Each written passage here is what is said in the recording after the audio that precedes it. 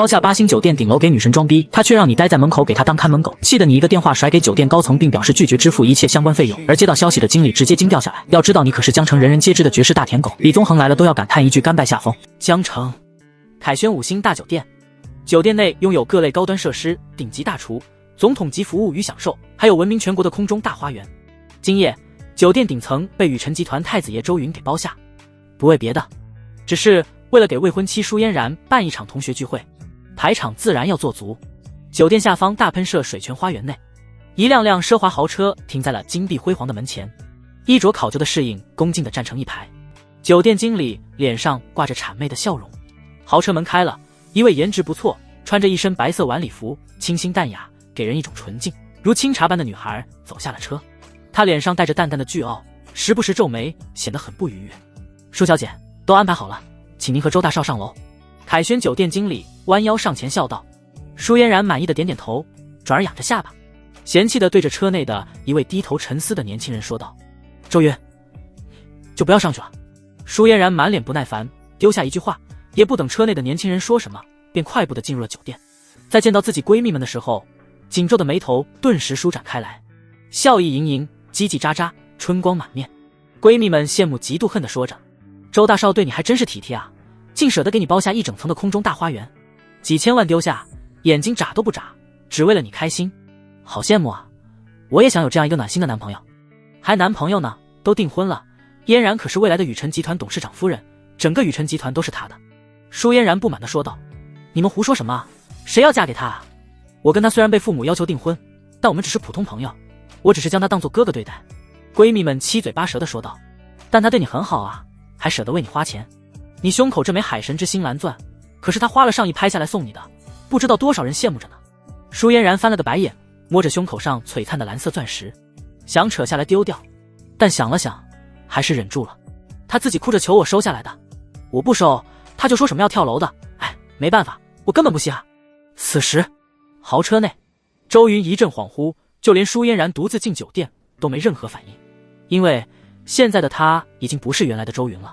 他本是蓝星中一个普通的上班族，在熬夜看网文的时候意外猝死，莫名穿越。脑海中回忆涌来，他稍微的整理一番，神情变得无比惊愕。没想到我竟是穿越到了前世看过的一部小说中，还是个被主角当作踏脚石的反派男配。他仔细回想着这个小说中的剧情，回忆自己的身份，不由得脸色变黑了。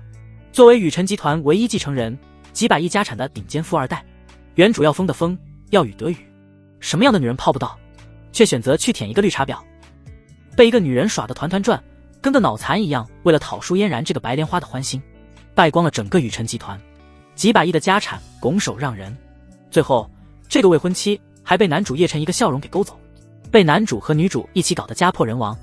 原主后来幡然醒悟，但为时已晚，拿着刀想去嘎了男主，结果被一巴掌给拍飞，牢底坐穿。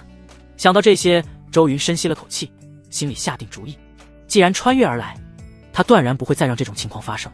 定，检测到符合条件的宿主超级反派选择系统开始绑定，已激活，本系统凌驾于所有万界所有系统之上。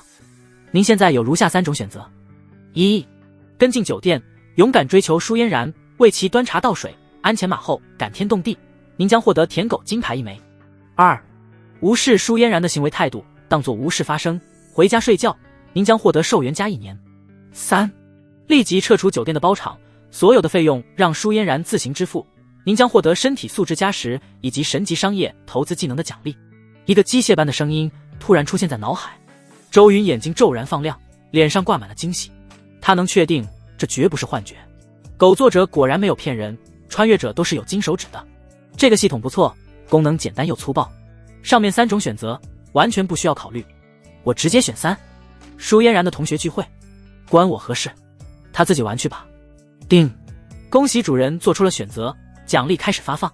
随着脑海中一声嗡鸣，周云突然浑身一震，只感觉一股暖流从天灵盖流淌向全身，身体细胞开始了疯狂蜕变，焕发了新生。原本疲惫与虚弱的身体状态一扫而空，整个人变得精神抖擞，充满了一股用不完的力气。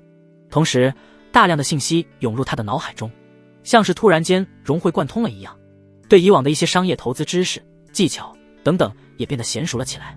对投资领域也充满了各种顶尖专业级别的见解，像是从小就耳濡目染般信手拈来。周云很是满意，看向了车外的经理，招了招手，说道：“我和你说件事。”经理弯下腰来，低眉顺眼道：“周大少有什么吩咐？”这次包下顶层空中花园，还有预定酒水食物等等一切活动，我拒绝支付后面的费用。周云老神在在地说道。经理霎时瞪大了眼睛，怀疑自己是不是听错了。周云不会吃错药了吧？这少爷可是闻名江城的绝世大舔狗啊！这次包下酒店顶层，就是为了给舒嫣然办一个同学聚会装逼的呀。舒嫣然前脚刚上酒店，他后脚就拒绝支付。那舒嫣然知道后，在同学们面前岂不是头都要抬不起来了，面子全都丢尽了。这可不像周云的作风啊！周大少，你确定要取消今晚的宴席？经理支支吾吾地说道。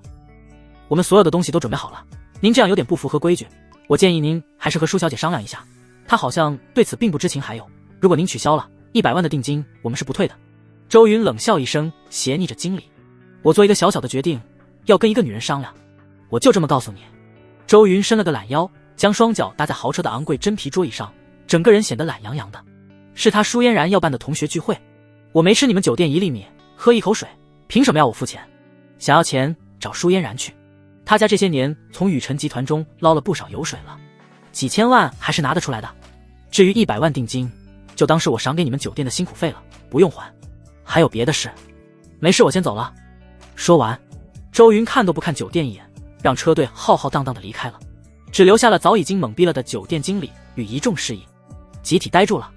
他们嘴巴张得很大，脑袋完全转不过弯来。这他妈到底是个什么情况？事情不应该是这样发展的啊！卧槽，到底发生了什么？谁能告诉我？周大少怎么忽然跟变了个人一样，说不包场就不包场了？他对舒嫣然不是恩爱有加吗？整个江城都知道周云对谁都不理睬，偏爱舒嫣然，100依100顺，无论什么都舍得给。怎么突然就不包场了？难道是因为刚刚舒嫣然不让周云一起去参加同学聚会，嫌弃丢人，所以这位富二代就恼羞成怒了？还真有可能，我要是周云，可咽不下这口气。明明是老子给的钱包的场子，结果连进都不得进去，那不得气炸了。经理，我们接下来怎么办？酒店经理脸色一阵青一阵白，最后一咬牙说道：顶尖食材都送过来了，交响乐团也请了，什么都准备好了，岂是说撤销就能撤销的？但雨辰集团又不是我们能招惹的，既然周大少不打算付钱，那就找他未婚妻去。我记得那张签订的单子上写的全是舒嫣然的名字吧？经理让人将单子送来，看见了上面舒嫣然的大名，他顿时松下了一口气，抹了抹额头上的冷汗。这下终于好办多了，只要有单子在，宴会结束后账还是能收回来的。毕竟舒家虽然是近几年靠着周家才崛起的新贵，但也还算有点家底资产，这点钱还是拿得出来的。估计舒嫣然怎么也想不到，当时为了装大头，在所有的合同账单上全签自己的名字，现在却因为周晨不肯付钱而吃下这个哑巴亏了。当他得知这个消息后，表情肯定很精彩。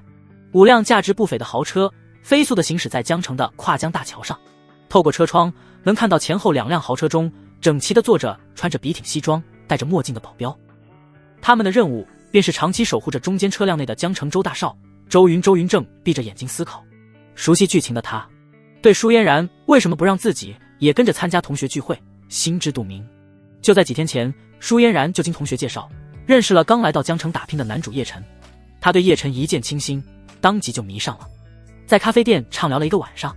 这次的同学聚会也是他主动要求举办的，目的就是为了创造机会和叶晨相处的机会。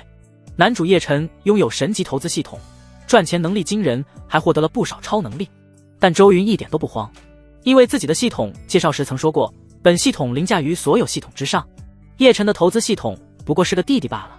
等将来遇见男主，他相信一定能随意打压。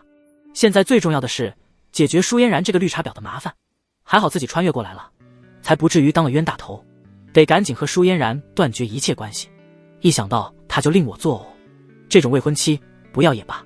周云面露狠色，在心里想着该怎么将舒家这个毒瘤彻底清除干净。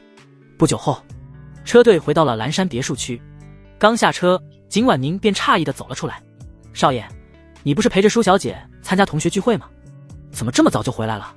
景婉宁不苟言笑，身穿一身职业装，拥有高挑而优美的身材，黑丝包裹着大长腿，黑亮如墨般的发丝，浑身散发着一阵高雅的气质，给人一种想狠狠践踏她的欲望。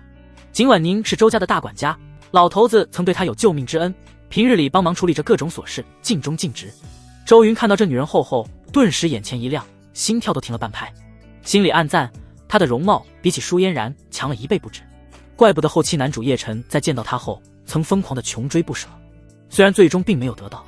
周家倒台后，景婉宁黯然出国，远走他乡，但这也足以说明她今世的容颜何等的惊人。原主放着这么漂亮的女人不要，真是猪油蒙了心。周云眼底的光芒一闪而过，无所谓的笑道：这种可笑的聚会不去也罢。我父亲身体怎样了？听到这话，景婉宁神色愈发诧异，总感觉今天的周云怪怪的，但他又说不上来。以前周云可从未问过周老爷子的病情啊，恨不得老爷快点死去，早点继承家产，然后尽情的给舒嫣然挥霍，而且绝不会说出一句贬低舒嫣然的话。按照正常情况，周云应该美滋滋的说早已经给舒嫣然安排好了一切，对方肯定更喜欢自己等的舔狗话语。情况不容乐观，可能熬不过今晚了。景婉宁伤心的说道：我先进去看看父亲，今晚有任何事都不要打扰我。周云神色焦急，马不停蹄的进入了别墅。对于这位便宜父亲，周云还是很敬佩与同情的。白手起家，没有任何背景，打下了几百亿资产的宇辰集团，一辈子劳心劳力，没有一天时间休息。周云心里哪怕对周老爷子没有太多感情，但作为他唯一的儿子，留下的几百亿资产给自己继承，于情于理，周老爷子也应该享受善终。在生命的最后时刻，自己也应该陪着他。在周云走后，景婉宁问这次随身的保镖凯旋酒店的情况。在得知周云花大价钱给舒嫣然包场，结果却连参加同学聚会的资格都没有时，素来冷静的景婉宁美眸也不由得闪过了强烈的怒火。好一个舒嫣然，当我周家是提款机吗？像条狗一样召之即来，挥之即去。要不是少爷宠着，他以为自己是个什么东西了。幸好因为这件事，少爷好像有所醒悟，或许像今天的事情往后都不会再发生了。半夜，周老爷子还是死了。尽管别墅里配备了国内外最顶级的医生与医疗设备，但仍旧无力回天。周云坐在病床前，死死地握住了周老爷子冰冷的手，悲痛的沉声说道：父亲，你放心的去吧，我一定会带着宇辰集团再创巅峰，更上一层楼，成为世界顶尖的一流企业，绝不会让你一辈子的心血就这么埋没了。景婉宁在旁听到这些话，悄悄地抹眼泪，同时心底也颇感欣慰。看来周云真的开始改变了，老天有眼，还算来得及。少爷，老爷子在我家人病重的时候曾帮忙度过危机，这份恩情我永远不会忘记。老爷子去世后，我定会全力辅佐你。这是老爷子临终前的遗嘱，待会儿律师就会过来公证，并且在天亮之前会将所有的财产转到你的名下。今后您就不再是宇辰集团的代理董事，而是真正的董事长了。在伤心之余，景婉宁还没有忘记自己的职责。老爷子去世之前，始终放心不下的就是这个儿子，因此之前就吩咐了很多。在他死后，这些事情处理起来一切都井然有序，并不慌乱。周云神色看不出喜悲，头也不抬地说道：你看着办就行。要说他最放心的人就是景婉宁了。这女人不仅能力优秀，而且绝对忠诚，面对男主的诸多诱惑，从未动摇过立场，甚至最后被威逼利诱，也宁愿远走他乡，都绝不对周家做出落井下石的事。景婉宁离开后，除了这个房间，别墅内其他地方全是人来人往，热闹无比。仍旧在忙碌着的医生搬运医疗设备、写报告等等，佣人们搬运桌椅、清扫别墅。天亮后就要将老爷子抬到湖景殡仪馆出殡，开追悼会吊唁。江城附近最大的金陵寺庙中的数百和尚也紧随而来，敲着法器，口中念念有词，极其有排场。还有集团的股东、老爷子昔日的朋友们等等，也都爬出了被窝，急忙朝着蓝山别墅区赶来。整个江城的商界霎时像平静的湖面投入了一块大石头，引起了极大的波澜。老爷子的死让许多人今晚都睡不着了，风云际会。与此同时，凯旋5星大酒店空中花园之上，礼乐交响，载歌载舞，五光十色，推杯换盏。穿着白色晚礼服，喝得面颊绯红的舒嫣然完全不知蓝山别墅内发生的事，就算知道了，他也无所谓。他此时的目光全放在了桌子前哪位长相清秀、名叫叶晨的男人身上，目光略显痴迷之色，根本不加掩饰。身边的闺蜜同学们也都喝得迷糊了，纷纷恭维着他，高声的道：谢谢舒同学今晚的大方款待，今夜简直是我有生以来最开心的一个晚上了。我做梦都没想到这辈子能上凯旋大酒店顶楼，漫步在空中花园，看着整个江城的夜景，仿佛触及到了星空。这上面还有一个空中游泳池，我拍照发到朋友圈，得到了很多人的点赞。嘿嘿，多亏了舒同学，让我也风光了一回。舒嫣然命好哦，能嫁给周云这位年轻富二代，多少人都求不来的福气。说包场就包场，还有国际乐团来演奏，还有著名的魔术大师近距离表演，不亚于一场明星级别的宴会啊！我们这一届最有出息的就是舒同学了，别人拍马都追不上。在大学时，舒同学就是校花，现在穿着晚礼服，已经能与仙女相媲美了。舒嫣然听得笑意盈盈，心里无比的受用，非常舒服。他家大学时期，父亲不过是一个包工头，手底下管着几十号工人，远远没有现在富裕。此时在同学们面前狠狠地露了一次脸，可以说极大地满足了他的虚荣心，显得他既大方又慷慨美丽，钱什么的都无所谓了，反正又不是自己出。哼，别听新闻乱说，我和周云八字还没一撇呢，谁要嫁给他啊？我只是将他当做哥哥，家里和他有点生意往来而已。至于订婚，等以后时机成熟了，我自然会向他解释清楚，我对他完全没有那种感觉。舒嫣然轻吻了一口红酒，目光柔柔地看向了前方的叶晨，好像是在向叶晨解释清楚一样，生怕他误会什么。叶晨轻轻点头，借着话题说道：现在的媒体就喜欢胡编乱造，都什么年代了，婚姻讲究自由平等，父母之命不能当真。舒嫣然听到这话，神色一喜，心中暗想，这叶晨果然是也对自己有意思的。当下两人一拍即合，立即凑在一起交谈，笑声阵阵。见此，其他同学也不敢多说什么，纷纷改口附和着。酒过三巡，同学们散场，快要各自回去的时候，凯旋酒店经理笑容满面地走上前，对着舒嫣然说道：舒小姐，该结一下尾款了。按道理来说，这么大的酒店不应该在这种场合要账，但没有周云兜底，经理心里实在有些揣测不安。这句话一出，原本嬉笑连连的空中花园顿时安静了下来。30几位同学酒意都消了大半，瞪着眼睛，一脸懵逼地看着舒嫣然，他们的心底满是疑问，这是什么情况？不是说那富二代周云已经付钱了吗？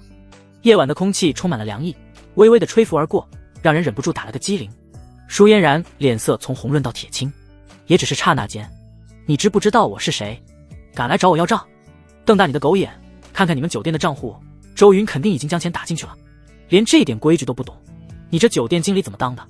舒嫣然尴尬与恼怒升腾而起，她感觉自己的脸在同学们面前算是都给丢尽了，竟然会被酒店经理当面要账，更何况叶晨还在身边，这不是赤裸裸的打自己的脸吗？不知道的还以为自己给不起几千万一样。酒店经理陪笑：舒小姐别生我的气，是这样的，在您进入酒店之后，周大少亲口和我说，这次的账单他并不打算支付，费用将由您这位签字的给。你说什么？舒嫣然脸在刹那间变了颜色，还以为自己听错了。周围的同学们也是被吓到，都不敢说话。周大少拒绝付钱，那这几千万的账单岂不是要他们自己出？一想到这种可能，刚刚享受过的他们顿时脸色都变得煞白了，心里变得忐忑不安了起来。 AA 下来，每个人至少要给差不多100万，很多人都是普通家庭，根本拿不出这么多钱。他们脚步开始后退，开始考虑怎么脱身离开了。要是舒嫣然也不肯全付的话，他们可给不起钱啊。就连那几个闺蜜也是紧张不已，没有了先前那种怡然自得的享受姿态。舒嫣然愣了好一会儿，才反应过来，周云竟然敢不付账，他反了天了，谁给他的胆子？我不信他会变得这么自私，他敢这么做，不怕我再也不理他了吗？舒嫣然感觉受到了屈辱，怒不可遏。明明都说好的，周云给自己包下9楼的空中花园，那自己就勉为其难和他多说说话，现在竟然敢反悔。舒嫣然感觉自己气到要爆炸了，他从小就是被娇生惯养长大，又让周云舔得上了天，哪里受过这种气？他眼都红了，直接拿出手机打给周云，气势汹汹：喂，你是怎么回事？脑袋被驴给踢了？我告诉你，我现在非常生气，谁让你不付酒店尾款的？那点小钱你也在意？你还是不是人啊？我告诉你，我现在丢了很大的脸，你不马上交钱，今后你别想再和我说话，我也再不理你了。舒嫣然义正言辞地说完，也不等周云回话，立即就将通话给挂断了。虽然不懂周云发的什么疯，但想来也只是为了引起自己的注意而已。他相信，当周云感觉自己生气后，肯定屁颠的把账给结清。舒嫣然信誓旦旦地对酒店经理打包票道：你放心吧，3分钟内尾款绝对会打到你们的账上，我舒嫣然岂会赖你们这点钱？酒店经理讪讪地笑着，静静地等待。身边的同学们看舒嫣然如此有自信，顿时也都松了口气。还是舒同学大方，识大体，没想到周云竟是一个这么小心眼的人。就是富二代还耍小孩子脾气呢。周云一点都不成熟，要不是有舒小姐管着，以后不知该有多丢周家的脸。舒嫣然非常受用，高傲地仰着头，以往每次用这招都无往不利。周云总会很快满足自己的要求，事后一定会像条狗一样又哭着求自己原谅。他都已经能想象到那种画面了。他一拍脑额，脸变得绯红，差点忘记了叶晨还在旁边，暗想着刚刚应该没太过失态，导致形象大损吧，也不知叶晨会不会在意。他偷偷地将余光看向叶晨，顿时松了口气。就见对方的目光很温柔，看着自己的眼神充满了柔情。舒嫣然心里也暖，美滋滋的，让叶先生见笑了。舒嫣然端正态度，变得举止优雅了。叶晨心疼道，认识这样不守信的人，真是舒小姐的悲哀。周云这种被养在温室的花朵，没经历过社会的磨砺，行为做事和小孩一样，可笑至极。叶晨为舒嫣然委屈的样子，完全不是装的，而是发自真心。在他第一眼遇见这女人的时候，也被迷住了，只感觉像是看见了池塘上的荷花，有种沁入心田的美。他便在心底暗下决心，一定要将舒嫣然给泡到手。就算对方的未婚夫是周云又何妨，自己觉醒了投资系统，就是这个世界的天命之子，只要时间足够，一定能成为世界首富。小小的周家又算得了什么？虽然现在他刚刚起步，刚到江城发展，还没有资金，但过不了几日，他前几天投资的产业就能有丰厚的回报。舒嫣然很惊喜，叶晨的话完全说到了他心坎上。对，我也没想到他是这样的人，经过你的提醒，让我恍然大悟。叶先生，你这几天有没有空？你刚到江城，对这里不熟悉，不如让我带你逛逛吧。舒嫣然借机邀请叶晨一起去玩，荣幸之极。叶晨满脸笑容，心里暗爽。两人互相留了联系方式，约定这几日去江城各处游玩。酒店经理的脸完全黑了下来，因为直到现在尾款还未到账。这时候大家都懂了，周云玩真的。舒嫣然亲自打电话过去，都要不到钱，不由得令他们小声嘀咕了起来。看来周大少是真生气了，破天荒第一次拒绝未婚妻，希望不要让我 AA 啊，我可负担不起。舒嫣然没有周云，他什么都不是。我估计他不舍得付尾款，早知道这样，我就不来了，卖了我都 AA 不起100万。谁让舒嫣然不让周云上来？现在人家生气了，我看他怎么收场。还说什么未来雨辰集团董事长夫人呢？我怎么感觉要泡汤？同学们虽然不敢大声说话，而是小声议论，但敏感的舒嫣然很容易就听到了他们的说话声，顿时被说的面色青白交加，先是茫然无措，然后恼怒无比，恨不得找个地缝给钻进去。好你个周云，我再也不理你了。舒嫣然咬牙切齿的在心里想着，因为叶晨在旁边，脸上只出现了细微的变化，然后沉着脸说道，谁说我付不起钱的？等我打个电话。他充满歉意的对叶晨做了个微笑，然后走到一边打通了父亲的电话，一开口便直接道，爸爸，打3000万到我卡里，不要问拿来干嘛。周云，什么周云？我不认识他。周老爷子死了，关我什么事？那丧礼我才不去呢。好了，别说了，我这几天有事要忙。舒家现在也小有资产，这几年依靠着从雨辰集团内吸血，10几亿家产还是有的。很快，舒嫣然面沉如水的付了尾款，看着自己账户余额变成5位数，她也很是肉疼。等她付完钱，转过头发现同学们和闺蜜早就跑光了，不由得将所有的责任都推到周云身上。要不是她不肯付钱，自己怎可能在人前丢了面子，无地自容。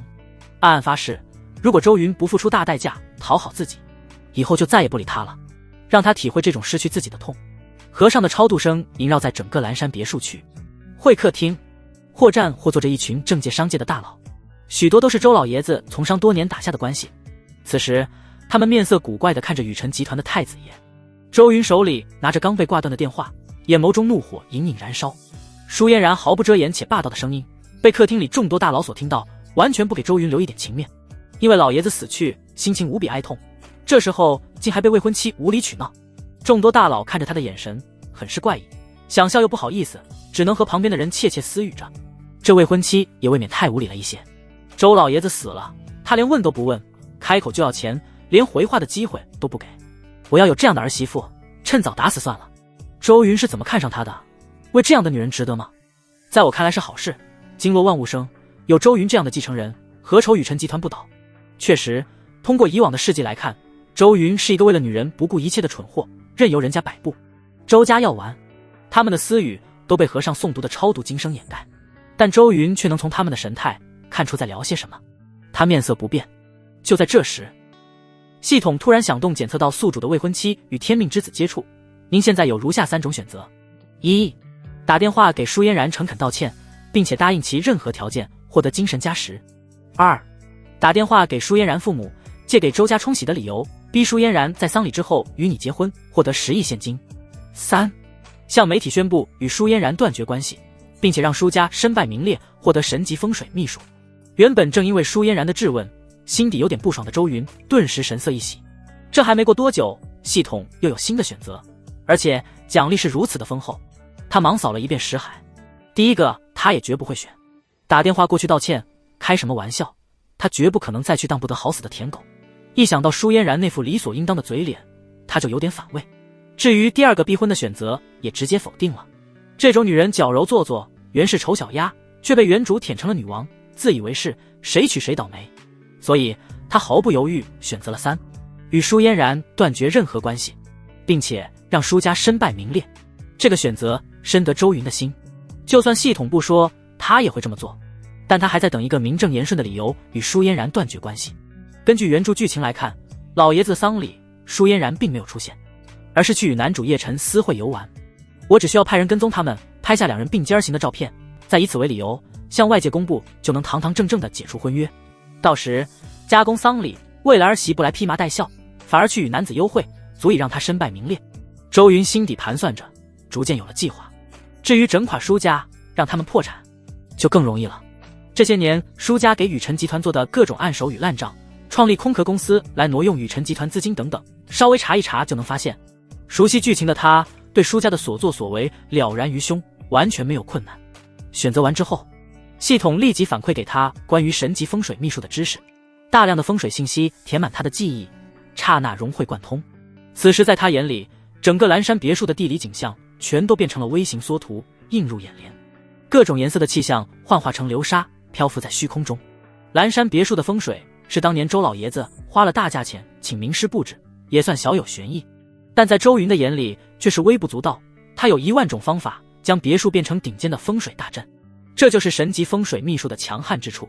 可以说，整个世界在风水造诣上没人比得过他。就算是拥有系统的天命之子也不行，因为周云的金手指凌驾于所有系统之上。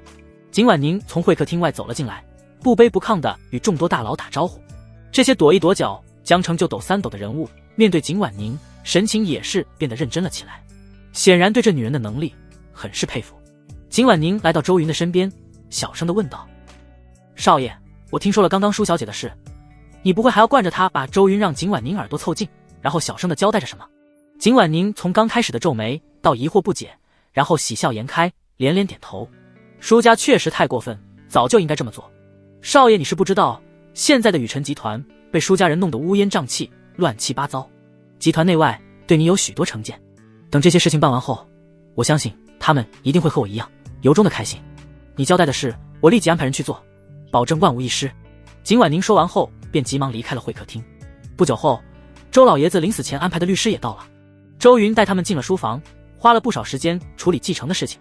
当处理完后，他也正式得到了家族的所有财产，成为宇辰集团的最大股东，拥有55%的股份，还有江城与海内外数不清的庄园地产等，价值300多亿的财富。当他和律师离开书房后，天色已经大亮，周老爷子已经被装进了价值上千万的金丝楠木棺椁里，准备送往湖景殡仪馆。那些大人物已经走了，他们只是来看一下，确认消息是否属实，顺便和朋友交流接下来的计划。周云穿上了丧服，和景婉宁去到了殡仪馆，迎接外人的吊唁。湖景殡仪馆门庭若市，车来车往，许多以往有关系没关系的人都来了，还有周云的一些远亲。但所有追到的人都惊奇地发现，在周老爷子的遗照前，竟然只有周云一人。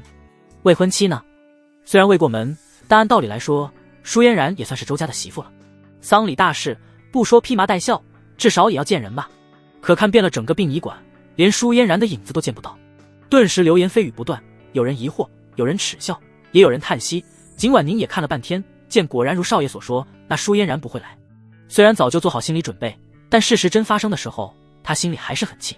作为宇辰集团未来的夫人，竟然如此没有礼数，肆无忌惮。有你们舒家后悔的时候，景婉宁暗自咬牙，想到周云要做的事，随后又释然了。很快，舒嫣然的父母也来到殡仪馆，看到这两人，景婉宁神情又变得生人勿近了起来，因为舒父舒母脸上竟控制不住地露出笑容。舒家父母从下车的开始，笑容就压抑不住，不知道的还以为他是来参加喜宴的。一些人在得知他们的身份后，也是投去羡慕嫉妒的目光。这舒家从今以后要更上一层楼了，我们努力打拼，还不如人家生一个好女儿。周云继承了所有遗产，凭他的智商估计也守不住，最后白白送给舒家人。看这两人嘴都快笑歪了。我要是周老爷子，先活活打死这个败家子再去死，宁愿把所有钱都捐了，也不给人当嫁衣。现在真是得死不瞑目，傻子还在酸，聪明人已经开始攀附了。舒家父母还未走到殡仪馆正门，就被一堆社会精英名流团团围住，各种阿谀奉承的话像不要钱般纷纷说出。舒父一脸得意，神采飞扬，在场的人有曾经的对手，如今也低眉顺眼的恭维自己，这种感觉简直不要太爽。眼前这些人在几年前对于他来说都是高不可攀，要仰望的存在，但在女儿与周云交往之后，一切都改变了。如今周老爷子死去，女儿在与周云完婚，这雨辰集团就相当于舒家的后门，随意拿捏。一想到他舒家也能成为江城霸主，舒父就得意无比。舒母也是神色倨傲，轻轻地对着众人点头，话都不屑说。虚伪地推辞了一会，舒家父母便前往灵堂上香。来到周云身边，两人假装悲痛地劝道：你不要太伤心，人要往前看。周老爷子说过，他最想抱孙子，见到你成家。等将丧事办完后，我们就选个好日子，你与嫣然成婚，早日生子，周老爷子在天之灵也会很欣慰的。对了，既然你成为了董事，南街商业区的那个项目最近被集团卡了很久，你待会找时间处理一下。叔父笑眯眯的，像是在唠家常一样，说出的话却让人心里郁闷。商业街项目雨辰集团各方面都管控得很严格，很多建材经销商都想和周家合作，疯狂压低价钱，10几个商家在竞争。这些合作商大部分也都来吊唁了，听到这话很不服气，眼看着赚钱的机会又要被舒家抢走了，极其的郁闷。要是舒家正常竞争，他们也输得心服口服，但舒家的报价比市场价还要高，给的材料比他们的还差，有时还用废料来充当好料，而这样无良的上架却还屡次因为周云的关系而竞选成功。舒嫣然只要在周云耳边说一声，雨辰集团就像送钱一样选择舒家合作。按照以往的尿性，这次商业街项目又要花落舒家了，而周晨却始终头都没抬一下，只是沉声说道：今天我父亲丧礼，不想谈公事，以后再说。舒母顿时就不爽了，皱眉道：又不麻烦，只要你点头，现在的雨辰集团还有人敢违抗你的意思？我家嫣然天生丽质，想娶她的人从江城排到京城，能嫁给你是你的福分。听说你昨晚耍了她，让她很生气，只要你点头，我去与她说一说，她就原谅你了。这时景婉宁走了过来，冷冷的道：舒嫣然怎么不来？舒母看着景婉宁的美貌，心里忍不住升起危机感，横眉竖眼，尖声说道：女主人的名字也是你一个管家能叫的，没大没小，目无尊卑。嫣然她不来，自然有她的道理。周云都没说什么，你出什么声？周云，你立马把这女人给辞了，我不想嫣然嫁给你之后还要看见她，不然嫣然生气的后果你是知道的，这辈子你都别想娶她了，我也不会给你说好话，听到了吗？舒母颐指气使，完全不给周云一点面子，像是领导般对着周云与景婉宁呵斥。叔父在一旁端着架子，没有去阻止妻子的野蛮撒泼。在他看来，周云这么听舒嫣然的话，辞掉一个女人只是小事一桩罢了。要是周老爷子还在世，两人还忌惮一下。如今周云是自己的女婿，自己等同于父母，小小的要求根本不过分。灵堂前的吵闹顿时吸引住了其他来吊唁的人，其中有不弱于周家的大佬，是江城的其余3大巨头，分别是康家、董家、陈家，掌控的产业遍布江城周边，资产雄厚，与周老爷子斗了大半辈子，互相为敌之余也是惺惺相惜。看着这一幕，康老、董老、陈老皆是对舒家不屑的一笑，看向周云时也流露出惋惜之色。董老该叹道：一直听说周云是个败家子，百闻不如一见。康老感慨：拼搏一生，最怕的就是被这种子孙败尽家财，真替老周憋屈。陈老满脸无奈：我与老周关系不错，在他死后本想帮一帮，但现在看来周云就是个扶不起的阿斗，没有必要了。有这样的亲家，10个雨辰集团都不够败的。要是周云真将景婉宁给逼走，我愿意花大价钱请他来给我管家。场中不仅仅是其他大佬对周云嗤之以鼻，就连雨辰集团的一些老人高层也是对这位继承人失望透顶。他们知道舒家之所以敢这么嚣张，都是因为周云惯出来的。如果不是他对舒家言听计从，凭这两个蠢货父母，怎么可能在周老爷子灵堂前嚣张？但这是人家家事，他们也管不着。只是可惜了忠心耿耿的景婉宁了。然而他们不知道，周云早就改变了，不再是以前的舔狼。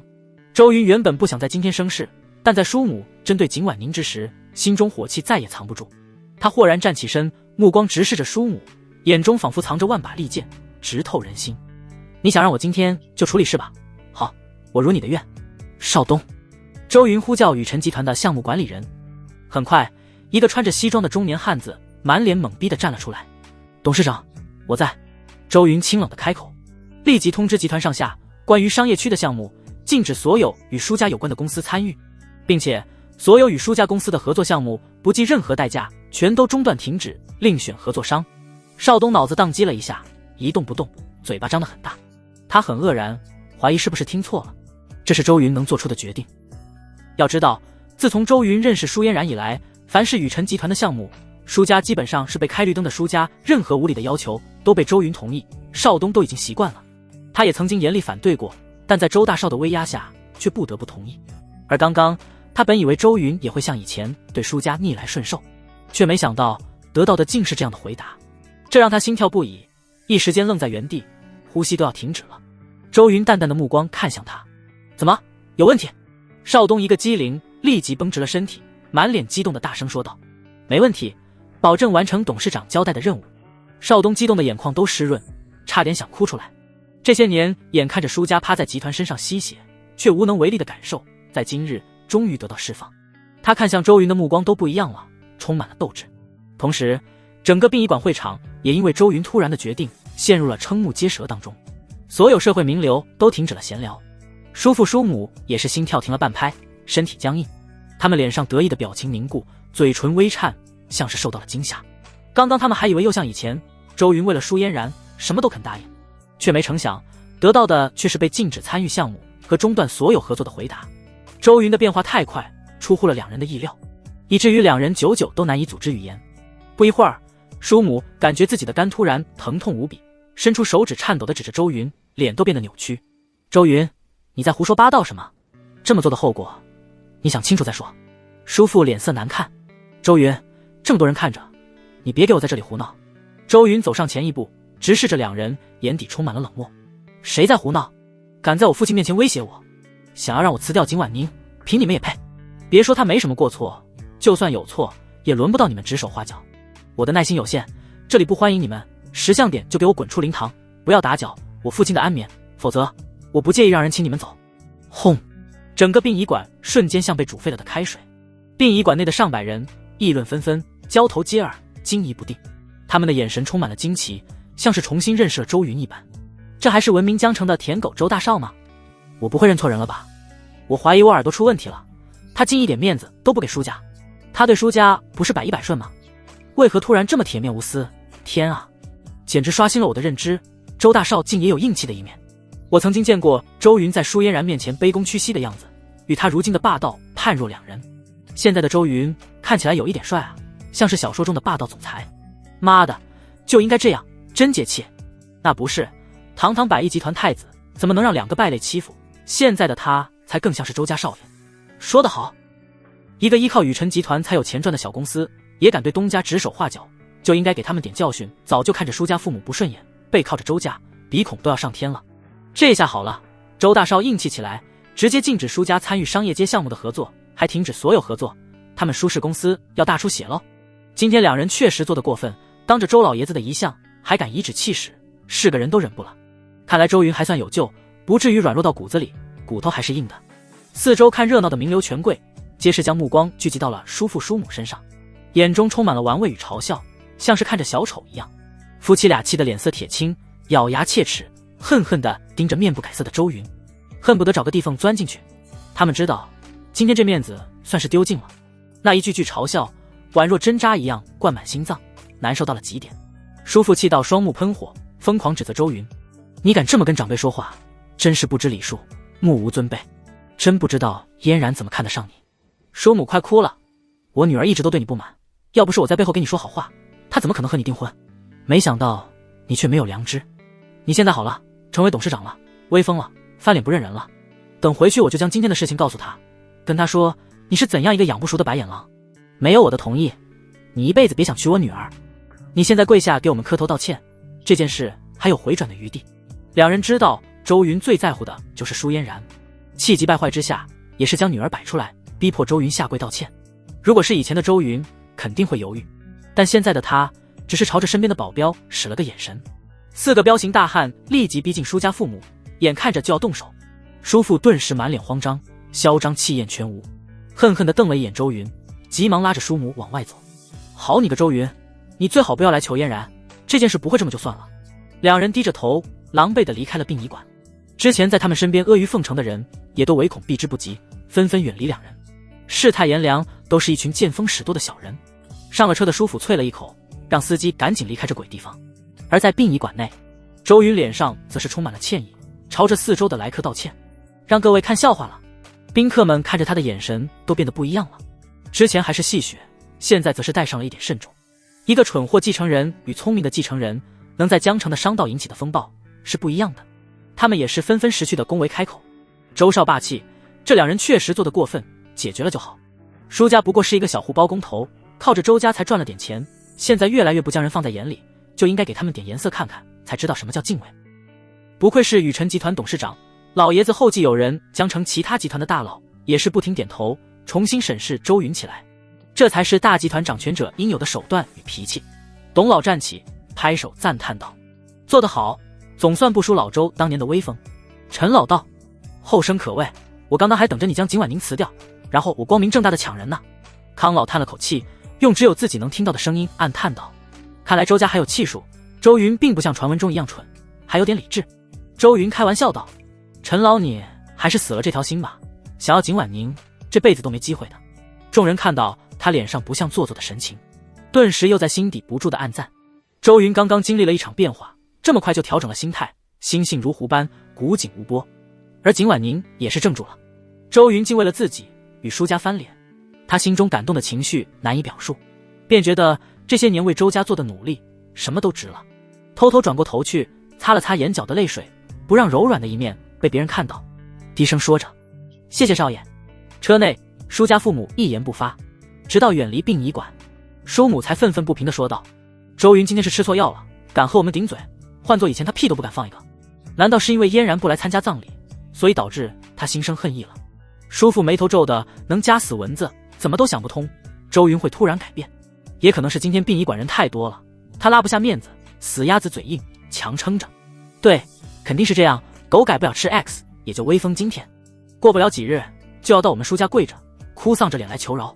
两人仍旧不愿相信周云能改变这么快，习惯了以往周云言听计从的样子，都认为周云死要面子，所以才这么硬气。想通了之后，两人眉头也终于舒展开来了。就在这时，一些听到消息的材料商、厂家等也纷纷打来电话催债。像舒家这种大公司现金流很少，基本都是干完项目才会结清余款，因此舒家压了很多材料商的烂账。宇辰集团中断与舒家的合约，像风一样传遍江城。没有金字招牌，这些材料商都怕舒家结不清账，趁着舒家还没倒，说不定有点余粮，能要一点钱是一点。如果只还1-2个人的钱还好，但所有的合作商全都一股脑上门要钱，舒家非要倒闭不可，卖了他们都还不起。叔父脸色铁青，看着不停响动的手机，额头都渗出了细密的汗液，显然心底也有点发慌。他干脆装死，直接关机，眼不见心不烦。但叔母的手机就遭殃了，从殡仪馆到回家的路一直响个不停。等轿车快到家时，就见到别墅门口停了许多辆豪车。那些合作商动作极快，消息刚刚传出，他们就上门将路口给堵得水泄不通了。叔父急忙让司机掉头往酒店开去。进入了酒店后，不知不觉间两人身上都出了一身的冷汗，同时也更意识到了宇辰集团真将项目中断的后果是他们所承受不起的。叔母已经有点心虚，声音有些发颤：我们应该没有玩过火吧？周云那小子总不会这么小气。虽然刚刚还笃定周云会回心转意，但在要债的上门时，他们也开始变得犹豫不决了起来。叔父也有点紧张地说道：也怪今天女儿不在，如果她也跟着一起去吊唁，周云怎么敢这么说话？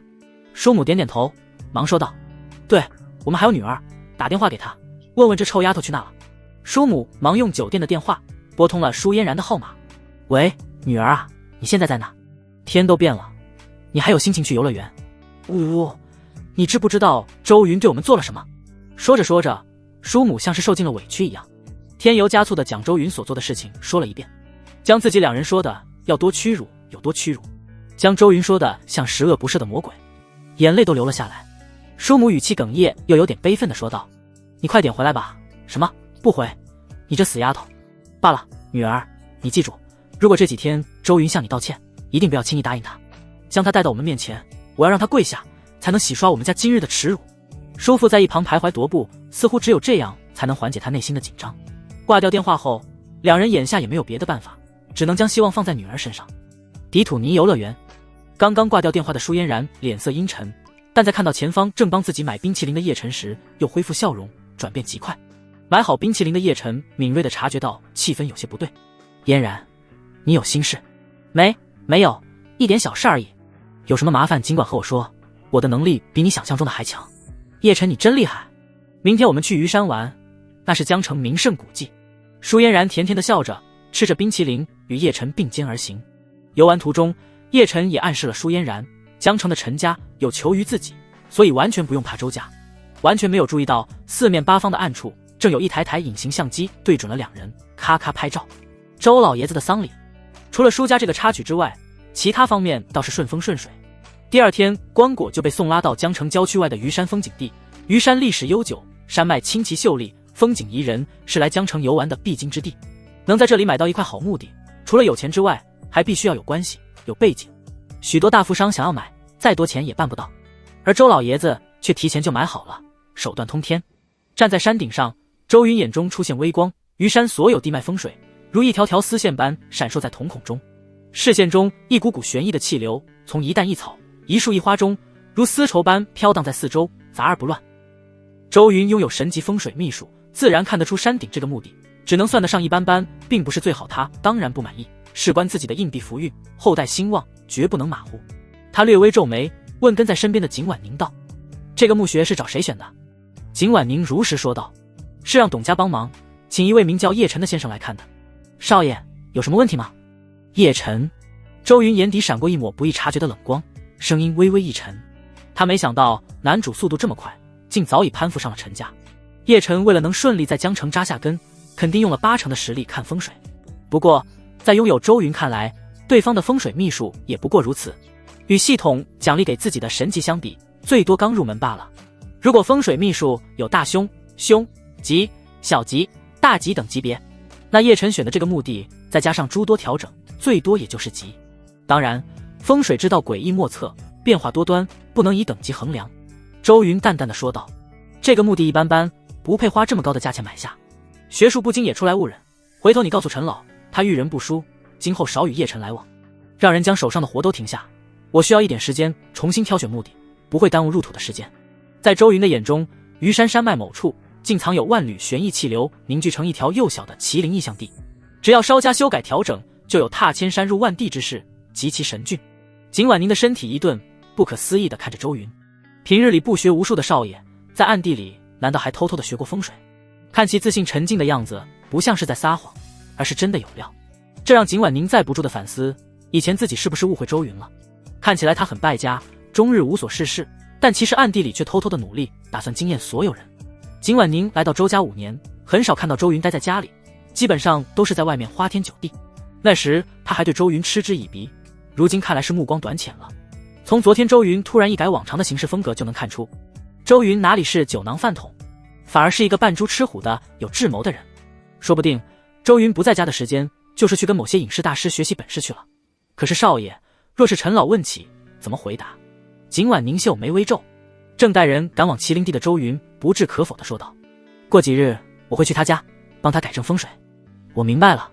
景婉宁不再多问，对周云擅自修改葬地的决定也没有提出疑惑。在他看来，这是周家自己的事，哪怕周云把老爷子抱尸荒野，自己这个管家也没权利管。周云来到了麒麟葬地，让人清理了一些杂物，然后让景婉宁联系这块地的负责人，花了不少钱买了下来。接着周云便开始调整风水，让人买了一对10玉麒麟、藏品摆件、黄符锦缎等等。亲自动手将封闭的麒麟坟地改成了瑞兽哮天地之后，再让人将父亲的棺椁葬了进去，完成了丧礼。不到半天，周云便敏锐地感觉到了一股股天地气机自血脉深处蔓延而出，让自己的福运变得更强了。这种变化还在随着时间的推移，天机的沉淀变得愈发深厚。这就是神级风水秘术的强悍之处。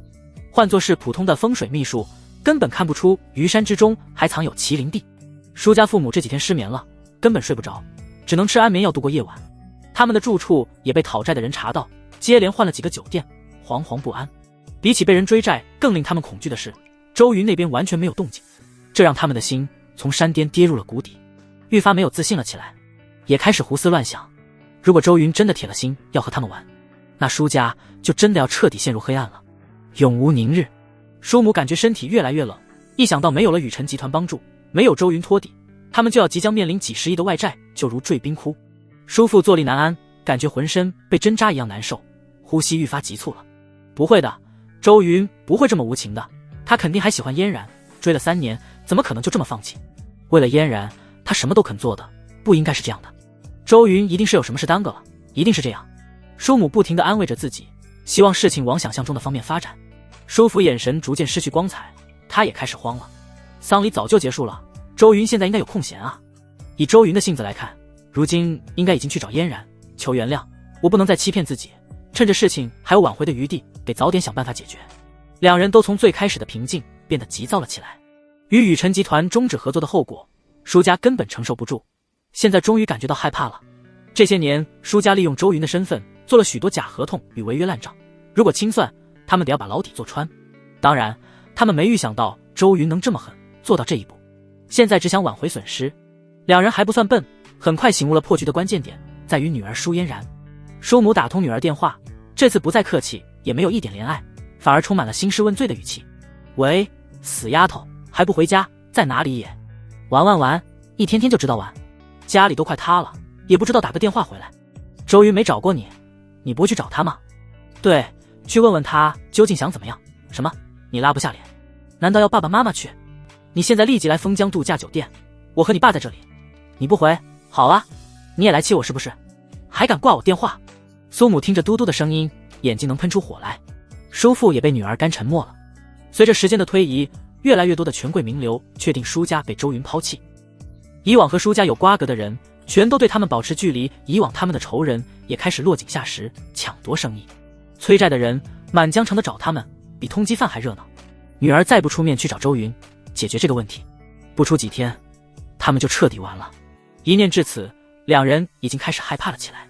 这才发现周家还是那个晴天般的巨擘，哪怕是一个废物周云，也不是他们能轻易得罪得起的。没有周云，舒家什么都不是。叔父一狠心说道，将女儿的卡全部停掉，没有钱，我看他还回不回来。另一边，将父亲的丧事办完后，周云带着豪华车队来到了雨辰集团办公楼。这栋大楼也是周家的财产，足以容纳3-4千名员工。今天的他梳着大背头，穿着得体的西装，戴着金边眼镜，隐隐间还有一丝痞气，像是电影里帅气的斯文败类。身边簇拥着一群保镖，刚进公司大楼就被前台小姐认了出来。周云面无表情地说道，给我召集公司所有的高层，半小时后在顶楼会议室开会。美女前台不敢怠慢，连忙通知整个公司上下所有的管理层。而周云则是率先去到了会议室，坐在价值上千万的会议长桌前，2条笔直的长腿架在桌面上，显得很是玩世不恭，静静地等待着。半小时过后，公司所有高层都急急忙忙地进入了会议室。这还是周云第一次开会，以前虽然是代理董事，但基本只是挂名，都不管事。这次新官上任3把火，不知道要烧到那里，所以每个人都无比紧迫。最后一个压轴来到的是公司的2把手，也是拥有的股份仅次于周云的胖子胡作为。当年胡作为跟老爷子一起闯出的雨辰集团，按辈分周云得叫他一声叔叔。不过周云心里明白，这人在早先还算拼，雨辰集团成为江城霸主之后，反而变得贪婪无厌，与舒家一样，利用职务之便谋取公司诸多资金，装进自己的口袋，中饱私囊。胡作为老神在，刚到就闭目养神，用着一种晚辈的口吻说道，小云啊，你这是干嘛？不用搞这么大的动静。周云漠然地看了他一眼，没有接话，这让胡作为非常难堪，身体都僵硬了。周云眼神没有一点波澜，扫视了一圈道，既然人都到齐了，那我将以董事长的身份开始宣布公司的最新决策。第一个决策，后勤部陈立文换岗执行总裁的职位，后勤部蔡康宗接任项目部总经理的职位，市场部苏丽华接任财务部总经理一职。周云雷厉风行，开门见山，不跟他们客套，说出来的话也如平地惊雷，瞬间点燃了整座顶楼会议室。顿时10几个人激动无比地站了起来，脸上充满了亢奋。被点名的人都是跟了老爷子多年的员工，极其忠诚。可以说宇辰集团有今天的成就，他们功不可没。可在老爷子病重，周云接任代理董事以来，他们就一直被打压，从重要职位移到了无关紧要的后勤部，成为闲杂人员，没有权利。此刻他们都觉得很震惊，同时非常兴奋，周云竟破天荒让他们重新掌权，这对于他们来说是一个极其大的惊喜，想都从未想过，像是做梦一样。谢谢董事长，我一定尽我全部的能力。太好了，我等这一天实在太久了。这些老骨干眼眶都湿润了，一个个激动的面色通红。宇辰集团对于他们来说已经有感情了。以前他们一直认为周云是个败家子，好好一个企业弄得乌烟瘴气，却无能为力，集团迟早要倒在他的手里。他们对集团的未来是充满悲观的，但又舍不得走，只能期盼拨开云雾见光明的那一天。而这一天终于在周云正式执掌董事一职的时候来到了。也是在这一刻，他们猜测或许是因为老爷子的死去，让周云醍醐灌顶，彻底醒悟了过来，决心搞事业，重振旗鼓。不管如何，他们都明白，从今天开始，整个宇辰集团将焕发新生。现在就是董事长拔出公司毒瘤的时刻，有人欢喜，有人愁。被替换掉的原总裁、经理、主任等神色变得苦闷憋屈无比。周云点点头，面不改色地说道：都坐下吧。接下来是公司的第2项决策。原执行总裁舒达康因在职期间滥用职权，谋取私利，公司将决定强制开除其职务，并且对其追究法律责任。原项目部经理陈勇与执行总裁联手偷窃公司资料，谋取私利，开除职务，并且对其追究法律责任。原人事经理陈建泽利用职务招收无能力人员，担任重要岗位，以权谋私，开除职务，并对其追究法律责任。原财政部，接下来周云一连串说出了20多个担任重要职位的人员，这些人都与舒家有关系，依靠着原本的周云进入宇辰集团混吃混喝，同时帮助舒家谋取私利，别的本事没有，贪钱贪墨倒是一流。以前的周云也没想到过，将舒家人安排进公司会导致后来的集团坍塌，毁于一旦。那时的他心里只有讨好舒嫣然这一个念头。舒家人这几年吃得盆满钵满，此时被点到名字，都是感觉心里突然咯噔一跳，像山顶掉落悬崖，眼前一晕，感觉整个世界都黑暗了。周云神色平静地继续说道：当然，公司内任何他们的同伙、有关员工都将会被逐一清理，并且移交法院。这下众人明白了，周云岂止是上任3把火，简直是要把整个集团闹得天翻地覆，雷霆滚滚。同时他们的目光也充满了惊疑不定，他们可是舒家的人啊，是舒嫣然的亲戚，你个周云凭什么撤销自己的职位？就不怕舒嫣然找生气吗？还有，周云为什么变化这么大，简直像换了个人一样，打得他们措手不及。这眼前戴着金边眼镜的斯文败类，还是周云吗？原总经理舒达康，也就是舒嫣然的堂哥，表情愤懑，站起来说道：董事长，我不服，你无凭无据，凭还诬陷我贪污受贿，就凭你一张嘴，请你收回这些愚蠢的话，不然我一定会告你诽谤。原项目部经理也是气愤地说道：没错，我们为公司做了这么多事，没功劳也有苦劳，你一上任就诬陷我们祸害公司，还有没有公道？你这么做会让整个公司都寒心的，会让宇辰集团陷入万劫不复的处境。顿时群情激愤，几十号人通通站了起来，全都不服气。他们自认为自己做的事很隐晦，就算想查也查不出来，而且他们还有底气。你周云是个怕老婆的人，只要还喜欢舒嫣然，他们就一点都不慌。周云面对众多人的群情激愤，将放在会议桌上的腿换了个方向，让人点燃了一根雪茄，喷出了一口白烟。你们放心，你们想要的证据很快就送来，别急，好好享受仍能站着和我说话的时间吧。此时的他在众人眼中妥妥的一个嚣张跋扈的帝王，看不起在场任何一个人。而旁边一直装淡定，在辈分上是周云叔叔的胡作为，却也难以保持冷静。他作为公司2把手，这些年虽然养尊处优，但也是清楚公司里这些人中饱私囊的。平日里他也是睁一只眼闭一只眼，因为他也得到了不少的好处。现在周云突然大清洗，动静这么庞大，很可能让自己利益受损，那他就忍不了了。胡作为神情严肃地说道：周云，你别乱弄，这么大的事情会让集团陷入动乱中的。这件事你怎么不提前跟我说一下？至少也要开股东会议吧。再者说，没有证据，胡乱任免集团高层会让整个公司运转停滞，对公司造成莫大的损失，你承受不起的。周云嘴角含着一抹冷笑，用意味深长的眼神看了他一眼。股东会议我自然是要开，一码归一码，而且也没必要通知你。我作为拥有股份最多的董事长，拥有一票决策权。至于证据，等会你就知道了。周云熟知剧情，想要找出证据根本不难，甚至说是轻松。他之所以大张旗鼓的要处理这些人，就是为了让雨辰集团换血。他之后要将集团带上更高的巅峰，不再局限于江城，而是冲出全国，甚至全世界。不早点将祸根除掉，将来一旦爆发，将会更麻烦。他也没有兴趣带着这群酒囊饭桶一起赚钱。这个公司只能是他一个人的公司，你用董事权力来压我，你父亲在世的时候都不敢这么做。胡作为气的一拍桌子，怒道：我管理公司的时候，你毛都没长齐。我看你父亲将遗产给你继承，就是个错误，毛头小子不知轻重。周云将雪茄熄灭，神色平静，像是巍然不动的古松，完全没受到胡作为的影响，隐隐间还有一点临危不乱的上位者气质。他看着胡作为的眼神，像是在看跳梁小丑，因为他打算将公司集团内部员工的事情处理完之后，就马上处理这群股东，将所有的股份都收到手里，到时自然会收拾这个吃里扒外的家伙。就在气氛紧张紧迫的时候，会议室的门响了。周云说道：进来。门开，身穿干练职业装，身材苗条的景婉宁微笑着走了进来，在他的身后还跟着几个手里捧着一大堆文件夹的助手。在会议室中的人在看到文件的时候，立即明白了，这些文件就是周云所说的所有被点名员工的罪证。在舒嫣然公然打电话来要钱的那个晚上，周云在别墅内与景婉宁悄悄谈过几件事，而收集公司内部贪污腐败员工的罪证就是其一。换做别人来开展工作，或许会很难，但在知道剧情的周云面前，这些人做的任何事都无法隐藏。交代景婉宁调查得很详细，没几天时间就抽丝剥茧，就找到了所有人的罪证。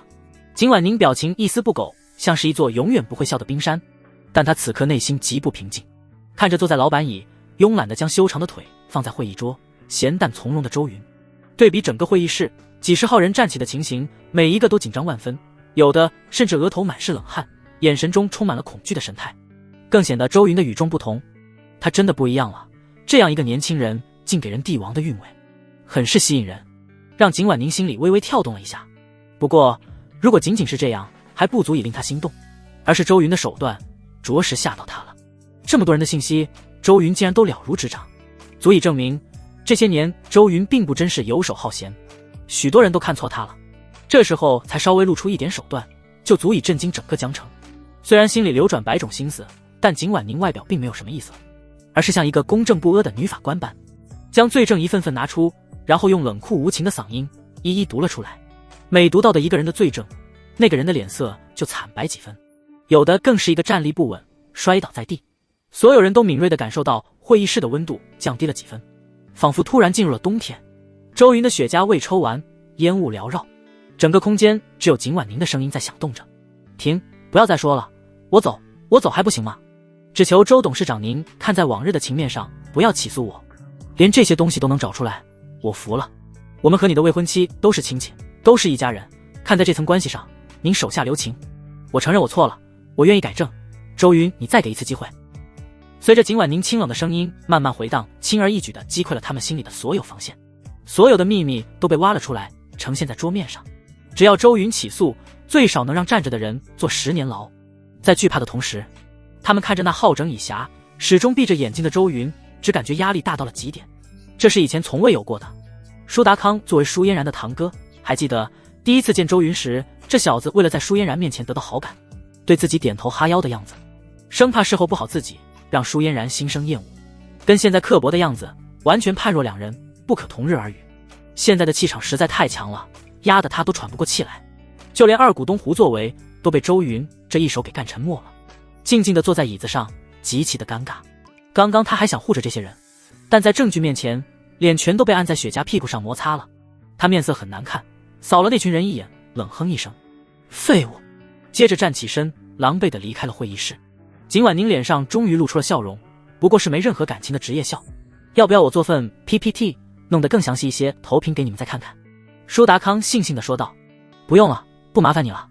只是周瑜，你想清楚了，如果真这么做，小心我堂妹那边的反应。你不是一直很想娶她吗？这件事当作没有发生，往事皆篇，保持原来的样子。我们保证以后不会再犯，一定洗心革面，好好工作，并且我们会去劝嫣然妹妹，今后听你的话，听你的任何吩咐。众多输家安排进女臣集团的亲戚已经被周云给弄妙了，本身心理素质并不强，手段也没有，就喜欢私下搞钱，自然顶不住这份压力。他们全都败下阵来，脑子里哪里还敢想其他狡辩与计谋，只想快点将这件事解决。心下能想到的最快解决办法就是通过舒嫣然这层关系来求情，毕竟周云舔舒嫣然，他们都是有目共睹的。现在形势比人强，纵然都认为周云肯定就是想借着拿捏他们的事情来逼迫舒嫣然完成婚约，他们也不敢明面说出，实在是周云给的压迫感太强了。周云摆了摆手，让景婉宁不用再继续说了，然后站起身来，理了理白色衬衫，提了提金丝眼镜，对着他们说道：这些资料下午就移交警视厅，自己做好准备吧。你这舒家亲戚一阵雨夜都低着脑袋，一刻也不敢多做停留，全都窘迫地离开了会议室。等他们走后，周云便看着在场的其他高层员工，脸上露出了温和的笑容。今后景婉宁小姐正式成为董事长行政秘书，接下来的其他人事变动与决策将由她来调整。还有除了刚刚点到名字的人，其他一些也做过危害集团利益的人也将由她来处理。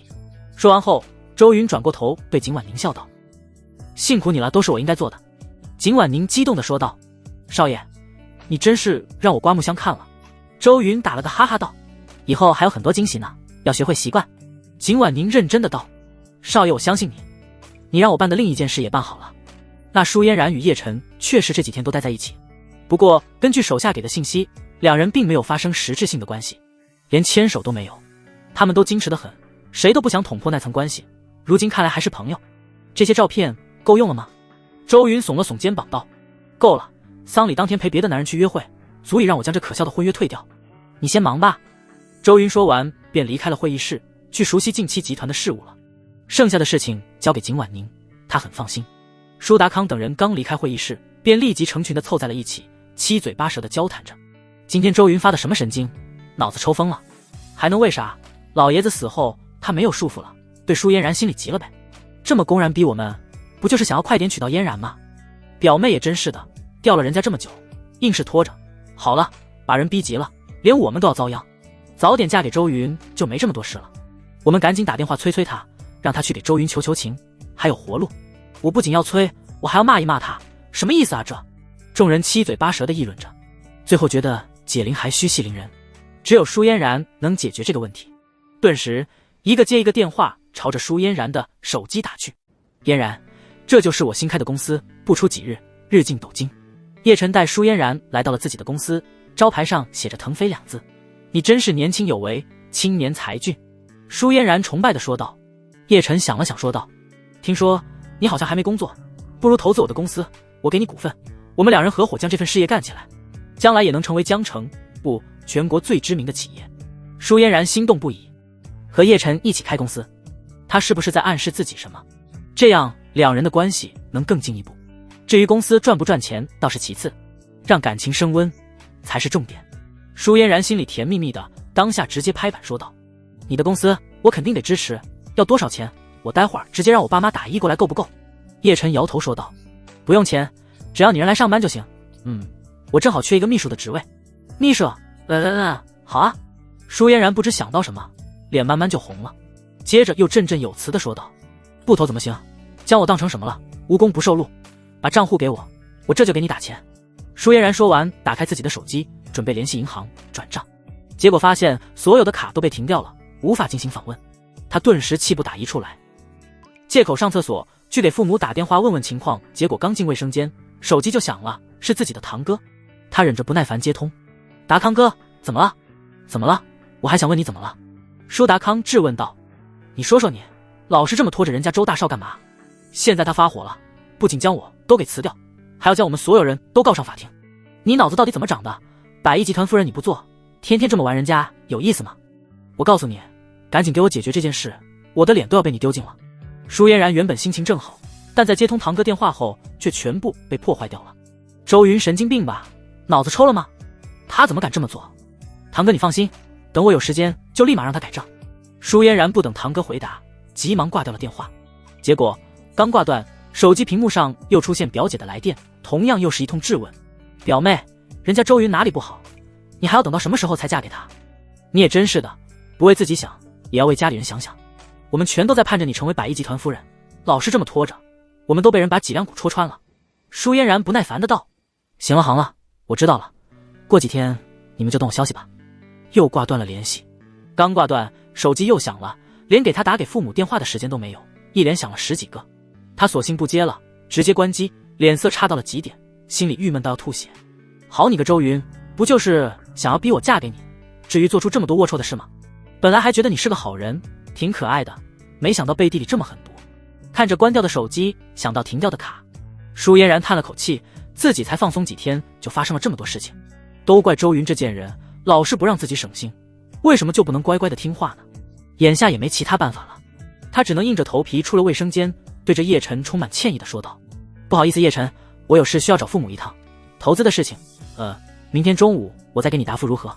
叶晨理解的说道。不急，慢慢来，我的话一直有效，我送你吧。听到叶晨的声音，舒嫣然很快便将刚刚的事情抛出脑后，心里甜滋滋的说道：那麻烦你了。不久后，叶晨送舒嫣然来到了舒家父母临时居住的度假村酒店。因为追债和亲戚们打电话来质问的原因，舒家父母心情不好，正在花园散步，刚好见到舒嫣然从一个陌生男人的车上下来，两人眼睛一瞪，赶忙跑过去拉住了女儿。这男人是谁？你怎么和不三不四的人在一起？舒母怒气冲冲地问道。妈，你干嘛？他是我朋友，好心送我回来的。舒嫣然挣脱了舒母的手，也同样生气地回怼道。叔父瞪了女儿一眼，现在才知道回来，都什么时候了，还和别的男人在一起？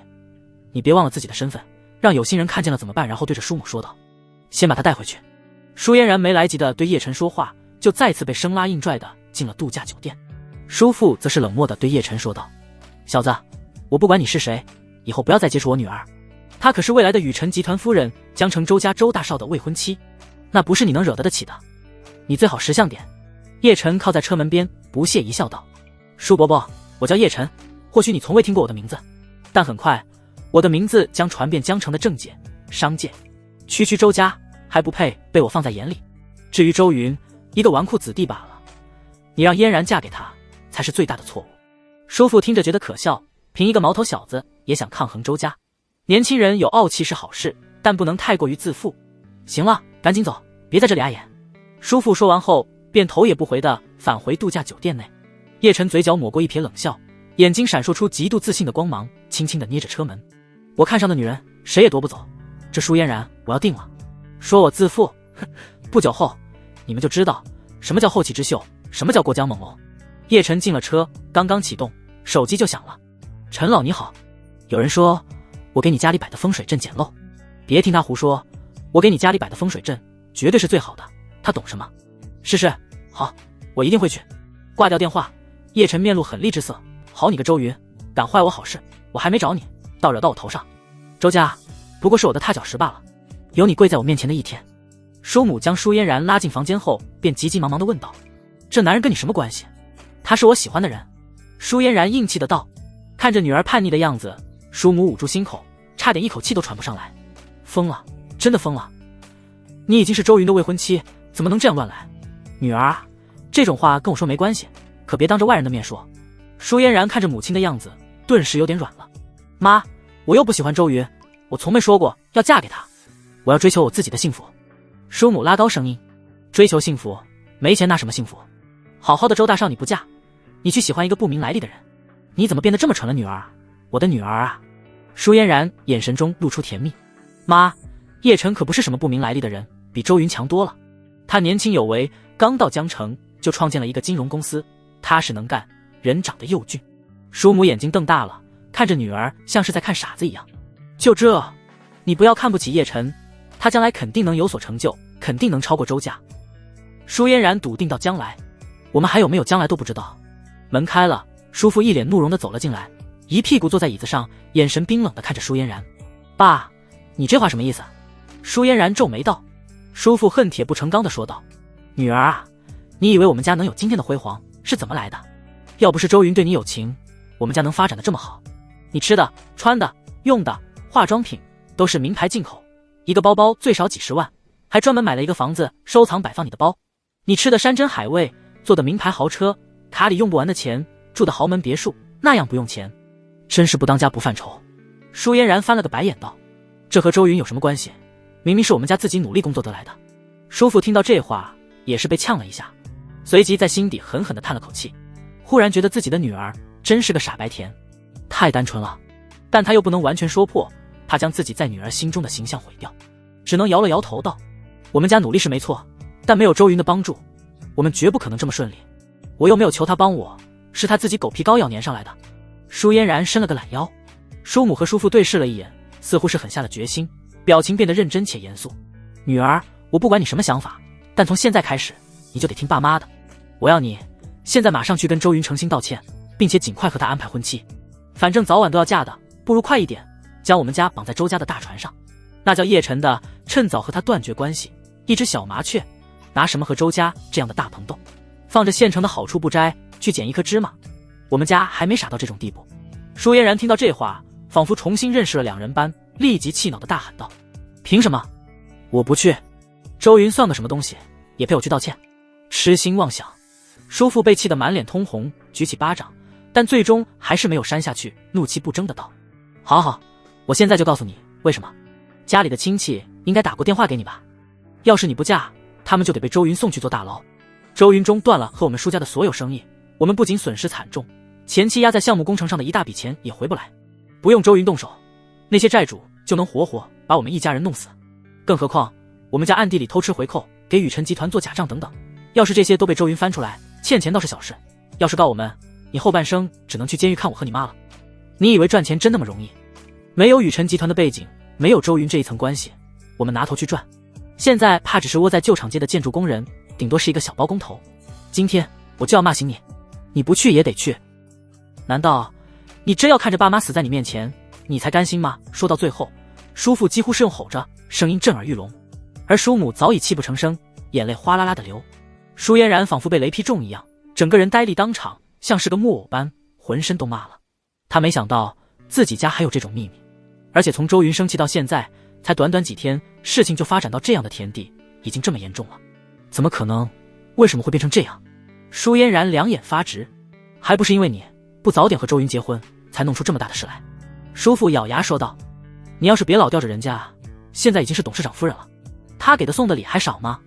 你那样没收下，对你也算是极好了。你现在脖子上戴着的价值上亿的海什么神的项链，还不是周云送的？放着这样的人不嫁，你图什么？听爸妈的，我们不会害你，都是为了你好，答应我们吧，好不好，女儿？”说到最后，叔母几乎是用上了恳求的语气，苦口婆心地劝说着。舒嫣然整个人像是丢了灵魂一样，瘫坐在沙发上，双目无神。她喃喃地自言自语：“不可能的，周云就是个傻子，他怎么会变化这么大？什么时候变得这么聪明了，还会用要挟这一招？好，我嫁行了吧？但就算我嫁了，他也别想我理他，我要折磨他一辈子。”舒嫣然回过了神来，满脸恨意，跑回了房间，将身体丢在床上，捂着被子闷闷不乐。看到这情况，舒家父母这才放下心来，脸上露出如释重负的表情。只要女儿愿意，什么事情都好办多了。相信用不了多久，他们舒家便能恢复以往的光荣，甚至更上一层楼，成为整个江城的商业巨头。舒母抹了抹眼泪，拿出手机说道：“快给亲戚们打电话，安一下他们的心。”两人立即拿出一个新手机，挨家挨户的打过去电话，语气也恢复了以往的高人一等般的倨傲。“喂，达康啊，过几天来喝嫣然的喜酒。道歉就不必了，红包多点诚意，我女儿也就没怨气了。喂，大侄女，你表妹过几天就是正式的集团董事长夫人了，应该找时间吃饭多聊聊，到时候你来当伴娘。”打完电话后，他们又得到了一个新消息，赶忙拍了拍舒嫣然的房门，温和地说道：“女儿，周云明天晚上举办了个宴会，邀请整个江城有头有脸的人去参加。我们还没得到请帖，应该是周云还不知道我们在哪。你打个电话去给他说一下，到时候我们在宴会上和他谈你们俩结婚的事情。”不一会儿，房间内传来舒嫣然勃然大怒的声音：“这王八蛋把我手机号码拉黑了！”宇辰集团在今晚宁如雷霆般的强硬手段下，完成了权力交接的大洗牌。做完这一切后，饶是强如女精英的景婉宁也不由得有些疲惫。刚走出办公室的门，周云就见到了她不住揉着眉心的样子。休息一下。周云打了杯咖啡递给了景婉宁。董事长，你的事才最要紧，我累一点没关系，只要集团能越来越好。景婉宁看着递到面前的咖啡，眼底流露出异色，有点犹豫要不要接了。这还是周云第一次给自己递水，以前他从没有看自己一眼。谢谢少爷。景婉宁还是接过了咖啡，双手被温暖包裹，心里也有了一丝暖意。喝了一口，景婉宁还是很倔强地说道：少爷，你先回去休息吧，关于股东们的那些资料我还差一点就整理好了。周云坐在办公桌上笑道：没事，我跟你一起加班，有什么不懂的就问我。他为了将集团大权掌握在手里，专门让景婉宁搜集到了关于公司其他股东的一些隐秘资料。明天早上周云就要召集所有的股东，然后收购他们手里的股份，所以景婉宁知道这份资料很重要，不敢有半点马虎。其中一些相关细节确实还是需要问周云。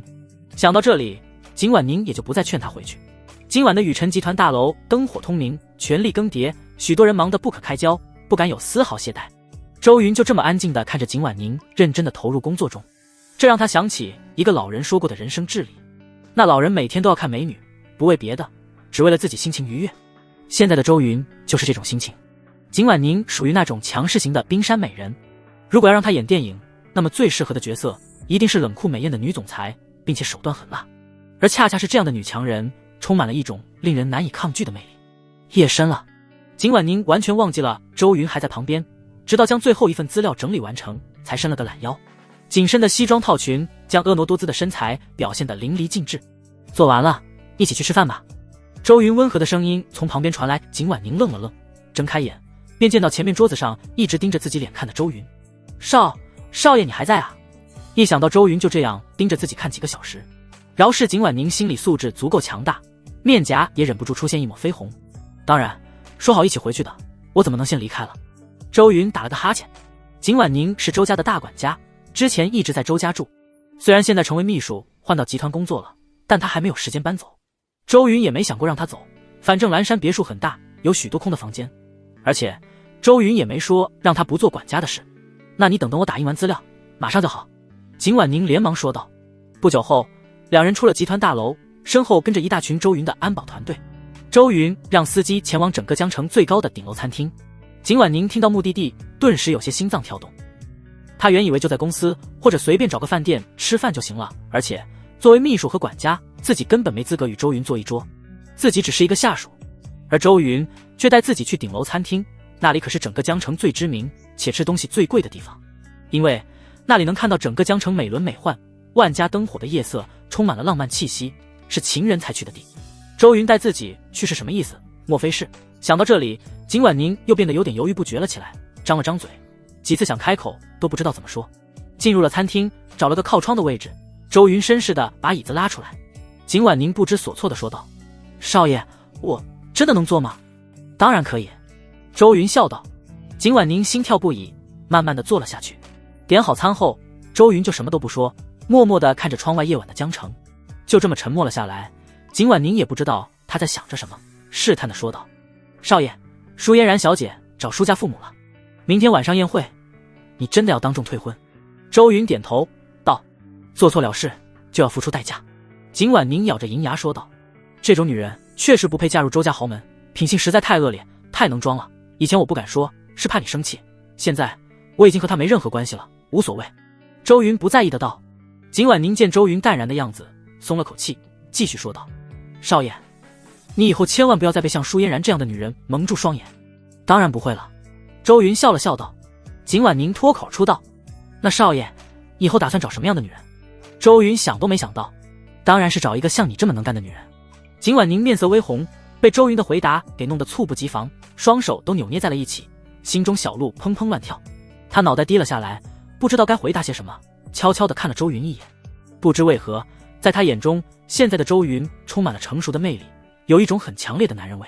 发现周云也在看着自己，他连忙把头埋得更低了。周云反问道：那婉宁，你打算找什么样的男人？景婉宁支支吾吾地说道：我暂时没有想过这方面，只想把工作做好。少爷，明天早上的股东大会还有什么要交代的吗？他连忙把话题转到其他地方。周云也不逼他，顺着说道：让他们来蓝山别墅谈，不用去公司了。好的。景婉宁松了一口气，然后便接着聊其他工作方面的事情。吃完了饭，等回到蓝山别墅，景婉宁躺在自己的床上，看着天花板，想到了刚刚吃饭时的画面，不知为何心里空落落的。早上，蓝山别墅区外陆陆续续来了一辆辆豪车，都是拥有宇辰集团股份的股东。不过他们并没有进别墅，而是在别墅外等集团第二股东胡作为来到，像是约好了一样。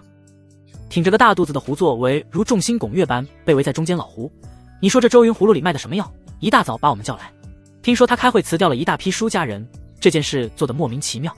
反正我是看不懂了。昨天老胡你刚好在场，你给我们指点指点。今天开股东会不去集团，反而来他家里，是要对我们做什么吗？股东们忧心忡忡，不知道怎么办才好。他们也听说了最近的事情，一直被认为是纨绔子弟的周云，一改往日作风，变得雷厉风行，完全不像是蠢货该有的样子。这让他们心里认为周云之前肯定藏得很深，绝对不简单，因此变得无比慎重了起来。一个不知底细的人才是最可怕的。胡作为冷笑一声道：大家放心，周云掀不起什么风浪，我从小看着他长大的，对他的秉性很了解。我打听过了，他昨天在宇辰集团做的事，其实都是为了逼迫舒家女儿和他结婚。今天找我们来，最多不过是联络一下感情。如果他真的想做什么的话，待会大家全部否决就行，也让他看看我们这些叔叔伯伯们的力量。听到胡作为这么说，众多股东顿时松了一口气，脸上挂起轻松的笑容。有老胡的解释，我就放心了。原来是为了逼婚，这周云真是扶不起的阿斗，有这份资产，什么样的女人找不到，偏偏栽在这女人的手上。进去，看看他要说啥。所有股东都到齐了，众人鱼贯而入，在仆人的带领下去到了宽敞的会客厅坐着。等了很久都没见周云出来，众人不由得有些急了。胡作为立即大声呵斥道：现在的后生越来越没有教养了，作为主人，客人来了也不知招待，反而怠慢了客人。我早些时候就劝过老周，让他好好管教自己儿子，就是不听，看看现在变成什么样子了。其他股东也跟着起哄，哪有时间在这里耗着，耐心被慢慢磨光了。不一会儿，景婉宁走进了会客厅，看着在场吵闹的人，将一份份文件分发了下去，平静的道：少爷昨晚很累，有什么问题待会儿他醒了再问他。这份资料你们先看一下。股东们一个个翻开手里的文件，神情开始变得古怪不已。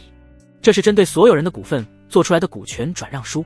这时候他们才明白，周云这么早叫他们过来，竟然是为了收购宇辰集团的股权。当下再也没人能放松了，而是无比认真地看着合同上的字。看到最后，有人终于忍不住叫道：周云什么意思？这点钱就想买我手里的股份？不可能，我绝对不卖，当我是傻子吗？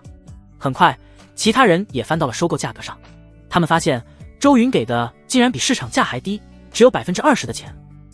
顿时一股火气从他们心底窜起，这不明摆着看不起人吗？周云要是愿意用高于市场几倍的价钱买，那他们或许还会考虑考虑，但就这点钱想屁吃呢？他周云的胃口可真大，真当我们是软柿子好拿捏。这点钱我放在手里烂掉也不会卖。刚刚继承这个位置还没坐稳，就想着拿我们开刀，狼子野心，我说什么也不会如他的愿。周老爷子在世的时候都不敢这么做，他一个后辈不顾情义，也别怪我不讲情面。我看他也知道这份合同不可能实现，所以才迟迟不敢出来和我们对峙。众多股东纷纷开口，都表示绝不可能卖掉股份。虽然这些年宇辰集团被舒家搞的收益少了许多，但总体还是有的赚的，每年的股份分红都不少。而且在场的大部分都是投资人，或是金融公司管理人，或是个人财主。当年注入宇辰集团的资金，早就连本带利的赚回来了几百倍不止。这个股份就算一直放在保险箱里都不亏，根本不可能这么便宜就转让给周云。胡作为这时才知道，周云的胃口竟然这么大，连股份都要吞，他这是要搞独裁啊！一想到昨天在会议室里，周云那看着自己淡薄的眼神，还有处事不惊的作风，胡作为就感觉太阳穴猛凸起，隐隐间看到了老爷子当年威武霸气的影子。不过他心里也有一口恶气，凭什么一个后辈敢骑在自己头上？往日里见面，周云都得乖乖叫自己一声胡叔叔，现在却像一个帝王般俯视着自己。他忍受不了这种身份的转变，当即大声说道：趁着各位股东在场，我提议立即开一场股东大会，取消周云董事长的身份。他还太年轻，对管理集团的经验不足，还需要多加磨练。没有异议的各位请举手表决吧。有他作为领头人，股东们纷纷响应，整齐一致地同意取消周云董事长的职位。而一旁的景婉宁脸上并没有露出任何意外的神色，好想早料到了如此般。各位别忘了，少爷拥有55%的股权。景婉宁微笑着道。胡作为冷冷的道：周云是有一票决定权，但那是在一些特定决议事件中才能使用，但这次的临时会议并不在此例。在这种时候，他的票数分量相当于10票，而我们有12票，他做任何事都是没有用处的。在众人吵闹之时，周云才穿着睡袍，手里拿着一杯牛奶，睡意惺忪地从旋转楼梯上走了下来。他好像没有听到这些人的声音，自顾自地坐在沙发上喝着牛奶，而股东们也都莫名其妙地看着他，想要知道他要玩什么把戏。只有胡作为不爽地问道：大侄子，我们股东大会刚刚所决定的事情，你应该都听到了吧？往后你不用再去集团了，我会帮你找几位老师过来带带你，当我们觉得你的能力足以胜任董事长的时候，再恢复你的职位。周云打了个哈欠，翘着二郎腿笑道：你们急什么？他朝着旁边的景婉宁打了个响指，另一份资料就交到了他的手上。然后周云朝着胡作为勾了勾手指，示意其将耳朵靠近一些。胡作为不明所以，不自觉地竖起了耳朵。周云轻声地在他耳边说了几个字。老青村旁边的高速桥下，草长了3米多高，啧啧。胡作为的脸在刹那变了颜色，煞白无比。周云的一句话让胡作为如遭雷击，呆立当场。他浑身汗毛都倒竖了起来，冷汗直流。为什么周云会知道这件事？当年他明明做得很隐秘，知情的人要么早就远遁国外，要么死了，绝不可能有第3个人知情。但周云说的话虽然很隐晦，但却无比清楚地表明了当年埋人的位置。胡作为并不是江城人，当年还没认识周老爷子的时候，只是社会人员中的一个小头目，接到了上面的一个任务，让他们教训一个年轻人。他带着几个人去找到那人，却失手将其打死。后来整个城市都轰动了，因为这年轻人是黑帮老大的儿子。他情急之下找到当时在工地工作的兄弟，将尸体灌满水泥，埋在了刚刚建好的高速路下。这件事做得很隐秘，连跟着的兄弟都被他杀了，一起埋的。还有的其他人要么远走国外，要么死了，而他则是隐姓埋名，改头换面来到江城，然后认识周老爷子，靠着心狠手辣，一步步打拼到了现在。而当年那位痛失儿子的黑帮大佬，如今也成为了一方巨头。虽然不再混黑帮，带着整个社团慢慢洗白，做正经生意，但势力却比以前更庞大了，黑白通吃，堪称只手遮天。如果被他知道自己还活着，不出2日，自己肯定横死家中。胡作为无比惊慌，眼神都傻了，只觉得面前平静从容的周云像是一个择人而噬的恶魔。在这一瞬间，突然感受到了这位大侄子的可怕。他不再有先前的嚣张，反而变得惊骇无比，说话声都变得小心翼翼，生怕惹得周云恼怒。大侄子，这件事好商量，好商量，你只要不将这件事捅出去，想怎么样都随你。先前是我不对，我现在给你郑重道歉。这股份转让合同，我现在就签，马上就签。胡作为额头上不断滴落冷汗，生怕周云后悔，急忙拿起笔，在合同上快速地签下了自己的名字，然后谄媚地笑道：我现在不是股东了，雨辰集团的事与我无关，我也没有投票权了。周云点头，然后将那份资料丢给了胡作为。胡作为如获大赦般逃也似的离开了会客厅，看都没看其他股东一眼，仿佛不认识一样。他这狼狈不堪的模样引起了一片哗然。刚刚周云说的话很小心，但众人都看出胡作为肯定是被抓住了什么要命的把柄，不然怎么绝不会就这么离开。这让股东们心里都震颤不已。要知道，胡作为绝对是一个贪得无厌的老狐狸，不然做不到今天的位置。雨辰集团这些年扩张版图，少不了用一些阴暗手段，都是由他出面摆平结果。就是这样一个人，却被周云吓得落荒而逃。低价的股权转让，说签就签了，这让众多股东开始紧张了。不过，虽然胡作为丢盔卸甲的离开了，其他股东们却没有服软的意思。毕竟这可是钱啊，怎么可能说让就让了？没想到老胡这么软弱，这么快就走了。妈的，刚刚我还想指望他当头呢。不，我们怎么能被一个年轻人给压住？说什么也不能把手里的股权卖了。李总，现在是你拥有第2多股份的人了，绝不能轻易认输。李成儒是龙生投资公司的总经理，眼光独到，在投资方面有独特的见解与能力，也算是江城赫赫有名的人物。他自认为这些年做事滴水不漏，没有什么把柄落在别人手里。与胡作为这个内部的人不同，他与周家没什么接触，对周云也不了解，双方互不干涉，更不可能有被对方抓到什么错漏。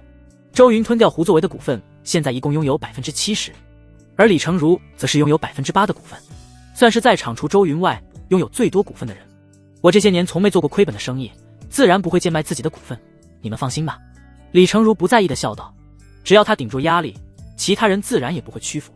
不知不觉间，众人都将周云放在了同等层面上看待，不敢再将他当成是一个年轻人，因为周云实在太淡定了，仿佛什么都影响不到他的情绪。周云放下了牛奶，看着李成儒道：“过来。”然后打了个响指，关于李成儒的资料被景婉宁放到了手上。李成儒冷笑一声道：“有什么话就当着大家的面说，何必这么鬼鬼祟祟？我没有什么不可告人的秘密。”众多股东们纷纷起哄，那是周云也太看不起李总了。李总可是江城的杰出企业家，每年对江城的贡献无人能比，能有什么黑料？有什么摆在明面上说？我们又不是外人。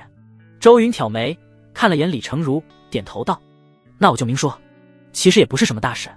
听说最近李总的儿子刚买了辆全球限量的迈凯伦 P1， 恭喜恭喜啊！李总财大气粗，像我只能买宝马 X5M， 还被人坑了，是辆二手事故翻新车，左前的车灯被撞碎，上面还有血。我让人查了查，前车主的牌号好像是江 A。”李成儒瞬间失态，如被一柄重锤狠狠地砸中，能清楚地看到他身体绷直了起来，手指充血，死死地摁在沙发上。周云，别说了，我签，我立马就签。他立马变脸，嘴唇都在发抖，显然被吓得不轻，后背都冒出了冷汗，身体都在颤抖。他连忙站起身来，身体弯曲，像讨好一样来到周云的面前，讨好般小声地说道：“是我有眼不识泰山，周董，你勿怪这件事，千万不要透露出去，不然我儿子会死得很惨的。求你看在我和你家老爷子这么多年交情的份上，高抬贵手。这股权转让书我签，马上就签。”还不等周云说话，李成儒顿时迫不及待地在合同上签字，仿佛这个合同是上千亿的生意一样，生怕从指尖溜走了。然后恭恭敬敬地用双手将合同举到周云面前。景婉宁上前收走了合同，周云便将资料给了李成儒，然后笑道：“这车我拿来也没什么用，就送给我们市的杰出企业家了，你应该不会嫌弃吧？”“不嫌弃不嫌弃，谢谢周董。”李成儒一本正经地说道。周云叹了口气道：“以后处理烂摊子小心点，好好管教你儿子，没有下次。”周董教训的是。李成儒点头哈腰地说道。而还在坐着的股东一看到李成儒的变化，也是纷纷坐不住了，感觉这椅子是真坐的，扎得人生疼。这又是个什么情况？怎么连最德高望重、稳如泰山的李成儒都撑不住了？周云才说了2句话，众人都没明白什么意思。60多岁的李成儒的脸就变得跟猴子的屁股一样红彤彤的。这2个谜语人给现场的股东们如芒在背的感觉。李成儒表面上是慈善家，是著名企业家，但背地里绝对不简单，关系复杂，但却被吓成这样，众人已经不敢再有轻视周云的意思了。李总怎么了？你倒是给我们说句话啊！卧槽，李总你不要走，你走了我们怎么办？到底发生了什么？谁能告诉我？李成儒看也是如同胡作为一样，看都没看在场的人一眼，慌忙地离开了蓝山别墅。不走不行，实在是他儿子犯下的事太严重，喝酒开车出了车祸，被撞的人死了。李成儒便找人去顶包，而这个宝马车就是当时的事故车，被撞的人是一个有点名气的流量明星。如果事情闹大，他的儿子免不了牢狱之灾，连他名下的生意都要受到诸多影响。股东们则是都开始慌了，2个最有希望顶住周云压力的人都走了，他们这些小虾米直面压在背上的大山，呼吸都不顺畅了。周云看了看壁钟，感觉时间差不多了，又打了个响指，对着另一个身材比较壮硕的股东说道：“恭喜你女儿成为了市政议员，我签。”壮硕股东汗流浃背，毫不犹豫地在合同上写下自己的名字，心里也是掀起了滔天骇浪，终于体会到了胡作为和李成儒2人的感受与压力，这根本不是人能顶得住的。他前些年为了让女儿当上市政议员，让自己家在官场也有一定的话语权，当然也是动用了不少肮脏手段与关系，这些都是别人不知道的秘密，但周云却好像了如指掌般。当他从景婉宁手上拿到那份资料，更加确定了这一点。周云绝不能惹所有人都看错他了，这些年表面上是废物，实则是一只藏在黑暗中的猛虎。资料上面写的太详细了，仿佛是周云亲身参与过的一样，这种手段让他有种毛骨悚然的感觉。又是低头离开，又是一样的结局。在他走后，周云所拥有的股份已经来到了 85%， 最主要的几个股东都搞定了，剩下的都是只有 3% 股份左右的股东了。虽然少，但市面上每一股都价值几亿。景婉宁手上还有一大叠资料，周云目光突然变得犀利，像刀尖一样刮过众多股东的脸。很快，心理素质不强的、做贼心虚的也全都败下阵来，不复先前的淡定，纷纷签订了不平等的转让合同。而周云的股份也集合到了 90%， 会客厅的剩下的只有最后寥寥几人，而他们手上则是攥着最少 5% 的股份。只要将几人踢出局，周云就完成宇辰集团真正意义上的大一统。而剩下的其他股份是散户的，太分散了，他并没有打算短时间内就收走。周董，你给的价钱太低了，我们还是不打算卖。是啊，你再给高一点的价格，我们也不是不可以松口。主要我们的家产没有其他人这么厚，这点股份相当于我们1半的身家，实在割不得。剩下的几个股东低垂着脑袋，强撑着说道。周云手里确实没这几人的黑料，主要是他们太籍籍无名了。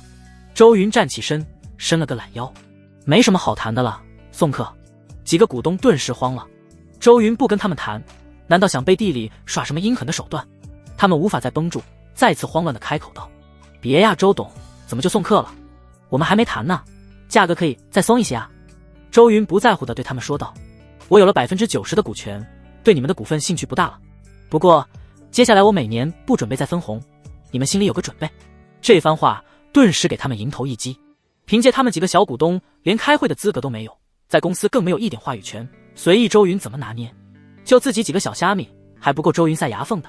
周董，我卖，我愿意卖，价钱再加一点吧。再给点，我儿子刚刚出国读书，需要用钱的地方很多。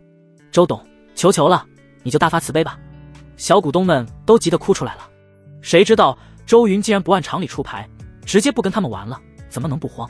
周云转身朝着舒嫣然道：那就再给你们一个机会，换个合同给你们。一旁的景婉宁早就事先准备好了合同，分发给剩余的小股东，价格多了10%。虽然比市面上的价格还少不少，但众人已经很满意了。他们自身的势力比不得周家，如果周云想要和他们玩阴的，别说卖股份，能有命活着都不错了。当即股东们签了合同后便离开了，周云则是风轻云淡的去到餐厅吃着早饭。景婉宁将合同收好，来到他身边，满脸惊容的看着周云：少爷，你比老爷以前还厉害，这份手段再次让我刮目相看了。你好像都料到他们会有什么反应，将所有人都安排得明明白白，将这件事办得滴水不漏，换作是我都办不到。景婉宁十分佩服，如果换作是他自己的话，也根本做不到这么完美。而周云在整个过程中一直将会议的节奏牢牢地抓在手中，让那些老谋深算的股东心甘情愿地跳进他挖好的坑里，并且付出代价。这份心性真的无人能及。景婉宁赞叹地说道：这可是宇辰集团股东股份更迭啊，足以引起诸多竞争对手的猜测觊觎。少爷却能如此淡定，换作是老爷子也无法保持宁静啊。周云一边吃着早餐，一边听着景婉宁在惊叹，心里也是很无奈。作为一个熟知剧情的人，要是连这点能力都没有，岂不是太废物了？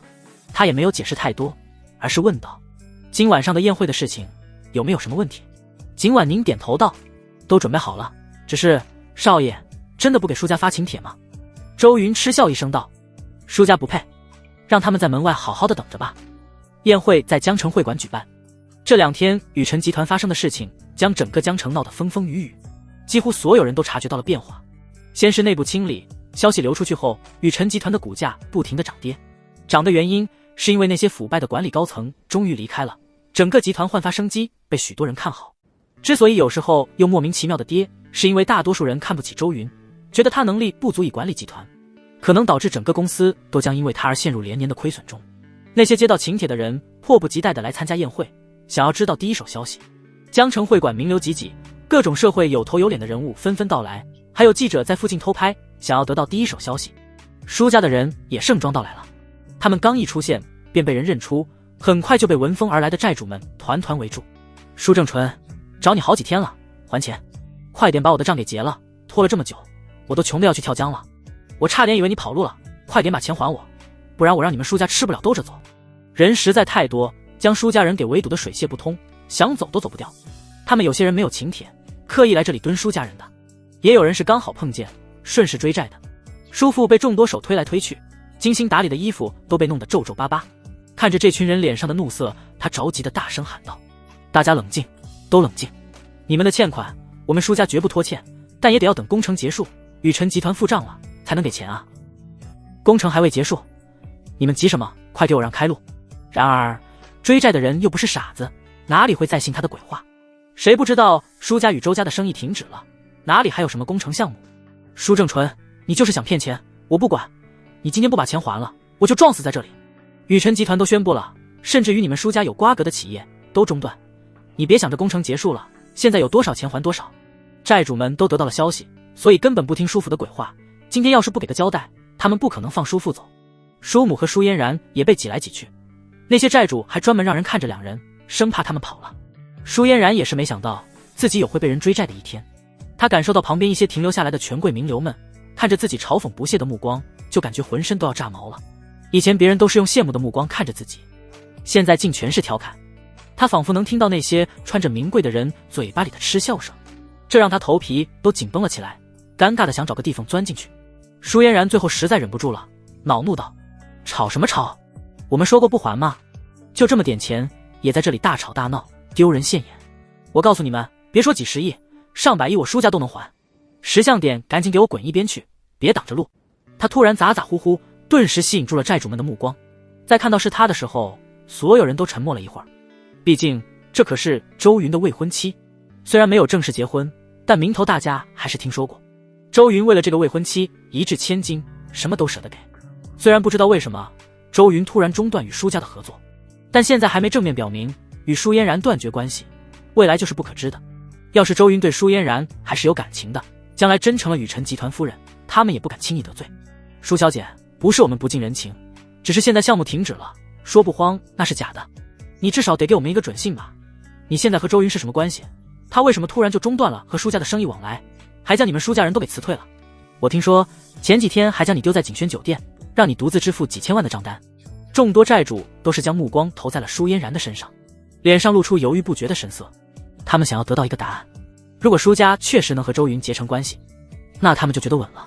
舒嫣然脸上露出傲娇的神色，道：我家今天来就是参加周云的宴会，你们觉得呢？等等我进去，周云就得当众和我周家道歉。我随便说几句话，他就把你们的账都给结清了，信不信？周云很听我的话的，前几天中断合作是因为我不在。舒母也在一旁连连附和女儿的话，道：就是，当时订婚的时候，整个江城都知道，我女儿还能骗你们不成？待会等我女儿和周云谈过后，就会将你们的账单给结清。刚刚谁推的最厉害的？就是你，以后我们舒家再也不会和你合作了。两人一唱一和，顿时镇住了在场的商家催债人，都不敢造次了，纷纷退后了几步。现在每个商家脸上都充满了歉意与笑容，纷纷道歉道：是我笨，没想到这一层，我郑重道歉。等这个宴会结束后，我给舒家专门摆一桌道歉。苏老板，不好意思啊，请你不要见怪。你早说周云会搞定，我们还能拦着你？那个不长眼的，别挡着舒老板的路，快点让开，耽误时间让周董恼怒，我扒了你的皮。商家们看着舒嫣然自信的小脸，像是吃了一颗定心丸一样，纷纷让开了道路，点头哈腰的请舒家人进江城会馆，生怕他们找不到周云，拿不到钱。与刚刚的态度相比，一个天一个地。舒家人顿时出了口恶气，三人抬头挺胸，在债主们恭敬的目光中迈步朝着会馆内而去。看着前方灯光璀璨的会馆，舒嫣然心里也是第一次感受到了金钱与地位的重要性。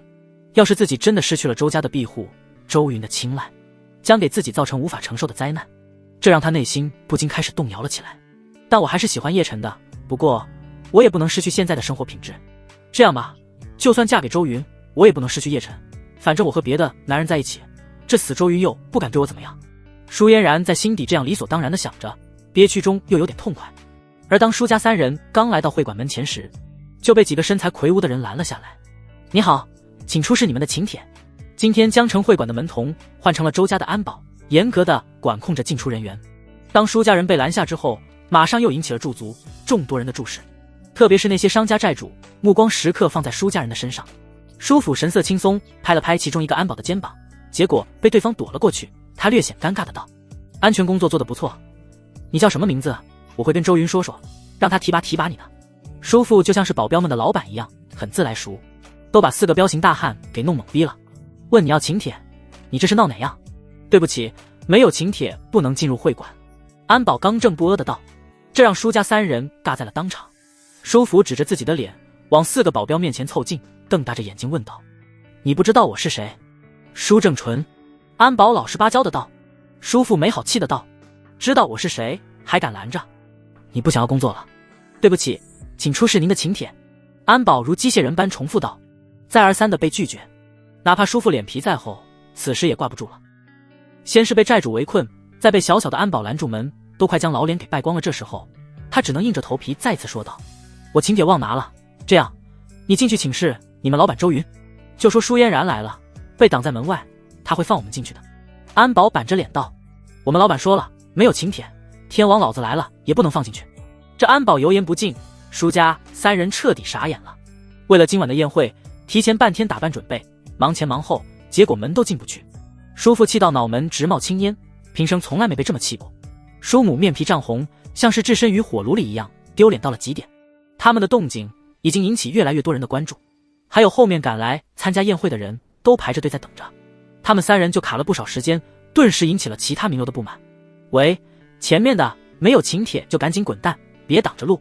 这可是周家的宴会，不是什么阿猫阿狗都能来凑热闹的。安保啊，赶紧将他们轰走，丢人现眼，浪费大家的时间。世风日下，有些人的脸皮越来越厚了，周少的关系也敢乱认。身后排队的人叽叽喳喳地说着，每一个人都表情不满。这些名流的话就像是针一样，狠狠地扎进了舒家三人的灵魂，将他们给说得面红耳赤，羞愧难当。偏偏他们还走不了，附近还有众多债主在眼巴巴地看着，那目光就像是饿狼。安保越来越不耐烦了，开始往前压近，表情凶厉。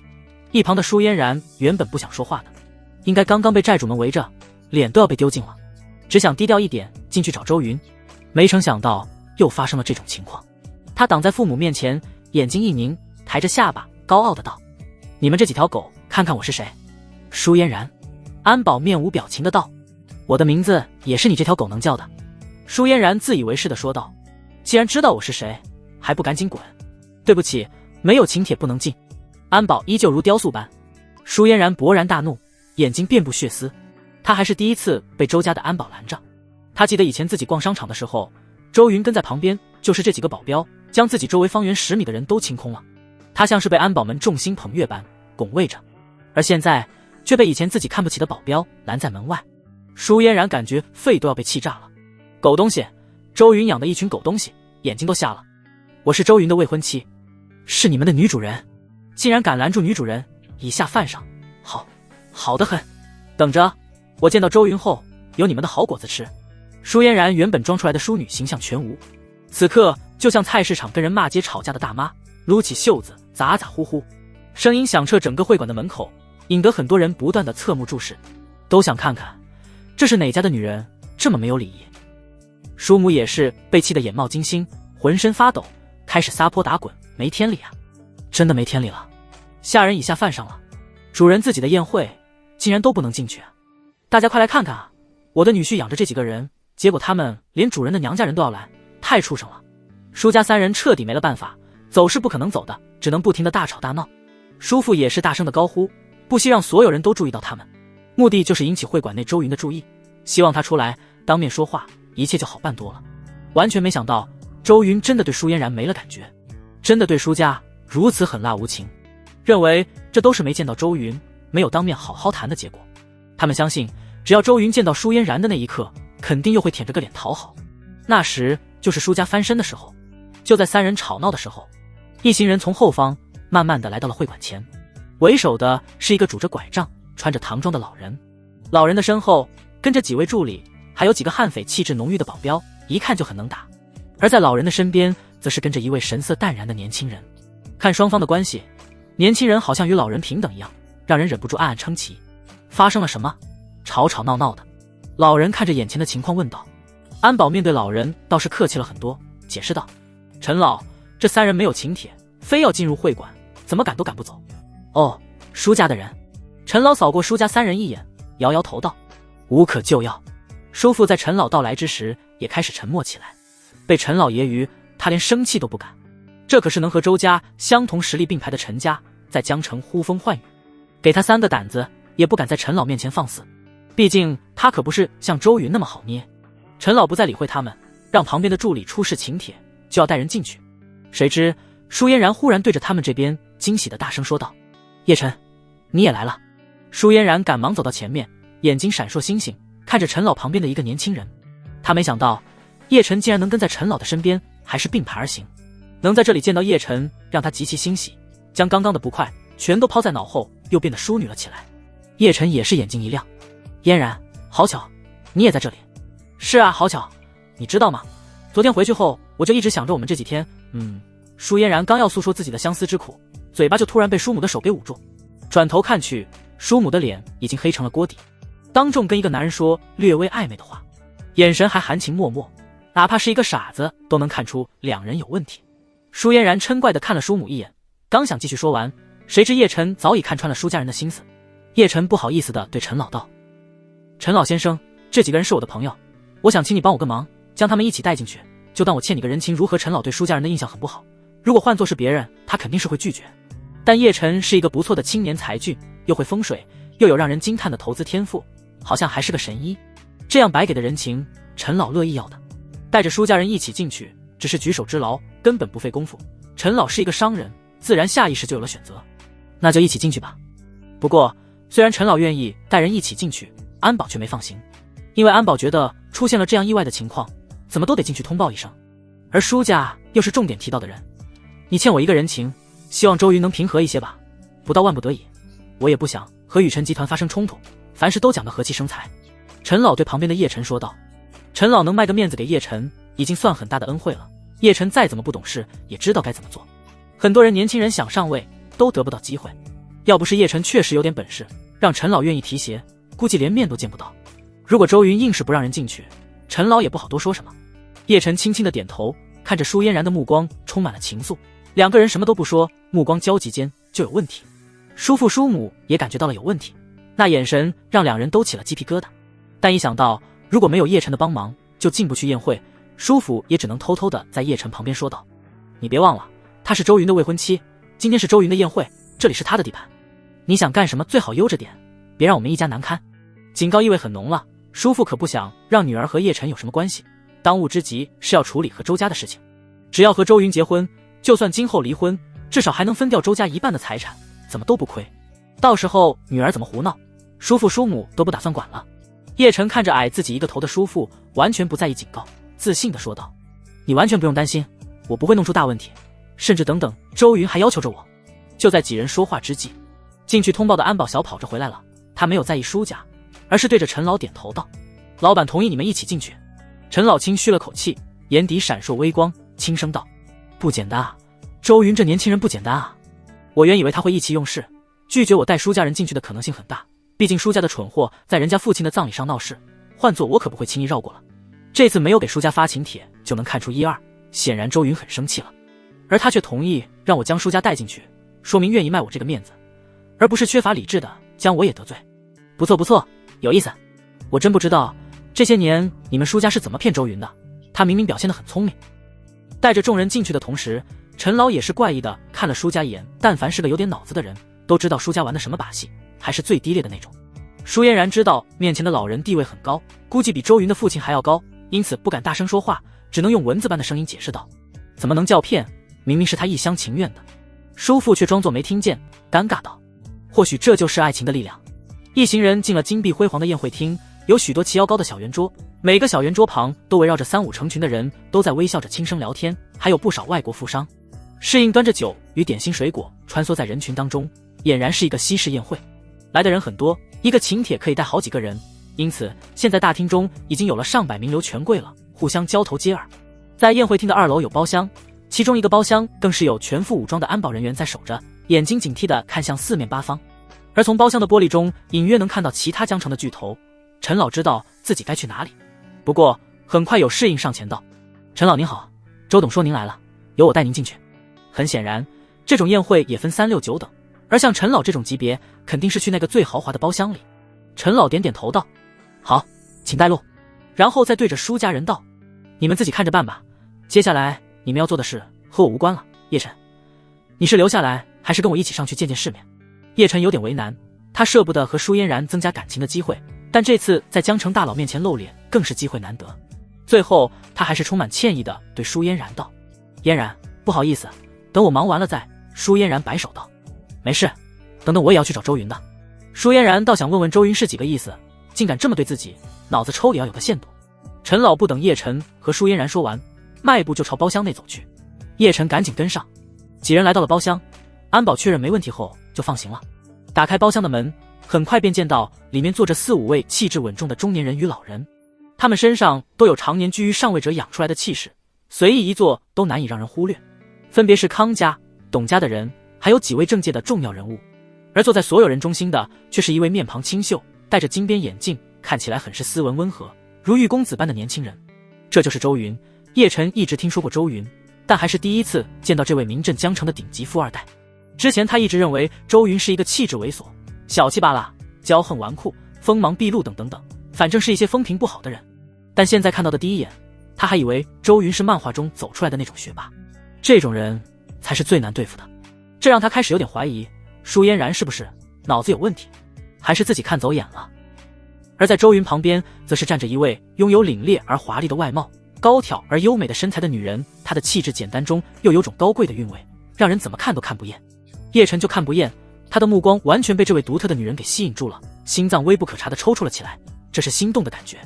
叶晨倒吸了口冷气，忍住让自己的目光别去看周云旁边的女人，不然这实在是太失礼了，要是落在场的大佬们眼中，就会显得很不堪重用。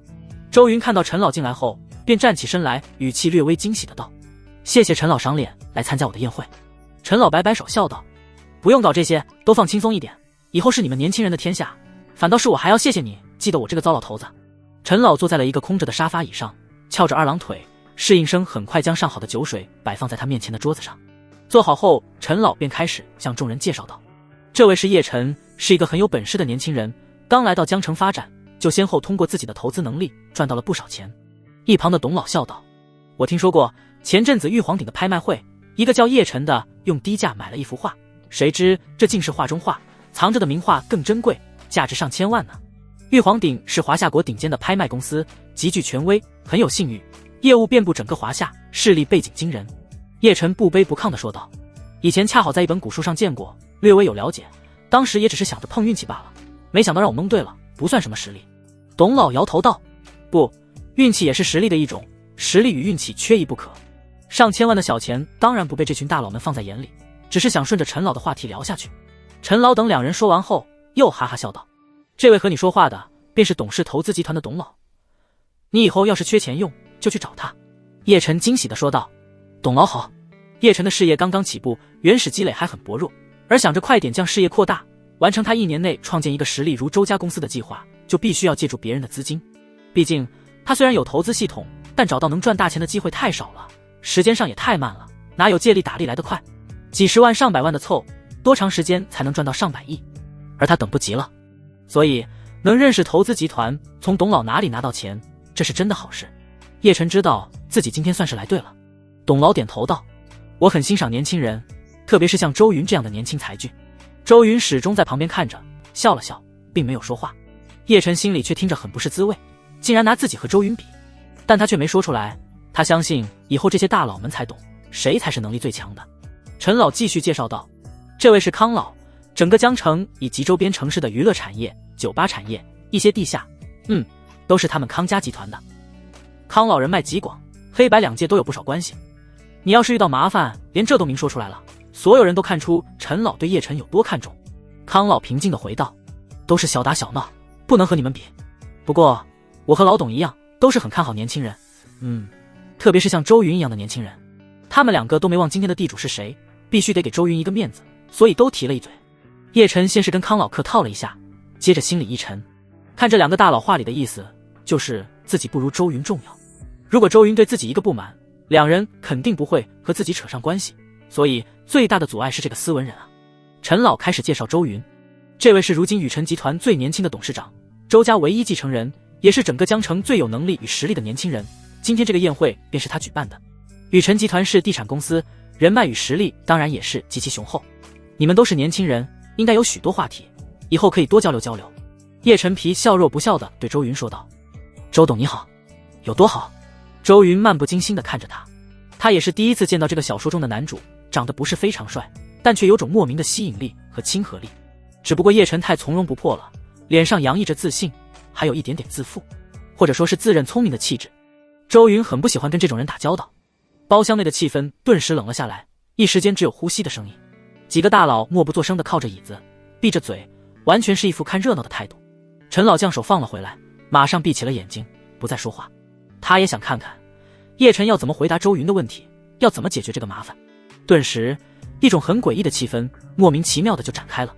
叶晨也是被周云给问了个措手不及，他还以为像周云这样的人物会有所顾忌，不会这么快为难自己。这家伙怎么不按常理出牌？周老爷子的葬地就很好。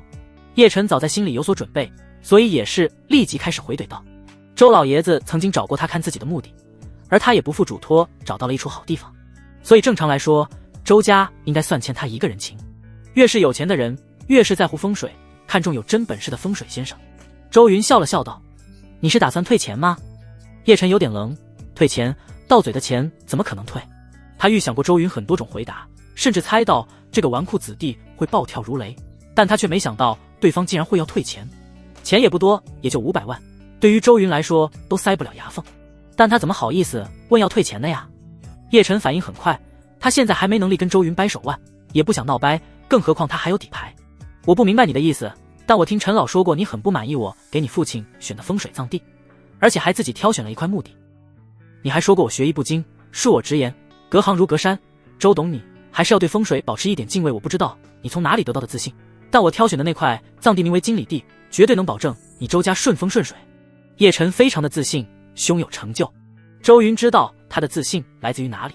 身为主角，叶晨肯定是有金手指的，而且是名为投资的系统，还能让叶晨获得各种奖励。在叶晨刚刚进入宴会厅内的时候，周云的神级反派系统就立即响起了提示。是的，提示并不是警报，也就是说，周云的金手指凌驾于叶晨的系统之上。周云的系统说，发现叶晨的系统，并且将系统主人的信息全部都摄取了过来。而在周云的脑海里，叶晨的所有信息全都一览无余。叶晨已经依靠系统获得了诸多能力，而风水秘术精通就在其中。周云也有风水秘术，不仅仅是精通，而是神级风水秘术，有改天换地的能力。打个比方，周云在使用风水秘术的时候，能看到、感应到空气中从四面八方的格局里飘荡出来的一缕缕天机气流，如丝绸般缓缓流淌。他能轻易地通过更改气流来改掉风水的格局。而叶晨的风水秘术就没有这样的能力，只能找、微调，却并不能改天换地，完全不在一个层次。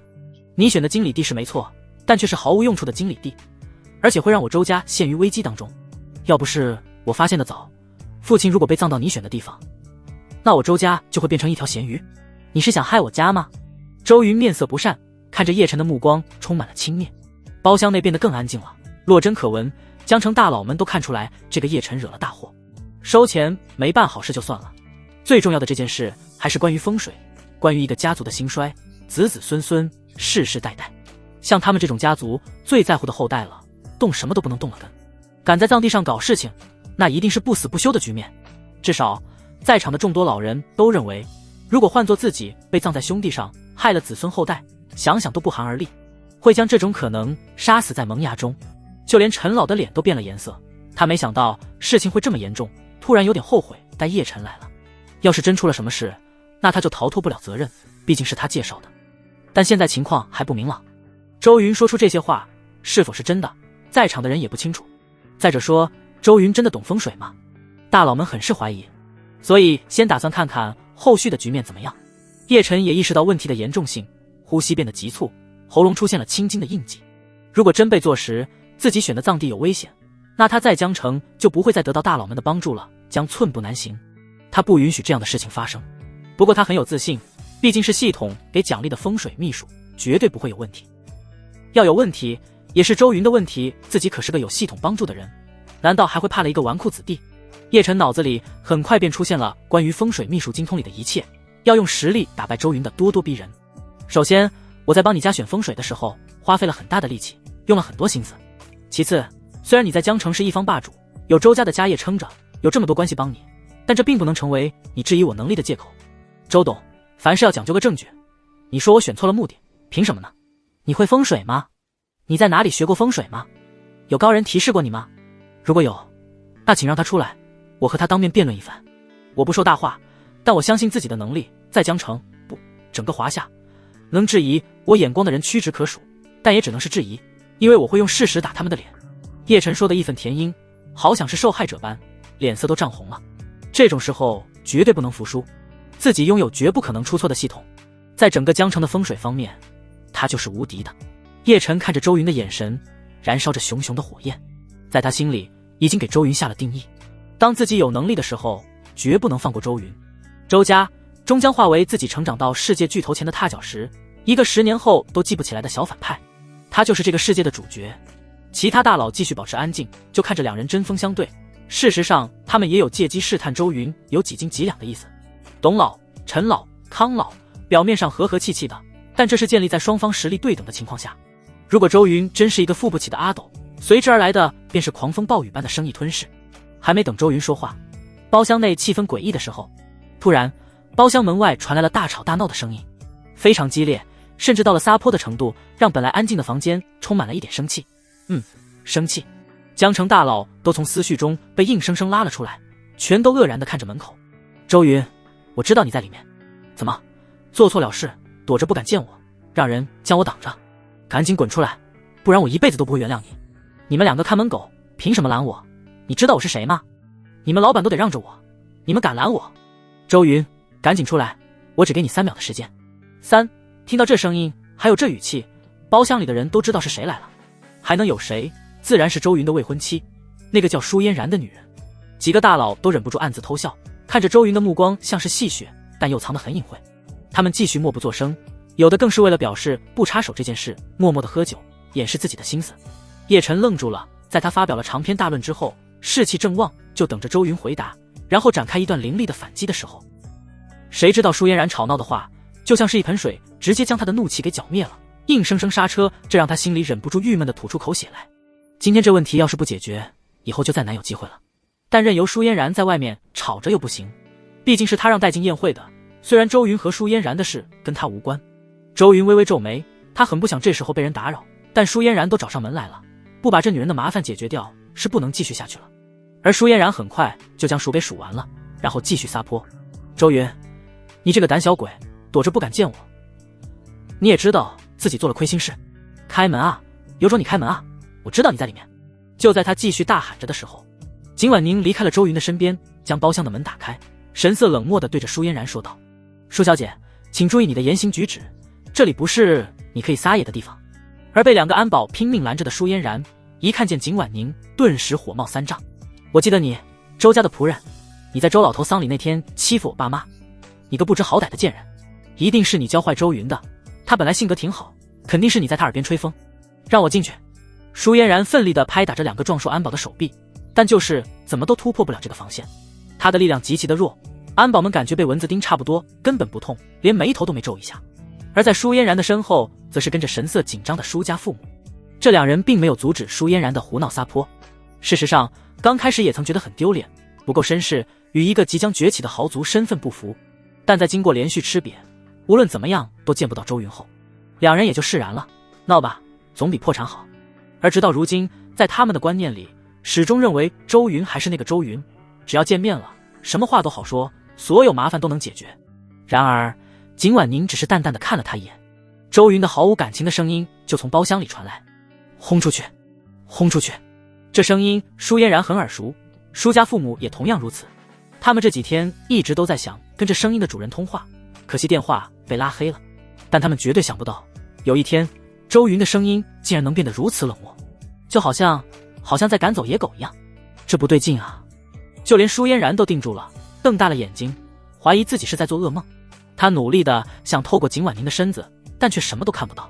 他没来得及细想，顿时一阵委屈涌上心头，难以压制，眼眶都布满了泪水，死死地抿着嘴唇。而在舒嫣然大吵大闹的时候，外面的宴会厅交谈的声音也变弱了，所有人都将目光看向了舒家的人，一副看傻子的表情。这就是传说中的舒家，果然是够不要脸的。听说他们靠女儿，也就是上面那个脸皮厚的女人，忽悠了周云不少钱。原来是她啊，长得还算可以，不过达不到顶级的标准，还不如开门的那位周董助理呢。听说周云好像对他不感冒啊，连舒家自己都遭殃了。哪里，他们现在还是未婚妻关系，不过按照目前的情况来看，又有点不像啊。看看好戏吧，今天的宴会来得值了。下面的声音虽然小，但还是有不少落在叔父叔母的耳朵里，这让2人都有点无地自容了。见周云真在包厢里面，他们在外面都待不下去了，只想早点解决问题。叔父声音变软，还有点卑微的意味，不过试骗也好，暂时的委曲求全也罢，都只能低声下气的道：周云，我的好女婿，我们今天来是为了前几天的不礼貌道歉。不久后我们都是一家人了，低头不见抬头见，我知道你没那么小气，这件事就接过吧。这几天我们也反思，嫣然确实做的有点过分，我们把她给宠坏了，一直拖着你不结婚，也好好的教训过他了。我们今天来，除了道歉之外，还有商量你们2个婚姻大事的。你看哪天结婚都行。贤婿，让我们进去聊好不好？外面太多人看着，丢了周家的脸就不好了。能说到这份上，叔父看来自己已经最大的让步了，能逼得未来的老丈人委曲求全，他觉得自己很是宽容了。舒嫣然很快就回过了神来，用一种难以置信的眼神看着自己的父亲。他没想到父亲竟然也有这么低三下四的一面，还是为一个自己根本看不上的男人。周云，舒嫣然再次愤怒的大吼，像是一个高傲的女王在对着平民怒喝。你完了，你这辈子都别想再让我对你产生好感，我已经对你彻底失望透顶了。我始终没想到你竟然会让我滚出去。我对你那么好，我把你当成朋友，你就是这么对我的。我舒嫣然有点语无伦次了，眼泪哗啦啦的流下，像是一个怨妇。然而2个保镖却不理会他们的心情，坚决地执行着周云的命令，就要将舒家人轰走的时候，慢着！叶晨的声音从包厢里传出，然后他转过头，尽量让表情变得自然，温柔地看着包厢外。而舒嫣然也是瞪大了眼睛，心跳都慢了半拍，忽然想起了什么，他赶忙擦了擦泪水，换了另一副恬静的面孔，惊喜的道：我差点忘了，叶晨先生，你也在这里。不好意思，让你看笑话了，平时我不是这样的，主要是周云这坏蛋太气人了，他不仅欺负我，还欺负我爸妈。舒嫣然想解释什么，但叶晨身躯一挺，好像莫名出现了王者之气一样，理解的开口道：我懂，接下来交给我解决。他转过了头，对周云嗤笑道：原来这就是周家的待客之道，也不过如此。我高看你了，真以为你有2把刷子呢，原来只会欺负女人，你这样的人不交也罢。我会将500万退给你，但这绝不是因为我的风水能力不够，而是我看不起你周云。对，你就是一个继承祖上家业的败家子，纨绔子弟，连一个女人都解决不了。叶晨的话很不客气，甚至有点侮辱人，但他想要的就是这种效果。叶晨要让其他大佬看看他是如何不卑不亢，气质超然的。他其实根本不怕周云，因为他的背景更雄厚与可怕，只是因为某些原因而不得公开，他也不想依靠家里的力量。他要用激将法让舒嫣然进来，然后再解决问题。这样不仅仅赢得名声与胜利，还能让舒嫣然对自己死心塌地，说不定还能给景婉宁留下深刻的印象，然后再将其挖到自己的公司，到时候接触的机会就多了。他想得很好，但前提是他真的有能力解决问题。周云笑了，突然哈哈笑了起来，笑声非常爽朗。他确实是很想笑，当作为一个反派，亲身经历过主角装逼时刻，而又完全明白主角装逼的点在哪里的时候，都会忍不住笑的。一旁的陈老脸都黑了，他发现事情越来越严重了，有点超出掌控，连忙对周云道：周云，虽然是我将他们带进来的，但这件事与我无关。然后再对叶晨恼怒道：你知不知道自己在干什么？赶紧给我闭嘴，不然你别再想从我这里得到任何帮助。周云摆了摆手，阻止了陈老继续说下去，开口道：首先，舒家的人没有得到请帖，也就是说他们不是我的客人。今天是我举办的宴会，你脚下站着的地方是我们雨辰集团的资产，我想要做什么，轮不到你这小角色在这里插嘴。你认为我在针对你，我从始至终都没将你放在眼里。如果没有陈老的话，你根本不配在这里和我说话。陈老是我父亲的好朋友，我不想看到他被你所害。好，现在先不谈风水的问题。其次，我不是怕舒家人，我也不怕在场的任何一个人。虽然知道你是在用激将法，想要我将舒嫣然放进来，但无所谓了，我根本不在乎他们想怎么样。你想看到我怎么在舒家人面前难堪？巧了，下面的200多名宾客也想，那就不在包厢里了，出外面去好了，顺便一起解决了。周云从容不迫，山崩于前而不动声色，让人猜不透他的想法。他慢条斯理地站起身来，率先朝着包厢外走去。在这一刻，他成了所有人视线的中心。周云所说的话没有任何人质疑，那些大佬也只是一副看热闹的表情。他率先走出了门口，看到了头发有些凌乱、表情不自然的舒嫣然，只是不带任何感情地看了一眼舒家。面对周云的时候，舒嫣然脸上不自觉地又露出了高傲的神色，就像是见到了一个庸人，一个地位不平等的人。你终于舍得出来了，你究竟怎么了？抽什么风？舒嫣然没好气地说道。周云皱眉看着他，好笑道：你脑子没问题？舒嫣然瞪着周云：你神经病吧？你不就是想逼我嫁给你？好，我如你的愿行了吧？我嫁给你行了吧？周云笑道：不用了，想嫁给我，你不配。你说什么？你竟敢对我说这种话？你疯了吧你？舒嫣然仍旧难以置信，不敢相信自己的耳朵。以前一直围绕在自己身边转的舔狗，竟然会说自己不配。这种剧烈的、巨大的反差像是一柄重锤，狠狠地击打在了他的心脏。周云冷笑道：“你当然不配，样貌一般，性格卑劣，无理取闹，表里不一，你拿什么配得上我？我周家虽然不是华夏顶尖豪门，但也算有头有脸。我的夫人不说举世无双，倾国倾城，至少也要上的厅堂，下的厨房，温柔得体，大方善解人意。你身上有那个点，能符合要求的。至于我们的婚约，就像你以前经常对我说的，不过是一个笑话，该结束了。”周云说完后，便带着景婉宁在所有权贵敬畏的目光中走下了2楼。舒嫣然像是失去了魂魄，被这些话给惊到，就连周云随意路过他的身边都毫无感觉，像是一个雕塑般，完全变成了木偶。舒家父母也同样如此，他们都呆滞了，怎么都想不到周云竟然说自己女儿不配当周家夫人，还是如此堂而皇之，在众多名流权贵的面前，与他们刻板印象中的周云难以重叠在一起，仿佛换了个人一样。现在的周云如此冷酷，这么的不近人情，有一种不认识的陌生感，身上还出现了一种极具压迫感的威慑力与气质。这种感觉他们只在周老爷子还有陈老、董老等巨头身上见过。他是周云，为什么他看女儿的眼神完全没了往日的情愫？我能感受得到他是彻底对女儿死心了，或者说没有任何感情，像从未交集过一样。不可能的，不可能的！叔父叔母双眼流露出了惊骇与恐惧，心底出现了一种不可控制的想法。女儿这张底牌看来已经废了，对周云完全无用。女儿被抛弃了，他们一家人完全被隔离在了周家之外，隔离出了江城的权力中心。他们要遭殃了！不可能的！叔父还想挣扎，要是真的切割了，他们舒家就完了。看着周云一步步往楼梯下走的背影，叔父吼道：“周云，你和嫣然是夫妻关系，她对你不薄，是你的妻子，你不能这样做。你们周家就是这样对待未来媳妇的吗？豪门就能这么冷血？我女儿受尽委屈，我也不忍了，肯定要向所有媒体曝光你的所作所为，让你们周家雨辰集团遗臭万年。”叔母也含泪大喊：“周云，你真不是人，连妻子都能欺负，还有什么是你不敢做的？大家都来看看啊，周云现在继承周家遗产了，有钱有权了，忘恩负义了。”舒嫣然回过了神，眼神中流露出一抹狠毒，眼泪止不住的滑落，好像失去了什么重要的东西般，心里空了一角。他看向周云的背影，出现一种重新审视的目光。他回想起过去的种种，发现周云确实对自己很好，不应该是这样，这些本来都是周云要做的呀。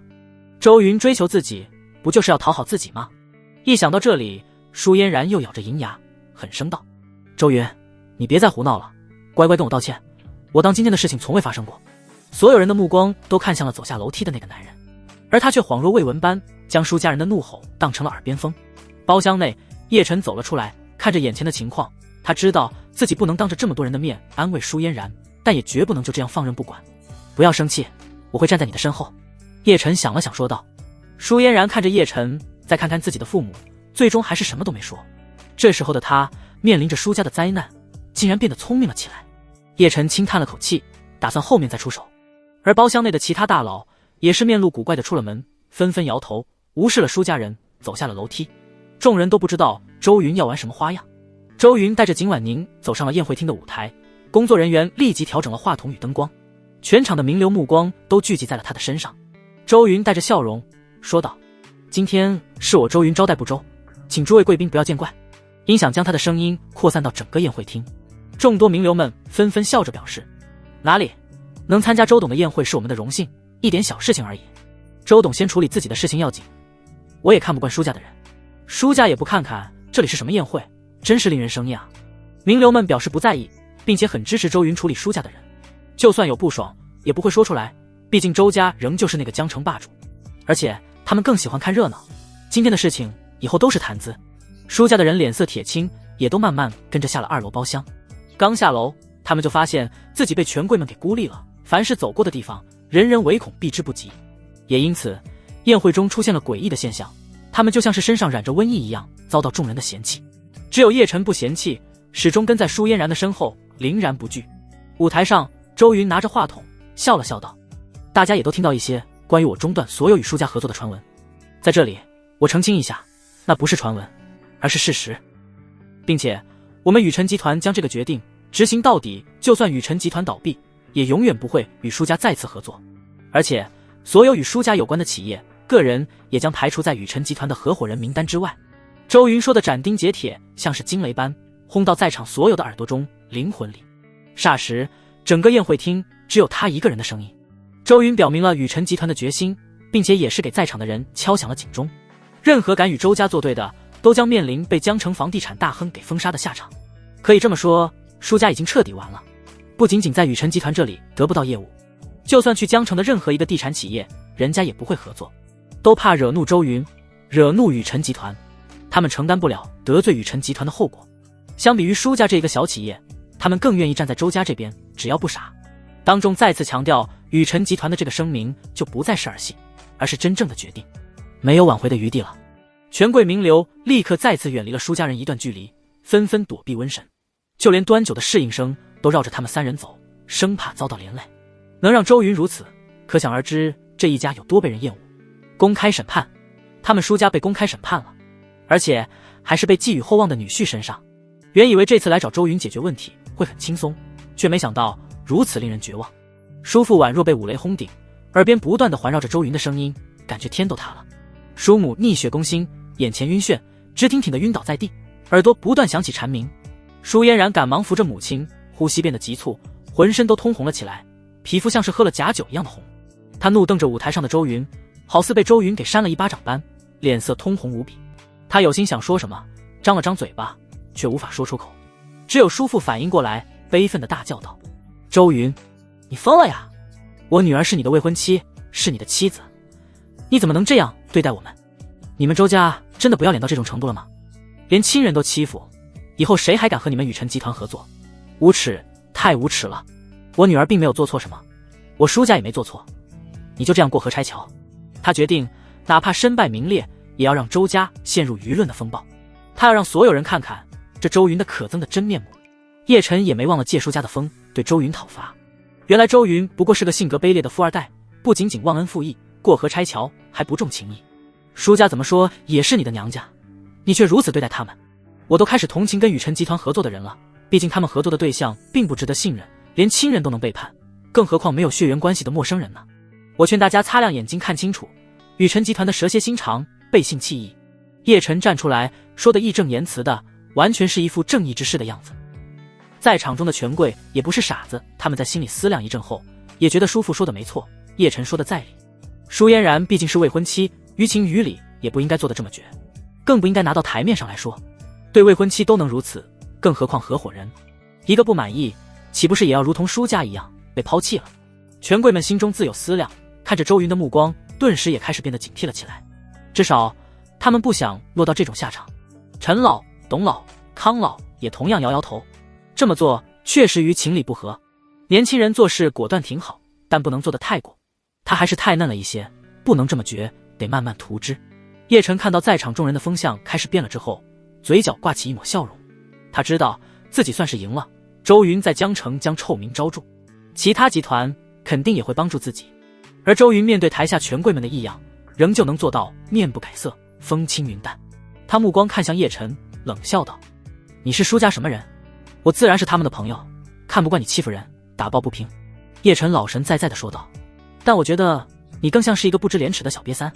周云话音刚落，还没待众人有什么反应，一旁的景婉宁便将舞台上的幕布给拉了下来。啪嗒，在宴会厅中间的顶上掉下一个投影仪，摄像头对准了幕布，一道光束射了出来。紧接着幕布上舒嫣然与叶晨两人身子紧挨着共逛游乐园的照片便出现在了所有人的面前。照片中两人显得很是亲密，身体都快粘在了一起，虽然手还没有拉上，但却给人一种情侣缠绵的感觉。这个照片一出，整个宴会厅再次鸦雀无声，就连大吵大闹的舒家三人也是心脏跳动的厉害，浑身都冰冷了，打了个冷战。叶晨也被这个照片给弄得懵逼了，脸在刹那间失去了颜色，脑袋空白一片。周云怎么会有这张照片？而就在所有人都惊呆了的同时，周云平静地说道：如大家所见，照片里的两位很亲密，一个是我的未婚妻舒嫣然，不是曾经的未婚妻，另一位则是自称是舒家朋友的这位名叫叶晨的小瘪三。我为什么要叫他小瘪三呢？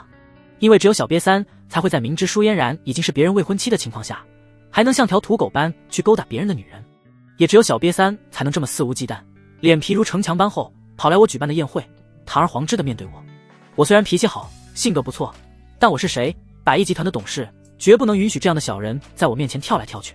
是谁品行卑劣，不知廉耻，大家应该都有目共睹。OK， 说完叶晨的事，接下来到舒家。先不说舒正纯这对夫妻在我父亲丧礼上闹事，就说舒嫣然作为我的未婚妻，我对她不错吧，要风得风，要雨得雨，我投在她身上的钱至少都有10亿，用10个亿去追一个女人，好莱坞顶级女星都追到了吧。当然我不是说我有钱的问题，而是想表示我对她足够尊重了。而她呢，作为一个未婚妻，我父亲病重的时候从未去看过一眼，甚至就连打电话问候都没有。这都算了，我都能忍。但她呢，作为准儿媳妇，却在家公丧礼这天这么重要的日子不来送葬，而是去和野男人，也就是叶晨这位小瘪三幽会。我是个男人，也是一位儿子，我无法忍受这样的事情发生。你们舒家人都当我好欺负的吗？周晨说，在演讲时其实内心并没有太大的波澜，他只是觉得有趣，看着男主和女主那呆滞的表情，暗自好笑。但为了表演，他不能笑出声，只能继续声情并茂的道：我本不想和舒家人见面，中断了一切和他们家的联系，本想就这么平静的将所有事情接过，但他们却不肯罢休，仍旧上门来欺负人。说完后，周云转头偷偷的对景婉宁笑，然后暗暗点头。景婉宁看着周云的表演，一时间也都呆住了。他记得周云之前说要切断舒家联系的时候是那么的平静，而现在要不是了解周云早已经对舒家失望透顶，根本不会在意，他还真以为周云很痛苦。但他没忘记任务，继续播放偷拍回来的照片。幕布上，舒嫣然与叶晨的照片不断播放，其中还有拍照的侦探刻意将两人照得很亲密，借错位来拍出拉手靠近的照片。当照片播放到最后一张照片时，全场哗然，如同突然煮沸的海水般，整个会场都炸开了锅。他们全都发出惊叹的声音，觉得这件事实在太匪夷所思了。堂堂雨辰集团未来的少夫人，周云的未婚妻，竟然能这么不要脸。所有名流权贵看着幕布上的照片，只觉得一股难以言喻的怒气不停地翻涌而上。真他妈不要脸啊，已经有了未婚夫还去找别的男人。原来舒家人是这种嘴脸，亏我刚刚还对他们有那么一点同情，现在看来周董才是受尽委屈。同流合污，竟然还有脸来找周董，还大吵大闹装委屈。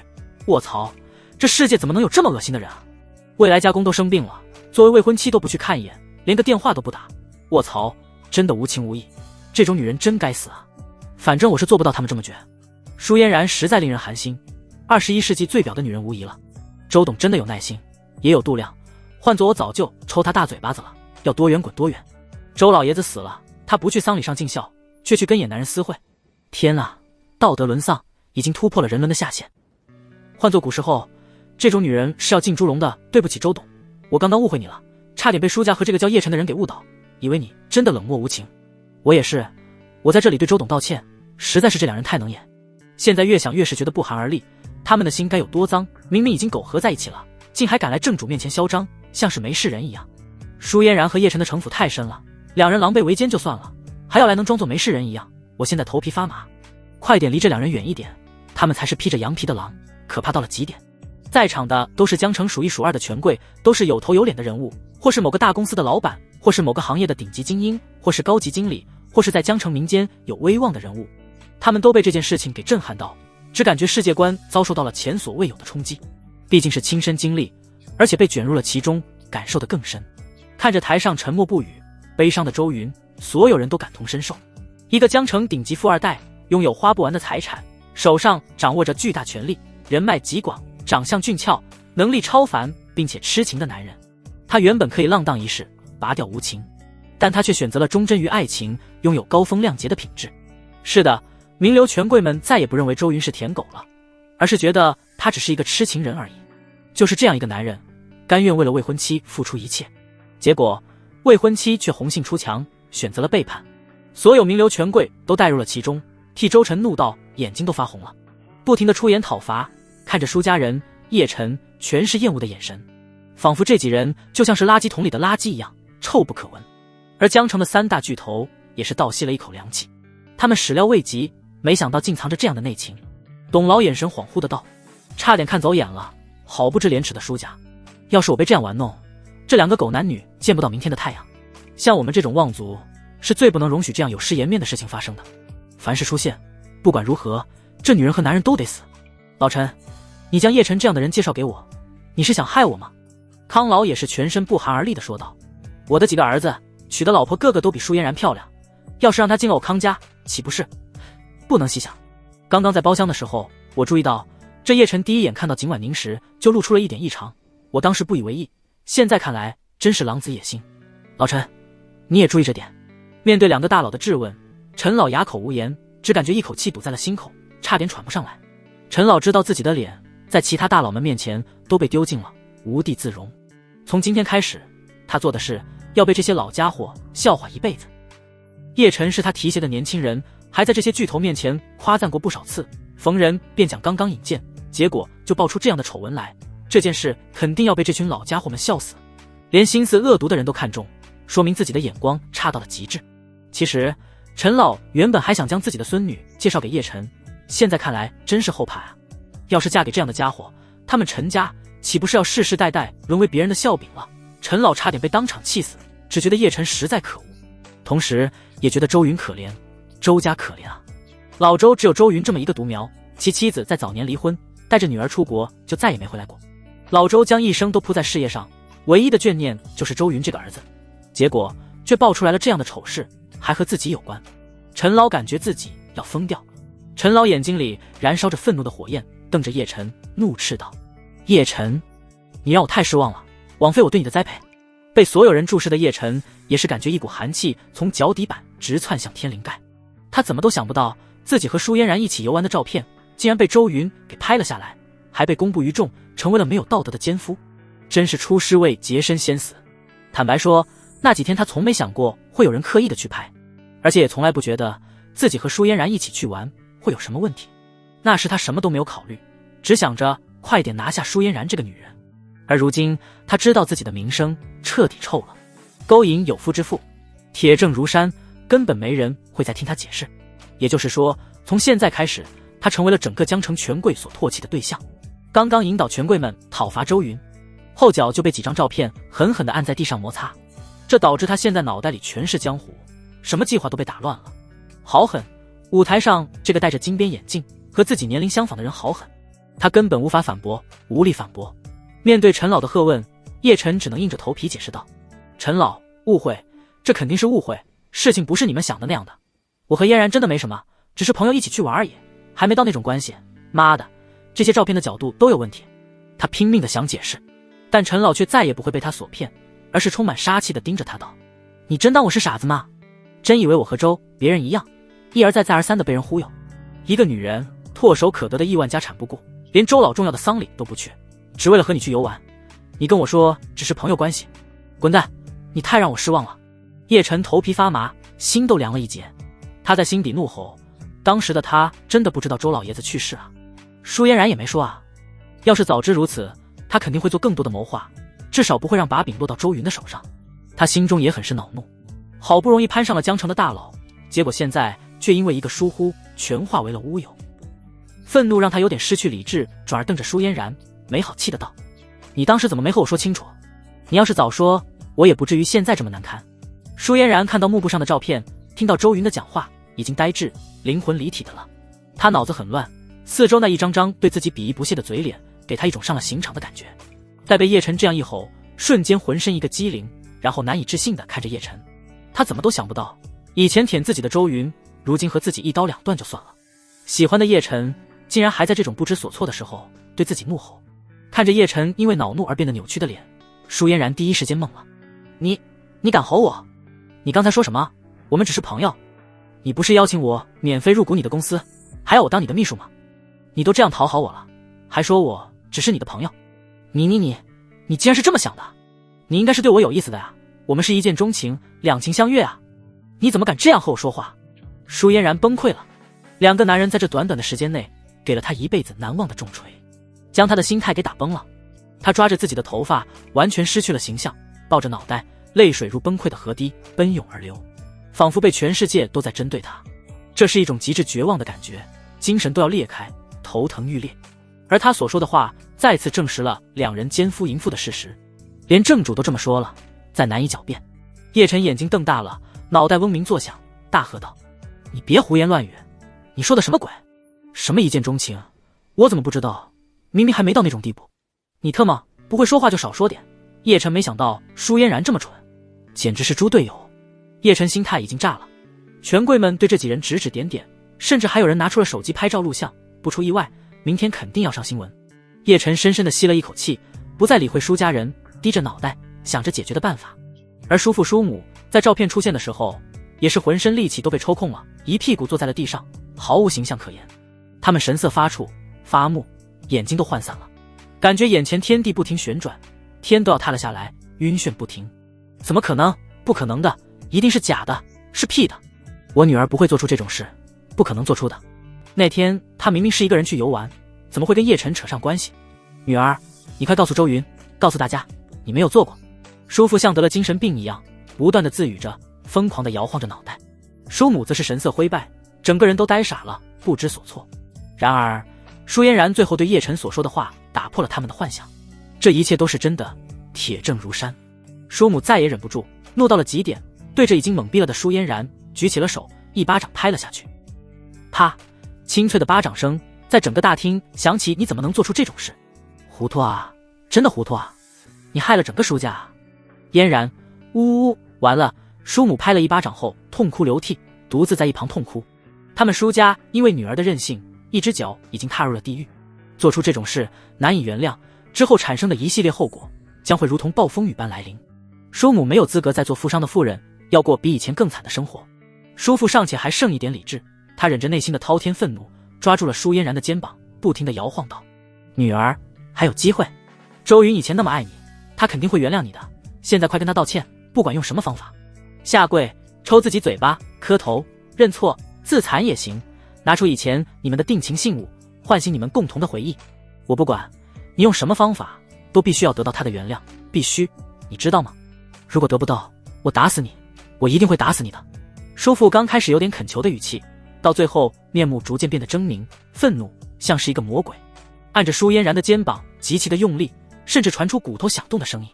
叔父承受不了这样的后果，他宁愿让女儿去死，也要保住荣华富贵。女儿死了，大不了再找其他女人生一个，只要有钱，根本不缺女人。但发财的机会只有这一次。叔父富贵过，那么的富有，有过奢靡的纸醉金迷的生活，也就不想再回到穷困的日子。他回不去了，宁愿去死，也不想再当过普通的日子。而这次他连普通的日子都过不了，欠下了巨债。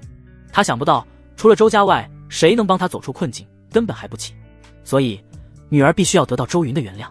舒嫣然被抓得生疼，神情恍惚，听着父亲的话，他无比的混乱。面前疯癫的父亲，所有人鄙夷的眼神让他觉得是在做噩梦。他下意识地照着父亲的话去做，踉踉跄跄地跑到了舞台下方，泪眼模糊地抬头看着上方冷漠的周云，央求道：周云，我错了，我们回到以前好不好？我答应你，我们马上就结婚，过你所说的生活，行了吧？你那么爱我，肯定会原谅我的，对不对？快下来，我们回去，今天什么都没发生。舒嫣然不知道自己在说什么，只是觉得她的形象彻底毁了。但这没关系，只要今晚上回去睡一觉，明天什么都好了。她期待地看着周云，觉得下一秒周云就会变得温柔，然后走下舞台，牵起自己的手，离开这个伤心的地方。然而却事与愿违，周云只是冷冷地瞥了他一眼，便不再理会，甚至都没回答他的话，将他当成了一个透明人。周云继续说道：我很悲痛，对舒嫣然已经彻底失望，我不会再对她产生丝毫怜悯。做错了事总要付出代价，因此我决定取消与舒嫣然的婚约，并追讨在与她交往的过程中的花费。当然一些小钱我就不计较了，但我被他所骗走的海神之心必须要还回来。话音落毕，景婉宁默默走下舞台，来到已经如木偶般的舒嫣然身边，将价值1亿的海神之心项链从其脖子上取下。当景婉宁走后，舒嫣然才反应过来，看着自己空空如也的脖子，心痛得无以复加。他双眸瞬间血红，状若癫狂，像个泼妇般朝着景婉宁追去，嚎叫道：还回来，海神之心是我的，你凭什么把它拿走？你这个强盗，你们所有人都是强盗，快把他拦住，他抢我的东西了，天杀的不要脸的臭女人。然而他还没走几步，就被眼疾手快的安保拦住，死死地摁在了原地，难以寸进。他精神开始不正常了，完全忘记之前对其他人说过的话。如果有她的闺蜜在场，肯定会记得在同学聚会时，她曾经说过根本不在乎钱，也不在乎价值1亿的海神之心钻石项链，当时还想把海神之心扔掉。结果当真的失去海神之心的时候，她内心的丑恶立即暴露，表里不一，哪里是舍不得，完全是将海神之心当成了命根子。看着她这副嘴脸，宴会厅中立即响起此起彼伏的嘘声，名流权贵们也为周云的决定拍手鼓掌。做得好，早就应该取消婚约了，娶了这种女人肯定会被闹得鸡飞狗跳，鸡犬不宁。谁要是娶了舒嫣然，就是真正的家门不幸。周董果断机智，趁早断个干净，眼不见心不烦。价值上亿的海神之星挂在舒嫣然的脖子上，真是侮辱了这颗钻石。舒家人倒霉了，周董正式公布，没有回转的余地。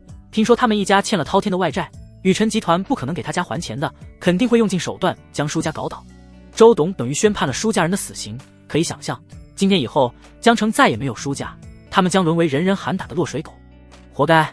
看到这里，我真是狠狠吐了一口气。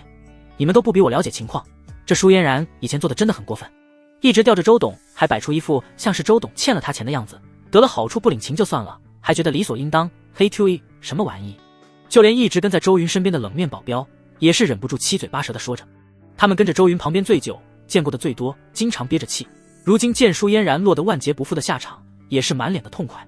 宾客们哗然，纷纷称赞周云做得好，换作是他们肯定会做得更狠。许多人都觉得很解气，看到舒家倒霉，有些人为了不被舒家连累，连忙打电话给公司的人，让他们立即断绝与舒家的关系，并且少接触这种人。而舒家父母此刻已经变得浑浑噩噩了，当面解除了婚约，那就是说从现在起，女儿不再与周家有任何关系，从此大道朝天，各走一边。女儿的哀求也没有任何结果，连海神之星都被拿走，还能剩下什么？叔父眼神凶狠地盯着自己的女儿，心中涌出莫大的恨意。他不敢恨周云，只恨女儿为什么要一直拖着，早点结婚也不至于发生这种事。又不像古代，现代的订婚书根本不牢固，古代还要写退婚书，现代只要不登记，随便就能解除关系。更让叔父可恨的是，女儿不仅仅吊着周云不结婚，连床上关系都从未发生过。如果两人生米煮成了熟饭，他现在还能威胁，但舒嫣然仍旧是处子之身啊。叔父叔母绝望了，不知道该说些什么，只能呆坐在原地。而台上的周云则是拿出了海神之星的发票，说道：这是我当时拍卖海神之星的凭证，上面写着我的付款名字，因此证明这颗钻石是我所有，我只是拿回属于我的东西。有了这个证明，也就不怕舒嫣然后面打官司了，绝了他们将海神之星拿回去的想法。在说完与舒嫣然解除婚姻关系后，周云淡淡的说道：当然，我并不会因为糟糕的关系而影响到公司的正常运营与决策，我司对所有合作伙伴一视同仁，哪怕在发现舒嫣然做出红杏出墙的事情时，我从未想过因此而影响到与舒家的合作。之所以这么做，是我发现舒家在合作期间利用假合同诓骗集团，用空壳公司暗中转移集团的资金，给工地运送假材料的同时，与公司员工做假账，并且所有材料以次充好等等，因此直接导致一些建筑在完工之后产生了巨大的安全隐患，墙皮脱落、楼层倾斜、楼板坍塌等，让宇辰集团蒙受了巨大的损失。鉴于此恶劣行为，宇辰集团才宣布中断所有与舒家的合作，与我个人的情感问题没有直接的关系。舒正纯，你先别急着辩解，接下来我的助理金小姐将在大屏幕上播放所有舒家的罪证。今晚您将海神之星放好，按下按钮，幕布上的照片便消失，随即出现的是一张张文件，上面还贴着舒家送来的材料的照片、建筑安全隐患照片等，与一些电话录音。录音里是叔父与宇辰集团的工作人员私通的聊天，谈及到了如何分赃钱。人证物证俱在，舒家根本无从抵赖，只要上交法庭，一告一个准。周云看着舒家人逐渐变得如死人般的神色，没有感情的继续说道：我司将拒绝支付舒氏公司的任何款项，并且要求舒氏公司赔偿我司的损失。这份材料在今天下午已经送到法院，也就是说，舒家不可能再从宇辰集团这里拿到一分钱。前期投入的所有成本亏得毛都不剩，还到欠宇辰集团巨额的赔偿，粗略一算的话，至少得10几亿的亏空，还有10几亿的外债。舒家的现金流最多也就2、3亿，这些早已经投入南街商业区了，现在是手上根本没有多少现金。而且法院肯定已经受理，以周家的能力，现在舒家的所有银行账户全部都被冻结了。舒家3人因为要准备宴会，所以没有发觉，他们彻底完了，当场宣布破产，还要面临牢狱之灾。而名流权贵们听到这话，眼睛顿时放亮，惊叹不已。不愧是百亿集团董事长，讲究的就是一个公事公办，绝不掺杂任何私人情感。这样看来，舒家确实有取死之道，用此料充好料，这要是出事，就是不知多少无辜人命。舒家人好狠，完全将人命当成了草芥，心性恶毒，令人生厌。幸好周董及时发现，要不然被舒家这种蚂蟥吸血，再大的公司都要倒闭，这下舒家真的彻底完了。这种丑事一旦公布，他们绝无可能翻身，政府会限制他们的出行，连离开江城跑路都难。咦，说曹操到，法院的人来了，看他们的样子，应该是带着传票来的，速度好快啊！活该！就在此时，宴会厅来了几位法院的工作人员，他们问侍应生那几位是舒家的人后，立即便朝着他们走去。名流权贵们全都让开了一条路，果然是来发传票的，跟魂不守舍的苏正淳说了些什么，接着拿出几张文件让他签字。办好后，法院的人看着在场的权贵们，眼底也是露出了羡慕的目光，特别是舞台上的周云。而叔父手里拿着传票，一阵无力的挫败感蔓延全身，他头脑晕乎乎的，眼前都出现了幻影。叔母倒是干脆，直接晕了过去，像个尸体一样躺在冰凉的地上。这是舒家不可承受之重，无力回天。周云等到工作人员离开之后，他才说道：好了，闹剧该结束后了，安保，把舒家的人带出去，不准他们再进来。话音落毕，10几位穿着西装的壮汉将已经没有力气的舒家人给架了出去。他们没有反抗，毕竟事情转变成这样，已经没有脸面再待下去了，只想早点离开，躲避所有人，找个安静的地方缓和，重新想办法。当舒家人离开之后，宴会厅内再次热闹了起来，许多人交头接耳，交杯换盏。今天发生的事情太震撼，有很多话想找人讨论，发泄刚刚受到的吃惊情绪。而这时，董老、康老这2位大佬默默地离陈老远了一些，眼神中出现了抗拒感，显然也被这件事情给弄得很不爽。虽然说罪魁祸首是舒家人，但陈老带来的叶晨也参与其中，而且这个叶晨差点就和自己沾染上关系，要是真发生了，后果不堪设想。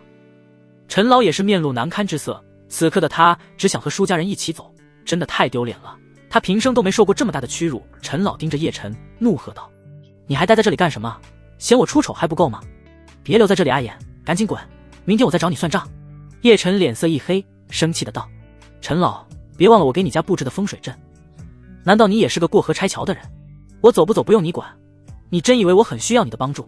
陈老听到这不客气的话，气得想动手打人，但这里有很多人看着，又不能失了风度，不然更丢脸。他冷哼一声，决定等这件事情过后再算账。江城会馆门外，舒家的人被轰了出来，叔父、叔母、舒嫣然3人没有魂魄斑斑呆呆站在门外。宴会厅内灯红酒绿，嘈杂声一片，里面是江城的权贵中心，而他们本来也能挤入其中，如今却被隔离在外，恍如隔世。走，快走！冷风吹了过来，叔父打了个寒战，突然想起了什么，眼睛不住的左右看来看去。附近的树下，一个个债主正在等候着，舒家人出来后也是慢慢围拢了上来。之前进入会馆前，舒家人就被堵住，最后忽悠周云慧还钱才躲过一劫。现在舒家被周云断了关系，账户又被冻结，还被限制了出行，身上除了一点现金外，根本没有钱再还了。可怕的是，法院的传票不仅仅是公司的法定责任人叔父，还有其他几张传票分别是给舒母和舒嫣然的，也就是说3人现在都没钱了。要是被债主堵住，今天就别想走出会馆的停车场。说时迟那时快，叔父立即拉着舒母和舒嫣然撒开腿就跑，也不知道哪里来的力气，竟然跑得飞快。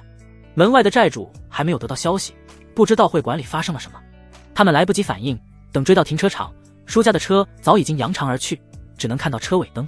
卧槽，这家伙怎么跑得比兔子还快？他怎么见我们就跑？不是说好等出来后就能恢复跟宇辰集团的合作，并且能还我们钱了吗？会馆里发生了什么？有没有人能告诉我？妈的，我现在一脑门的问号。该死，不会发生意外了吧？舒家人这么早就出来了，而且我刚刚看到是被安保推出来的。会馆有人出来了，快去问问。这些没资格进入会馆内参加宴会的商人连忙跑到了会馆门前问情况，现在他们一脸懵逼。而刚从会馆里赶出来的也是舒家的债主，他们经历了一切。舒家的人呢？出来的富商问外面的人道：刚刚坐车走了。有人回答道：你们干什么吃的？怎么能让他跑了？快去追他，晚了就来不及了。富商大吼，看着外面的债主气不打一处来，疯狂的怒喷道：等等，你先告诉我们会馆里发生了什么。有人急问。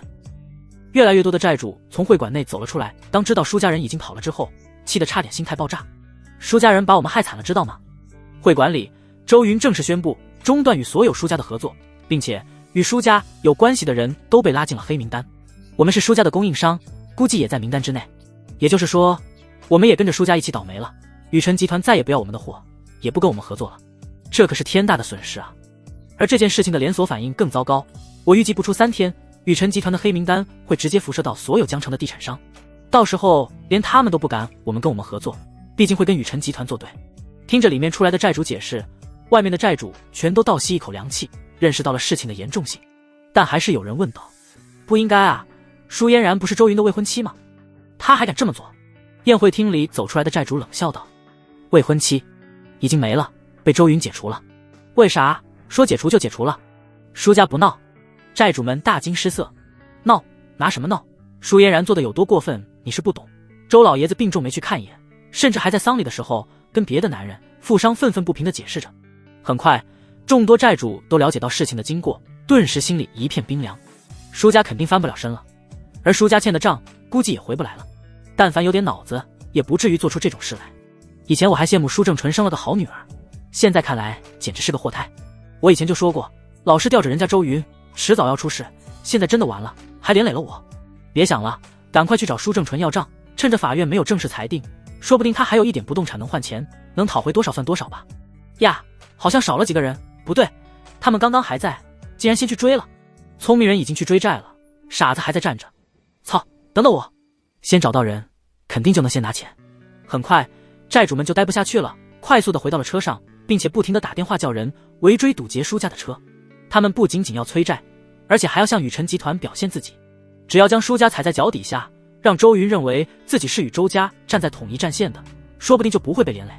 这就叫投名状。而舒家就倒霉了，这些商家、供应商等遍布整个江城，所能运用的力量非常庞大，将追得他们上天无路，入地无门。与此同时，宴会厅内，叶晨还未走，鹤立鸡群，成为了下一个被权贵们指指点点的人。非常佩服叶晨的勇气，竟然敢当面怒对陈老，真是不想活了。叶晨感受到权贵们的目光，仍旧临危不乱，朝着上面的周云说道：舒嫣然还没真正嫁给你，她的身份仍旧是单身，公平竞争，我问心无愧。权贵们都惊了，从未见过如此厚颜无耻之人，关键是叶晨还能说得这么坦然，好像真的错不在他一样。真不要脸，人家都快结婚了，说是单身，真是极品啊！他为什么能说出口的？这份无赖的心性无人能比。叶晨浑然不在意周围人的目光，而是继续说道：我说了公平竞争，绝不是人品有问题，所以你不要用这种事来污蔑我的风水不行。周云，在污蔑人的同时，希望你也能拿出证据来，否则请你收回之前所说的话。你说我的经理地有问题？哼，无知。叶晨觉得虽然被周云给将了一军，但他觉得自己还能在风水秘术方面找回面子，毕竟风水秘术是系统给的，绝不可能出错，他极其有信心。你周云不是利用舒嫣然来攻击我的名声吗？那我就用你的嚣张狂妄反击。陈老在一旁默不作声，因为他也承认叶晨在风水方面确实很厉害，所以只是安静的继续看着，并不打算插手，只等往后再跟叶晨算账。而周云则是风轻云淡的回答叶晨：既然如此，我就让你明白你的水平有多么的差劲。你找的葬地是经理地没错，但经理地的旁边暗藏着一块麒麟地，所有的地气气母全部都被麒麟所吞光。麒麟是走兽中的王，经理却是水兽，根本无法阻挡麒麟，就像是没了水的鱼，活不成。你是不是还想说鲤鱼只要越过龙门就能和麒麟抗衡？但是没有水，你怎么越龙门？到头来不过是废地罢了，整条经理也只是咸鱼而已。也就是说，这块葬地甚至还不如野外随处找一块地埋得好。学艺不精就不要出来卖弄，害人不浅仍旧怡然自得。乖乖回去再读几年书，以后不要再说自己会风水了。周云眼神深邃而沉静，用一种老师的姿态批评着，身上涌现出一股强烈的压迫感。叶晨被当头一击，感受沉重的压力，在他眼中，周云的身形突然变得无比的高大。是系统奖励的风水秘术出了问题吗？不是，那经理地是存在的，本身符合风水秘术的原理。错就错在他没有细看，忽略了经理地附近藏得极深的麒麟地。但是叶晨不愿意相信哪里有麒麟地，毕竟他没真正的看到过。周云说有就有，呵呵，不可能的。叶晨想通了这点，狠狠地道：你说了这么多，空口无凭，麒麟地在哪？周云哈哈笑道：那我就让你看个明白。打了个响指，景婉宁顿时会议，幕布上出现了一个无人机拍摄的视频，画面中青山绿水，整个虞山的地脉囊括其中。随着画面逐渐拉近，一块在群山环绕的龙地出现在众人的视野中，景色很优美，但在场绝大部分人根本看不出什么区别。只有叶晨突然面色煞白，急急地倒退了数步，双手都在微微颤抖，表情充斥着难以置信的色彩。众人看到他的表现，顿时明白了哪里真有一块麒麟地。而叶晨真的学艺不精，随意挑选一块烂地就说是风水宝地，还要了极高的价钱。联想到刚刚他那一副极度自负的嘴脸，顿时所有人都忍不住嗤笑了起来。而叶晨眼珠子就像是拉了发条一样，不停地扫视着画面，想要找出破绽。突然他乖戾地哈哈大笑道：你错了，这个麒麟地也是死的，这是囚笼，麒麟根本出不来，除非能修建一条通道脱困，这就不劳你费心了，我已经让人造了一条玉石天梯。周云提前替叶晨解释，上千米的玉石铺路将麒麟接引而出，笑傲四海八荒，造价极高，一般人就算选到了这块墓地，也无法让其发挥出作用。别问就是有钱，直接造了块玉石路到山顶，何等的豪气！整个宴会厅都震颤了，简直是毫无人性，古代王侯坟墓也不过如此。周董牛批，看来周董说的是真的，因为那个反驳周董的男人已经面无血色了。厉害啊，没想到周董还会风水，佩服，又有钱又努力，不出手则已，一出手直接就是碾压。虞山的玉石铺路肯定要成为著名的景观了。这个叫叶晨的人在周董面前班门弄斧，耍小聪明，没想到碰见了大师。我就看不惯这种自以为是的人，狠狠地弄他。只点一块烂地就能搞到500万，我上我也行。快看，叶晨脸都黑了，还想着反击呢。随着周云的解释，全场都惊叹不已。能被陈老视为上宾的叶晨自然是有2把刷子的，然而在周云面前却还是不够看，降维打击，直接指出了错漏。所有人都无奈了，连这种知识盲区周云都懂，今后谁还敢说他不学无术？董老、康老等巨头也是在心底将周云的重要性抬高了几位，隐约成为一个平等的竞争对手了。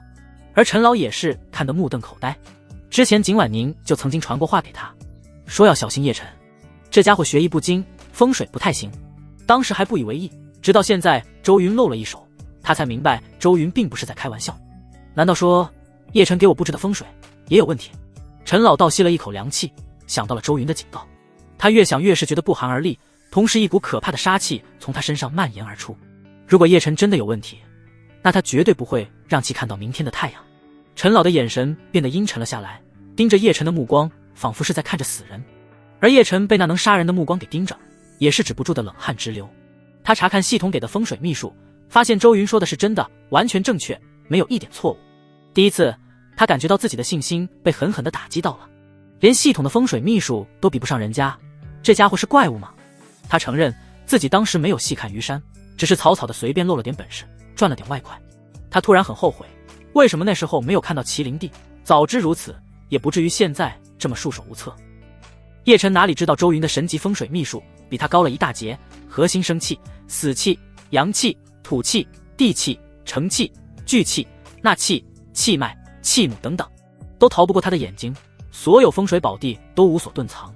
叶晨输得不冤，他后背都被冷汗浸透，但却仍旧嘴硬，没有认输。他心里很乱，知道这里不能再待下去了，默默地低着头转身往宴会厅外走去。旁边传来一声声鄙夷的话语，他都不理不睬，只是拳头紧紧地握住了。别以为我只会风水秘术，这不过是我其中的能力之一。叶晨看着地板，眼神阴晴不定。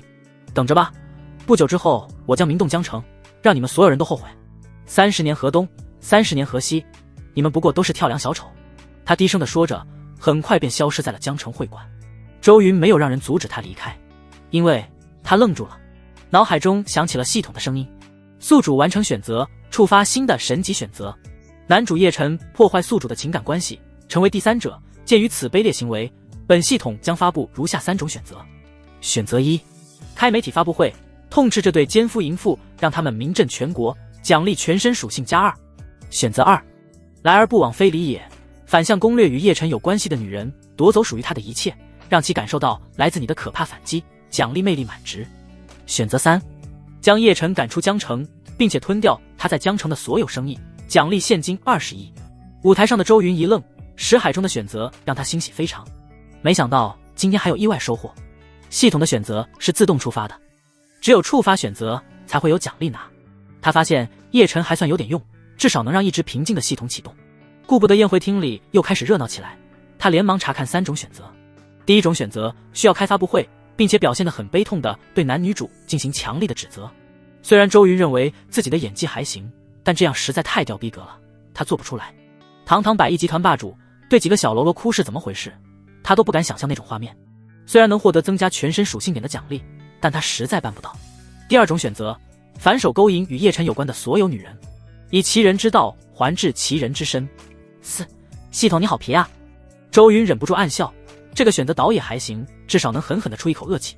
叶晨事业刚刚起步，在江城人生地不熟，按照剧情来看，目前他除了舒嫣然之外，没有遇到其他红颜知己。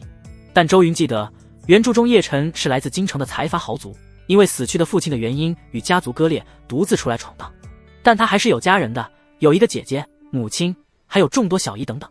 不过，关于这些女人的描述很少，寥寥无几，所以周云也并不知道她们长相性格如何。这个当作备用选择吧，如果第三个选择不符合心意，那就不用犹豫了。周云这样想着，接着看向第三个选择，将叶晨赶出江城，并且吞掉他的所有产业。这个选择不错，就算系统不提示，他之后也会对男主下手。毕竟他作为一个反派，已经与男主结仇，不死不休的那种，将其赶尽杀绝也是情理之中。不过第三个奖励也太逊了，才20亿的现金。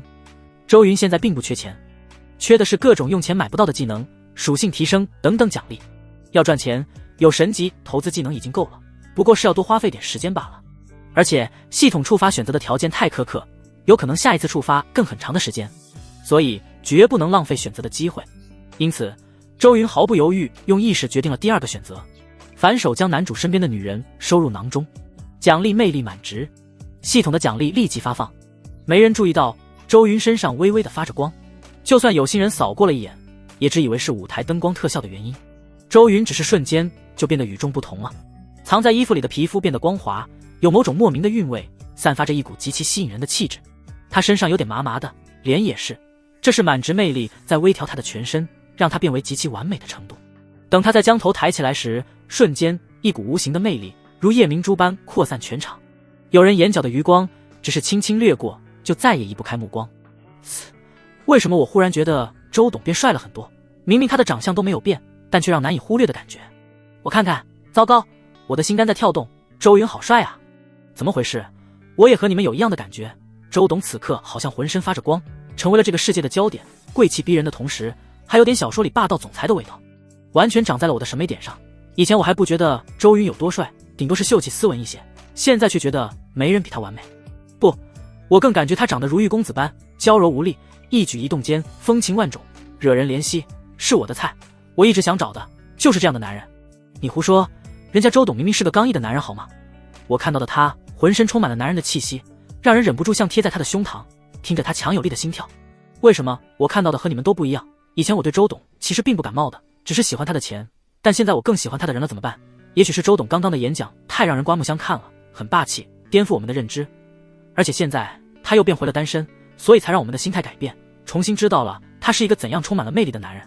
对哦，周董现在是单身，长得又好看，而且又有钱，我要是能和他共度良宵，不敢想。我承认，我开始越来越喜欢周董了，你们不要和我争。啧，也不看看你什么资质，你的样貌连舒嫣然的婊子都比不上，人家会看上你，要我说，周云应该是我的。满值魅力焕发之后实在吓人，宴会厅的所有女人都是眼眸中含着星星，闪闪发光，一眨不眨地盯着舞台上的周云。大部分都是被邀请来的富商的女伴、情人、女儿等等，不管什么女人，上至妇女，下至少女，周云都通杀。他们根本移不开目光，眼神逐渐迷离了起来，不知道在幻想什么。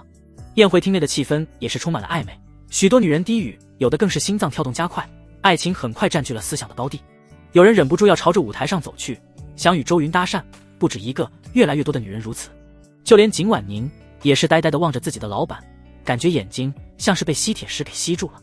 周少爷，你好像变得不一样了，好奇怪，你明明还是以前的样子，但就是有种让人说不出道不明的气宇。现在的你让我的心好像空了一块，而这一块只有你。景婉宁不由自主地说着，但不到3秒，她的脸又红了，像个苹果，手指紧紧地抓着衣服，不停地羞恼。她从小到大都没说过这么害羞的话，这还是第一次，而且是对男人说。我怎么会说出这种句子？不应该啊！景婉宁在心底自言自语，但她又忍不住偷偷地看着周云，忽然想起前几天晚上和周云一起加班吃饭，不知道是不是在暗示什么。当时自己还很犹豫，现在却有一点后悔。周云表面平静，内心却哑然不已，满值魅力如此恐怖，他能感受到那些火辣辣的目光，像是要将自己给吞了。视线看向大厅中的女人，不禁头皮发麻。第一次体验就让他有点心颤。已经开始有女人在舞台的入口等着，他下去后肯定要被家暴联系方式，所以此地不能久留。周云心里嘀咕着，然后对景婉宁说道：也许是最近你和我待在一起的时间久了，和我的感情加深，所以改观也很正常，不要想太多。周云打了个哈欠，接着向所有权贵继续宣讲，讲的内容无非是自己刚上任董事，以及宇辰集团最近的决策，还有大的战略方向，如项目的调整、未来的企划等等。当然一些商业机密自然是不会说的，引得众多宾客一阵喝彩，都称赞宇辰集团有周云在，必将如日中天，发展远大。说宣布完后，时间不早了，留在宴会厅这里也无用。周云率先走下了舞台，景婉宁让人将舞台灯光与投影仪关掉，接着紧紧地跟在身后。他礼貌地和所有来宾聊表歉意，接着打算从后门离开。而在他离开宴会厅后，陈老也是识趣地跟在了身后，等到没人的地方才叫住了周云。周云啊，刚刚的事我真的不知情，你别放在心上。陈老充满歉意地道。周云停下身子笑道：没关系，您也是被小人所骗，情有可原。你能这样想最好，从今以后绝不会再帮助叶晨，你放心吧。陈老搓搓手：无所谓的，他不过是个小人物，我不会太关注。周云耸了耸肩：那我有一事相求，今天看了你和叶晨的风水对比，我想起你之前所说叶晨在我家里摆的风水阵有问题，你看能不能？陈老实在有点难以启齿，要不是逼不得已，他也不会开口。叶晨是他带进江城会馆的，这小子却在这里惹是生非，还惹恼了主人，等于是自己弄的麻烦。如果换做别人，肯定已经不给自己好脸色看了。周云却没当回事，这份心性他们这些老家伙都自愧不如，自己还要求周云帮看风水，他都有点不好意思了。但风水问题关乎整个家族，他又不能再随便找人来看。周云又是一尊风水里的大佛，所以只能硬着头皮求了。事成之后，我有大礼物给你，绝对会让你满意的。看在我和你父亲多年朋友的面子上，帮帮忙。这件事等过一阵子再说吧，你也知道我刚接老头子的班，最近很忙。周云不好意思地说道。好，你忙你的，什么时候有空过来都行。陈老也不敢奢望太多，态度变得谦卑。一个风水大家值得他放下身段。没有再说什么，陈老离开了会馆。周云也与景婉宁一起在车队的保护下返回蓝山别墅。别墅内，景婉宁一身疲惫，却仍旧很有精神。这一路上他时不时偷看周云，都成为一种习惯了。书房内，手里拿着海神之星项链，景婉宁问道：少爷，这颗项链怎么处理？我建议拿去重新拍卖，我相信很多人会买的。周云整理着思绪，听到他这么问，没有任何犹豫地说道：送给你了，我留着也没什么用，1亿而已，不是什么大钱。送给我。景婉宁傻眼了，非常意外，这可是1亿啊。他辛苦给工作这么多年，也才只存下几百万，对比很多普通人已经算是富婆了，从没有拿过1亿的钱。而且周云这是什么意思？这种项链一般只送给爱人，就像以前送给舒嫣然一样。难道周云想让自己当夫人吗？一想到这里，景婉宁心脏就砰砰直跳。换做以前，她肯定会毫不犹豫地拒绝。她是一个很有原则的女人，但现在她觉得自己应该是喜欢上周云了，成为这个男人的老婆好像也很不错。周云抬头疑惑地看了心猿意马的景婉宁一眼，愕然道：怎么了？没什么，谢谢你。景婉宁面颊绯红，喜不自禁。周云没想太多，也不知道自己已经让这个女人动心了。在原著中，景婉宁几乎跟一个使女一样，没有男人能让她动心，从头到尾都是一副女强人的形象，所以想攻略景婉宁，周云已经做好了持久战的准备。刚刚得到魅力满值，还没适应，所以也就没发现异常。而之所以将海神之心送给景婉宁，是因为他准备搞一个大项目，这个项目能让他的资产从几百亿暴涨到1000亿的级别。最近政府打算出售江城西北的一块大地，足足2万多亩，无论位置、面积、方向、潜力等等都是一流，简直可以建造一座超级大镇了。但这块地投标起拍的价格，政府也才开价15亿，原因是地的下面有一块沼泽田，建造不了高层建筑，因此价格非常便宜。这个消息很多房产商都知道，竞拍的价格超过太高的话，没人会抢。但他们并不懂，这块沼泽地不深，清理完后就能建造高层建筑，只要请来专家进行更深层次的探测与评估报告，向外一公布，价值直接翻倍不止。更可怕的是，不久后省里就会将这块地选为大学城的地址，价格再翻几十倍。也就是说，这块地拍卖的价格最多也就30亿左右，但拍下后，哪怕不自己开发，转手一卖，至少也能赚上千亿。这可是天大的机遇啊！叶晨就是靠这块地，一夜之间翻身，成为超越江城其他家族的顶级权贵，显赫一时。不久后，叶晨就会得到消息，并且开始准备前来投标。而周云要做的，就是要让叶晨没有钱和自己抢，没有资格与自己竞争。原著中，叶晨就是靠着陈家与董家，从他们身上借钱才能拍下那块地的。现在这个人脉关系已经被自己切断，江城没人敢再借钱给他了。但不怕1万，就怕万一。毕竟对方也是拥有投资系统的男主，赚钱速度惊人，能打压的地方，周云肯定不会放过。而且，说不定过程中又能让系统触发任务，那就大赚特赚了。凭他自己一个人做的话，肯定会手忙脚乱的。有景婉宁的帮忙，就轻松很多。1亿而已，对比1000亿的项目，这点钱已经无所谓了。而且，将来景婉宁肯定会成为自己的女人，她的东西不就是自己的？周云有这个自信。明天之后会变得更忙了。我最近在筹划一个大项目，做成功后，我们雨辰集团便是江城第1大集团，周家、董家、陈家等都不可能与我们相比。在这件事当中，我需要你的帮助，你做好准备。周云温和道。景婉宁将海神之心项链郑重地收好，打算将来当成传家宝。听到周云的话后，他也是认真的道：少爷你太客气了，不管你吩咐什么工作，我都会全力以赴，这是我应该做的。更何况你送了我这么珍贵的东西。说到最后，他没发现自己的脸越来越红了，浑身疲惫一扫而空，充满了干劲。景婉宁突然发现自己有了目标，那就是将周家给推上更高的位置。周云没再说什么，而是拿出一份投标资料，开始解释接下来的项目。当景婉宁听到这块只值30亿的地竟然暗藏着这么大的商机时，美眸都瞪大了，震惊无比。少爷，你说的是真的？这块地下面的沼泽能清理掉？当然，不然我怎么可能拿30亿来开玩笑？少爷，这消息是从哪里得到的？毕竟这你不用管，反正我能确定消息可靠，而且只有2个人知道。不对，现在是你也知道了，应该是3个人。看着周云脸上自信的表情，景婉宁刚想再开口劝阻，但又硬生生止住了。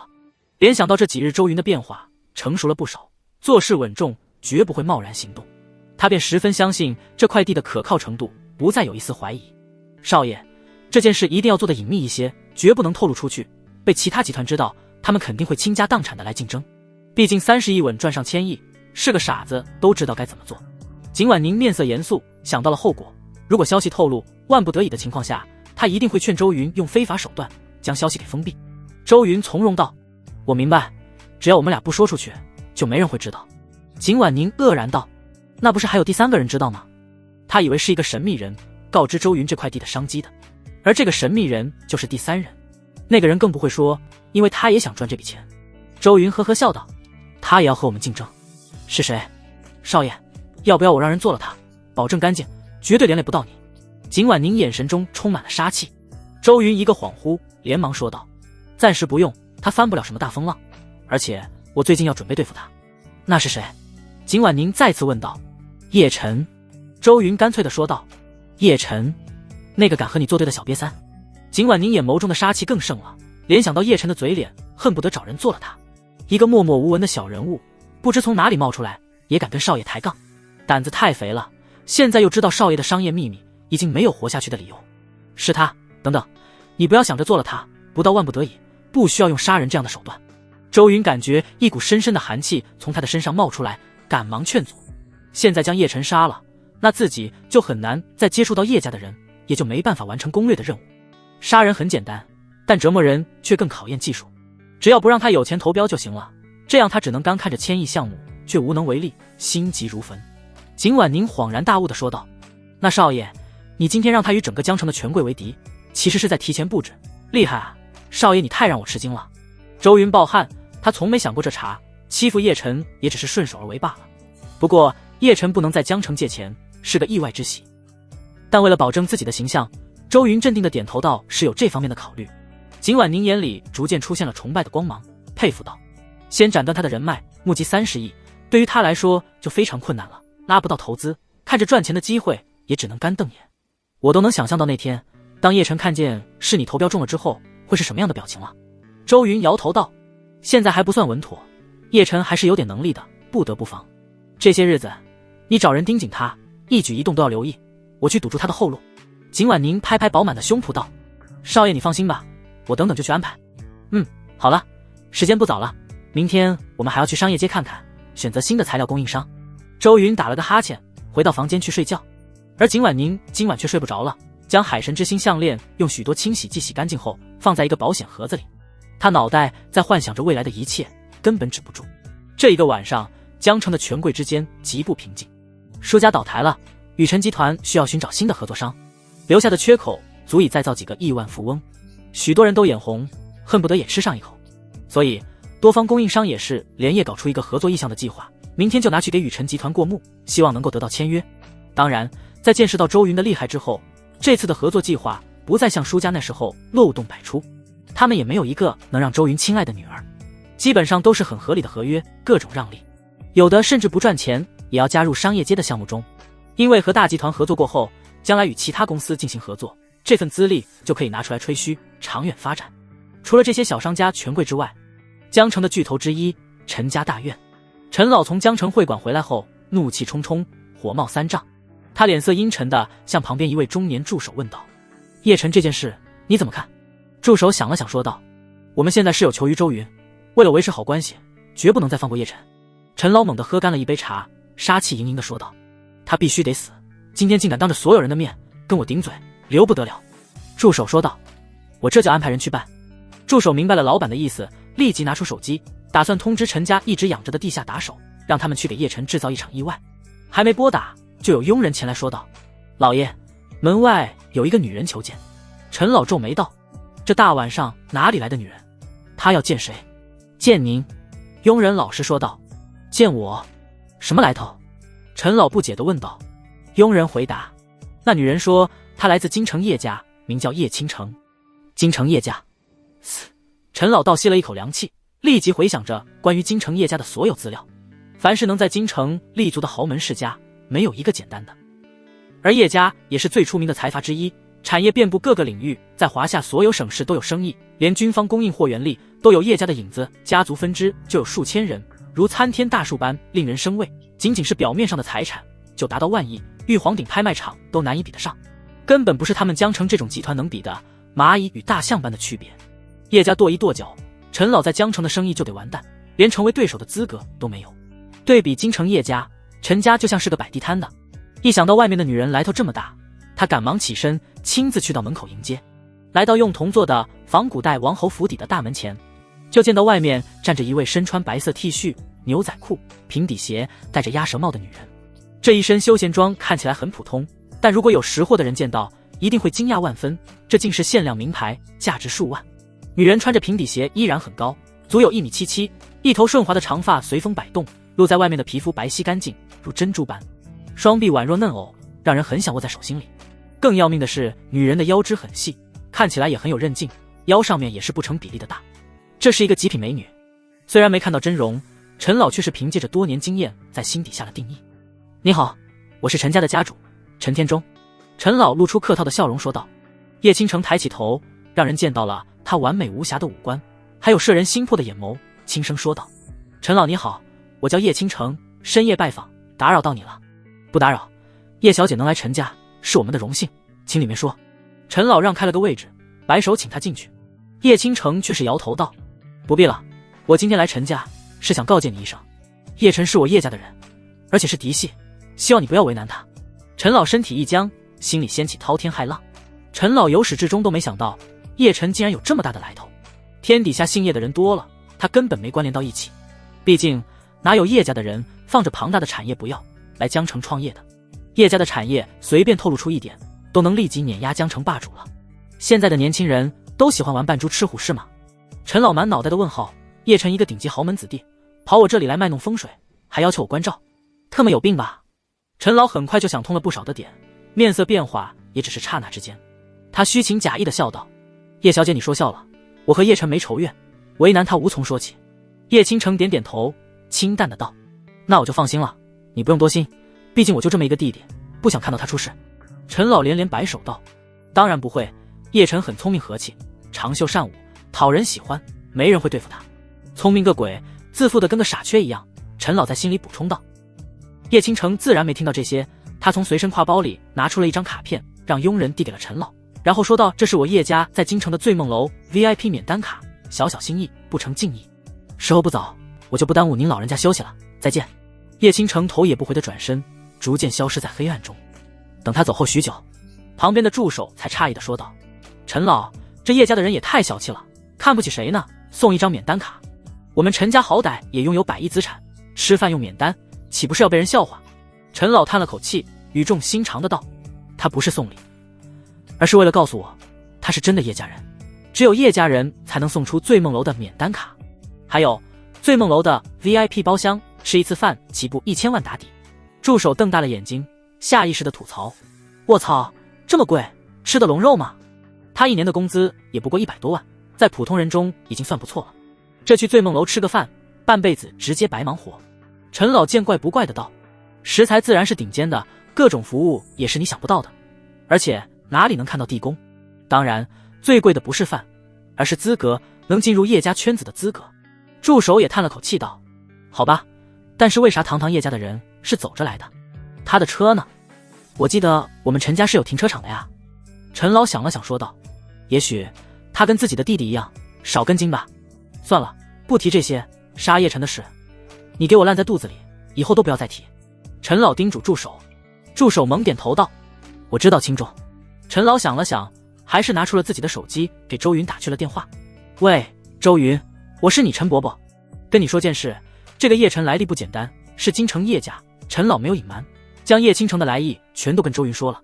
让他意外的是，周云听到后竟显得很平静，像是早就料到了一样，这让陈老实在想不通，难道周云不害怕吗？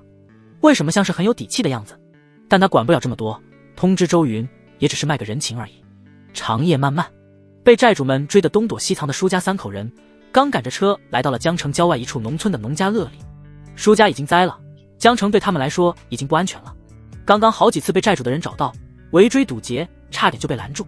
叔父靠着不要命的开车，连闯几个红灯，有一次差点被大货车撞到，这才摆脱追债人，然后赶忙离开了江城，找到了这处农家乐。他们身上的现金也就只剩2-3万，去不了大酒店，只能找一些便宜的农家乐躲一躲。该死，该死，该死！车内，叔父愤怒地拍打着方向盘，差点将安全气囊都给拍出来。狗东西，当初来求我合作的时候，叔哥长叔哥短，现在我有难了，全都在落井下石，妈的！叔父狠狠地骂了一声，然后走下车，看着仍旧在车内发呆的母子2人，真想一巴掌拍过去，你们娘俩还在里面做什么？以为自己是皇后公主啊？要我背你们下来？被叔父不客气地呵斥，叔母和舒嫣然赶忙拿着自己的包包下了车。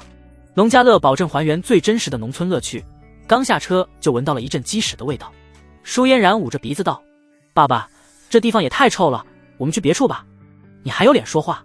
要不是你老是拖着周云，不早点生米煮成熟饭，我们现在能落到这种下场。你还想住哪里？景轩酒店空中花园够不够？那你赶紧去求得周云的原谅，我立马带你去。叔父怒不可遏地咆哮道，惊起了农家乐里的狗叫声。舒嫣然被骂得狗血淋头，不敢还嘴，眼泪又哗啦啦地流了下来，显得很委屈。不争气的东西！叔父暂时不理会他，他的声音引起了农家乐老板的注意，很快便走了出来。叔父商量好价钱，开了2个房间，一家人便住进了农家乐中。房间还算干净，有空调有热水，就是和酒店与家里用品的质量差距很大。从进入房间开始，舒嫣然就一直皱着眉头，心里很不爽，只是不敢说出来。叔父一屁股坐在床上，眼睛死死地盯着舒嫣然，直到把她看得发毛。过来，跪下。什么？舒嫣然惊愕，你耳朵也聋了吗？我叫你跪下。叔父压低着声音骂道。我不跪。舒嫣然倔强的道。他小时候就被父亲罚跪过，长大后这种事情就变少了。直到认识周云后，父亲近乎将他给供了起来，因此多年的养尊处优让他忘记了小时候的痛。叔父眼睛快速的在房间里瞄，想寻找有用的东西，最后还是抽出了自己的皮带。叔母一直在旁边看戏，舒家变成了这样，她作为一个女人也想不出来办法，只有靠自家的男人。但在见到女儿马上又要挨打后，连忙劝道：“女儿，你就听你爸的，跪下吧，快些，不然……”看到叔父抽出皮带，舒嫣然立即慌了神，再被母亲劝说，顿时不情不愿地跪了下来。她满脸泪花，哭道：“我已经求过了，变成这样我也不想，为什么还要我跪下？这件事错又不在我，都怪周云，谁让他这么狠心的？我以前也是这样对他，都没什么问题。谁知道他突然像变了个人一样，我有什么办法？别打我，疼！哇哇哇！农家乐里响起此起彼伏的皮鞭抽打声，还有女人的抽泣与痛哭声。舒嫣然哭得大声了，被叔父用被子捂住嘴巴，继续打，直到全身都是伤痕才罢休。舒嫣然几次都被打得晕了过去，生来第一次承受这样的痛苦。你要是老实一些，周老爷子丧礼那天乖乖的去守丧，也不至于闹成这样。不去就算了，还跟叶晨那小王八蛋混在一起，真他妈丢老子的脸！等老子死的那天，你是不是也带着男人在我的尸体前蹦迪啊？还有什么是你做不出来的？都怪我没有好好管教你，太过放纵。今天我就开始教你什么叫人情世故。啪！这就叫人情世故，你给我记清楚了。叔父撸起袖子，红光满面，浑身都因为甩皮带而大汗淋漓。看到舒嫣然痛不欲生的时候，叔父终于停下了手，然后将眼睛看向一旁默不作声的叔母。叔母如坠冰窟，惶恐道：你看着我做什么？你也过来找打？叔父狠声道：为什么我也要被打？叔母不停地后退。叔父叹了口气道：我打算明天再去周家求求周云，而只有我们凄惨的样子才能引起他的同情，事情才有回旋的余地。我也不想这样，但没办法了。你要是还想过荣华富贵的生活，就听我的，忍得一时就能风平浪静。等得到周云的原谅后，我给你们俩请最好的医生。听到叔父这么一说，叔母仔细地想了想，最后一咬牙道：来吧。不一会儿，刚刚安静了一下的房间里又响起了皮带抽在肉上的声音。叔母皮娇肉贵，养尊处优，也是第一次被这样打，昏迷好几次，浑身都出现了红彤彤的皮带印。叔父累得气喘吁吁道：好了，今晚我们熬夜，尽量显得憔悴些，我就不信周云会不心软。叔母疼得龇牙咧嘴，但还是忍着痛，颤颤巍巍地站起身来道：到你了，我来抽你。我就不用了，随便弄点伪装就行。叔父从叔母的包里拿出一支口红，涂在身上，画出被打过的印记。叔母瞪大了眼睛，一口气差点喘不上来，浑身重重地倒在了床上，痛得他连连高呼，但眼睛却死死地盯着叔父，大叫道：我操你老了！叔父手马上握紧皮带，眼睛一横：你再骂，要不是你惯着女儿，她能变得这么蠢？再者说，我也受伤的话，明天谁来开车去？妈的，全他妈没有脑子！蓝山别墅，这个小山别墅区属于雨辰集团，离市中心不近不远。上半山不对外出售，全是周家的范围，风景宜人，空气清新。早晨，周云在洗漱过后，神清气爽的和景婉宁吃了个营养丰富的早餐。他回想起昨天晚上陈老打的电话，叶倾城竟然这么早就来到了江城，这件事让他很惊讶。按照原本的时间轨迹，叶倾城要到中期才出场，出手救了自己的弟弟，然后带着叶晨返回京城，争夺家主的位置，那杀的叫一个天昏地暗。周云想了想，觉得应该是自己穿越的原因，导致时间线出现了变动，才让叶倾城这么早出场。这个女人在原著中描述并不多，只知道是一个美女，将叶晨带回叶家后就没有太大的出场机会了，全程都是叶晨在装逼，没见过真人，周云也不知道好不好看。毕竟作为女主的舒嫣然，出场机会这么多，结果长相也就和普通明星一样罢了。所以看到实物再做定夺，叶倾城提前来到江城绝不会这么简单，或许会出现许多意外，有时间倒是去会一会他。周云在心底下定了主意。吃过了早餐，在专属的穿搭师的搭配下，周云穿上了一身得体的服装。10几位安保早已经在车库聚集等候，景婉宁也拿好了文件，随时准备出发前往未建好的商业区视察情况。还没走出别墅的门，就有门卫前来报告，门外有3人跪在地上拦路，哭得死去活来，非要见周云一面。景婉宁问清楚情况后，也是哭笑不得，是舒氏一家3口，身上到处都是红印伤口，眼神灰暗虚弱，像是被囚禁了10几天一样，很是凄惨。他让门卫去通知周云，然后独自来到门外观察情况。就见下山的路被3人堵住了，车队出不去，3人衣衫褴褛，在早晨微凉的风中瑟瑟发抖，引人同情。但景婉宁却不会有丝毫怜悯，她本身就是女强人，心性百炼成钢，面露不屑。舒嫣然与叔母泪洒当场，眼神昏聩，估计都不知道自己在干什么，像是得了癔症般呆呆傻傻。只有叔父在哀嚎，不断求情，希望得到周云的原谅。我已经惩戒过嫣然，她将来绝不会再如以前一样骄横。你们看看她身上的伤痕，这将是她一辈子的教训。母亲教女无方，我也有过错，已经自己惩罚过了，以后绝不会再犯，只求周云能给条生路，饶过我们一家。嫣然愿意给你当牛做马，就算不结婚也没关系，当小妾也行，她就是你的仆人。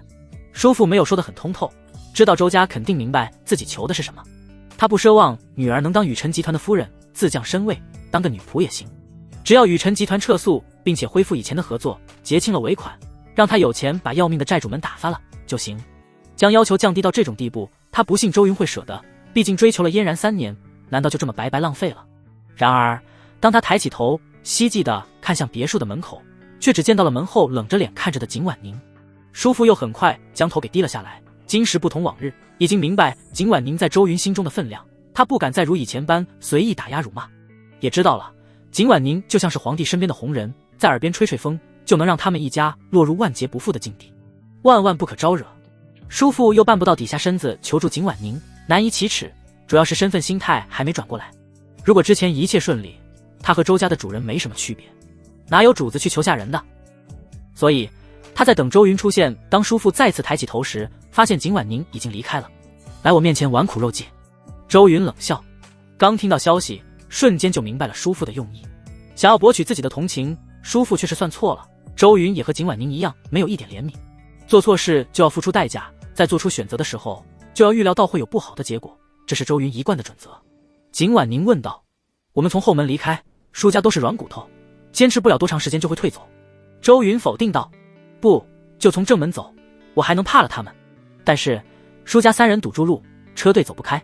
景婉宁想不出办法来，那就撞过去。周云没有感情地说道。景婉宁心惊肉跳道：但如果他们不避让的话，会死人的。景婉宁觉得自己够狠了，但也只会在暗地里下杀手，这么堂而皇之的撞人，难免会多生事端。无所谓，我有办法摆平，大不了坐几年牢。周家这么多年在江城不是白混的，官方也有关系，而且他们聘请的律师足以对付这样的小情况。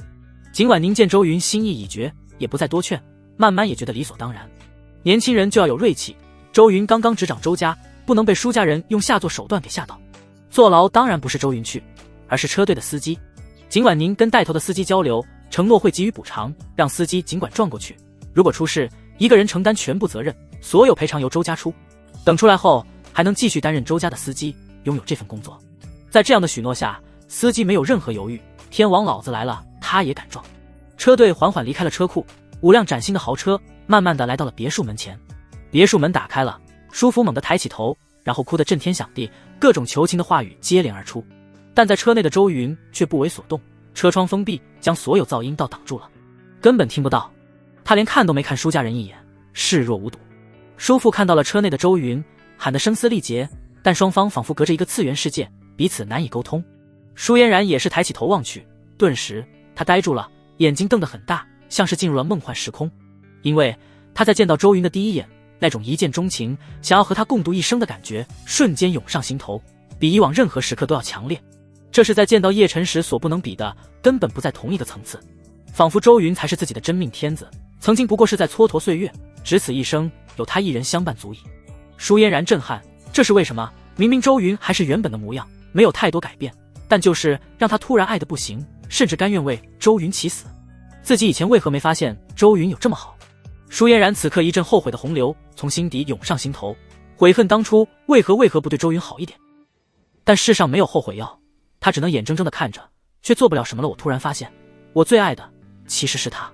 舒嫣然双目流下滚烫的热泪，再次哭得死去活来，在地上打滚，魅力满值，根本无人能挡。而此时带头的司机面对拦在路边的舒家3人，象征性地摁了摁喇叭，速度却没有任何减慢。拦在车前的叔父看着豪车加速的重来，他咬牙，就不信周家敢当面撞自己，但他精神已经完全紧绷住了。很快就在车辆距离他还有5米的时候，仍旧不刹车时，叔父还是败下阵来，骂骂咧咧的道：妈的，他真敢撞啊！靠，周云你踏马还是不是人？王八蛋，畜生啊！说时迟那时快，他赶忙朝旁边一扑，将舒母和舒嫣然推出去，这才堪堪躲过呼啸冲来的豪车，然后眼睁睁地看着车队从身边急速而过。3人狼狈的就像是路边的乞丐般，无计可施，呆若木鸡。直到车队走远，看不到车屁股的时候，舒家3人才慢慢起身，狼狈地离开了蓝山别墅，只能另想办法。周云铁了心，要把我们家往死路上逼啊！都是你害的，你说说你怎么这么废物，连一个男人都看不好，你这个死玩意，我抽死你！下山的途中，叔父又是忍不住怒火中烧，连连教训着舒嫣然。南区商业街是宇辰集团手上最大的项目，建成后会更改名字为雨辰广场，包括各种饮食娱乐、休闲等等为中心。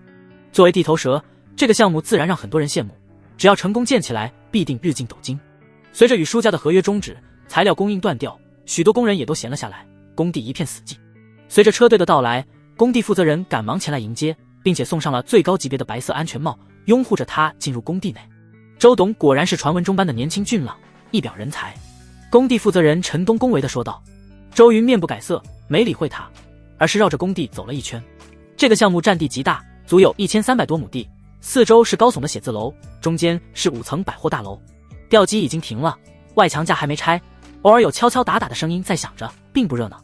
尽快与新的供应商谈合作，将这个项目完成之后，公司要将全部的精力都放在新的投标项目上。进了工地的移动铁皮房，周云对景婉宁道：“将那些厂商的资料拿上来，我选一下。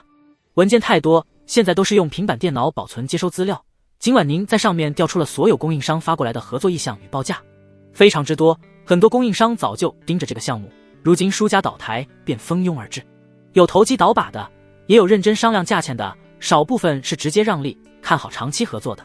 周云挑选了一些价格公道并且有不错名声的供应商，然后便让景婉宁通知今天直接签约了。看了下工地的进展，一切顺利，抛开被舒家搞事的部分，其他都还好。就在这时，周云听到铁皮房附近传来大吵大闹的声音，杂乱无比，像是要把自己所在的房间给掀翻一样。他走出了门，便看到一群工人围了过来，被安保们拦着，不停地哭诉。项目负责人陈东急忙朝着他们说道：“你们的工钱项目结束后自然会全部结清，急什么？今天大老板在这里，你们不要胡闹。之前的钱都还没结清，我已经1年没有拿到工资了，家里上有老下有小，都等着我带钱回去，什么时候才能结清啊？我等不了了。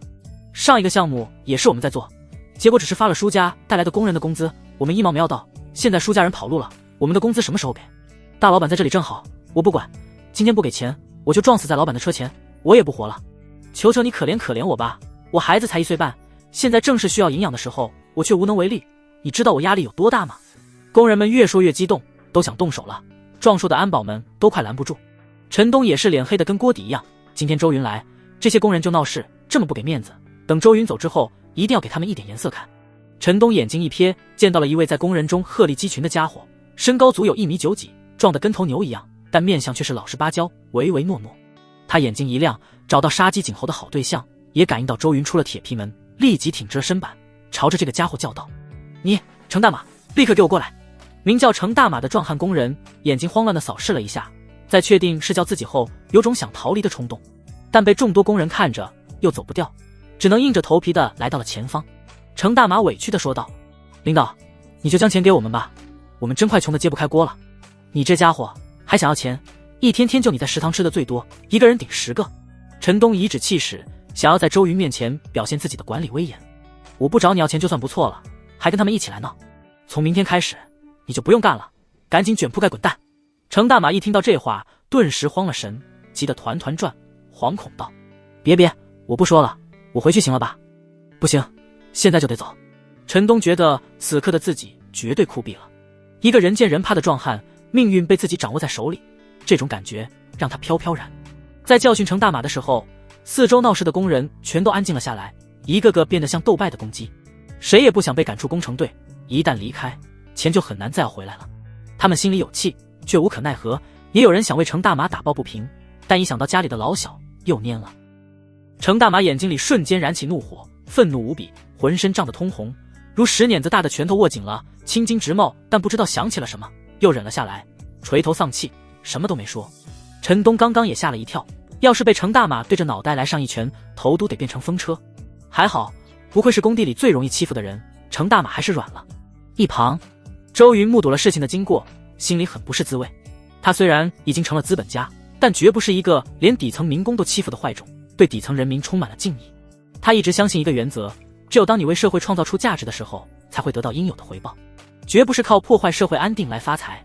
所以当见到这些农民工一个个衣衫褴褛，满脸苦涩的样子，他心底也是忍不住升起了怒火，对于陈东的做法很是不满。然后陈东再次做出了让他觉得卑劣的行为，竟然做出杀鸡儆猴的把戏。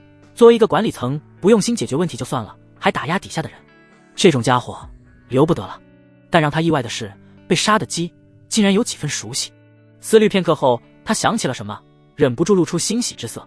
程大马，原著中叶晨的手下干将之一，号称以武力著称的4大天王，个人战力爆表，一个人单挑10几个特种兵不在话下，为叶晨挡刀挡子弹，几次濒死都活了下来，像是蟑螂一样，生命力无比顽强，帮着叶晨办了不少黑暗的事，可以说是他后来商业帝国的功臣之一。没想竟在这里遇见了未被叶晨收到手下的程大马，周云当然很开心。如果自己能将其收服，心甘情愿为自己做事，就能拥有巨大的安全保障，安保团队都比不上程大马一个人重要。仔细地观察着，周云暗暗称奇，不愧是打小练8级拳的，这肥牛般的身板，虬结有力的肌肉，比钢筋还结实的大腿，谁见到他都得埋头走路，根本不敢招惹，刚猛无比。于是周云打着截胡的想法，他朝着陈东招手道：过来说一说怎么回事。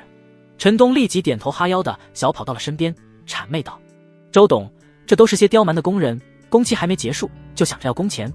周云不悦道：那为什么我听到上一个工程他们没拿到工资，反而是舒家带来的工人拿了钱？舒家的工人已经全部被景婉宁辞退了，这个工地凡是与舒家有关的人基本上被清空。陈东抓着耳朵道：这个说。周云瞪着眼睛呵斥道：因为舒家的人把钱都拿走了，我这里也没钱发，所以。陈东哭道。周云冷冷地说道：所以你被舒家利诱，将事情压了下来，不通知集团，就这样赖着工人的工资不发。陈东顿时冷汗直流。周云年纪不大，但却好像将自己给看透了一样。周懂，是舒家人逼迫的，我也不想。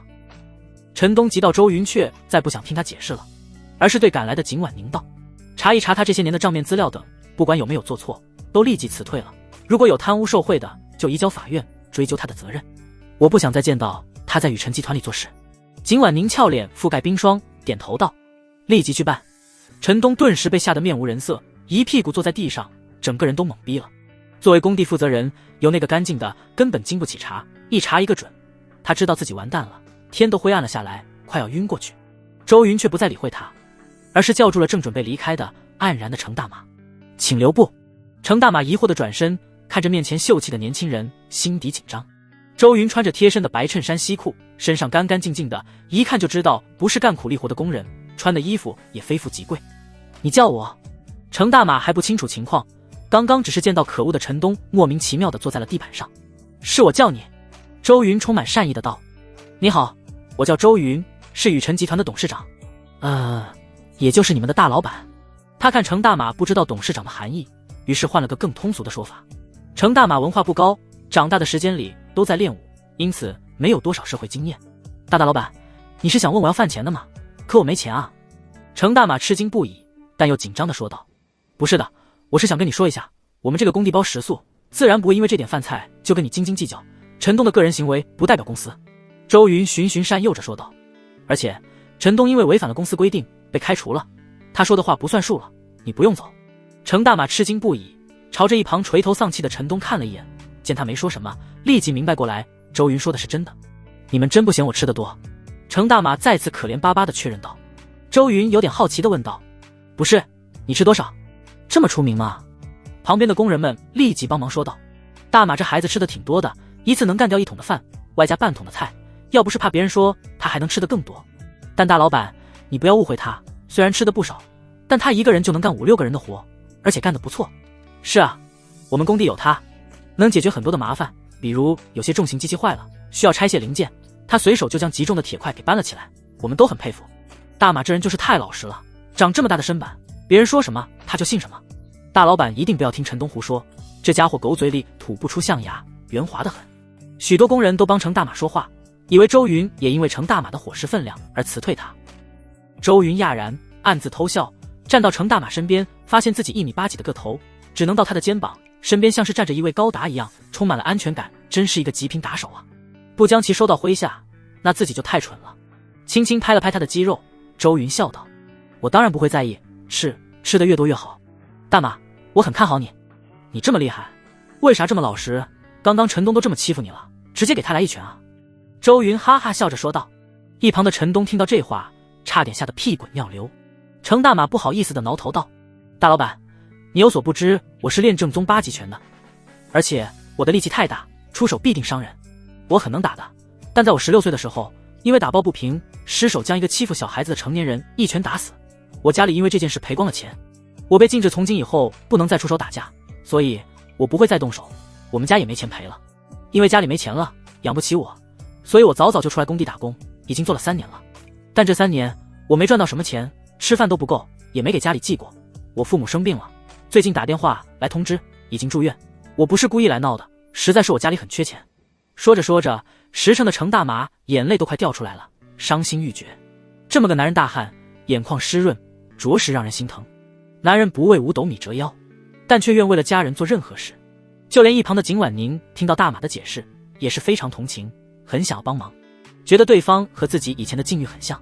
要不是遇到了周家，或许父母已经死了，自己早就成为了孤。少爷，我们帮帮他吧。景婉宁求道。周云灿笑道，不用帮，他自己有能力争取。周云面容严肃地看着程大马，周身透露出一股上位者的气质，所有人都感受到了，都安静了下来。能打很好，但也要有脑子，武力不是万能的，出来混讲的是背景，是势力。周云不客气地说道。程大马一时间愣住了，突然觉得面前的年轻人变成了师傅一样，在对自己说教。大老板，对不起。程大马不知道该说什么，只能委屈地说道。但是周云话锋一转，笑道，来跟我混，背景和势力你都会拥有，从今以后放开双脚，不要再约束自己，我给你兜底。程大马愣在原地，简单的脑筋转不过弯来，仔细地思考话里的意思。旁边的工友们都为他着急，忙劝说道，大马，你还犹豫什么？这可是天大的机遇，快同意啊！被大老板看上，你要发了呀，大马，我要是你立即跪下了。傻子，真的是个傻子，还站着，我都替你着急。程大马恍然大悟，但仍旧老实地说道，大老板，我就只有一身的力气，还有一点武功，我能为你做些什么？周云说道，当我的保镖，保护我的安全，时刻跟在身边，3步不离那种，有任何危机都给我挡在前面。还有，绝对听从我的任何吩咐，我要你往东不能往西，这就是你的任务和工作。大马瞪着铜铃大眼，这么简单？我要求不高，能让我吃饱饭，1个月工资3000就行。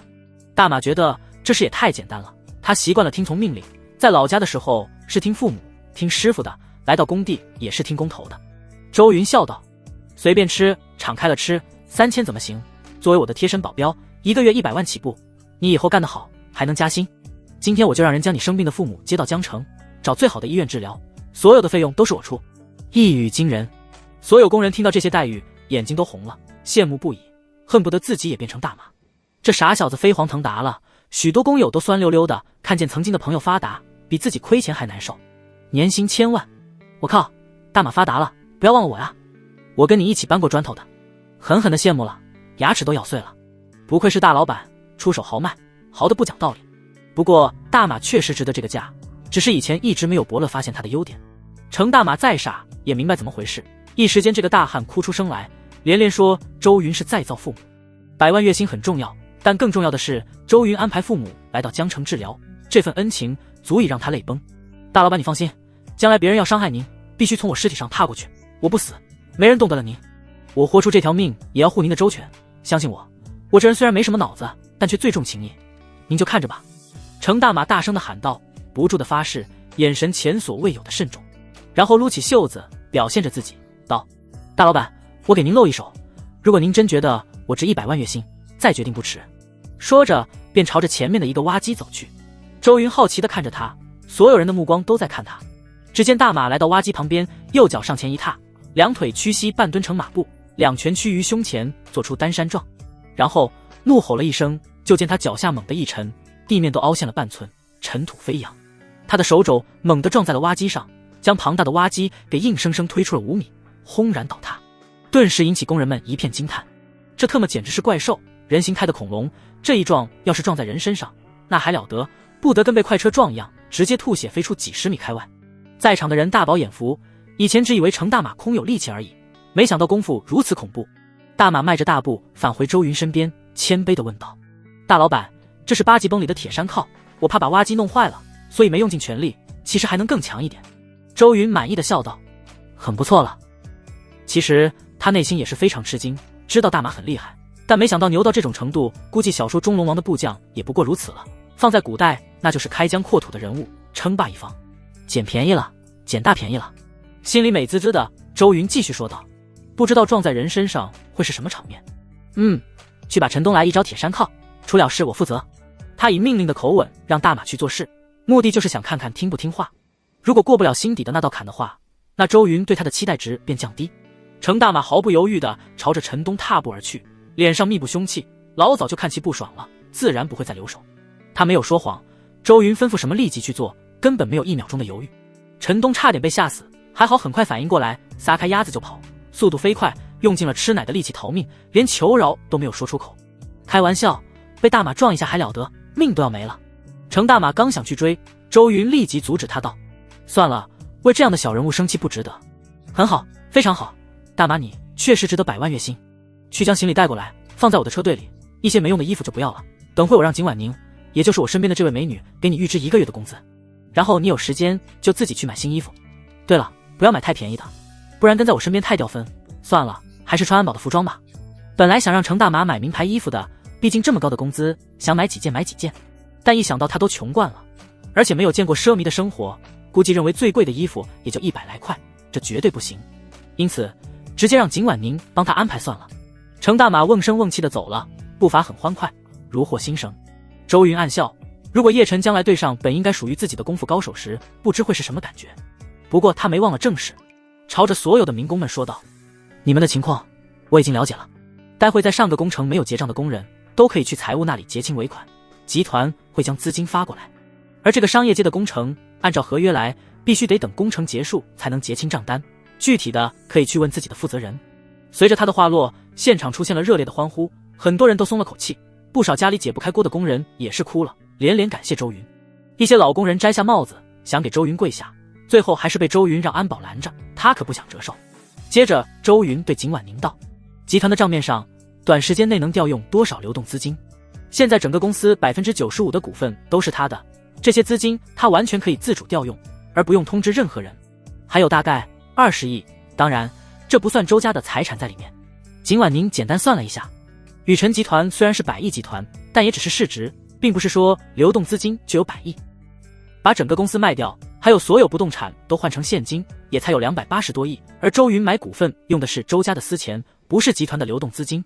这么算下来的话，周云粗略的算了算，发现自己现在能拿出来的钱也就50-60亿，这点钱足够投标那2万多亩地的大项目了。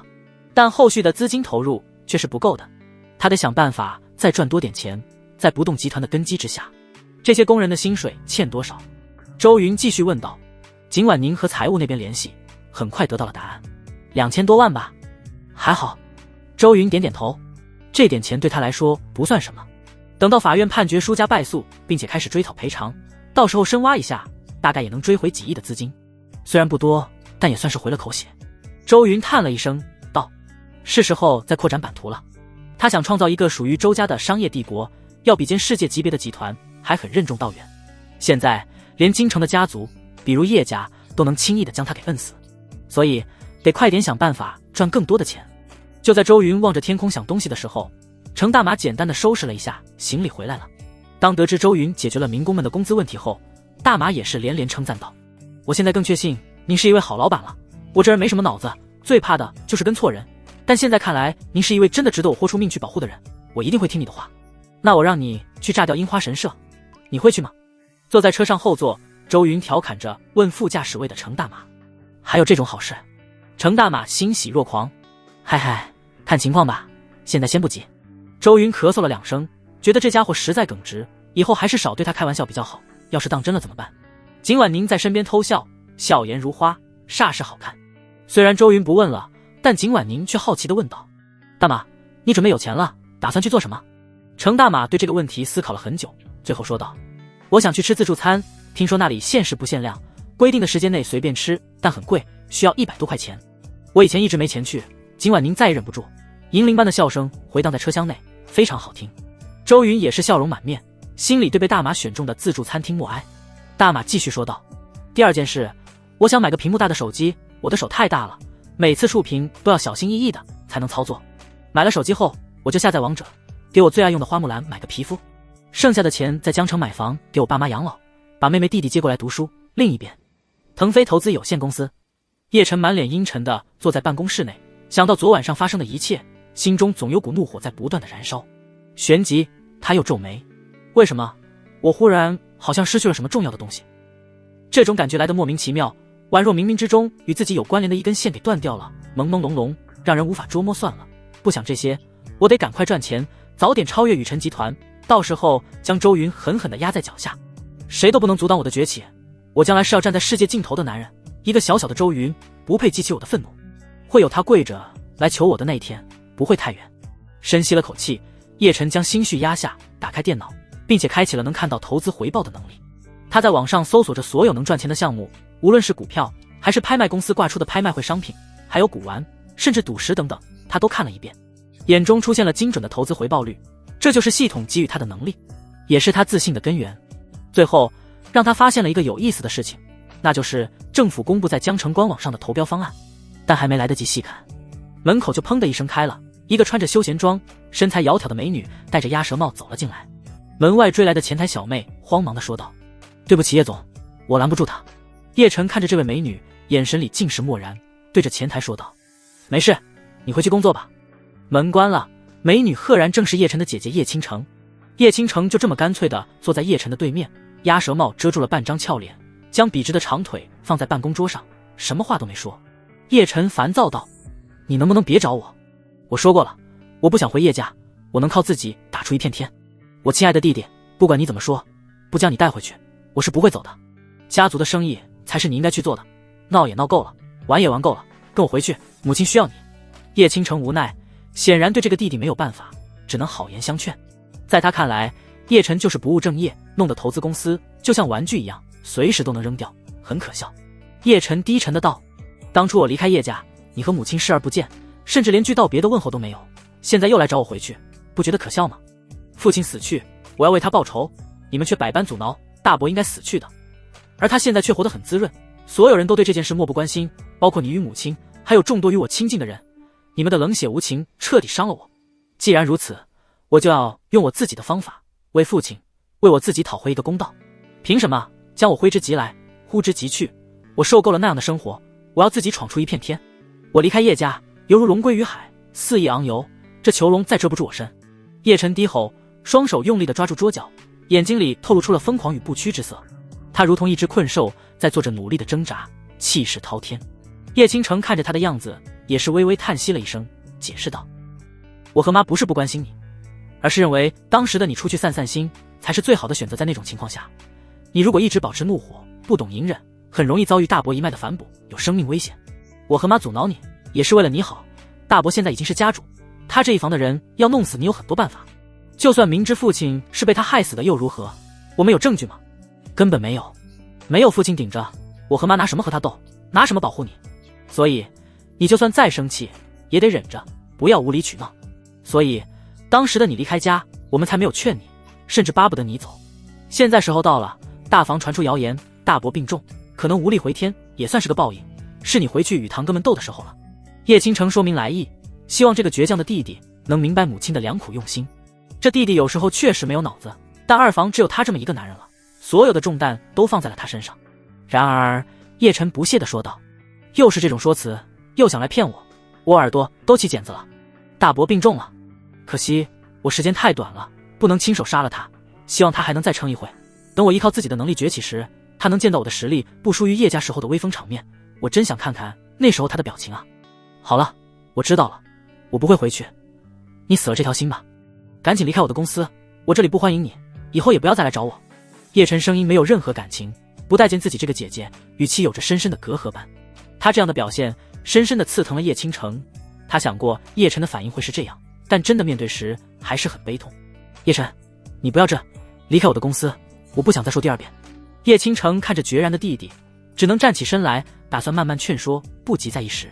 算了，我会留在江城很长时间，直到你回心转意，之后有什么麻烦可以来找我，我尽量帮你解决。对了，陈家的事我已经摆平，他们不会再来找你，好自为之。姐姐走了，叶晨松了口气，心里紧迫感更甚，要快点赚钱，现在的他还太幼小，连周云这种人物都能左右他，不能再被压着了，必须要翻盘，要变得更强大，而且是必须极短的时间内完成。叶晨全神贯注，投资系统完全展开，摆弄着电脑，搜索着所有能赚钱的机会。电脑页面还停留在江城官网，上面显示投标信息。点开，他便看到了江城西北处2万多亩地的投标计划。通过查询，让他感兴趣的是，这块地地理位置很好，但起拍价格竟然只有15亿，这么低的吗？然后他搜索关于这块地的信息，便知道了并不适合建造高层建筑，而且地底是沼泽，是一块不怎么好的用地。但令他惊疑的是，系统却显示这块地的投资回报率达到了40倍，也就是说，如果拍卖价格最终定在30亿左右，那就能赚到上千亿。叶晨怦然心动，血液流动速度加快，他感觉赚大钱瞬间腾飞的机会就摆在了眼前。他不怀疑系统会出错，经过无数次试验，投资系统从未失手过。也就是说，这块地的真实情况有问题。如果他能拍到，那他瞬间就能比周家还要富有，成为江城第一大鳄。到时候什么周云，什么江城3大家都要矮自己一截。叶晨忍不住哈哈大笑，顿觉所有的郁闷一扫而空，前途一片光明，幻想中的景象已经逼近了现实。这种感觉太爽了，叶晨已经忍不住要看到周云脸黑的画面。我果然是这个时代迎风而起的非洲。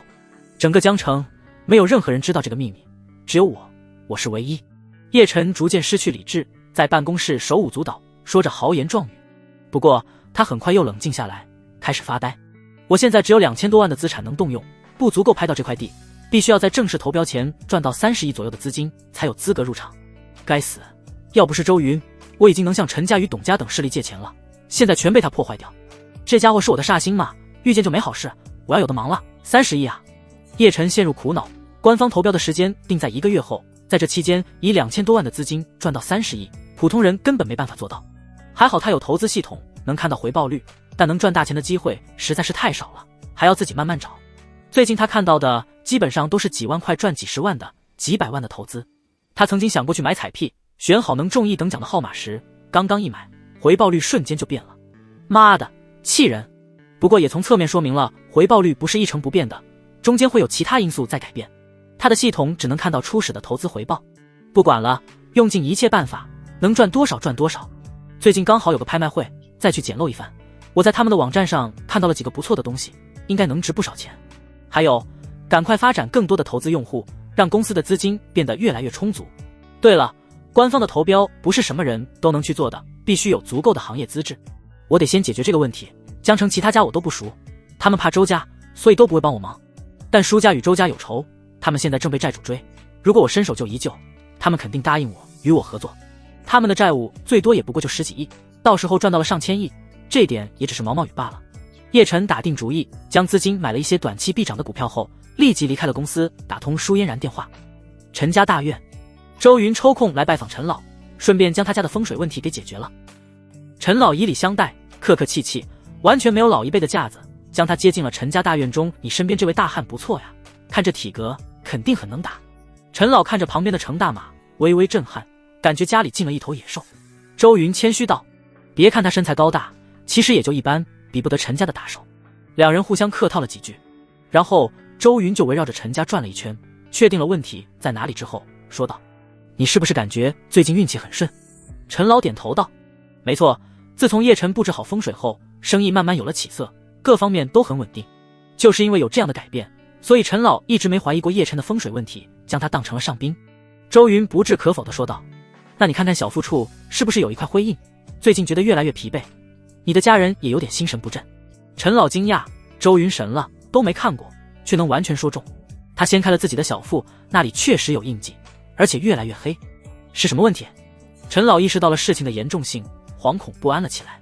周云冷笑道，叶晨学艺不精，只知道摆阵，将你们家的生气提升了不少，但却是任由死气沸腾，以损伤根基为代价，强行拔苗助长。所以你陈家的人才像是中了慢性毒药一样，长此以往活不了几年。而且就算将整个风水破坏掉，也无法根除，因为风水中讲究的死气已经缭绕在你们家人的身上，不是普通的手段能摆脱的。陈老瞪大眼睛，惊恐不已。如果周云说的是事实，那就太可怕了。3年全家死光光，赚再多的钱又有何用？平白给他人做嫁衣，要是以这种恐怖的方式为代价飞黄腾达，这运气不要也罢。令他可恨的是，叶晨布风水阵的时候信誓旦旦，保证绝不会出什么问题，却没告知后遗症。这家伙果然狼子野心，不是好鸟。如果不知也罢，要是早知道却故意隐瞒，那他的心机究竟有多深沉与阴冷，令人毛骨悚然。陈老冷汗直流，差点害死全家，所有的一切付之东流，连年幼的孙子也都得惨死。姓叶的狗东西，最好别有一天落在我手上，否则……陈老咬牙，气得浑身发抖，但最后还是忍了下来。想到叶晨的背景，最终还是无奈的闭嘴了。京城叶家，他惹不起。陈老看着从容淡然的周云，知道他一定有办法，连忙阿谀求荣道：“周云，救我！想要什么，你尽管提，只要能帮我陈家渡过难关，再大的代价我也愿意付出。上次我说好送你一个大礼物，你说说要什么？”陈老面露哀色，像一个迟暮的老人。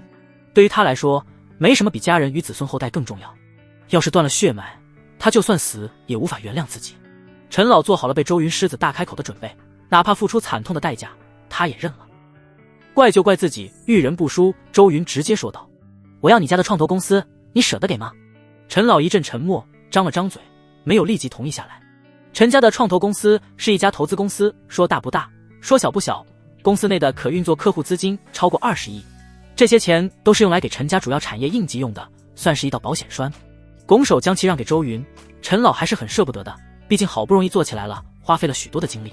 要想重新再建立一个创投公司，又得耗费无数人力财力，还不一定能达到现在的规模。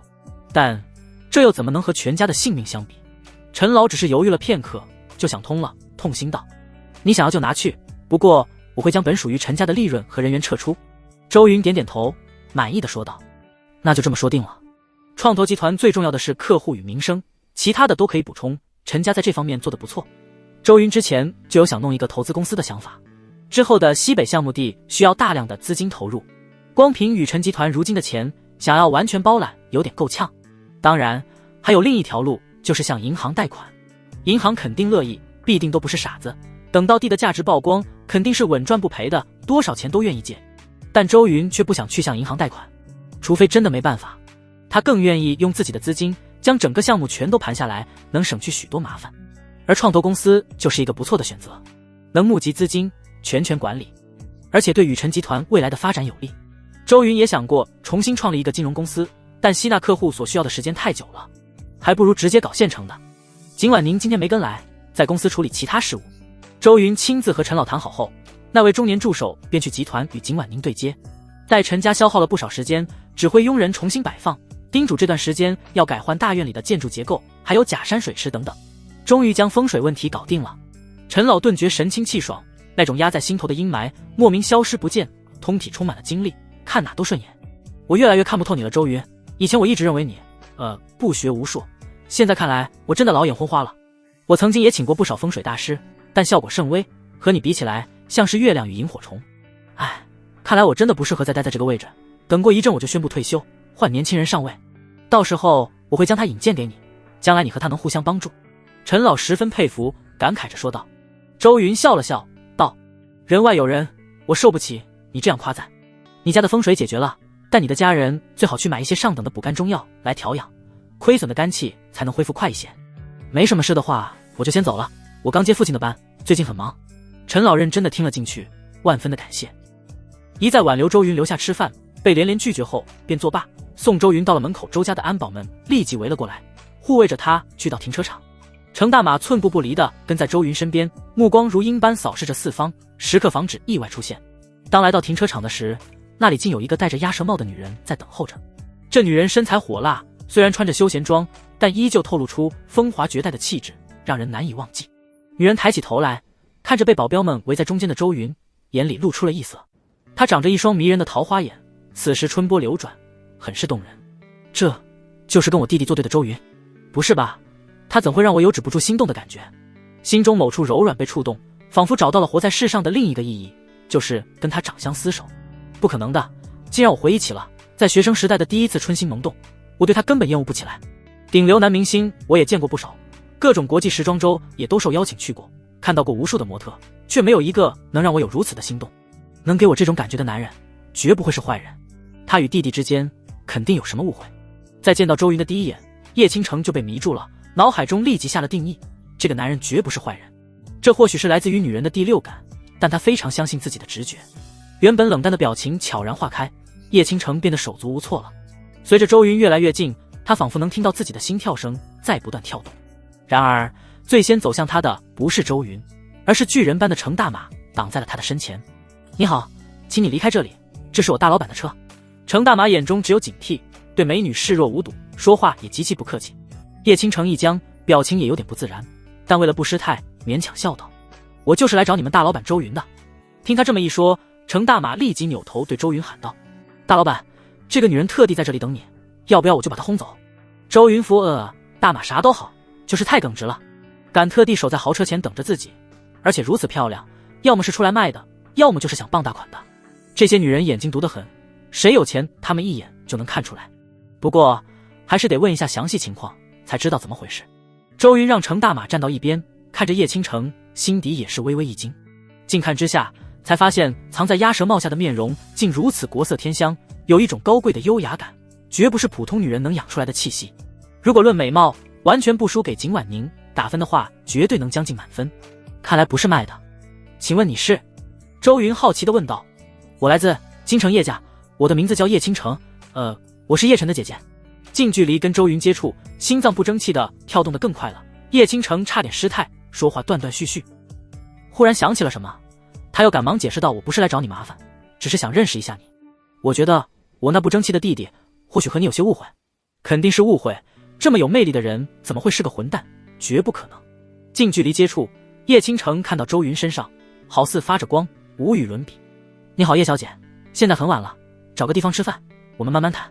叶倾城放在古代至少是皇妃级别的美女，原著终于没有歪，周云心底终于松了口气。系统的选择是攻略与叶晨有关系的女人，而叶倾城很显然非常符合目标。就算不是关于系统，但在看到叶倾城的时候，周云也不在意与其有更深入的接触。美女养眼，愉悦心情，有钱了不为所欲为，赚钱有何用？与太监有什么区别？陈家外面的停车场不是一个聊天的地方，正好到了饭点。叶倾城想都没想便答应下来，心底竟还忍不住窃喜，觉得有机会能与周云多多接触，这一趟值了。周云让安保们放松警惕，这女人没有威胁，然后绅士地给叶倾城开车门。随着车辆离开陈家大院，车内的两人也沉默了下来。叶倾城却不知道怎么开口，周云就在身边，以前擅长聊天的他却想不出话题。他暗自羞恼，自己从未这么对谁紧张过，跟谁都聊得来，现在怎么社恐了？车内的气氛都冰结了。本来是想找周云兴师问罪的，结果却变成了自己一见钟情，想要指责周云却开不了口。与面对陈老的淡然相比，叶倾城此时紧张极了，生怕说错了话，惹得周云厌恶，难以组织语言。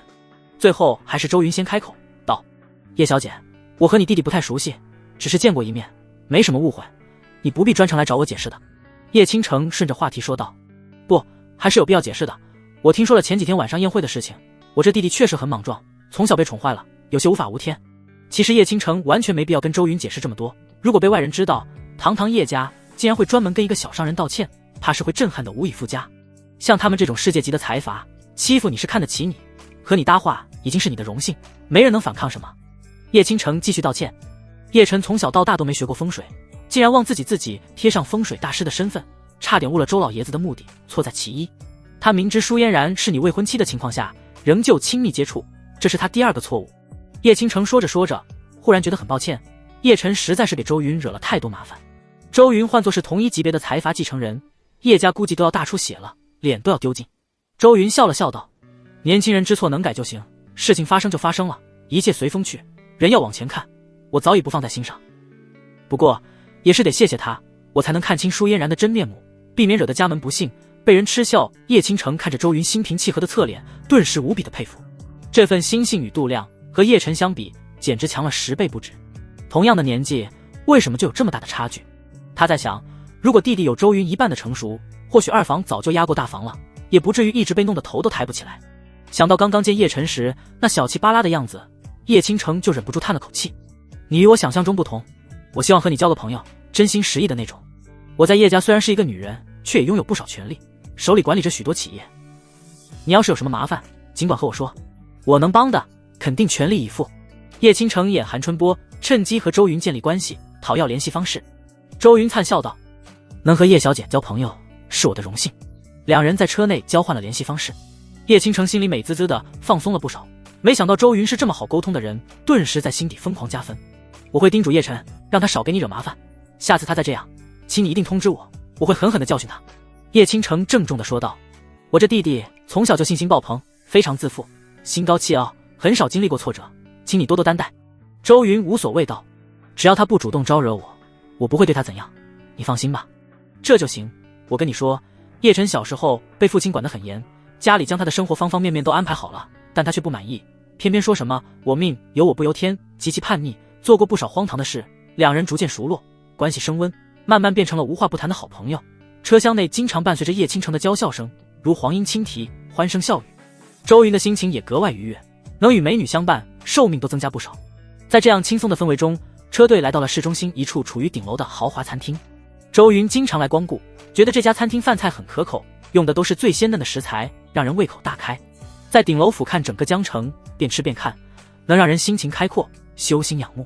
服务员记得周云，惊讶不已。上次是带一位高冷的职业装美女，这次又带着另一位如顶流明星般的美女来吃饭。有钱人的生活，普通人无法想象，朴实无华，令人羡慕。两人就坐，不一会儿精致的食物就摆满了桌子，别管吃不吃完，讲究的是一个雨露均沾。两人聊着叶晨，说到了舒嫣然的身上。叶倾城喝了杯水，好奇地问道，你将来要找什么样的女人？我觉得你很优秀，不知道谁才能配得上你。又是这样的问题，周云恍惚间记得有人也这样问过。这一次他也同样笑着道，当然是找一个像倾城你这样的女人做老婆。叶倾城脸瞬间就红了，小鹿乱撞。面前的男人是在暗示吗？不应该啊，他们才见第一面，但自己好想顺杆而上啊，怎么办？该不该立即表达自己的内心？叶倾城很忐忑，觉得发展太快了，周云还没完全熟悉自己。谢，你这么优秀，一定会找到的。叶倾城一语双关，没有明说，希望周云能猜透。世间像自己这样的女人只有一个，他表示周云一定会找到，那么就表明自己愿意与其交往。但他还是很矜持，希望周云能领悟。然而周云点点头道，我也觉得，但不知要多久。叶倾城想了想道，不会太久，到时候我给你把关。有一搭没一搭的闲聊，最后说到了周云的兴趣爱好上。当确定周云是风水大师，而且很强投资能力时，叶倾城完全不吝啬赞美之词。整个吃饭流程像极了相亲，基本都是互问对方基本情况，但这种方式是最快加速感情、相互认知的。最后叶倾城很满意，觉得周云不管是外表还是内在都极富涵养，并不是传闻中的草包。说到了最近在做的事，周云表示自己新收了一家创投公司，准备发展投资行业。叶倾城二话没说，当即打算投个1亿，表示支持周云的公司，意思一下。周云很惊喜，这女人真的上道，还好相处，比叶晨强多了，两人关系更进一步，系统的选择看来很快就能完成了。聊到最后，周云邀请叶倾城一起去参加玉皇顶的拍卖会，叶倾城欣然同意，约好了一起前往，都想将关系更进一步。吃完了晚餐，周云表示道，我送你吧。不用，我的司机已经在楼下等着了，拍卖会再见。叶倾城甜甜地笑着，今天下午过得很满足。在周云的目送下，坐车离开了餐厅，他好几次回头望去，有点不舍。我还有很多时间留在江城，有很多的机会接触，不急在一时，太快的话，让他认为我是个浪荡的女人就完了。这次来江城真的有大收获，我冥冥中认为周云应该是我的真命天子，和他在一起，哪怕不说话也难忘。叶倾城心猿意马，独自偷笑着，眼中出现了幻想。如果让叶晨知道他此时的想法和心态，估计会被当场气死。与此同时，江城郊外一处农家乐，叶晨驾车来到这里，身边还跟着几个新招来的保镖。不找保镖不行，如今他已经是江城名贵中的对立面，还招惹了周云，谁知道他什么时候会对自己下狠手，所以还是保险一些比较好。没想到舒家这么惨，都被逼到这种地步，这样更好，他们越落魄对我越有利。叶晨扫视着这块乡下地方，露出不屑的神情。不一会儿，舒家3口人走了出来，看着叶晨，顿时气不打一处来。你这王八蛋，还敢主动来找，你害舒家还不够惨吗？叶晨，你今天是来下跪的吗？叔父看到叶晨第一眼就立即暴跳如雷，拿出皮带就想抽死这王八蛋。要不是他勾引自己女儿，舒家又怎会落到如此下场？现在早已经是雨辰集团的亲家了，江城霸主之下第一家族，失去了荣华富贵谁不恨？叔母看着叶晨也是气不打一处来，但他浑身还在痛，昨晚的皮带抽得浑身皮肤都发紫了，短时间好不了，只能默不作声。舒嫣然则是看着叶晨发呆，心里仍旧在回想着早上时见到周云的那一眼，世界轰然破碎的感觉，悔恨之意仍未消散。对于叶晨的到来，他没有一点欣喜，心思早就不放在这个男人身上了。就像隔日黄花，叶晨已经被他在心底抛弃。可是叶晨并不知道，短短几天，舒嫣然这个女人又变了心。他看着呆呆的舒嫣然，莫名的心疼，主要是其身上到处都是皮带伤痕，他感觉像是打在自己身上一样。他还是很喜欢这个女人的，有时候虽然有点傻，但就是莫名的吸引自己。舒伯父，伯母何嫣然这是怎么了？为什么受伤这么严重，也不带去医院看看？叶晨疑惑地问道。你还好意思问？要不是因为你，他们能遭受这样的苦？叔父没好气的道。叔父也想带去医院啊，但去医院就得登记，可能还要住院，要不了多久就会被债主发现，他们只能成为停尸房里的尸体了，所以只能草草的敷了点药，再吃点消炎药就行了，先撑过这一阵。叶晨愕然道。这算了，我不多问，今天我就是想道歉的。然后他认真且深情地看着舒嫣然，我为在江城会馆对你发火表示抱歉，那天我真不是故意的，都怪周云，是他挑拨离间，他那样的男人你不必在乎，分了最好，我将来必定能超越周家，你也说过会相信我的，你值得更好的人，而我就是那个人。叶晨先是道歉，然后再打压了一番周云，接着夸赞舒嫣然打得一手好算盘。他从保镖的手里拿过一个盒子，里面是价值30多万的精致名表。他笑道，这是我的道歉心意，还只是开始，将来我送你比海神之心还贵的礼物。名表在灯光的照射下发着金属的光泽。舒嫣然愣了愣，看着递到面前的手表，还有叶晨那自以为很帅的脸，莫名产生了厌恶。这种感觉就像以前面对周云一样。他无情的伸手一拍，将礼物盒子拍向一旁，冷冷的道，我不需要你的礼物，我也不接受你的道歉。好了，没什么事别来打扰我家，滚吧。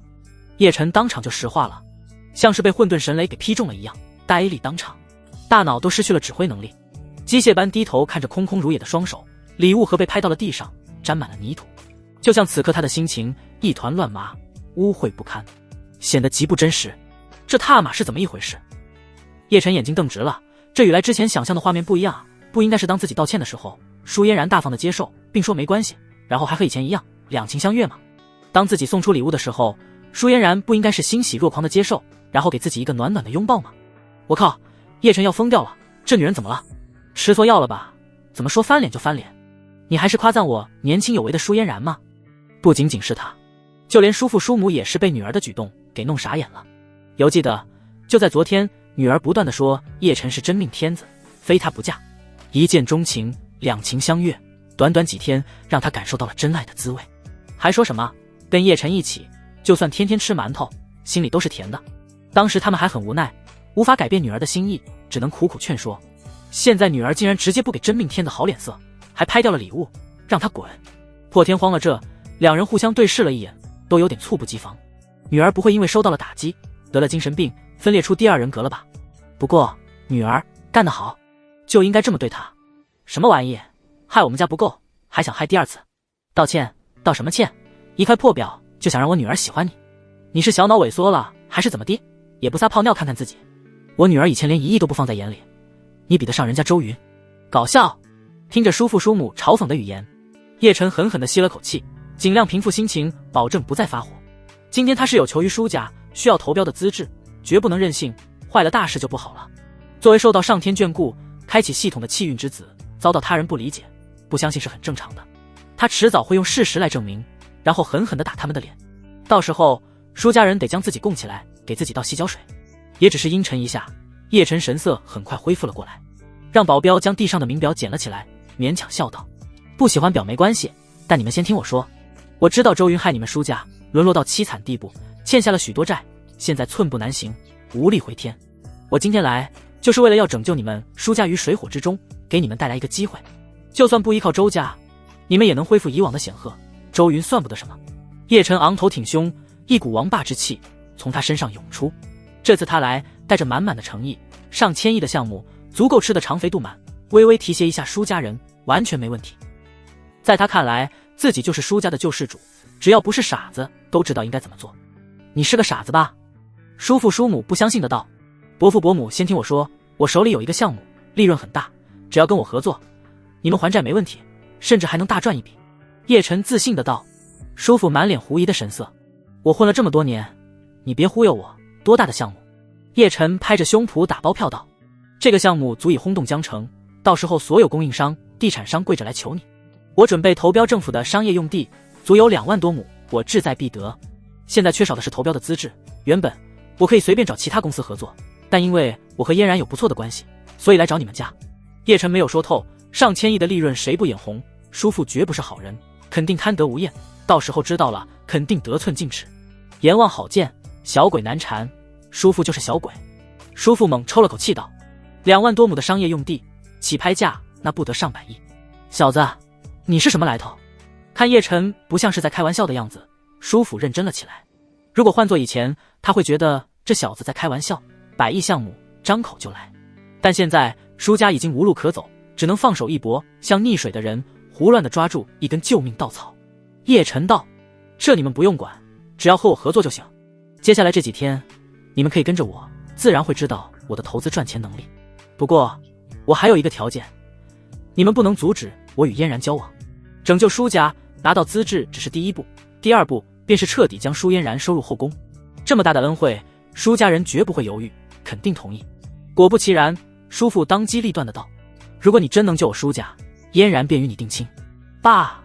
舒嫣然立马急了，张口大叫道：“我不喜欢叶晨了，我喜欢周云，我爱周云，我不管，我就要和周云在一起，他肯定还喜欢着我的，我要挽回他。”叔父顿时瞪眼了，大骂道：“你还要无理取闹到什么时候？之前让你和周云好好在一起，你偏要玩人家，结果出事了。现在我和你妈都如你的愿，让你和叶晨在一起，你又闹着喜欢周云。你是不是脑子进水了？天生和我犯冲，浑身都是反骨。这次可由不得你了，家里的情况你也清楚，再出现一点意外，我和你妈都可以去跳楼了。”真是无可奈何，叔父感觉今年诸事不顺，女儿摇摆不定，每次都要把全家往死路上逼一样。叶晨也连忙说道：“嫣然，上次真是我不对，等这个项目结束，我一定好好补偿你。”舒嫣然还能说什么？这次她真的没得选择了，总不能真的看父母去死吧，只能独自生闷气，转头走了。叔父搓了搓手道：“需要多久，我们家才能翻身？”叶晨道：“最慢不会超过1个月，明天晚上你们跟我去参加一个拍卖会，到时候就明白我的实力了。”叔父思考了一阵后道：“1个月我还能拖得起，就这么办，希望你不要让我失望。”就这么说定了，到时候我来接你们。叶晨遥遥地看了舒嫣然一眼。夜晚，蓝山别墅书房内，周云心情很愉悦，休闲地躺在椅子上，想着最近发生的事情。终于将舒家这个毒瘤给割掉，让他们不再能吸周家的血，整个雨辰集团焕发新春。这只是他打算发展周氏商业帝国的第一步。先安内在攘外，现在就是出击的时候，将创投公司接手过来，然后再依靠原本的老客户开展金融方面的业务，比重新创建公司跑来跑去办证件实惠得多。接着便是收拢人才，得到了程大马的效忠，个人安全问题得到保障。但这还不够，周云记的原著中，叶晨有4大天王，另外3位，一个是商业管理天才，另一个则是情报天才，最后一个是黑客天才。这3人还没与叶晨相遇，自己必须尽快将他们截胡，收到麾下。有这些人物帮忙，事半功倍，省不少力气。毕竟将来的商业帝国版图很大，全靠自己一人决策的话，将忙得焦头烂额，没时间考虑其他。要做的事还有很多，得一步步来。其次，今天还有额外收获，与叶倾城相处得很愉快。而且这女人真的倾城，只能用红颜祸水来形容。对自己挺有好感，没有用叶家的势力压人，反而非常谦虚。攻略她的第一步已经达到，接下来便是慢慢培养感情。当然，周云并不是为了要完成系统任务，而不择手段的攻略叶倾城的。如果自己不喜欢，哪怕违抗系统，也要宁缺毋滥。这女人在原著中并不可恶，性格很好，为了帮自己的弟弟当叶家家主，付出了很多，也从未牵连无辜的人。无论相貌还是性格，都值得让周云接触。就在他思考的时候，书房的门口被轻轻地敲响了。进来。景婉宁神采奕奕地进了门，黑色的西裙包裹住了圆润的臂部，下面是一双笔直的黑丝长腿与高跟鞋，一股沁人心田的香气从他身上扑面而来。少爷，这是今天比较重要的文件，我无法决定，请您过目。周云放权，集团很多事都是景婉宁与几位忠诚的老员工在处理，只有面对一些大决策，他们无法决定的事情时，才会将资料送到周云面前。周云看了几眼，签上自己的名字。景婉宁将资料收好后说道：“刚刚得到消息，叶晨去了舒家求合作，明晚他们会前往玉皇顶的拍卖会。”拍卖会？周云感觉有趣，非常巧，他也得到了邀请，用神级投资技能看过了拍卖会的物品，有值得买下的东西。明天不止他会去，连叶倾城也一同前往，到时候双方见面，不知会是什么情景，他能猜到。叶晨肯定是去捡漏，赚取投标的资金，那自己肯定得截胡，不能让他如愿。他倒也聪明，如今整个江城碍于我的实力，没人敢与他合作，只能去求舒家，才能得到投标的资质。我知道了，辛苦你。景婉宁温婉道。少爷以后不用再说这种话，这是我的职责所在。周云感慨道。我现在能用的人太少，你既要管着公司的事，还要管着周家的事，替我关注叶晨的情况，一个女人真的不容易。不过这也只是暂时的，不久后我会招聘许多人才，到时候你就不用这么忙了。景婉宁心里无比的温暖，甜滋滋的。谢谢少爷关心。第二日，月上夜空，玉皇顶拍卖公司人头攒攒，门外停好的豪车足以开展览会，能来的都是江城富豪，还有许多外地的老板带着伴侣盛装出席，争奇斗艳，还吸引来了许多主播与自媒体、女网红等。他们虽然没资格进入拍卖会场，但却能在门外拍摄许多名流权贵，满足好奇心的同时还能蹭热度与流量。女网红一般都带着团队在停车场乱逛，当看到一些名车的主人离开，他们立即挤到车前，摆着性感的姿势拍照。拍完照后马上精修图片上传到社交圈子，并配文案：受邀参加玉皇顶拍卖会，今天选这辆车。不明真相的网友们纷纷点赞评论，姐姐美爆了，羡慕嫉妒，有钱又有颜。男主播们则是在拍豪车，讲解车子的性能售价，给老铁们普及汽车知识，并且猜测车的主人是什么身份。不一会儿，一对整齐统一的豪华车队进来了，顿时吸引住了所有人的目光。卧槽，这是谁的车队？真霸气啊！前面2辆与后面2辆统一的奔驰大 G500，售价在200万起步，中间这辆则是劳斯莱斯幻影，这质感是流光逸世典藏版，指导价近1400多万，碾压全场。豪横，真他妈豪横！大 G 上的人下车了，竟然全是保镖，不是吧？这么好的车，竟然是安保们的日常用车。中间的幻影的人是什么身份？幻影里的人是谁？牌面也太大了，10几位保镖护在身边，其中一个跟个野兽一样，流露出一股凶悍的气息，看着我腿都软了。快给我拍合照，机会难得。出来了，穿着简约大方的西装，领口微微张开，身材挺拔，真是帅气又不失沉稳。戴着金边眼镜，斯文优雅，五官精致，像是翩翩公子哥般的有气质。好眼熟，我好像认识，这不就是雨辰集团太子爷周云吗？我靠，他比照片上见到的更有魅力，我感觉看见了国际巨星。亲眼见到真人，我忽然觉得网上说的都是谣言，这简直就是贵公子，好帅啊！我要是能和他在一起，死了都愿意。又有钱又有颜，简直是理想中的对象。他要是我榜一大哥就好了。不知道他有没有微博，简直是偶像剧中走出来的霸总，我一定要关注他。随着车队的到来，这群主播和网红全都疯了，所有的目光都看向了霸气出场的周云。网红们都很兴奋，男网红眼睛放光的是车，女网红则是想要钓到个金龟婿，但最终还是没有人敢上前，只是将镜头对准了下车的周云。直播间内也是瞬间被刷爆了，纷纷惊叹不愧是富二代，排场真足。周云下车后疑惑地看着这些人，在弄清楚状况后也是哭笑不得，留下一些人看着，别让他们靠近车。说完便带着安保们大摇大摆地离开了。周云刚刚走到门口，许多名流权贵们也是驻足停留，纷纷跟他打招呼。他很有礼貌地回应，不一会儿便在人群中见到一个明媚的人影。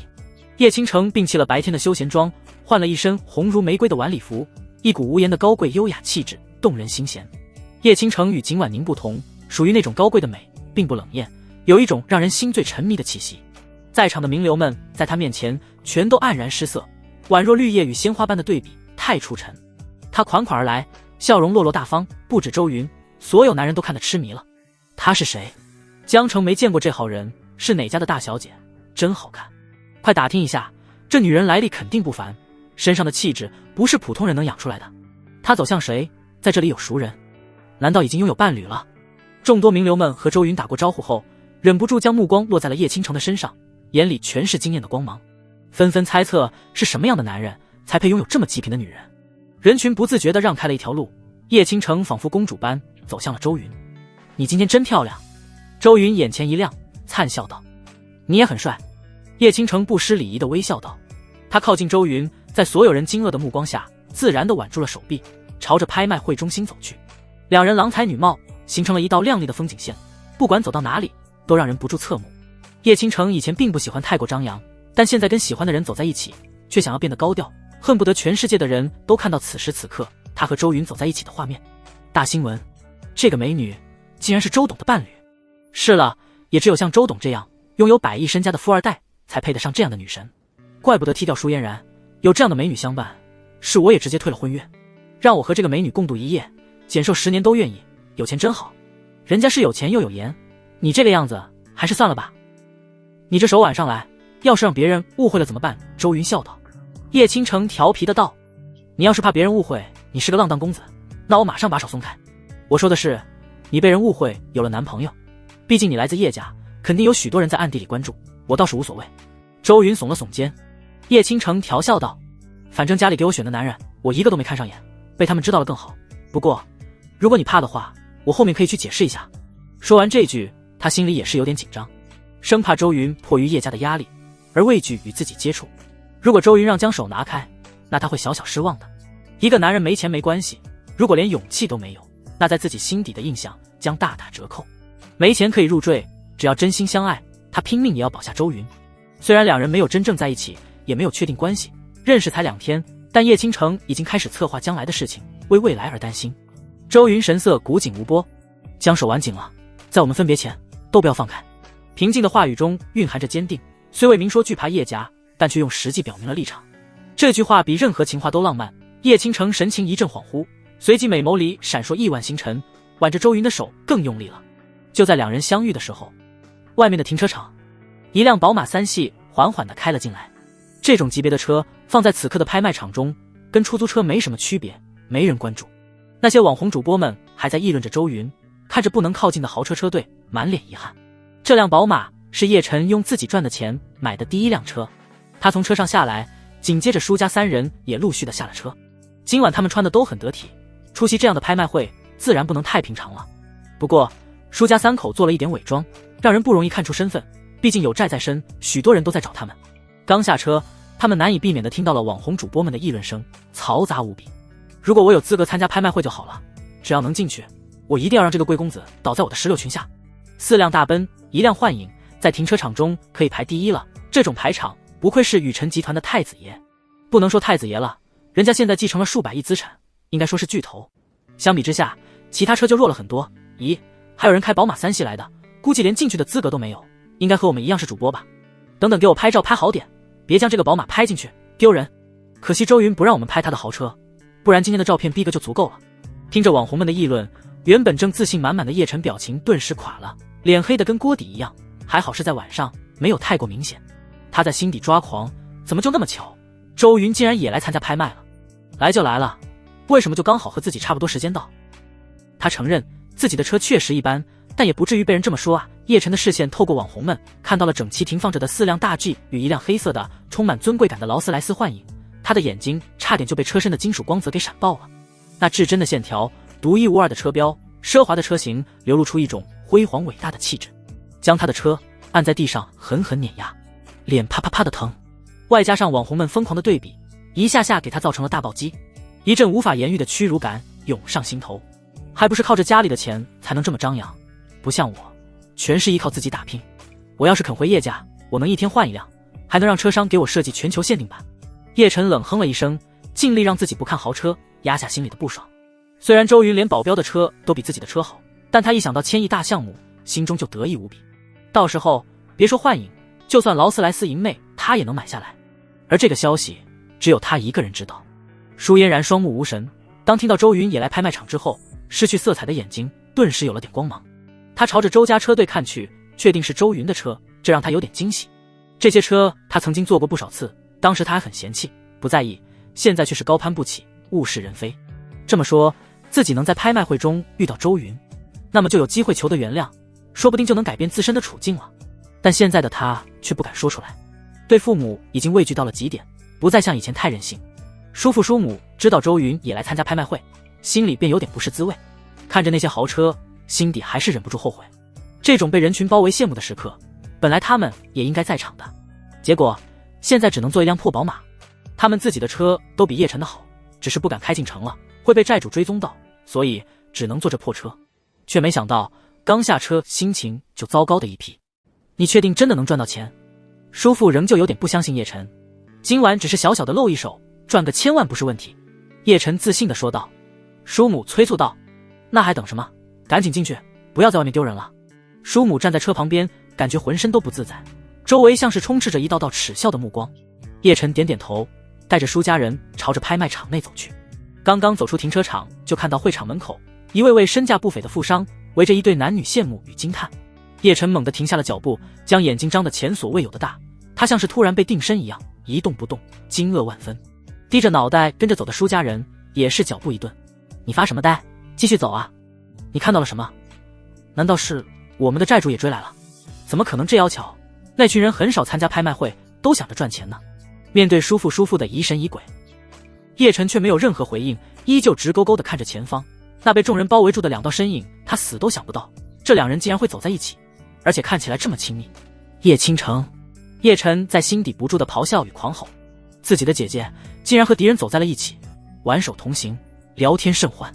眼前的一幕着实对他冲击不小，眼睛瞬间遍布血丝，汹涌的憋屈感自心海蔓延而开。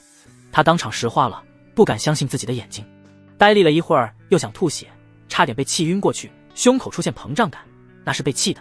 这个画面的冲击力实在太大，对他来说简直是天翻地覆。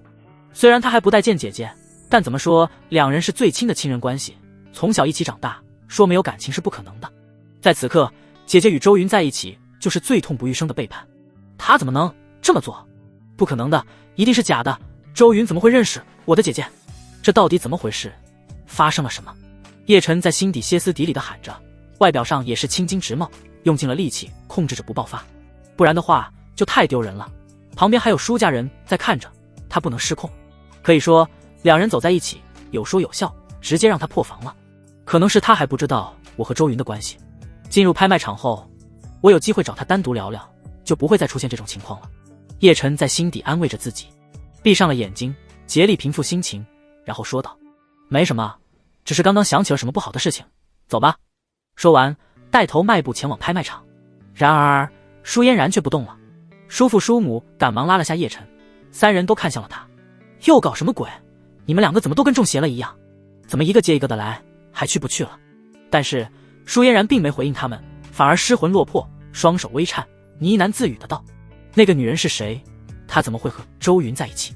竟然牵手，当着我的面，不可理喻，不可理喻。周云是我的，谁也别想抢走。这个臭女人，肯定是因为她，所以周云才这么反常的对我，不然怎么可能才几天周云就找到了新欢？挽着周云手的人应该是我。舒嫣然有点发疯了，声音尖细，又大喊大叫，引起附近的人注视。舒父心里一惊，他可不想被人关注，要是被认出那就麻烦大了。他连忙上前，一把将女儿拽住，强行让其冷静了下来。别疯了，今天要是再出错，回去后我拿皮带抽你。听到皮带两个字，舒嫣然瞬间打了个冷战，清醒了过来，眼中泪光闪烁个不停。对不起父亲，他泪眼婆娑地说道。舒母则是看着前方已经慢慢消失在视线中郎才女貌的身影，叹了口气，原来是周云，怪不得你们两个会有这么大的反应。叔父倒也没什么意外，在停车场时就知道周云已经来了，也只是叹了口气，闭上了嘴。叶晨本来想呵斥一下舒嫣然的，毕竟叶倾城是自己的姐姐，他竟然称呼为臭女人，但一想到现在情况复杂，最终还是没有解释，默默的继续带路进入了会场大楼。叶晨不是第一次在玉皇顶捡漏，提前就得到了通行证，没有阻碍就进了拍卖场，拿了座位号与拍卖牌，他们来到了最后一排。没办法，以叶晨现在的资产，是在场富商当中最垫底的，没有资格坐在前面。而周云与叶倾城则是坐在前排中间，位置与视线最好的地方。他们一行人就像是影子一样，与聚光灯下的周云形成了鲜明的对比。叶晨心里止不住的拧巴，看着两人的身影，恨不得上前去强行拆散开来。舒家人则是神色黯然，缩成了一团，不停地露出后悔之色。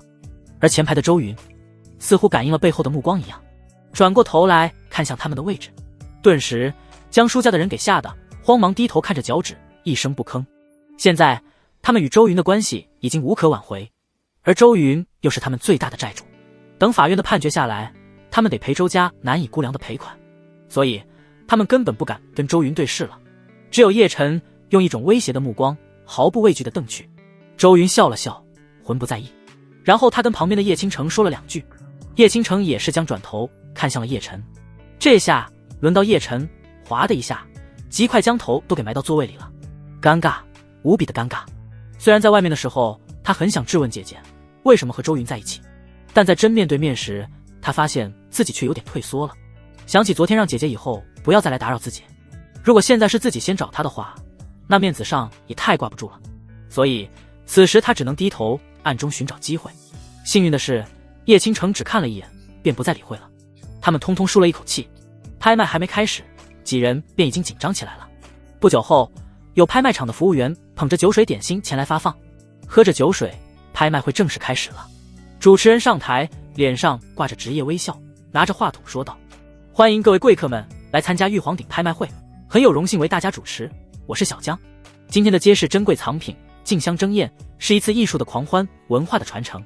闲话不多说，马上开启竞拍环节，每一位竞拍者都有机会以合适的价格获得心仪的物品。现在让我们开启第一件拍品，是明崇祯时期的青花翠绒脱血一爱大笔海。这件藏品，舞台上工作人员小心翼翼地将一个笔筒放到了中心的桌子上，主持人声音高昂地讲着笔筒的来历与价值。不久后就开始竞拍，喜欢的人举起牌子报价，最后成交价格在120万。这个过程中，周云与叶晨都没有出手，显然目标并不是这个青花瓷器。过程中，两人的投资技能全部开启，观察着拍品的实际价格。随着时间流逝，拍卖会就进行了1/3，一次报价都没有，拍品最终都在合理的价格被别人买下，没有赚头，也没有值得买的东西。不过很快，随着一个会黑漆漆的锈迹斑斑的鸟笼被摆上台桌，而主持人报价远远低于其实际价格时，叶晨开始蠢蠢欲动了。主持人说道：这个鸟笼名叫掐丝珐琅鸟笼，是用珐琅与铜鎏金制造，因为生锈了的原因，表面看起来才黑漆漆的，但毫无疑问，这是一件清朝时期的宝贝。在那个时代，能用得起这种鸟笼的不是富商，就是当官的，来历不凡，收藏价值也不错。起拍价10万。在叶晨眼中，鸟笼的投资回报率随着报价不断变化。这玩意稀罕，喜欢拿来收藏的人也不少。虽然大多数不懂其真正的价值，但也是接连有人报价，但却远远没达到鸟笼价格的高位。而当鸟笼来到50万之时，叶晨的投资回报率上便出现了20多倍的回报率，也就是说，这个鸟笼真正价值在1000万起步。叶晨欣喜若狂，身体因为过于激动而微微颤抖。今晚对他来说真是憋屈的一晚，只有出手将鸟笼买下，并且研究透其真正的价值，然后再当着周云的面狠狠地装个逼，才能将这口恶气散掉。他已经迫不及待了，但却没出手，而是等到没有人在抬价的时候再出手。然而叶晨不知道的是，投资技能周云也有，而且比叶晨的还要强悍，从位格上就直接碾压。跟周云相比，叶晨的投资技能都是学艺未精。在周云的眼中，不仅仅有鸟笼的详细报价、历史来源，甚至还有鸟笼今后的价格起伏涨跌。更可怕的是，这个鸟笼经历过多少任主人，主人的身份都一清二楚。而鸟笼之所以实际价格如此之高，除了材质特殊之外，还是因为这鸟笼第一任主人乃是一位皇亲国戚贝勒爷。有这一层身份加持，鸟笼的价格直线上升。不过在场很少有人能看出鸟笼真正价值，就算有一些古玩专家坐着，在不近距离接触下也无法判断。现代玩鸟的人依旧很少，是个稀奇物，没有太多人关注，因此价格涨到70万后就停滞了。在主持人喊了第2声还有没有人加价，叶晨终于忍不住出手，举起牌子说道：80万，10万起拍，每次报价不能低于1/10。一旁的叔父低声不解地问道：这鸟笼有什么稀奇的，能赚钱？我不愿相信。叔母也是愕然道：80万买一只鸟笼，疯了，有钱也不能这样花。叶晨，你带我们来就为了看这？叶晨笑道：你们不懂，这玩意价值1000万，在许多收藏家眼中就是至宝，在场只有我能看出来，看着吧，不久后许多人都要后悔错过。他信心满满。叔父撇嘴道：我不信，算了，反正又不是我的钱。叔家现在没钱了，叔母和舒嫣然便卖掉一些随身首饰，也才弄了100多万，家里也不敢回去，那里必定有人守着，所以当真是穷困潦倒。叶晨就等着竞拍成功，然后让舒家人对自己刮目相看，享受装逼的感觉，他非常期待。然而让他意外的是，以为没人会跟他抢了，谁知道周云竟在他之后也报价了100万。周云干净的声音在会场里响起，引起所有人的注视。在看清楚是他之后，除了叶晨之外，没人再敢抢。周云在江城的拍卖界也是极有名声的，这家伙以前不管拍什么，根本不在乎钱，哪怕拍品溢价好几倍，他也照拍不误。这也就直接导致了他所看上的东西，没有人会不识趣的竞争。同时，因为他的身份原因，没人愿意与周家交恶，所以都不会和他抢。叶晨凝视着周云，暗自恼怒，能猜到这家伙绝对是故意的，就是要和自己抢。之前一直不举牌，为什么偏偏自己报价之后他也跟着报价？叶晨从没听说过周云喜欢玩鸟，所以肯定就是为了恶心自己。叶晨也从没想过，周云同样拥有系统，还有比他强悍的投资技能，根本不是针对他，周云完全就是想要赚点外快。就算不卖，拿回家收藏也是挺好，摆在花园的凉亭里，周家逼格直接拉满不是？价值千万的鸟笼被随意丢在花园当摆设，不为别的，只为给流浪的鸟儿一个豪宅。看到周云报价，叔父也是善意的提醒道：别跟周云抢，你抢不过他，他看上的东西从来没有失手过。叶晨冷笑道：他又不清楚鸟笼的价值，只是抢着玩，我不信他能一直和我争。就算他想要，我也要把鸟笼抬到实际价格，让他一分钱都别想赚。怎么没失手过？他不就失去了自己的未婚妻吗？一旁的舒嫣然听到这话，眼神中突然出现一抹异常，随后又暗淡了下去。他现在尽量闭嘴不出声，任由父母的安排，已经彻底死了心。他进入会场后一直盯着叶倾城，连他都不得不承认，论样貌，对方甩了自己几条街。有这样的美女相伴，周云又怎么可能会再看得上自己？舒嫣然后悔万分，以前有机会自己没把握，从指尖流逝，现在后悔已经没有用了。101万。叶晨再次举牌，看着周云的眼神充满了挑衅。我就每次报价比你多1万，看谁恶心谁。他在心里想着。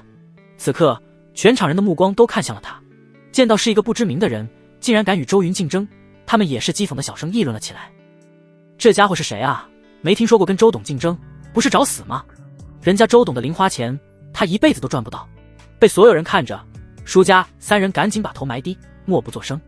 叶晨则是抬起了腰杆，周云却连看都没看他一眼，而是继续举牌报价道：150万。话音刚落，叶晨马上接上：151万。周云举牌：200万，201万。这时候明眼人都能看出来，叶晨是在搞事了。如果他真的想要，一定会报极高的价格，而不是每次都喊1万。这种拍价很容易得罪人，只有在双方关系不好的时候才会出现。周云做的没问题，每次报价都中规中矩，表明了很喜欢这件鸟笼，而叶晨却是故意在恶心人。200万的价格买一个鸟笼，就算是发廊做的，也算是高价了。这种时候正常拍卖，根本没人会去争。坐在周云旁边的叶倾城也是毫不客气地站了起来，转头看着自己的弟弟，喝问道：叶晨，你玩够了没有？周云正常报价，你非要搞这种小动作，你什么时候也学会玩鸟了？立即给我停止你愚蠢的行为！叶晨当场就怒了，表情抓狂。明明是周云非要跟自己抢，而姐姐却反过来教训自己。你们两个不清不楚的，到底想干嘛？叶晨真的很火大，亲姐姐不帮自己就算了，还反而来指责，这像是人做的事吗？竟然在帮着一个外人，而且明明是周云有错在先，自己才是第一个报价的，姐姐却胳膊走往外拐。周云是给姐姐灌了什么迷魂汤，还是下了降头？卧槽！叶晨一时间难以接受这样的结果，但他却不敢明说出来，毕竟前几天他还赌气地对姐姐说过，叶家的事和自己没关系，还让姐姐以后不要再来找自己。也就是说，自己要怎么做，家里人管不着，姐姐怎么做，自己也管不着，是他先和我抢。叶晨压着怒火道：没想到你是这么没有羞耻的人，我看错你了。叶倾城失望地说道。叶晨重新坐下来，翘着二郎腿，镇定道：谁不知廉耻，敢和你走在一起，也不睁开眼睛看看自己，配吗？周云可比你强多了，至少不会做小动作。叶倾城回怼着说道：哼，拍卖各凭本事，他要玩不起就赶紧滚，我又没有破坏规则。叶晨变得越来越有自信。急了，周云肯定急了，叶晨在心中暗道。叶倾城生气地用手指点着他道：好，好得很。接着他转头充满歉意地对周云说道：对不起，我这弟弟性格就是这样，是我从小没有教育好他。周云淡淡一笑道：无妨，他说的也对，拍卖价高者得，那我就直接买下好了。周云看着叶晨被叶倾城骂的样子，他忽然有种熟悉的感觉，好像在什么时候自己也经历过这样的事情。叶倾城无奈地坐下，夸赞道：跟你相比，叶晨真的就和一个小孩子一样，还是你有容人之量。他在心里暗道，将来周云如果真能和自己在一起，那就是叶晨的姐夫，而自己的臭弟弟性格实在差劲，没有一点眼力见，什么都跟自己作对。明明是叶晨自己的问题，还非要怪周云。周云再次举牌，直接喊道：1000万！在他举牌之后，拍卖场的权贵们也是震惊的说不出话来，这实在豪横，直接将鸟笼的价格抬高了将近10倍。他们参加这么多次的拍卖会，还从没见过谁这么疯狂，也就只有周董这么阔气了，为喜欢的东西一掷千金，与传闻中的一样。富商们的钱也不是大风刮来的，能将生意做起来，没有点脑子不可能成功，所以基本不会做亏本的生意。在他们看来，鸟笼的实际价格绝不会超过100万，而用1000万买下这个鸟笼，就算是出于爱好也是极不明智的。但这绝对是大手笔，明天肯定要上江城的新闻，许多人都要酸了。1000万对于周云来说不过是小钱而已，对于普通人而言却是一辈子无法仰望的财富。而叶晨也是犹豫了好一会，在想要不要继续加价。鸟笼的价值也就1000万左右了，现在已经没有任何的利润空间。如果自己也举牌，周云不跟自己玩了怎么办？花出去1000万，后面他带来的钱就只剩下一半了，后面再想捡漏，机会变得更渺茫。索性叶晨直接闭上了嘴，老神在在地看着周云，脸上露出得意的笑容。只要不让周云赚到钱，他就开心。主持人喊了3声，依旧没有人竞拍，便敲响了锤子，并率先鼓起掌来。恭喜周云先生获得本次拍品传世掐丝珐琅鸟笼1个，让我们将掌声送给他。本次拍卖会，本公司会将所得的利润1半全部捐给山区的孩子。再次感谢周云先生为山区孩子做的贡献，不愧是经验丰富的主持人。在知道周云吃亏后，立即用话术表示亏损的钱将会用在慈善上，无形中抬高了周云的名望。如果此时周云心底生气，在听到主持人的话后，伴随着周围赞扬的掌声，肯定气消了一大半。叶倾城也是连连向主持人投去欣赏的目光，不愧是国内最顶尖的拍卖公司培养出来的主持人，就是不一样。这八面玲珑的能力，如果叶晨能学到一半，我也就不用这么操心了。可惜叶晨听不到自己姐姐说的话，不然肯定疯狂吐槽。姐姐不管说什么都要艾特自己，时刻拉出来鞭尸，躺着也中枪。周云完全没有因为亏钱而生气的样子，反而笑眯眯的道：我告诉你个秘密，你先不要声张。什么秘密？叶倾城的八卦之火熊熊燃烧，眼底流露过一抹异彩。他觉得周云愿意将秘密告诉自己，说明两人的关系更近了一步。看来刚刚呵斥叶晨还是有效果的，而且一起保守秘密本身就是亲密的表现。周云小声说道：我并没有亏，而且还赚了一笔，鸟笼的实际价格在1200万左右。叶倾城瞪大了眼睛，虽然1000多万不算什么钱，但他对这件事充满了好奇。周云将鸟笼的来历说了一遍，向其解释为什么价格会相差这么大。但不仅于此，这鸟笼还能再涨价。1000万并不是鸟笼的最终价格，实际上掐丝珐琅鸟笼是连雀笼，很少有人知道。叶倾城听到周云没有亏钱，也是放下心来，但仍旧忽闪着眼眸，全是问号，完全听不懂了。周云继续解释道：连雀笼并不是用来装鸟的，其观赏价值远大于实际用途。连雀笼制作完成后，笼子里会有一个铜制的鸟，与整个笼子融为一体。如果将里面的铜鸟找到，价值会翻1倍，达到2000多万。周云用投资能力看过鸟笼的底细，知道了真面目，也知道了真正的价值。而在鸟笼的介绍中，待会拍卖场在结束之前会临时增加一个拍品，这个拍品里就有连雀笼里的铜鸟，到时候2个一起买下，价值翻倍。这个秘密他当然不会明说，自己能看到物品的未来价值。叶倾城称赞道：我对你越来越刮目相看了，不仅会风水，还研究过古玩。周云笑了笑道：风水也有关于古董方面的见解，刚好了解过。叶倾城遗憾道：可惜如果找到那只铜鸟就好了。周云神秘的道：说不定不久后就会出现，缘分这件事谁说得清楚？叶倾城点头，在心底补充：如果不是因为弟弟，自己不会来到小小的江城，也就不会认识周云。缘分这东西确实很奇妙。叶晨也在拍手恭喜，笑意盈盈，仿佛自己已经获得了胜利。叔父低声道：鸟笼被周云得到，虽然他没赚，但你也很出了口恶气。既然没有漏可以捡，我们该走了吧？叶晨摇头道：今天的拍品能赚的不止这一件，等结束后再离开，不用走。行了，我肯定你的能力了，我决定和你合作，可以？我们快走吧。叔父已经待不下去了，他感觉周围一些人的目光时不时放在自己身上，好像已经有人认出来了。这些人当中不乏债主的朋友，到时候他们一通知，债主将拍卖场围住，想走都难了。叶晨否定道：我今天来就是赚钱的，我也不瞒你，我的事业刚刚起步，想要参与那个项目，至少要拥有30亿的资金。30亿都够我家还债了。叔父一惊，忙道：你要是有30亿，别投标了，直接给我，我将女儿直接嫁给你。不，还有我的公司，全都给你。叶晨扭头看他，像是在看着傻子一样。在他心中，舒嫣然固然重要，但还比不上1000亿的项目，这是他迈向成功的基石，肯定先把1000亿给赚了，到时候30亿随便给，孰轻孰重他很分得清，以后再说吧。叶晨也不解释，继续盯着舞台上的下一件拍品。很快又过去了不少时间，自始至终叶晨都没有出手，因为没有值得投资的。只有周云给叶倾城买了一件碧玺带珠翠软镯，这是清代的宫廷首饰。叶倾城获得周云的礼物后，笑靥如花，千娇百媚，让全场的男人都忍不住心动。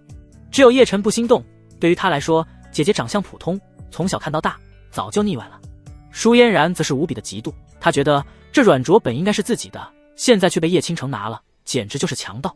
浑然没有想过，以前别说这200多万的手镯了，当时周云将海神之心送给他时，他是怎样一个高傲不屑的神色，怎样在大庭广众之下高高在上的给周云难堪。只能说天道有轮回。拍卖会继续进行，在此过程中，叶晨还是拍到了几件好东西。周云偶尔给他抬价，让他赚的不多，只有几十万，相比较上千万的鸟笼、杯水车薪。不过已经证明了他的能力。叔父也是暗自猜测，如果没有周云插手，这一次的拍卖会最大的赢家应该是叶晨的。最后一个有极大利润的拍品出现，叶晨在前面拍卖的时候，也是自认为摸清了周云的套路。当自己第一个叫价的时候，周云往往会犹豫，竞拍没有这么激烈。而当自己卡在快要落锤时举牌，周云就会和自己硬刚。所以他一直在给周云铺垫这种错觉，为的就是最后一个能赚上千万的古董大利 GE 如他第一个报价。场中有人陆陆续续的跟着竞拍，周云一动不动，连头都没转，叶晨只能看到他的后脑勺，无法分析他的表情。中间周云也是跟着加了几次价，然后就没出声了。叶晨眼睛绽放狂喜的光芒，他以为周云已经放弃了竞拍，所以当大力炉价格来到110万，主持人喊了第二次，依旧没人报价的时候，叶晨出手喊价120万，跟前几件拍到的拍品套路相同。然而就在他闭上眼睛，在期待着主持人恭喜自己的时候，周云那如魔鬼般的声音响起来了，150万。操！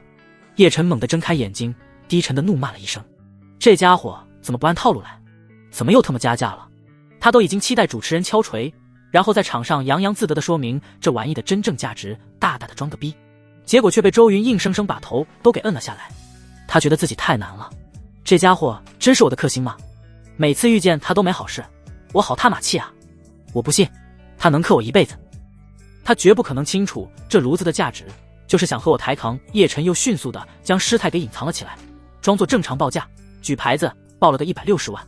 这次他没玩花样，不是1万1万的报，而是抬高了10万，表明了决心。来到拍卖会场，浪费了这么多时间，就只赚几十万，他不甘心啊！可惜周云像是吃死了他一样，根本不如他的愿，继续报价，将价格抬高到了200万。叶晨心态当场爆炸，面容扭曲，宛若一个藏在阴影中的魔鬼，已经将近疯的边缘。周云有几百亿身家，买个1000万的东西，就跟买包辣条一样，完全不需要考虑。但他现在还不行，如果不借助叶家的力量的话，他只是个小资罢了。1000万对他来说还是很伤的，他需要这些钱来发挥出更大的投资作用。叶晨继续举牌子，报价250万，周云300万。眼看着价格越来越高，叶晨的脸色也黑得跟锅底一样，急得他连连喝水，压制住暴动的心情。也是因为喝水太多，被周云刺激的时候差点绷不住，当场尿出来了。好好，你这样玩。叶晨龇牙咧嘴，暗自恨恨的道，送给你就是了，等我将那块地拍卖到，看我怎么打你的脸。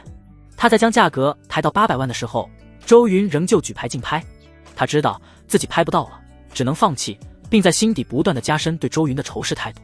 当主持人宣布大力炉以820万的价格被周云竞拍成功之后，全然再次升起了一片哗然声。在场的富商名流们根本不知道这玩意的实际价格，所以都认为周云太阔气了，简直豪横啊，连着高价买了2件东西，就像买玩具一样简单。1000万而已，周董说不定分分钟就躺着赚到了。人比人得气死，想我起早贪黑，现在资产也不过刚刚过亿，也不敢这么乱花钱。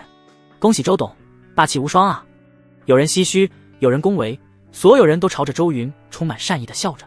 周云也是很有礼貌地站起身来，对着宾客们不断点头回应，笑容如沐春风，让人忍不住升起好感。唯独舒家的人没动，他们将头埋低，只是偶尔从椅子缝隙中看着周云，眼底不住地流淌着后悔莫及的光芒。叶晨则是站起来对舒家人道，拍卖结束了，你们在这里等我一下，不要乱跑，我去上个厕所。他头也不回地离开了。然而他前脚刚走，主持人就宣布，各位尊贵的来宾，今天的拍卖会圆满成功，并且因为周董为支援山区的孩子济困扶危献爱心的关系，我们公司临时决定再继续补充一件拍品，将周云亏的钱说成为支援贫困山区，没有贬义。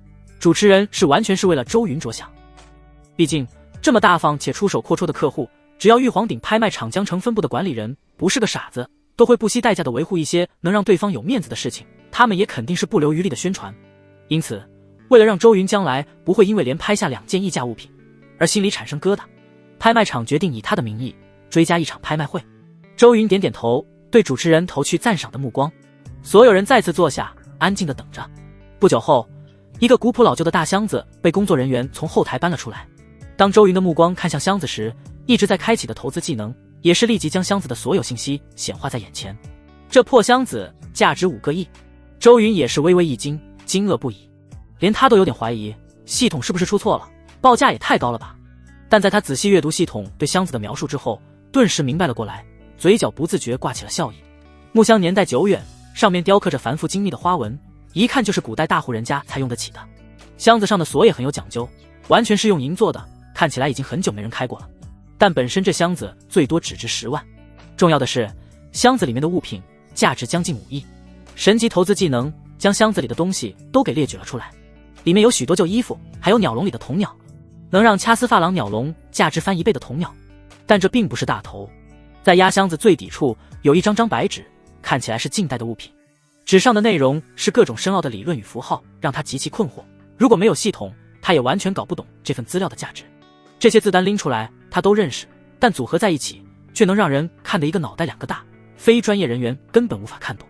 就是这份资料占据了5亿的大头。周云心里也很激动，本来只是参加拍卖会玩玩，没想到竟真的捡漏了，赚个几百上千万，周云一点感觉都没有，能看到叶晨气急败坏就值了。但如果能赚个5亿，他还是很高兴的。周云扭头朝身后看去，想看看叶晨发现箱子的实际价值会有多激动，但却没见到他。只剩下输家3人低着头独自尴尬。可惜他不在，看来里面的东西得我就拿下了，既然如此，我便不客气了。周云不再理会，笑容怎么都止不住。叶晨也能看到箱子的价值，可惜他以为拍卖会结束了，去上厕所，错过了投资的机会。如果叶晨也在的话，绝对有一场激烈的竞争。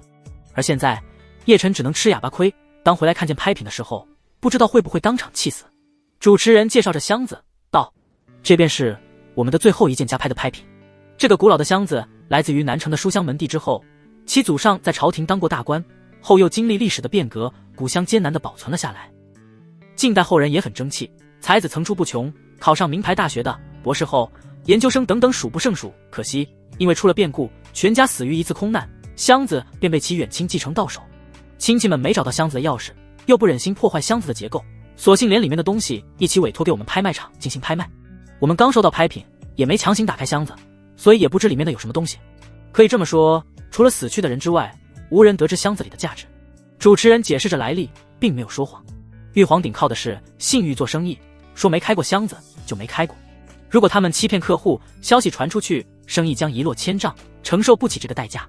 周云也确信他们没开过，不然里面的那些研究资料肯定早就被玉皇鼎找专家鉴定，然后独吞了，不可能流出来拍。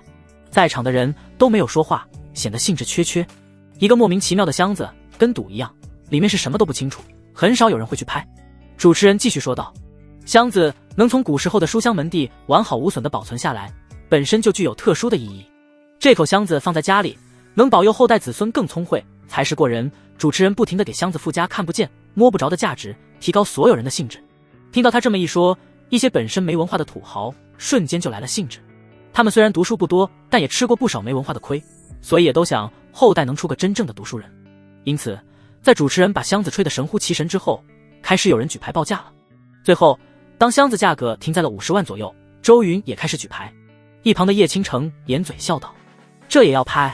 你还没有孩子，买这玩意意义不大。周云开玩笑道，以后会有的，我还要生10个8个，凑在一起踢足球。叶倾城美美的翻了个白眼道，你有这么厉害？生10个自己一个人可办不到，要不要试试？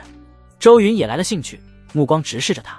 叶倾城也不甘示弱，抿嘴道，是就是，谁怕谁？好啊，就这么说定了。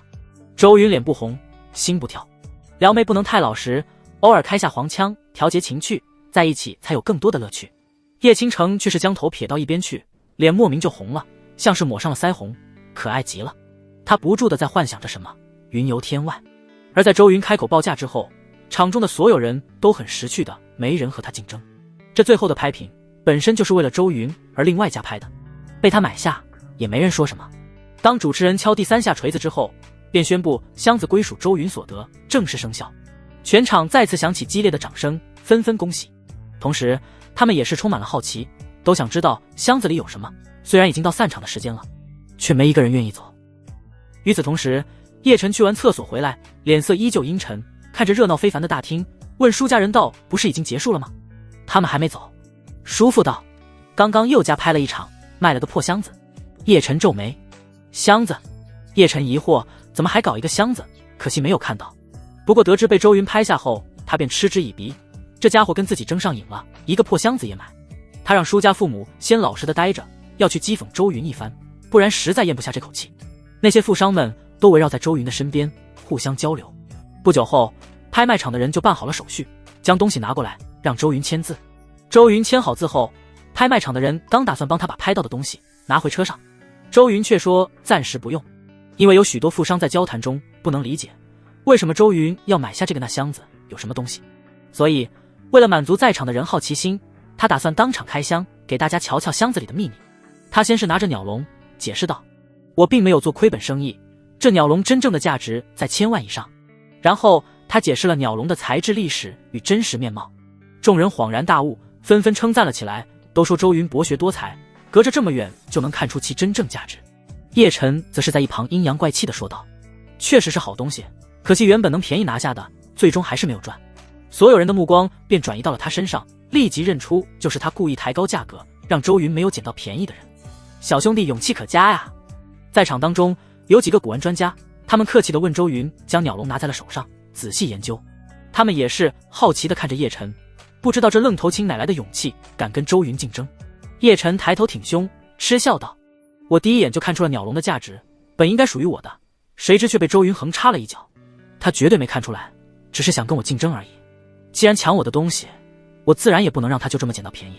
然而听到这话，专家们也是不停冷笑。虽然周云他们不敢惹，但叶晨一看就没什么背景，于是质问道：这鸟笼价值不止1000万，你可知为何？叶晨表情错愕了一下，道：不止1000万？不可能，我绝对没看错。专家打击他道：掐丝珐琅鸟笼是专门用来观赏的笼子，里面本来有一只铜鸟，如果找到铜鸟组合在一起，价格再翻倍。看来你也只是一知半解，还是回去多读点书吧。专家的话顿时引得全场哄堂大笑，纷纷说他是见识短，毛都没长齐整，也出来卖弄。叶晨老脸憋得通红，但却无法反驳。他能看到实际价值，却不知道为什么能这么高价。与专家们的理论知识相比，他只知道结果而已，而这个结果还是歪的。叶倾城也是感觉丢脸，赶忙朝着叶晨喝道：这里没你什么事了，赶紧回去吧，你几斤几两我还不清楚，什么时候学会鉴定古玩了？你不嫌丢人，我还觉得丢人呢。叶晨则是怒目对着他道：你才应该早点回去，老是待在江城干嘛？你真的烦人，整天就知道给我添堵。姐弟俩都没挑明身份，但却知道对方在说什么。见叶倾城又准备呵斥，自知说不过姐姐，叶晨再次讥诮地对在场所有人说道：但周云并没有铜鸟，所以这鸟笼只值1000万。呵呵，说再多也无用，想要找到配套的铜鸟，犹如大海捞针，是用钱也无法办到的。残缺的鸟笼就和它的主人一样，永远无法找到自己的另一半。叶晨说话已经不留余地，完全不给周云面子，赤裸裸地搞针对。他就是要让周云发火，要让这家伙在众人面前失态。老实说，自从认识周云以来，叶晨还从未见过他真正的生气，一直风轻云淡，这让他很不爽。他开始阴阳怪气地骂人了，屡次被添堵，气都要不顺。当叶晨的话一出口，在场的气氛顿时降到了冰点，众人纷纷离他远一些。所有人看叶晨的眼神就像在看着疯子一样，在江城地头蛇面前叫嚣，他真是找死啊！叶倾城也怒了，再也不顾颜面，脱下了性感的高跟鞋，然后朝着叶晨就是猛地一脚踹去。你在胡说什么？你疯了？小时候爸爸妈妈教你的，你全忘记了吗？你的绅士礼仪呢？你的教养涵养都为了狗吗？天啊，要是父亲九泉之下得知你现在的德行，该有多痛心。叶倾城说着，眼眶已经湿润了，眼泪马上就要滴下来。他看着叶晨长大的一直都在矫正弟弟自负的性格，然而却没办到，反而变本加厉。作为姐姐，也是难受无比。叶晨被踢得连连后退，张了张嘴，意识到自己失态。他从小就被姐姐欺负到大，被打多了，习以为常，所以也没有想过踢回去，只是坚持说道：“我说的是事实。”而见他如此倔强，叶倾城更绝望了，自己这臭弟弟真的没救了。他不知所措，只能求助般看向了周云，连连说道：“对不起，我弟弟说话太过分，真的很对不起。他平常不是这样的，只是今天不知道受到了什么刺激。”周云看着眼前的一片乱象，再感受到叶倾城那水汪汪的眼神，慨叹道：“罢了，我不会跟一个小孩子斗气。”然后不自觉张开双臂安慰着。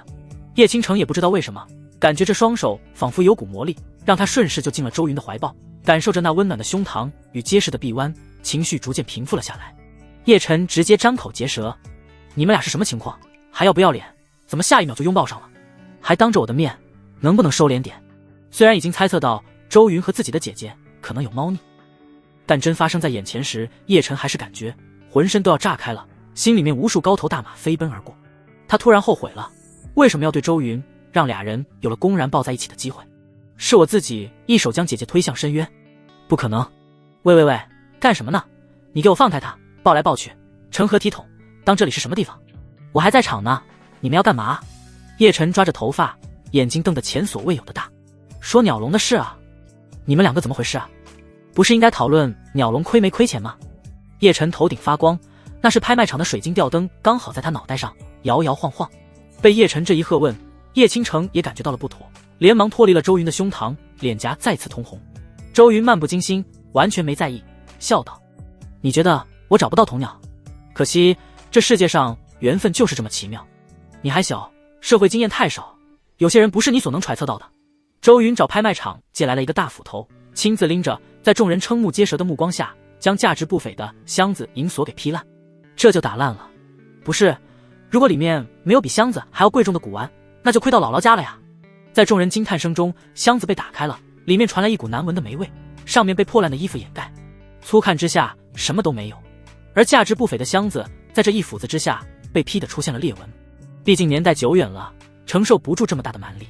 叶晨仔细地盯着看了很久，然后抑制不住的大笑出声：“都是一些烂衣服，哈哈哈哈！我没看错的话，这些衣服都是80年代的古董，不值什么钱，丢西瓜捡芝麻。周云，你亏了。”叶晨幸灾乐祸，全场唯一一个大笑出声的，但众人却没心思理会他，反而是看着周云将衣服一件件丢出来，然后在底部找到了一只铜鸟。是的，周云像是早有预知一样，面不改色，完全不在意周围人异样的眼光，当先便将那铜鸟找了出来。箱子里面真的还有铜鸟，这下叶晨晋升了，莫名其妙的感觉脸火辣辣的。妈的，这都能找到铜鸟？不对，说不定并不是鸟笼的配套铜鸟，肯定错误的。叶晨在心底安慰自己，然而事实并没如他所愿。周云轻松的便将铜鸟给放进了发廊鸟笼里，严丝合缝，宛若一体。专家们也是赶忙将鸟笼拿来继续研究，顿时露出惊叹的声音。巧夺天工，完美无缺，竟不像是分开过，而是本来就焊接在一起般。神了！突然觉得这鸟笼的观赏性与研究性在此刻飙升了一大截，确实值得翻一倍的价钱。这里面的鸟活灵活现，像是随时都要飞出来一样，快把笼子的门给关掉。专家们都兴奋无比，不住地拿着放大镜上下左右仔细地研究着鸟笼。如果不是这里不方便，他们能研究3天3夜不睡觉，比研究另一半还精神。而他们的反应也证明了，这只铜鸟确实就是鸟笼里的铜雀。富商们虽然不懂，但也是叹为观止。这也太奇妙了，这就找到铜鸟了。要不怎么说吉人自有天相，本以为只是一个破箱子，没成想里面竟藏着铜鸟。那这么说，周云并没有亏，反而因此赚了上千万，如此轻松。富商们议论纷纷，感觉今晚上过得真是精彩，亲眼见到了堪比魔术的奇迹。叶晨像是吃了苍蝇一样，质疑声戛然而止，喉咙仿佛是被什么给堵住了。他刚刚也开启过投资技能，观察过箱子，但可惜现在的箱子不是出售状态，因此他看不出来什么，也就不知道箱子里的东西真正的价格。这也是他的投资技能比不上周云的原因所在。算你运气好。叶晨的语气里有一点酸。上厕所真耽误事，要是早知道的话，我肯定要把箱子抬到上千万，让你赚不到便宜。叶晨咬牙切齿地低声说道。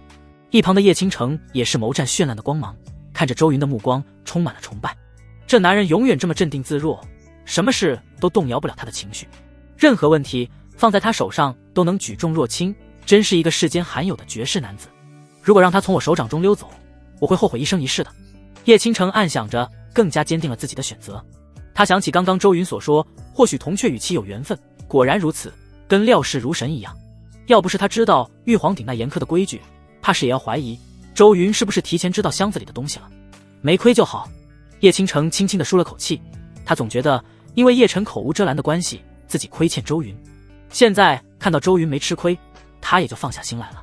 叶晨脸色已经铁青了，故作不了高深，因为他发现另一边的舒家人看着他的眼神充满了失望。说好要让舒家人看看自己的能力，结果装逼的风头全被周云给抢了去。那本来应该是自己享受的高光时刻啊，但无可奈何，事情已经发生，他只能强行忍着了。然而接下来发生的事却给了他当头一棒，后悔万分。周云朝着所有人灿笑道：我也不怕让大家知道我捡漏了，这箱子里面的东西价值比你们想象中的还要惊人。他将所有的衣物杂物都翻了出来，露出箱子的底部，里面藏着一摞厚厚的纸张。纸张早已经泛黄，但还能清晰地看到上面的字迹，全是专业化学术语，不是这方面的专家根本无法看懂是什么。周云将这一叠纸拿出来，也顾不得脏，随意地翻了一下，只看了几分钟就头皮发麻，完全看不明白啊！对他来说就是天书，但无妨，在第一张纸的标题序上就表明了这叠文件是什么资料。未申请专利的新型化学发泡剂全部技术资料，而且是已经研究成功并且能直接投入生产制造的发泡剂。在场没人明白这些纸的价值，如果被土豪得到，估计会被当作垃圾给直接扔了。周云拿着纸张如获至宝，眼睛发亮。这份专利卖出去就能价值5个亿，那如果自己办厂来生产，赚到的远不止这个数。而且发泡剂也和建筑材料有很大的关联，是生产许多日常用品的必需品，小到家里的沙发、冰箱，大到飞机、汽车、计算机的零件，甚至是航天机器的构建，都是需要用到泡沫的。最重要的是，发泡剂技术在过去的几十年里全是被欧美所垄断，华夏并没有这方面的技术。如今这份资料却被周云所得到，一旦创建生产公司，将会是国内首个顶级泡沫生产厂家，这太不容易了。就在众人疑惑的时候，周云对那位八面玲珑的主持人说道：你们公司应该认识化学专家吧？当然认识，拍卖会经常有一些稀奇古怪的物品，我们需要让各行各业的科研人员来鉴定，和他们保持良好的联系。主持人点头道。周云淡笑道：给我现场联系一位专家，让他看看这张纸上面写着什么内容。周云并没有打算给别人看完全部的技术资料，只是拿出一张纸就足够证明是什么了。他在心底已经了然于胸，但也不打算藏着掖着。主持人很快通过公司联系到了一位化学方面的专家，当场视频面对面。在专家看完前面的纸张后，也是震惊无比，得出一个惊人结论：这是化学泡沫里面的一个难题，竟然被人悄无声息攻克了吗？天哪，这消息要传出去，足以震惊整个夏国的科研界。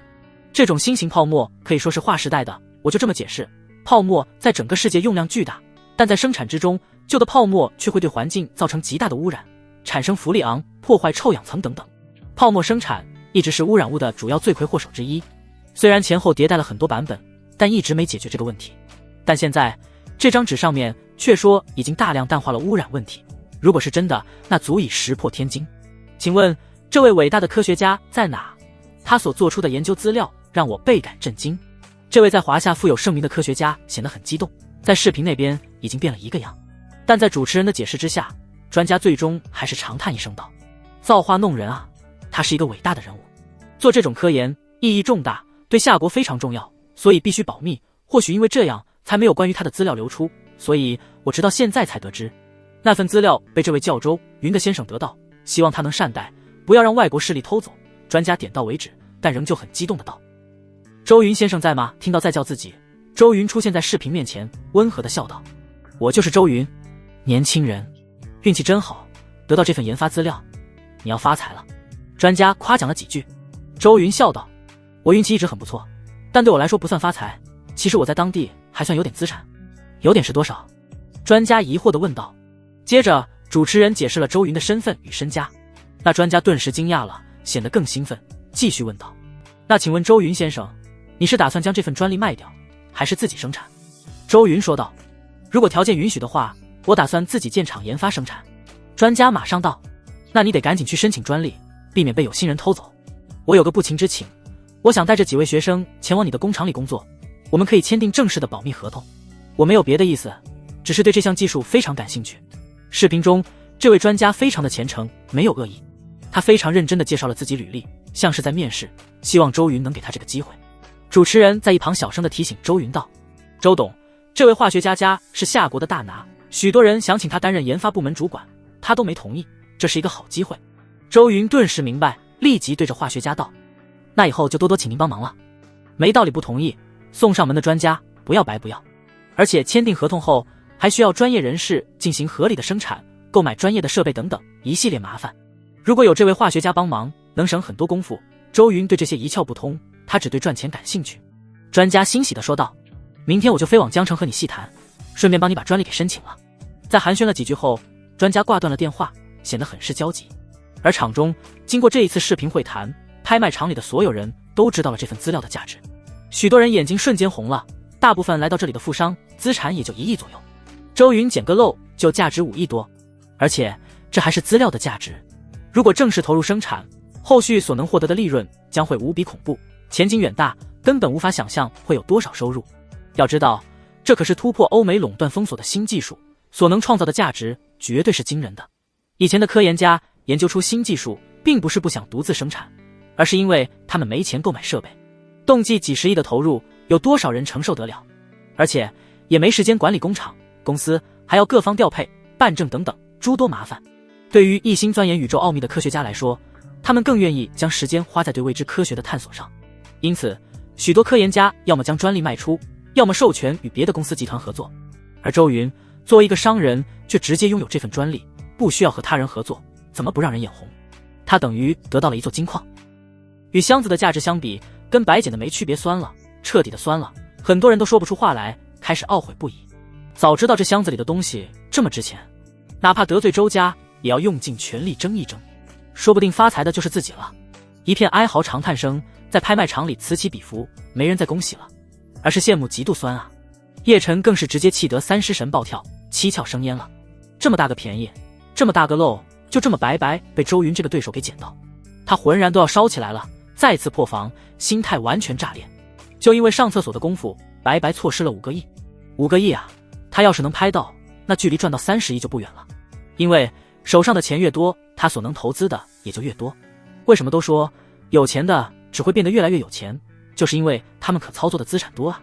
比如说，有钱人1个亿放银行，每年4%的利息，一年就有400万的收入；而普通人10万块放银行，一年就只有4000块的利息。用钱来生钱，就是这个道理。有5亿，他能在短时间内让其翻几番，很快就能凑够30亿的投标的钱了。而现在他只有2000多万的资金操作，就算翻倍也没有多少，需要的时间太长了。5亿啊，叶晨心都在滴血了。他不愿意接受这个事实，见不得周云比他好，苦大仇深的道：“我对这场拍卖会不服，刚刚我没在场，错过了最后的竞拍。我提议重新来一次拍卖，所有人都能在场竞争，这才是公平公正。”叶晨失智，不愿周云捡便宜，变得很贪婪，大声地说着。他的高声呐喊也让全场都安静下来，许多人都认为他疯了，已经拍出去的卖品怎么可能再重新拍？但大多数来参加富商都没有出声，他们心里也有一点希冀，如果真能重新拍，他们也想抢一抢。原本见谁都一脸笑容的主持人，脸色也变得阴沉了下来，盯着叶晨的目光不善。他表面上是主持人，实际上也是江城玉皇鼎拍卖场负责人之一，被叶晨当场质疑，无异于在打他的脸。锤子是他敲下的，也是他宣布拍品归周云所得。如果一切重来，那要他有何用？叶先生，我希望你不要再开这种玩笑，否则你从此将不再具备进入玉皇鼎拍卖场的资格。主持人走到叶晨面前，身上涌现出一股与之前温和时完全相反的气质。他语气森寒的道：“玉皇鼎拍卖场的介绍全国皆知，其中就有一条，在拍卖过程中因为客户个人原因错过拍卖，会场概不负责。如果每个人都像你这样闹着重来，我玉皇鼎拍卖场还怎么办下去？按照你这么说，我们拍卖场是不是还要通知全国，让所有华夏人都来竞拍，因为他们没有获得资格而错过了？不，我还是通知全球吧，全球的人都来参与。他们也是因为错过了，还有许多富豪没有得到消息。照你这么说，彩批开奖号码公布之后，那些没来得及买彩票的，是不是也能要求彩票公司重新拍，然后再买那一组一定会中的号码？你是3岁小孩吗？来我玉皇鼎这里胡闹？你觉得你是谁？如果我没记错的话，叶晨先生，你个人资产仅仅有2000多万吧？你凭什么认为你能竞争过在场的所有人？在场哪位不是亿万富豪？你凭什么认为自己能竞争过100亿身家的周董？你现在拿得出来5亿、10亿吗？主持人说话极度不客气，甚至到了呵斥、喝问的程度，每一句话都如刀般割在叶晨的脸上，疼痛无比。叶晨不住地倒退，脸色变得煞白。主持人的话让他瞬间恢复了理智，知道了自己刚刚究竟有多愚蠢。对不起，我刚刚没想这么多，我现在向玉皇鼎拍卖场道歉，我收回刚刚的话。叶晨汗颜瞬间就怂了，一阵后悔之意涌上心头，不敢再多说什么了，只能将憋屈咬牙往肚子里吞。激怒玉皇鼎的后果很严重，今后玉皇鼎在华夏所有的拍卖场都将会禁止他参与拍卖，甚至玉皇鼎的许多子公司都拒绝与他合作。要知道，他现在许多的投资金钱来源都是在拍卖场中合法所得的。玉皇鼎与江城这些地方豪强不同，得罪他们比得罪江城的名流权贵更惨。在江城混不下去，他大不了去别的地方，但得罪玉皇鼎，除了回叶家请家里人帮忙调解或者出国之外，夏国境内他再难以继续做生意了。这就是一个大势力的可怕之处。这时候叶倾城静静地上前，趁着所有人发愣的时候，一巴掌扇在了叶晨的脸上。啪，清脆的声音响彻整个大厅。无知、幼稚、任性、无理取闹，你现在和一个市井无赖有什么区别？或许当初我和妈妈让你离开真的是一个错误。叶倾城眼睛红肿，眼睛里有后悔之意，后悔以前为什么没有好好教育弟弟，才让他变得这么无赖，变成卑鄙小人。而叶晨也在这一巴掌还有姐姐那痛心的眼神当中醒悟了过来。此刻的他后背不断冒出了冷汗，感觉周身空气变得冰冷，浑身仿佛置于冰箱里。回想起刚刚的失态，也是对自己一阵语塞。虽然脸火辣辣的疼，但他却不敢反驳姐姐。看着周围像看猴子一样看着自己的眼神，他深吸了口气，郑重地道歉道：对不起，是我莽撞了，没有考虑清楚才说出这番话。他想起自己可是天命之子，本应该风轻云淡，不被外物所干扰心性，刚刚却完全失控，根本不是自己一贯的性格，实在太不应该了。所以他低头了，乖乖地认错。但心里的自信还在，认为只是一时失利，迟早能将场子找回来。事实上，他身为叶家的孩子，对这点技术专利不应该这么渴求。叶家所拥有的比这多得多，主要还是因为被周云所气到。就像是玩一局游戏，明明你已经超神了，6神装，领先超多经济，像个战神，大杀四方，结果却还是因为对方无赖偷家输了。那种气闷，那种胸口被石头堵着却无法宣泄出来的感觉，那种想顺着网线去把偷塔的人给暴锤一顿的感觉，哪怕明知道就算输了一局又不会怎么样，但就是气不过。现在冷静下来了，他就不敢再让事情往难以控制的方向发展。主持人看他道歉完之后，神色变换很快，又恢复了和睦的模样。希望你以后谨言慎行。主持人没再说什么了。叶晨感觉没有脸待下去，只能恨恨地瞪了一眼周云，然后小声地对叶倾城道：我在外面等你，你欠我一个解释。说完，头也不回地离开了会场。而角落里一直看戏的舒家人也是悄悄地跟在他屁股后面走了。场内权贵们也是放弃了心中的想法，看着周云的目光熠熠生辉，觉得这家伙就是一个金矿。他们也有自己的产业需要用到泡沫，之前都是从外国进口，现在国内也有，而且掌握这个技术的人就在自己面前。别的先不说，如果能和周云打好关系，之后要货应该能更便宜一些。因此一大片恭维的声音在周云耳边响起，整个大厅比之前更加热闹了。被人团团围住的周云也是有礼貌的一一回应，记下了几个有诚意合作的人的名字。一旁的叶倾城都被挤开了，但他没有恼怒，他伤心的神色也是变成了连连偷笑。看着周云束手无策的样子，他没有打算帮忙解围，而是娇俏地对周云说道：周大少，你先忙，我还要找我那愚蠢的弟弟谈谈，改日再聚，我们的时间还有很多哦。说完，叶倾城便捡起地上的红色高跟鞋重新穿了上去。临走前还没忘记跟主持人正色道：希望你们后面不要找叶晨的麻烦，因为他是京城叶家继承人之一。说完便离开了会场，留下一个曲线玲珑的背影。主持人听到叶家这2个字也是眼神微微一凝，不过很快便释然了，无所谓的摇头轻笑。叶倾城出到拍卖场外面，表情冰冷，像是万古不化的寒冰，蔓延着一种生人勿近的气质。与面对周云时候的温柔相比，判若两人，这才是他面对别人一贯的面容。叶晨站在一个路灯照不到的树下等着，舒家的人已经进了车，他们可不敢在外面逗留太久，唯恐身份暴露。叶倾城刚出来，路边2个气质森冷的黑衣大汉默不作声的出现，他摆摆手示意，黑衣大汉再次退走，进入了黑暗中。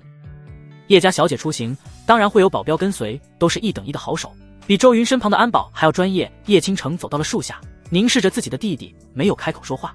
叶晨脸色难看的低声问道：你和周云是什么关系？为什么你们2个今晚会在一起？叶倾城想了想说道：我们现在只是朋友，前几天刚认识，不过他将来或许会成为你的姐夫。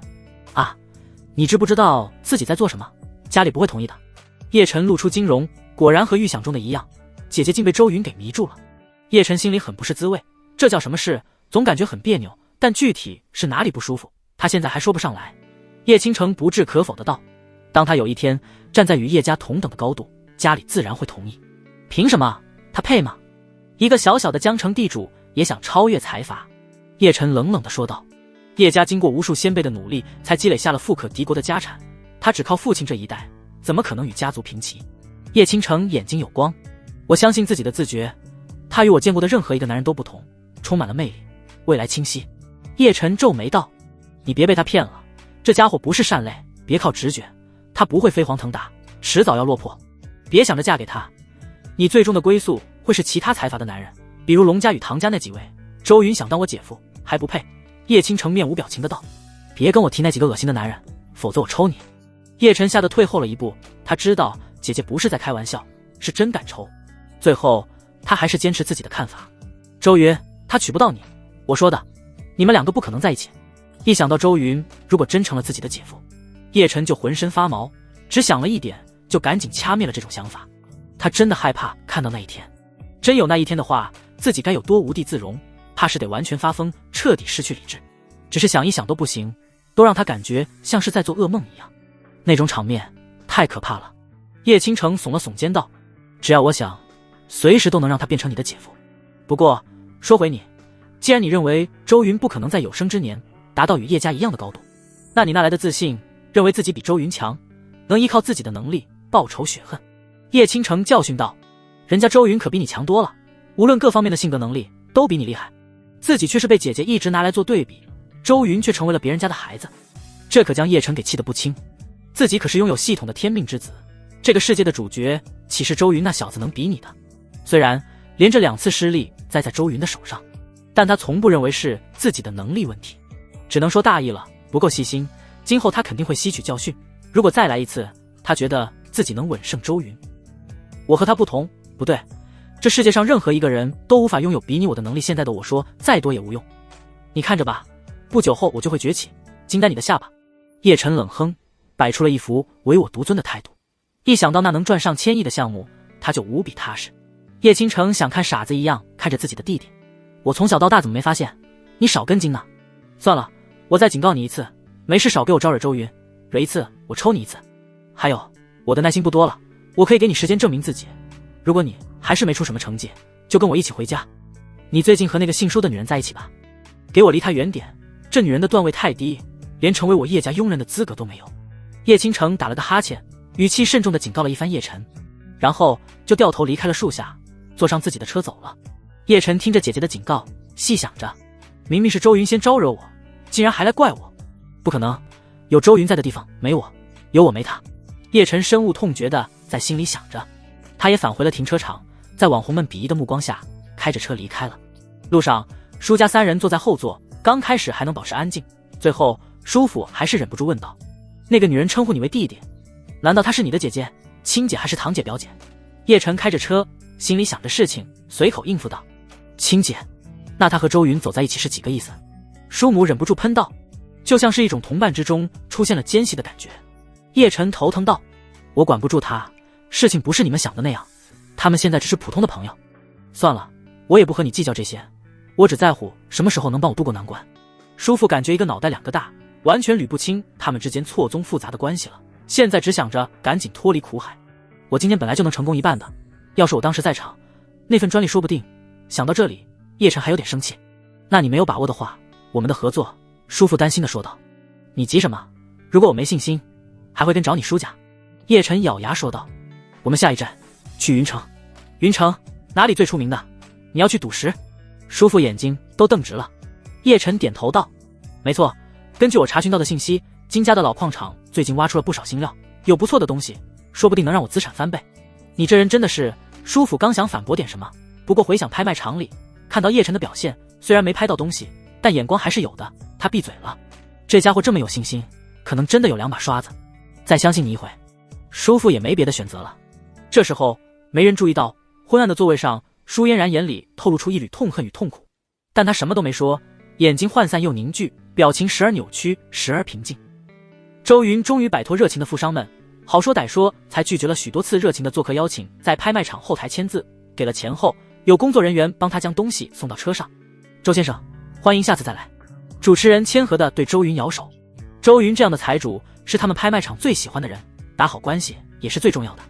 周云回应了几声，刚走出拍卖场，保镖们就迅速地围了过来。程大马像一头怪兽般，时刻环绕在周云的附近，眼神凌厉。大老板，叶小姐已经坐车离开了。大马老实地说道。周云点头，不去想其他，被保镖们拥护着进了停车场。这里还有不少网红在蹲守着，见他过来，立即又将摄像头对准了，然后兴致勃勃地对直播间内的观众老爷们介绍着。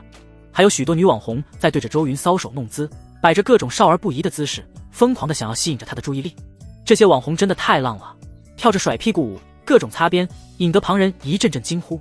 女网红们见他露面，也有胆子大的立即高声呐喊道：“帅哥，加个联系方式呗。”周云只是淡淡的扫了他能当钉子的下巴一眼，顿时失去了兴趣，回应道：“我鱼塘满了，不好意思。”说完后便默不作声的上了车。换做以前，或许他会停下来观赏一番，但在与叶倾城有近距离接触后，这些庸脂俗粉、整容网红脸已经撼动不了他的内心。别说叶倾城，就算是景婉宁，无论在身材样貌上，对女网红们都是降为碾压。更何况二女身上拥有别的女人模仿不来的气质，属于那种玩1万年都不会腻的类型。安保们也上了大 G， 前后保护着周云，缓缓地离开了停车场，只留下了女网红们一片哀嚎不已的声音。终究是没有一个女人得到周家太子爷的宠幸。车对上了高架桥，在车内，价值连城的专利被周云随手扔到了一边。他目光深邃地望着车窗外，霓虹灯璀璨的都市夜景，难得放松片刻。可没过多久，他的私人手机便响了。这个手机号码只有一些关系近亲的人才能拥有，比如景婉宁。但来电并不是他，而是一个叫金庆虎的人。周云没有立即接听，是在脑海中回忆有关这个名字的记忆。金庆虎，云城的豪族金家，所拥有的底蕴与实力跟周家不相上下，都是各自区域的地头蛇，在云城那一片山高皇帝远的地方，拥有比周家还要蛮横的力量。金家的发家史与周家相同，都是近几十年快速崛起的新贵。早年时期，金家遭遇了大波折，因为一个错误的决定，导致生意一落千丈，差点破产。在最绝望的时候，是周老爷子对金家施以援手，拯救金家于水火之中，至此两家越走越近，成为了至交好友。金家与周家虽然不在一个地方发展，但关系却很是密切。无论是金老爷子与周老爷子之间的患难之交，还是新生代的周云与金庆虎互相之间近乎兄弟般的交情，都让两家互为倚靠，一家有难，另一方绝对会不遗余力的支持。金庆虎从小到大，每到寒暑假都会来到江城与周云一起玩耍，当然偶尔周云也会去云城，称得上从小一起长大，彼此知根知底，有什么消息都会互相通知。金家这些年在云城的势力愈发茁壮，甚至将手伸到了边疆之外的缅国中，在那边他们的实力也不容小觑。周云回忆起原著中，在自己被叶晨一巴掌拍飞，牢底坐穿之后，金庆虎第一个带人来江城找叶晨报仇。金庆虎常年待在边疆，蛮横惯了，性格很辣，整个人跟悍匪一样不讲道理。刚下飞机就带着人想要将叶晨给绑了，可惜那时候的叶晨羽翼渐丰，金庆虎带来的人没有一个是程大马的对手，都被一拳撂倒，根本进不了叶晨的身。金庆虎运气好逃走了，然后再寻找各路高手与顶级杀手来对付叶晨，不为周家报血仇不罢休。但他找来的人都被程大马一一打败，有些更是直接被当场格杀。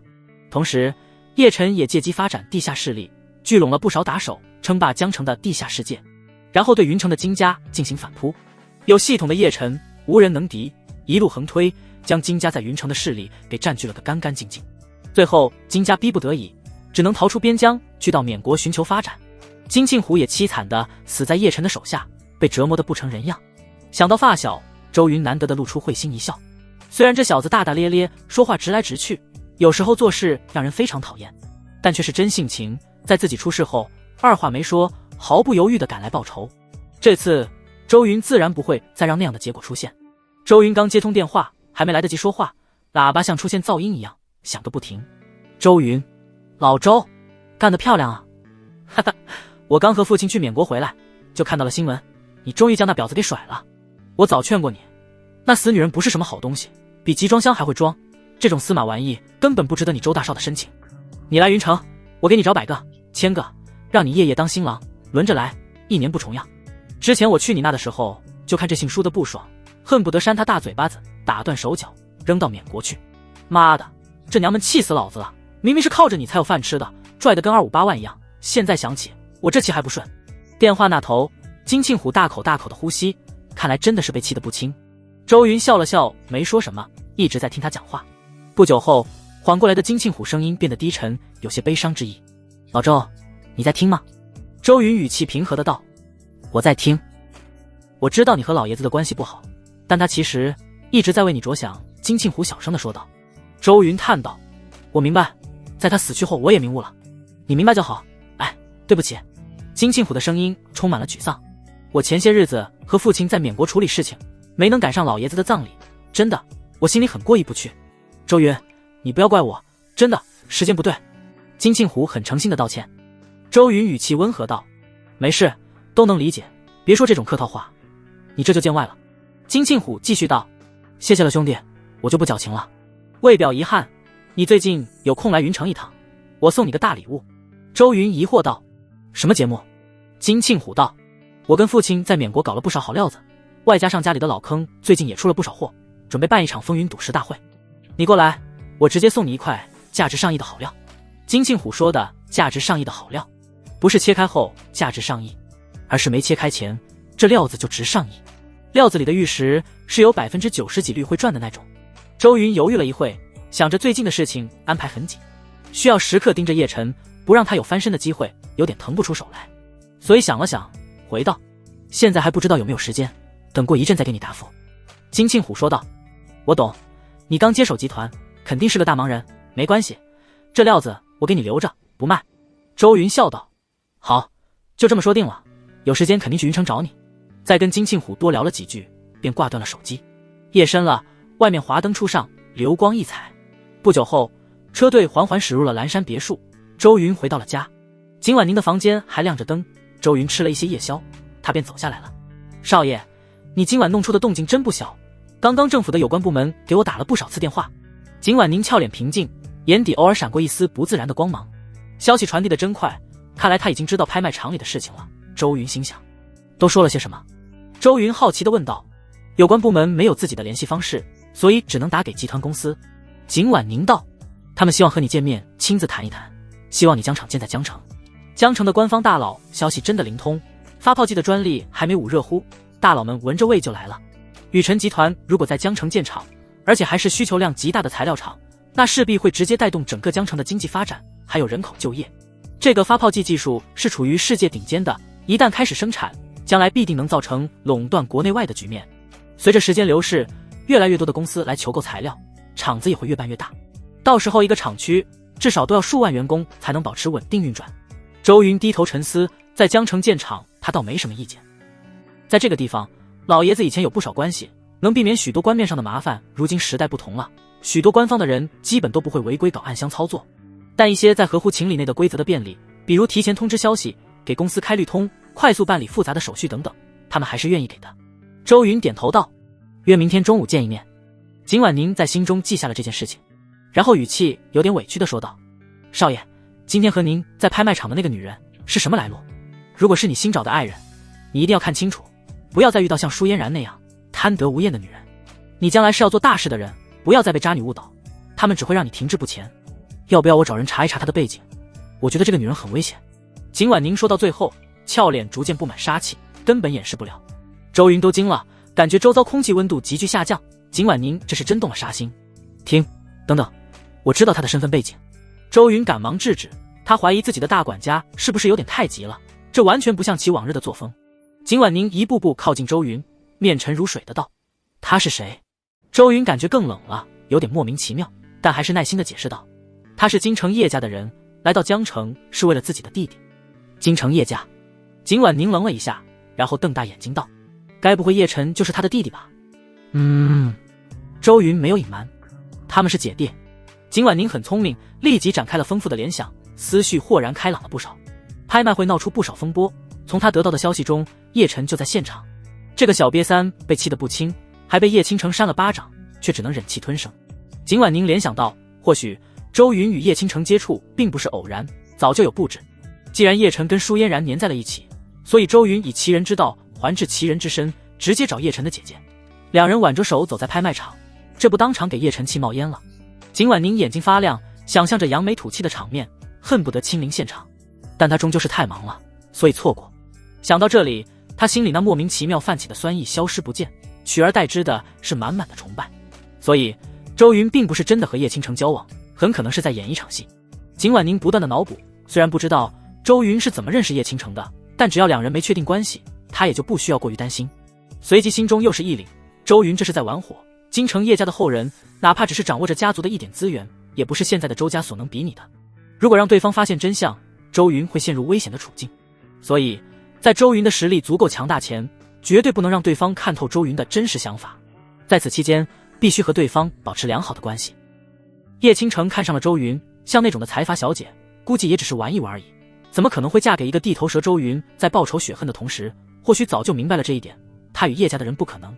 景婉宁觉得自己心里跟明镜似的，洞察了真相，看着周云的神色也变得心疼了起来。少爷，你辛苦了，我都懂。周云，你懂什么了？我不是很辛苦啊，甚至觉得轻松。但在感觉到周围的冷冽气息下降之后，他还是将心中的疑问硬生生掐灭。虽然不知景婉宁在刹那间进行了怎么样的自我攻略，他没有解释，而是点头道：不辛苦，为了将来一切都是值得的。景婉宁婉言一笑道：少爷你先休息，我就不打扰你思考了。他乐呵呵，刚想返回自己的房间，忽然手机一响，打开一看，是负责监视叶晨的人发来的信息。扫了几眼，他连忙说道：少爷，叶晨又有新动静。叶晨买了4张飞机票前往云城，其他3张用的是舒家人的身份。周云错愕，觉得很巧，刚刚金庆虎打来电话邀请自己去云城一趟，他还犹豫，打算在江城守着叶晨，断绝他的一切资金收入。结果叶晨竟然也打算前往云城，不用想，肯定是为了赌石大会，这家伙也收到了风声。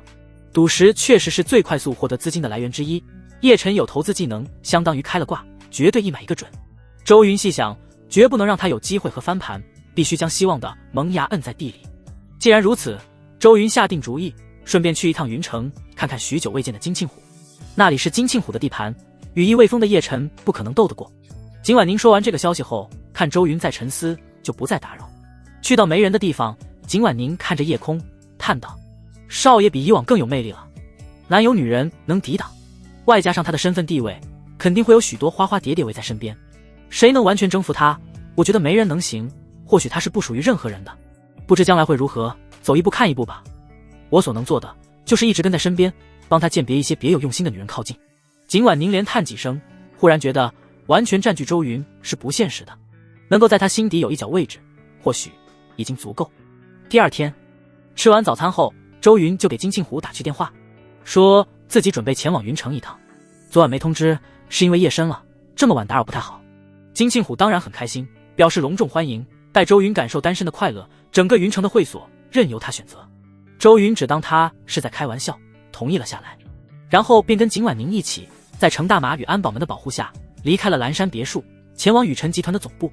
那位化学专家已经连夜坐飞机来了，正在公司等候，周云得去见一见，签订保密合同与各类合约，然后再将新型发泡剂技术交给他研究开发。之后周云会找合格的负责人与他对接，车队平缓地在道路上行驶。快来到公司的时候，周云透过窗外忽然看到一个农村妇女抱着襁褓中的婴儿，边走边跪在人行道上。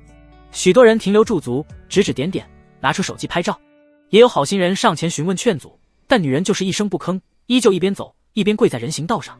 此时已经过了早晨，阳光慢慢炽烈，这个农村妇女身上的衣服脏兮兮的，脸上全是哀然之色。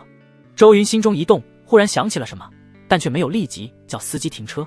景婉宁也看到了这幅景象，眼里出现同情，但她此时在上班时间，周云不出声，他也无能为力做什么。来到了雨辰集团的总部大楼，在所有工作人员敬畏的目光下，周云跟景婉宁去到了招待室，看见了化学专家。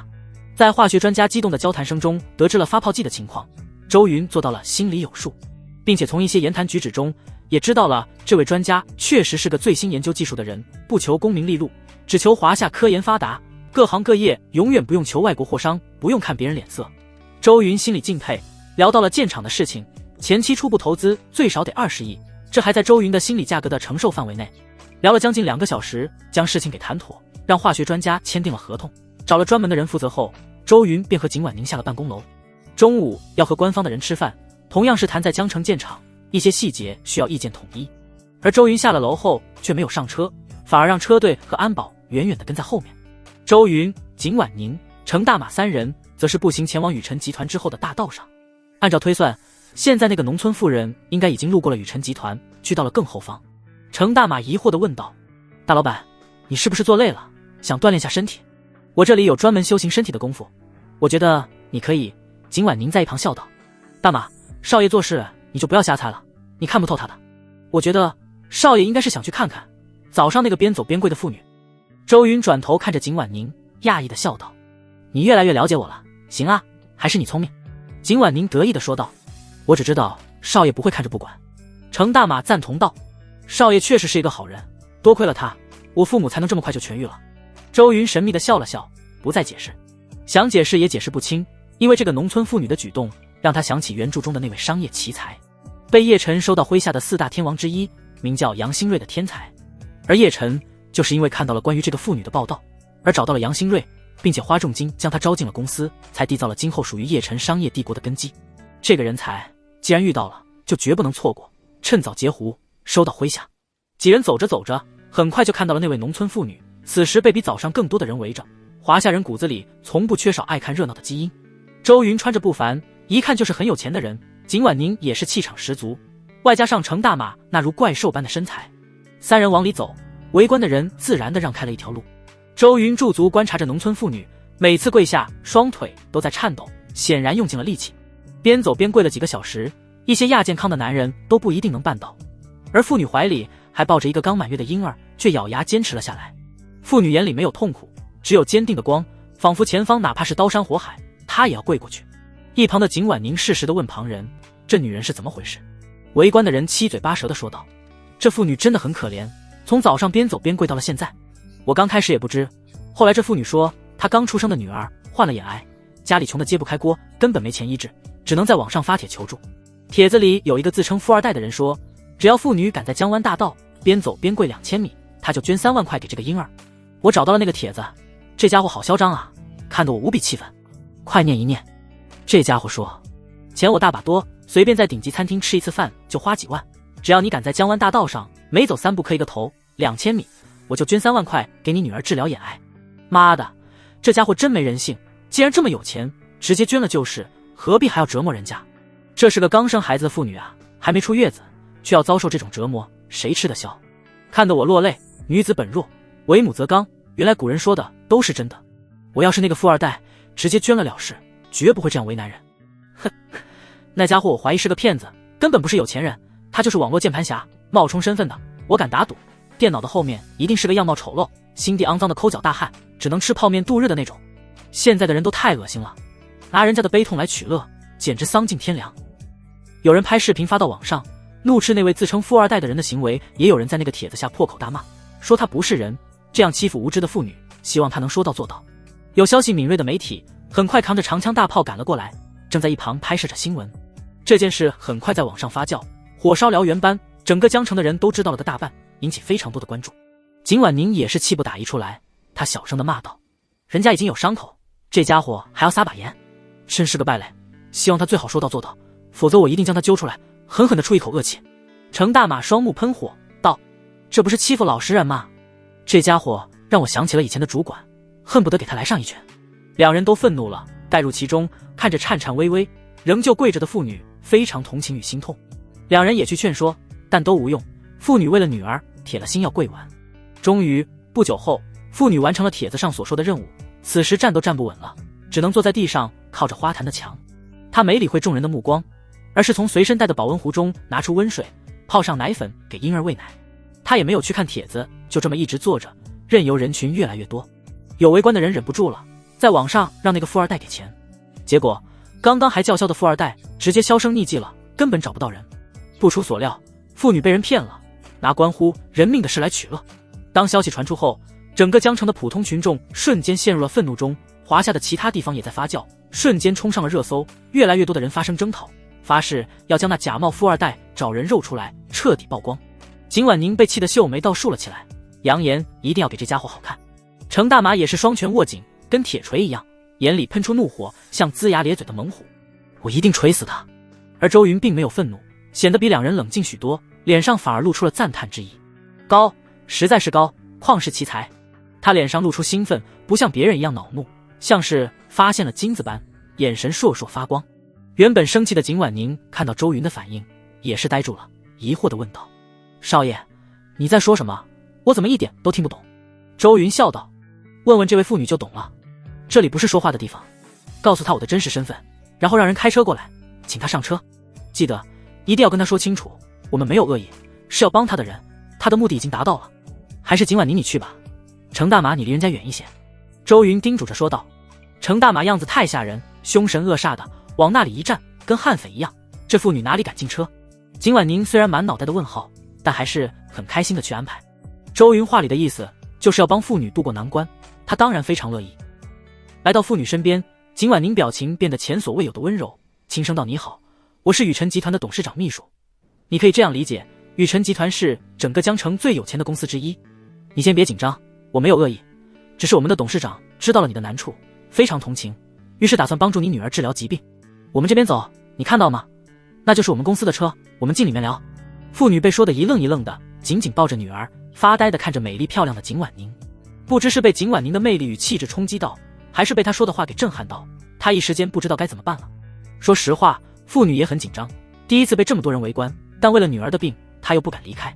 直到附近围观的人认出了周云与豪车，立即大声劝道：卧槽，真是雨辰集团的车，他们的公司总部就在附近，应该没有错，这里哪里有人敢冒充？我认得这车牌，还有这位年轻俊俏的贵公子，经常在江城本地新闻上刷到，错不了。周云才是真正的富二代，有他出手，这孩子肯定能治好。这妇女的运气真好，能碰上周云，也算是他不抛弃不放弃孩子的造化。快上车啊，等什么？你还想不想让孩子治病了？这位母亲，她不是骗子，是真的有钱人。你女儿有救了。围观群众们很激动，看到孩子有救，也终于松了一口气。见妇女还傻愣愣地坐在地上，连忙劝她赶紧上车，别耽误人家周董的时间。一个江城顶级富人能偶尔动下善心非常罕见，错过就没了。妇女也是听到了周围人的议论，心里的疑惑被打消，取而代之的是惊喜。她也没办法了，就算是坑也要踩进去，自己身上没值钱的东西，一清二白，有什么值得有钱人惦记的？愿意帮助自己，这是天大的恩情，女儿终于有救了。妇女连忙抱着孩子，颤颤巍巍地站起来，眼中闪现泪花，哭着道：谢谢，谢谢你们的善心，老天会保佑你的。我这就上车，这就上车。妇女在景婉宁的带路下，上了中间的幻影。第一次走进这么豪华的车内，里面的装饰让妇女心肝直跳，实在太豪华，充满了一种金贵感。她在后座上弯着腰，根本不敢坐下。车厢内连空气都弥漫着金钱的味道，有一股沁人心田的香水味。妇女就这么弯着腰蹲在空隙，不敢坐在真皮椅子上，脸上带着畏惧与怯弱。周云坐在副驾驶，景婉宁和妇女坐在后排。景婉宁安慰道：你不用这样，弯着腰对身体不好。妇女惶恐的道：不，这椅子比我人还珍贵，要是弄脏了我赔不起。这样我放块布垫在上面可以吗？景婉宁看劝不动，只能答应道：可以。妇女将一块包裹婴儿的干净花布拿了出来，铺在了皮椅上，这才坐了下去。周云让司机将车开去江城最好的医院。路上，景婉宁不断地安慰着妇女，妇女连连感谢，说他们是大善人。终于，周云开口，同时也是在解答景婉宁的疑惑。他问妇女道：哪位假冒富二代的人在哪？我想要找到他。妇女闻言一愣，马上低下了头，眼底露出惊慌的神色。我不认识他，我不知道。你放心，我对他没有恶意。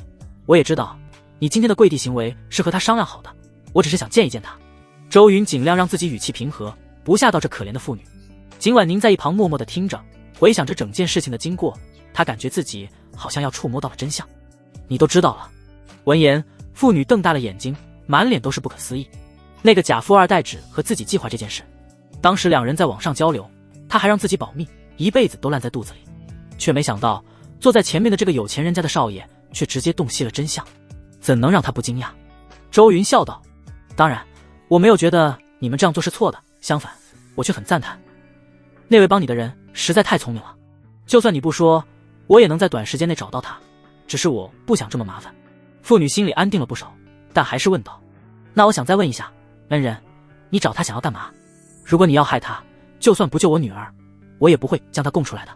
妇女回想起那个人说的绝不能泄密，因为已经涉及到了欺骗，可能要坐牢的，所以他在救女儿和那位帮自己的人间不断权衡。周云解释道：我要请他为我工作，如果他不愿意，我也不强求。原来是这样。妇女明白了过来，随后不再隐瞒，将真相说了出来。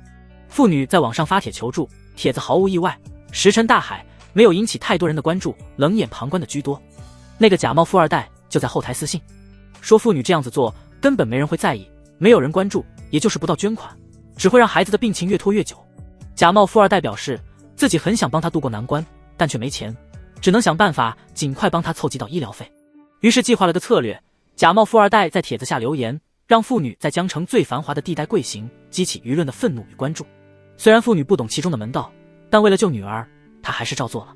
果不其然，越来越多的人知道了妇女的事情，并且在假冒富二代拒绝给钱销声匿迹之后，舆论来到了高潮。我提前知道他给不起钱，但他说只有这个办法才能让更多的人看到，只有许多人知道了我女儿的病，才会有善心的人捐钱。他是个好人，如果不是他想出这个办法，或许我也遇不到你们。只是我听到周围的人一直在骂他，侮辱他，而我却不能将真相说出来，心里很难受。为他委屈，他牺牲了太多，可能这辈子都要活在别人的谩骂中，将来生活或许都要受到影响，我心里很过意不去，但我没办法，真的没办法呀。车内，妇女双眼不停地流泪，最后嚎啕大哭，怀内的婴儿没受到影响，乖巧地睡着了。景婉宁亲耳听到真相后，眼里也不住地闪烁泪光，饱满的胸口剧烈起伏，显然极其不平静。忽然想到自己刚刚也以片面之词骂了那个人是个败类，心里充满了愧疚感。网上寻求帮助的帖子千千万，想要在其中脱颖而出，不用点手段确实不行。只有当事情引起极大的关注，才能在这个漠然的世界中寻找到愿意捐款资助的善良之人。就算一些冷漠无情的人为了和他赌气，也会多少愿意捐一点钱，而这样做的代价就是他彻底被毁了。景婉宁长叹一声，谋士以身作饵，背负万千骂名，请天下人入局。这位先生的手段太大意，我自愧不如。我明白了，我终于明白了。景婉宁恍然大悟，佩服不已，这家伙真的太厉害了。他不敢赌世人的善良，但他敢赌每个人心底都有恶，赌所有人都想让他死。景婉宁赞叹了一会儿后，看向副驾驶的周云，眼睛遍布星辰。少爷，你肯定早就知道了内情，所以才故意来找这个妇女。所以你在听到了那些围观的人说明事情的经过之后，就不住地赞叹那人的操作。我竟然都没领悟到你的意思，看来少爷真的比我想象中的要厉害。我更相信你以前肯定是藏拙了，哪怕是那些老谋深算的巨头，也不可能在这短短的时间内算到。厉害了，我的少爷。景婉宁是真的惊讶，自家少爷变得太聪明了，什么事情都瞒不过他。他想起前阵子少爷说过，不久后将会招聘人才，来让自己的工作轻松一些。或许那时候少爷可能早就知道这人了。我之前确实想要找他，只是一直没时间。周云点头。景婉宁没问为什么周云会认识这个天才，只以为之前周云装纨绔子弟的时候认识的。他详细的跟妇女问了杨新瑞的联系方式，然后打个电话让人去找，将妇女放在了医院，并且办理好了手续。因而后续的治疗费用由宇辰集团出，大概需要10几万，对于周云来说不过是小钱。对比杨新瑞，周云才是真正的富二代。值得一提的是，婴儿的眼癌是良性肿瘤，不会复发。处理完这件事，周云并没有急着去找杨新瑞，而是去专门商谈业务的江城荣贵饭店和官方的人谈建厂的事情。进了酒店后，周云很有礼貌，挨个叫着叔叔。来的都是上了年纪的人，这些年和老爷子经常打交道，小时候还报过周云。官方的人对这件事情很重视，新型发泡剂的技术关乎国运之争，虽然只是冰山一角，但夏国很多年没有这么扬眉吐气过了，所以上面对周云建厂给予大力支持。江城的官方对周云也很照顾，方方面面都给予便利，在不触犯规则内给予最大的好处。最后问到建厂的位置，官方直接批了一块好地给周云，并且以极低的价格签了30年的合同。他们并不傻，只要发泡剂生产正常运作，不仅仅解决就业问题，每年还能收一大笔税钱。相对于卖地建商品房的饮鸩止渴，现在的官方更愿意做产业园，谋求长久发展。事实上，许多城市都开始放缓了房产的脚步，这个行业已经到了饱和的状态，官方将更多的资源放在发展其他产业上。周云也是这么想的，不久后他肯定要转型，房地产越往后越难，将来是科技的时代。江城名叫鼎悦的广告公司，杨新瑞抱着一个箱子，里面是他的办公用具。走出公司门口，他转头看到了那个一脸凶相、恶狠狠盯着自己的主管。杨新瑞对这主管比了个中指，剽窃我的策划方案，坐享其成，我走后这公司必倒，老子早就不想干了，你们自己慢慢玩吧。幸好我在项目里留了一手，没有我做的后续，整个项目将会彻底崩盘。你这死胖子，等着倒霉吧。杨新瑞因为网络上舆论的压力被公司辞退，不仅没有伤心，反而一副如释重负的表情。他打算回去后就把布置的后手用上，让这个公司在做的广告传播付之东流。之所以被辞退，就是因为几天前他和那位可怜的母亲商量的计划终于在今天得以实现。如今这件事已经成为了热搜前几，而自己的身份也被人扒了出来，曝光于众。公司顶不住舆论的压力，怕被连累到有损形象，于是不到1个小时就将他扫地出门了。联想到自己兢兢业业干了这么久，给公司做了这么多策划方案，结果还是个小职员，杨新瑞就满脸的不爽。刚来的时候，这家公司不过是个窝在100平方米靠近厕所的写字楼中的亏钱公司，后来凭借着杨新瑞诸多奇思妙想的策划，逐渐扭亏为盈，发展成了有上百个员工的大公司。结果自己工资不仅没涨，连新来的员工都能欺负自己，许多没啥本事的人却能靠着裙带关系轻松上位。再待下去，对于杨新瑞来说只是蹉跎光阴罢了。至于网络上对自己铺天盖地的谩骂，他也无所谓了，甚至就连许多亲戚朋友都打电话过来责骂，他都不理会，只要那对母女健康平安就行。已经到晚上了，走在灯光璀璨的街上，杨新瑞不想这么早就回出租房里，拿出手机在社交软件上打算叫往日的朋友出来喝酒，结果妈的自己全被拉黑了。呵呵，杨新瑞洒脱一笑，他看得很开，这并不是坏事，至少提前知道了有些人是不值得结交的，以后避免被欺骗与背叛，越早拉黑越好。他想了想，打算去看看可怜的妇女，顺便帮他对网上的捐款事宜把把关。打通电话，原本正满脸轻松的杨新瑞很快变得错愕不已，停在了一家奶茶店的门口。你是说刚刚跪完不久就被一个有钱人资助，直接将你们带去医院治疗了？怎么可能效果这么好？那个有钱人周云，江城顶尖富二代，雨辰集团。卧槽！杨新瑞满脸吃惊，吓得另一只抱着纸箱子的手一软，箱子掉在地上，文件洒落一地。他慌忙的一边捡东西一边打电话。那可是周云啊，江城的太子爷。他一个做广告策划的，时刻关注网上的新闻，当然也听说过，还专门查询过不少关于周云的资料，对这名字如雷贯耳。所以你将我的策划告诉他了？杨新瑞心情极不平静。算了，你女儿得救就行，先不说了。杨新瑞挂断了手机，点了杯奶茶，用来压一压心惊肉跳的情绪。他知道现在很多人非常仇恨网络键盘侠，有的主播更是以线下 PK 为噱头直播，现在肯定有很多人在找自己，不为别的，只为自己身上的热度。如果能蹭一蹭，那些家伙绝对会不遗余力的使用各种下三滥的手段。不知道传说中的周大少是不是也有这种癖好？现在舆论刚刚发酵，就算有人专门来找到自己，也没这么快，所以暂时还算安全的。但如果被周云这个江城地头蛇给惦记上，分分钟就能把自己安排了。所以他不再悠闲，开始局促不安了起来。看着路边的人，感觉总有杀手藏在其中。而就在他刚走到一个拐角处时，忽然感觉面前站着一堵人肉墙，他被拦住了去路。杨新瑞只有1.73米的身高，面前的这个壮汉就跟个巨人一样拦在身前。他不小心撞在了巨人的身上，感觉跟撞到了钢板差不多，反倒是自己疼痛不已。壮汉身穿一套制式宛若西装般的保镖服，满脸横肉，看起来很凶残。杨新瑞顿时被吓懵了，赶紧道歉道：对不起，我走路没长眼睛。然后装作乖巧的样子，低着脑袋退后，往另一边走去。然而这个壮汉却是伸出粗壮的手臂，直接按在了他的肩膀上，憨声憨气地问道：你就是杨新瑞？杨新瑞心里慌极了，这肯定就是为自己而来，就是不知道是什么人。你认错人了，我不是杨新瑞。壮汉傻笑道，你就是，我看过你的照片。杨新瑞冷汗直流，心里直呼一定是那该死的胖主管曝光了自己的照片。在这网络时代，一个人的信息流传速度非常快，但他仍在狡辩道，我真不是，只是样子看着像而已。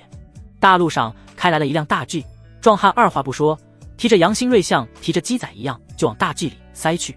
杨新瑞脑袋发懵，世风日下，现在线下 PK 也流行绑架了吗？车厢内，杨新瑞浑身发抖，对未来充满了绝望，感觉自己见不到明天的太阳了。那壮汉就坐在自己旁边，前面的座位上同样坐着一样制服的黑衣人。他被前后夹击，想跑都没得跑。他还是第一次坐上大 G， 没来得及欣赏高级内饰，反而为自己的生命安全担忧了起来。我告诉你们，现在是法治社会，要是我出事了，你能出啥事？有我们看着，天王老子来了也动不了你。壮汉盯着杨新瑞看了很久，眼神并不凶恶，反而有一种佩服的光亮。他轻声道，你放心，我们不是坏人。那你们是谁？杨新瑞心底隐隐猜测到了一点。你好，我叫程大马，你称呼我为大马就行。程大马憨笑道，我大老板名叫周云，宇辰集团你应该听说过吧？江城很多人都知道，你不会孤陋寡闻吧？程大马也知道周云很牛逼，但却不知道牛到什么地步，只是每次好像所有人都认识他一样，凡是看见周云都能叫出名字。周云，我知道。杨新瑞小鸡啄米般点头道，我其实还想问，我哪里惹到了你的大老板？我改，我认错。程大马诧异地看着他，你怎么会这么想？我大老板可是天底下最好的人，他又怎么会伤害你？周云是好人吗？杨新瑞满脑袋的问号。好在程大马终于聪明了一回，看出杨新瑞的担忧，善意地解释道，你别担心，我们大老板看上你的能力了。是什么意思？杨新瑞仍旧一脑袋的江湖，聪明如他，在遇到这种事情的时候也是不住的发怔。等见到我们的大老板你就懂了，真实的情况我也不清楚。对于这个善良的人，程大马很有好感，所以愿意多说一些话。你为那个妇女做的事情，大老板全都知道了，都也很钦佩。你是好样的，现在像你这么善良的人已经很少了。以后如果成为同事，有什么需要帮忙的尽管说。我对自己的认知很清楚，我是个没脑子的人，不会拐弯抹角，所以很容易吃亏。我们以后相互帮忙。我在想，遇到事情能不能多问问你，你给我出主意。程大马尽量让自己看起来和善一点，表露出乖巧的样子，但杨新瑞怎么看他都觉得别扭。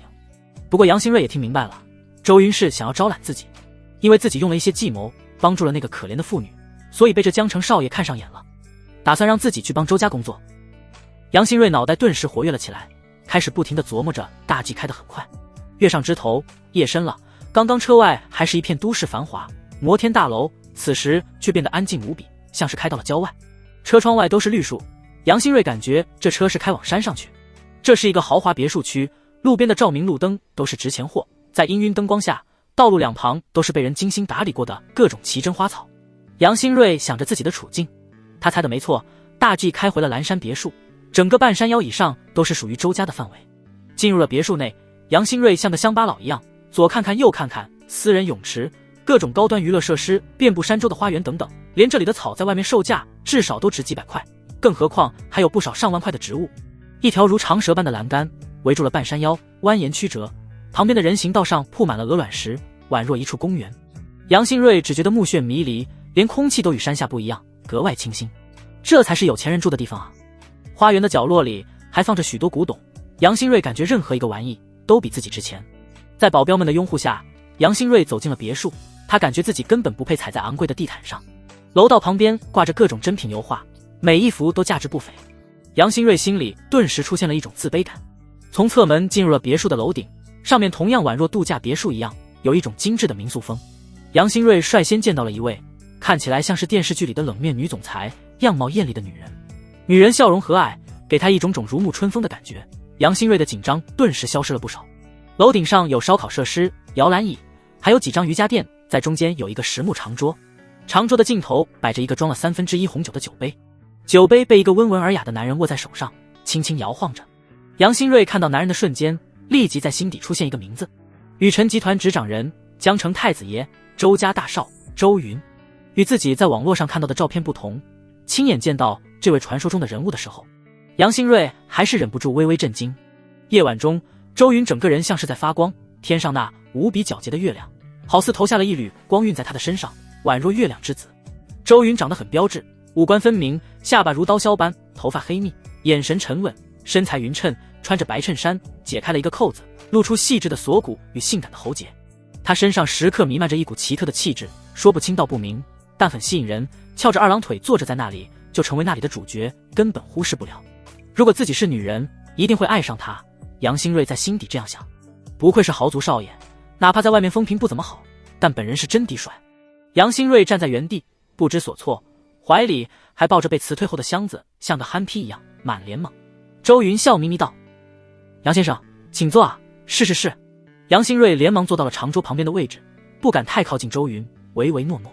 周云细心的道：“你还没吃过晚饭吧？你喜欢吃什么？我家里的厨师手艺非常不错，什么都会做。”“啊，我不用麻烦您了，我不饿。”事实上，杨新瑞很饿，早上就吃了个面包，午饭因为过于关注网上的事情，所以就没吃。周云没理会他的推辞，就算杨新瑞拒绝，也依旧让景婉宁通知厨师。“杨先生是川城的人吧？我让厨师做一些川菜来。”景婉宁拿出对讲机跟厨房那边沟通。杨新瑞受宠若惊，张着嘴都不知道应该说什么了。这就是霸道总裁吗？总感觉像是准备要吃断头饭。周云喝了一口红酒，眼睛直视着杨新瑞道：“我也不拐弯抹角，杨先生为那对母子所做的事让我非常欣赏。从这件事来看，你这人很有能力，同时心地善良，不是个窝脏坏心的人，我很喜欢。我也知道你在哪家广告公司里的遭遇，他们都是蠢货，根本容不下你这颗明珠。如果换个合适的平台，说不定你现在已经成为了高管，年薪超过绝大多数的普通人。然而你混到了现在，却还是月薪4000的策划师，甚至一些新来的员工收入都比你高。我非常替你觉得不值，杨先生，你这种人才应该有更远的未来，更广阔的天地。所以我这次请你过来，是希望你能为我工作。”杨新瑞，叶辰商业帝国半个缔造者，现在还只是个卑微的小人物。周云不敢小瞧他，就像程大马一样，等将来杨新瑞的信心逐渐被培养起来之后，他所能创造的价值将会无比广阔。杨新瑞根本不知道自己有多被周云看中，现在他仍旧有些受宠若惊，觉得很不真实。这短短1个小时内发生的事情，对于他来说就像做梦一样。进入蓝山别墅，看到顶级豪族奢侈的住所后，更觉得有点荒唐。而现在这位财大气粗的周云直接明说要让自己为其工作，宛如天上掉了大饼般，好不真实。“那个周少爷，周董，我现在脑袋有点混乱，能不能给我时间捋一捋？”杨新瑞恳求着，他想要先想清楚到底是个什么情况。周云翘着二郎腿笑道：“没事，厨师做饭还需要点时间，你慢慢想，不急。”周云的招揽对于杨新瑞来说是天大的喜事，再怎么样都比在广告策划公司里做好。现在的杨新瑞已经是走投无路了，短时间内因为网上的谩骂，名声已经臭了，不会有公司再要他，起码要缓2年，等风声过后，人们将他的名字忘记，才有可能有新的工作机会。所以周云这里无异于是最佳选择。他在心里思量过，周云并不像网上说的那么差劲，亲自面对周云的时候，还是感觉到了那一股上位者的压力，如果只是一个纨绔子弟，绝不可能如此沉静稳重。杨新瑞还是能看得出来的，周云很有手段与度量，救了那对母女，说明周云也是一个心底善良的人。他心底有了选择，但还是想要了解得更清楚。“我想问，如果我进入雨辰集团，我能做些什么？”周云道：“我查过你的履历，你是商业管理专业出身的，迫于生计才转职做广告策划。我准备开一家新的地产公司，到时候由你当总裁，管理整个企业，替我招标，直接开一家公司给我。”杨新瑞瞠目结舌，被周云的决定给震惊到。“是的，难道你不相信自己的能力？”周云双手放在台上：“我觉得我应该可以。”杨新瑞对自己的还是有一点自信的，哪怕毕业后被社会毒打得不轻，但依旧没有扔掉心底的傲气。“那就没问题了，今天就可以签合同，月薪同样是100万起步，上不封顶，看你的能力。”周云摆了摆手，程大马也只是100万月薪，而未来的杨新瑞所能创造出来的价值远远高于100万。景婉宁立即将准备好的合同放到了杨新瑞面前，同时低声说道：“那对母女的事，你干得很漂亮。”“谢谢。”杨新瑞谦虚的点头，连看都没看，直接签下了合同。像周云这种身份的人，没必要骗自己，自己也没什么值得对方骗的，烂命一条。签下合同后，杨新瑞便正式属于周云的员工。他瞬间也像换了一个人般，满脸严肃，正襟危坐的道：“谢谢周少，大老板给我这个机会，我一定会好好工作，绝不辜负你的期望。这份工作对我很重要，是我人生中的一个转折点，一个新的起点。如果没有你，我这一生或许都会泯然众人。请你相信我，我一定会好好的把握住机会。杨新瑞是个聪明人，在签下合同后，心里充满了斗志，在灵魂中发誓，一定帮助周云的事业扶摇直上，成为国内外首屈一指的顶尖产业。周云风轻云淡，让他不要这么拘谨，说了一些自己的计划。地产行业只是暂时的，不久后我会整体转型，去做科创类公司，你提前做好准备。好的。杨新瑞不停地点头。佣人们将炒好的菜给端上来了，满满一桌，琳琅满目，看得杨新瑞直咽口水。大老板，我一个人吃不了这么多。杨新瑞惶恐的道。周云站起身来笑道，没关系，你慢慢吃，吃不完打包带走也行。对了，你如果缺钱，可以向这位景小姐，也就是我的秘书提前预支工资，她会给你处理。我还有事，这几天可能都不在江城，你如果有什么需要，问景小姐就行。说完，周云来到了杨新瑞的身边，拍了拍他的肩膀，勉励了几句，然后离开了楼顶乘大马，偷偷的给杨新瑞竖起大拇指，不断的挤眼神，但杨新瑞却不知道他想表达什么，只以为其眼睛干涩了。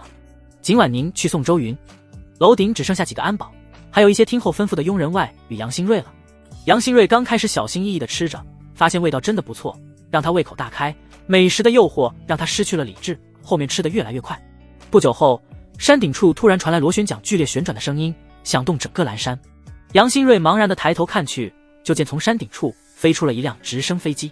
飞机飞得很低，透过别墅的灯光，杨新瑞看到除了开飞机的人之外，飞机内就只坐了戴着降噪耳机的周云，还有哪位身材彪悍的名叫程大马的保镖。卧槽，半个山都是他家的，山顶处直接就拥有飞机场，这才是有钱人过的生活啊！杨新瑞发出感慨，幻想自己有一天也能坐上直升飞机，在高空中好好的爽一把。他预感到这种日子不会太远，只要跟着周云好好干，自己也能得偿所愿。飞机上，周云对他摇摇手，杨新瑞立马站起来弯腰，然后恭敬地注视着飞机消失在夜色中。今晚您回来了。他还要处理雨辰集团的事情，不能跟周云一起离开，满脸的遗憾。杨新瑞也吃得差不多了，连忙跟他告辞。刚走到楼下的时候，景婉宁突然说道，杨先生，请等一下，你有东西还没拿。杨新瑞转头看去，发现自己被炒鱿鱼的箱子还放在桌上，尴尬不已，赶紧拿了箱子，慌忙地离开了别墅区。周云很贴心，让保镖将他送回了租的老旧小区楼下。抱着纸箱，他有一种恍如隔世般的感觉。深吸了口气，看着纸箱，他直接找了个垃圾桶，毫不犹豫地扔掉，接着非常中二的道，这些玩意不要也罢，明天开始我将焕发新生，活出第二世。舒家。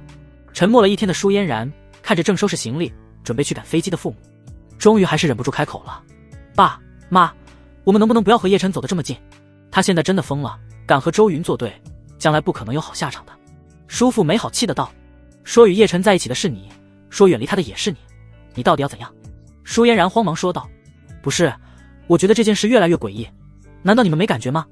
叔母皱眉道，你又在胡说些什么？舒嫣然解释道，我觉得很蹊跷，叶晨明知我是周云的未婚妻，却依旧敢来勾引我，他凭什么这么做？一开始我真以为我和他是情投意合，但在后来我被退婚，遭受了巨大的变故，在见到周云后，我发现我最喜欢的其实还是周云，是叶晨在破坏我和周云的感情。问世间，那个女人不会犯错，本来周云会原谅我的，肯定是叶晨在暗地里耍什么阴谋，彻底将我和周云的缘分破坏。叔父愕然道，你之前还说叶晨是因为喜欢你才这么勇敢，你还很敬佩他的勇气。舒嫣然双眼含怒道，那都是叶晨的虚假面孔，我被误导了，都怪他。你有什么证据？舒嫣然恨恨的道，你们想想，在拍卖会的时候和周云亲密的那个女人与叶晨是什么关系？他们是姐弟啊，所以肯定是叶晨在为自己的姐姐铺路，将我逼得被周云退婚，然后他的姐姐就能借此机会接近周云，然后他们姐弟俩就能依靠周家得到享之不尽的荣华富贵，而我就成为了一个苦命的被人算计的可怜的女人。叶晨好狠毒的心，我一开始还看不出来，原来他故意和我亲近，竟然是私藏歹心。爸妈，你们明白了吗？都是叶晨的错，都怪他，我们一家其实是被他所害的。舒嫣然张牙舞爪，像是条发疯的狗般，不停地大吼着，将一旁的抱枕当作出气筒，用长长的指甲撕烂，漫天的白色棉絮飞舞个不停。他状若癫狂，眼里露出疯狂之意。叔父出手将他给摁住，眼里迸射出寒气，道，给老子住手，平时让你少看点宫廷剧，现在脑子都出问题了呀。如果真是这样，那叶晨早就得逞了，他又何必来找我们舒家合作？根本没有道理。依我看，叶晨的姐姐就是安插在周云身边的一个探子而已，没有你想的这么夸张。不管事实如何，现在我们家与叶晨现在完全绑定在了一起，只能一条路走到黑，没有回头的余地了。你给我听明白，你现在心里怎么想？我不管，在家里的危机完全解除前，不要给我惹事。叔父还是很冷静的，他觉得整个家里就自己是正常人了，都踏马的疯了，一个有用的没有。舒嫣然不服气的大叫道：爸，你相信我，只要我们将这个秘密告诉周云，他一定会原谅我的，并且一脚踢开那个叫叶倾城的贱女人。周云肯定会重新爱我，我们能恢复到跟以前一样的关系，这才是舒家最正确的路。到时候我的海神之心，我曾经失去的一切，周云肯定加倍给我还回来。他会明白，我才是真正值得他用一生去爱的女人。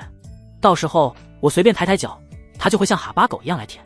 我只要说一声，周云就能给我们舒家无数的生意。叔父一巴掌拍在他的脸上，怒喝道：别再做梦了，给老子去洗个冷水澡，冷静一下。待会我们就要和叶晨坐飞机前往云城，你别给老子出岔子，不然我打死你个蠢货。他妈，给我盯着他，在情绪恢复稳定之前，不要让他关掉冷水云城。郊外一处僻静的庄园，这座庄园占地极广，外部有人开着越野车在巡逻，三五成群。内部设施豪华，水泥与木材的结合，装修风格有少数民族独特的味道，种有许多果树，还有足球场、篮球场等。此刻庄园上空响起一阵嗡鸣声，往上看去是一架直升飞机，不断的向下方发射闪光灯，像是一个星星般。庄园的守卫拿出对讲机，确认了直升飞机的来历后，暗中的许多布控全都放下了戒备。直升飞机毫无阻碍地进入了庄园中，慢慢地停在了庄园的停机坪上。停机坪旁边早已经站着几十个人，带头的是一位染着金发、戴着金耳环、胸口戴着菩萨佛牌、穿着花衬衫、鳄鱼皮鞋的年轻人。这家伙就是周云的发小金庆虎，歪着身子站在所有黑衣人的面前，嘴里叼着雪茄，眼眸露出一股狂傲不羁的光芒。他的气质太特别了，面容看起来还有一点邪气，但本人长相还可以。如果身上穿的不是名牌的话，那他跟村口的街溜子就没啥区别了。金庆虎看见周云从飞机上下来，立即张开怀抱，吊儿郎当的走上前，满脸笑容的走上前。兄弟，妈的，太久没见，我可想死你了。金庆虎乖张的大声笑道。周云看到他的第一眼，就想起某部电影中动不动就把人腿给打断的黄毛。周云也是笑容满面，看到金庆虎的那一刻，身心不由得放松了下来。这小子虽然玩世不恭，但却是真性情，为了自己愿意将命都豁出去，到死也没有屈服叶晨。你个老玻璃！周云也是调侃的和他来了个拥抱，然后顺势将手搭在金庆虎的肩膀上，大摇大摆的往庄园内走去。我爸特地跟我说了，你来了一定要带去见见他，很久没见过了。金庆虎打了个响指，让人递过来一支价值1000美元的雪茄，用大白腿卷的那种。两人抽着烟，吞云吐雾，聊着以前的事情，小时候的捣蛋事，这些年江城和云城之间又有什么改变，生意忙不忙等。等见完老头子后，今晚你别想睡觉了，难得来一趟，不尽兴怎么行？金庆虎乐道。行，我到这里全部听你的安排。周云没什么意见。庄园很大，从停机坪去到房子那里都需要开车5分钟。金老爷子年轻的时候受过重伤，现在只能坐在轮椅上，头发花白，很是憔悴。金老爷子见到周云，老眼忍不住流下了眼泪。他跟周老爷子有过命的交情，在见到周云的时候，想起当年，不住的感慨。没想到再次相见，竟是阴阳相隔。周老弟比我先走一步，当年要不是你父亲，我现在已经在地下埋着了。哎，物是人非，我也老了，过不了多久也会下去找你父亲。将来这个世界是你们年轻人的，我已经放权给小虎，今后你们两人需互相扶持，绝不能做出落井下石、陷害对方的事。我如今只剩下这一个心愿。老爷子长叹，眼神暗淡，不复年轻时候的光亮。金庆虎慎重说道：老爹，我和周云亲兄弟一样的关系，就算是死，我也不会做出伤害他的事，你就放心吧。别再说这种丧气的话，你还能活很久，长命百岁不是问题。周云也开口道：金老爹，有我在的一天，金家就不会衰落。金老爷子点点头，摆摆手道：行了，你们年轻人去玩吧，年轻有精力是好事，但也不要太过度放纵，记得做好安全措施，不是什么女人都配怀我们两家的种。金老爷子心里跟明镜似的，表示你们玩的都是我年轻时候玩剩下的。金庆虎嘿嘿直笑，让老爷子早点休息，然后大摇大摆的带着周云和金家的打手上了车，将 DJ 音响开到最大声，往云城最繁华的市中心狂飙而去。云城最豪华的思想相悦会所。当金家的车队停好后，会所的服务员们立即像是恭迎皇帝到来般，全都出来站成一排排。金家在云城最主要的产业是翡翠矿区开采，同时也将手伸向了地下事业与众多娱乐产业。这个会所项目很多，除了 KTV 外，还有各类比较高端的按摩、桑拿、SPA 等。金庆虎鼻孔都抬到了天上，被所有人畏惧地看着。会所的主管弯腰站在旁边迎接，恭敬地将几人带进了会所最大最尊贵的思想包间。刚进门，一股香味便弥漫在鼻尖，并不刺鼻，反而让人浑身放松。包厢里装饰奢华，充满格调，有一个巨大的荧幕，墙壁上有点歌屏幕。进入了包厢，金庆虎让老板拿出珍藏的好酒，然后保镖们站在四周警戒。接着经理便安排一位位身材曼妙、红妆艳抹的女人排着队走进来。包厢瞬间内花枝招展，女人们各施所能地展现自己的身段，娇笑声连连。周云不是第一次进这种地方，但那只在以前的记忆中，来到这个世界后还是头一次这么玩。他就张开双手，将脚摆放在水晶茶桌上，任由金庆虎摆布。这方面小虎轻车熟路啊。金庆虎扫了一眼，不满的道：今天我兄弟来云城，你就给我找这种货色，全部踏马的滚蛋，下一批。金庆虎大吼，整个包厢都瑟瑟发抖，主管不住的流下冷汗。他赶忙道歉，然后让这一批女人离开包厢。周云甚至能看到女人们在包厢外狠狠的跺脚，显然很憋屈。程大马一直跟在周云身边5米内，如果发生危险，这是他反应最快的距离。大马这段时间也跟着原本的安保们学到了不少专业保镖的知识，但还没见过太多世面。他蹲下身子，好奇地问周云道：大老板，我觉得这些女人都挺好的，为啥虎哥说不行？好像她们并不差。周云刚想解答，一旁的金庆虎就凑过来笑道：大兄弟，从下飞机我就注意你了，新来的吧？你这身材可真壮，这肌肉跟铁一样硬，可以去打 MMA 了，不得把那群拳王给打趴下。我在国外也混过不少时间，像你这么壮的很少，能把肌肉练得跟铁块一样更少。如果你的老板是别人，我肯定重金把你挖过来，但现在好好保护好我兄弟。我跟你说，为什么这批不行？因为他们都不纯洁了。金庆虎对程大马非常感兴趣，像是发现了宝物一样。要知道，一般的保镖不值得他开口招揽，而能跟在周云身边这么近的，绝对是清新中的清新。外加上金庆虎常年在边疆的城市混，见过不少激烈的争斗，算半个内行，自然知道大马是有功夫在身的，而且还不弱，所以也是耐心的解释。程大马满脸疑问：虎哥，是不是他们心性品格不行，来这种地方找乐子，还看重这个吗？金庆虎摇头，眼睛都有点茫然了，自己是在对牛弹琴。周云好笑道：大马是个老实孩子，刚从农村出来。金庆虎扶额，无奈道：我的意思是，他们已经没有第一次了。周云是什么身份？来到云城做客，我作为地主，怎么可能让用这种货色敷衍？完全配不上。不然，等回江城后，周云不知道怎么笑话我呢。再者说，甩了舒嫣然那个贱女人，这是大喜事，那朵残花败了，我必须让她看到更艳丽的花海。金庆虎大手一挥，显得非常豪迈。程大马震惊了，他终于明白了是怎么回事，世界观有被冲击的，这是能看出来的。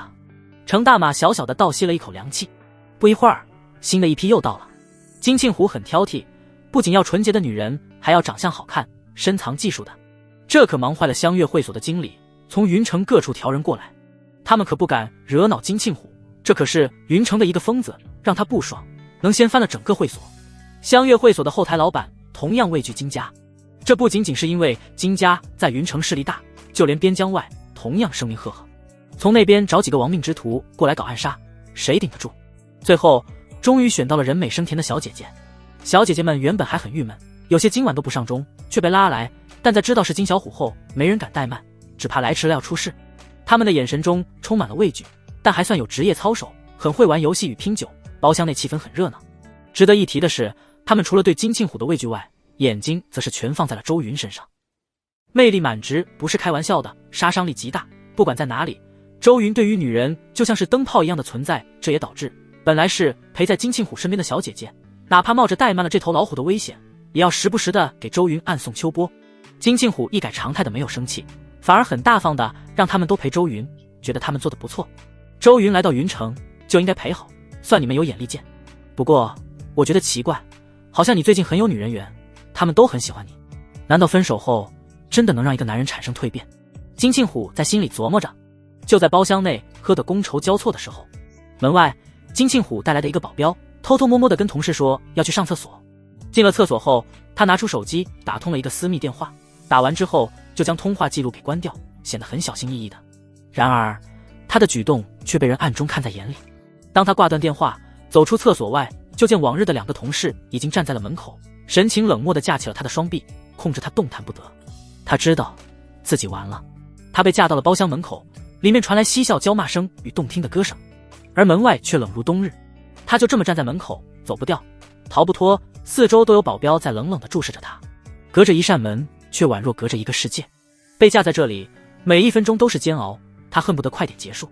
过了1个小时，终于里面的小姐姐意犹未尽地陆续走出了包厢。他看到了包厢里散乱一地的酒瓶与酒杯，喧闹的声音戛然而止。金庆虎的声音如同在九幽地狱里响起，带他进来。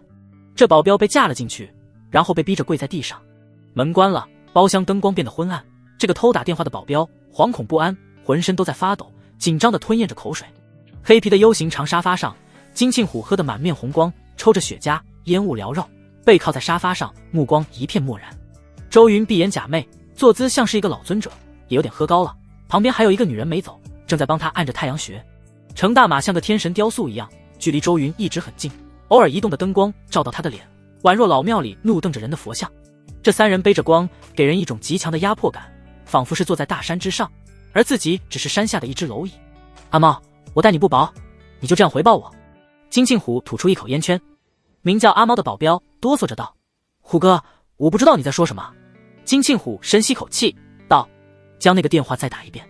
虎哥，我没打过电话。阿猫仍旧在狡辩。金庆虎怒了，拿出一个酒瓶，狠狠地扔到他的脑袋上。阿猫被酒瓶撞的脑袋往后仰，疼得直叫。金庆虎不解气地叫道：妈的，电影都是骗人的，怎么酒瓶还不碎？大马，你来试一下，我就不信了。金庆虎贱兮兮地笑道，将一个 XO 酒瓶递到了程大马的面前。大马看向周云，直到后者点点头，他才接过酒瓶，迈步走向了阿猫。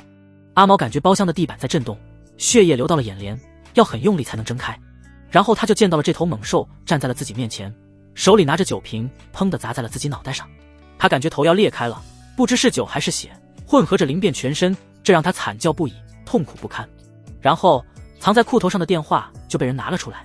周云目光古井无波，看着金庆虎摆弄着手机，好奇地问道：在云城还有人敢在你身边安插眼线？金庆虎气呼呼地道：有一个女人，手段狠辣，能力很强。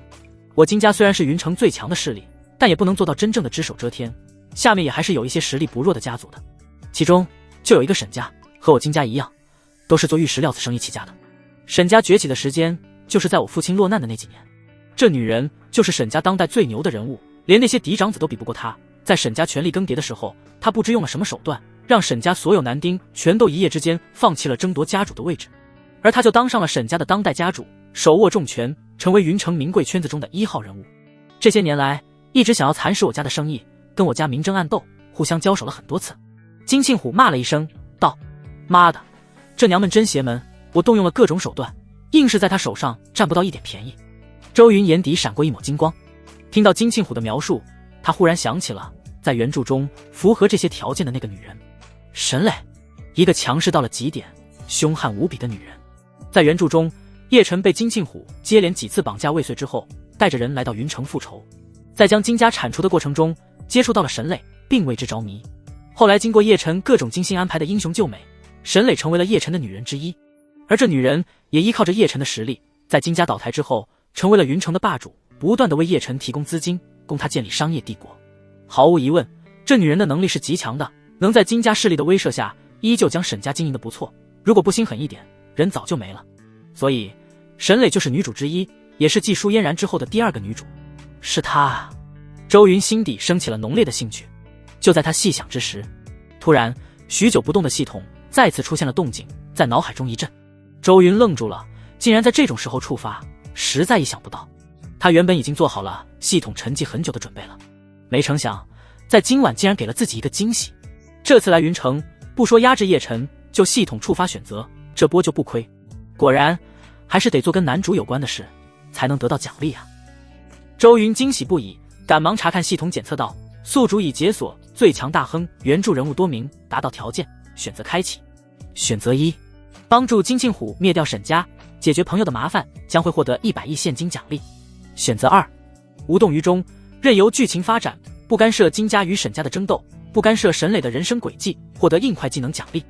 选择3，截胡并且睡了沈磊，将其与叶晨之间既定的剧情轨迹切断，获得神级赌术奖励。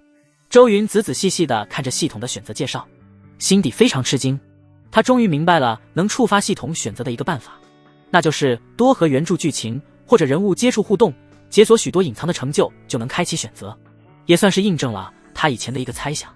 最强大亨就是原著书名，这个大亨讲的就是发育到后期富可敌国的叶晨。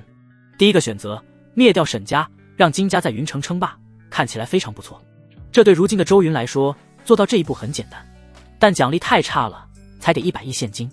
有了神级投资能力的周云，确实有点看不上这点钱，所以第一个选择当作备选。第二个选择任由剧情发展，不干涉金家与沈家的争斗，也不干涉女主沈磊的个人生活。也就是说，后面如果沈磊成为叶晨的女人，自己也只能干看着，因为自己穿越而剧情有所改变，叶晨提前来到云城赌石，那必定会与沈磊有所接触。如果这女人被叶晨给攻略了，意味着沈家就是叶晨前期的根基，而沈家的资金全成为了叶晨的助力。到时候投标1000亿项目有沈家在帮忙，周云肯定得付出很大的代价才能竞标到，那自己之前所做的所有封锁叶晨的准备都白费了。叶晨轻而易举地获得了足够的金钱，所以于情于理，这个选择直接被 pass 掉，绝不能选，绝不能让叶晨能借助沈家的力量，要提前抹杀这种可能。不过虽然在心底否定了这个选择，周云还是看了看奖励的硬化能力介绍。硬块技能可将身体任意一个部位硬化如钢铁，能够随时取消硬化状态，持续时间3小时，是极强的保命手段。硬块技能念头一动，瞬息便能让身体某个部位变成如铁块般坚硬，确实是一个不错的保命技能。但是周云觉得这个技能暂时不是太需要，有程大马在一旁保护，安全问题不用担心。外加上他现在的敌人还少，叶晨也没有太大的威胁，不到万不得已不会动用暗杀的手段。虽然说硬块技能可以在某种神秘的扑克战场发挥出巨大的作用，但周云对自己那方面的实力非常有信心，随意拿捏不成问题。而且他对这个选择很抗拒，根本不想让叶晨得到沈家的帮助，所以直接否定了，希望以后还能出现这个能力的选择。周云在心里这样想着，然后看向第3个选择，截胡女主沈磊，并且将她给睡了，将其与叶晨的联系切断。换个说法，就是将沈磊给攻略了，让她成为自己的女人。这个选择让周云脑子有点没转过来，与前面的攻略叶晨身边的女人有什么区别？不过细想了一会儿，他就明白了，因为沈磊还没与叶晨认识，也没有和叶晨有血脉上的联系，完全是陌生人，只是未来的人生轨迹会交集在一起，所以2个选择并不冲突。截胡沈磊对现在的周云来说不是很棘手，魅力满值，全身焕发光彩，像是开了特效一样的周云对所有女人都是大杀器。他是一个能随意让人从良的男人。作为女主，沈磊长相不会差到哪去，在原著中人品也很不错。沈磊外表看很霸道，但其实内心是个小鸟依人的女人，只是从未有男人值得她这么做，而且还能顺带着恶心一下叶晨，无论从哪方面来看都是最佳选项。周云在心里嘀咕着，很快便下定了主意，然后看向了奖励。神级赌术技能极大提高眼力，可以在一堆乱牌中记下每一个张牌的顺序与牌面，提高应变能力，听声辨牌，提高巧力，比如摇骰子时能控制点数，摄像头无法捕捉的速度换牌，提高签术，任何出签方法你都了然于胸，从容应对。得到飞花摘叶的能力，手中的任何扑克牌都将变成锋利的刀片，能射杀敌人，百发百中，提高心理素质。周云看着这个技能的介绍，非常的满意。神级赌术不仅仅能在赌桌上应用，还提升了他的身体素质，许多手法都能应用在日常的生活中。飞花摘叶更是能提高周云的个人实力，这个奖励不错，就选它了。当下周云在心里默念，系统很快锁定了词条，并且将另外2个词条消散，让其留在脑海中。当周云完成任务的时候，选择词条便会消失。在选定之后，很快关于赌术的全方面知识全面加持进了他的记忆中，很熟悉的感觉，周云已经开始适应了，身体也产生了变化，他眼睛能透过黑暗清晰地看到站在角落保镖里的毛孔，听觉也极大的提升，连对方故意刻意压低的呼吸声都能听得很清晰。他默不作声地顺手探进了金庆虎的口袋，掏出来的是四四方方的动作套装，还是带小疙瘩的。小虎你玩的真骚，这就准备好了。周云忍不住在心里吐槽，然后有点嫌弃，又给放了回去。整个过程中，身边帮周云按摩肩膀的妹子，还有金庆虎，甚至周围的保镖，在场所有人都没发现他的动作。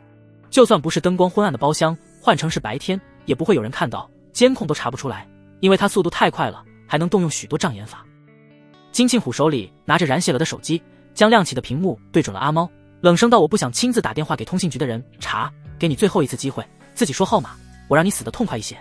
阿猫再也不敢硬撑，他知道后果，他不想感受被带回山庄，遭受求生不得求死不能的行刑逼供。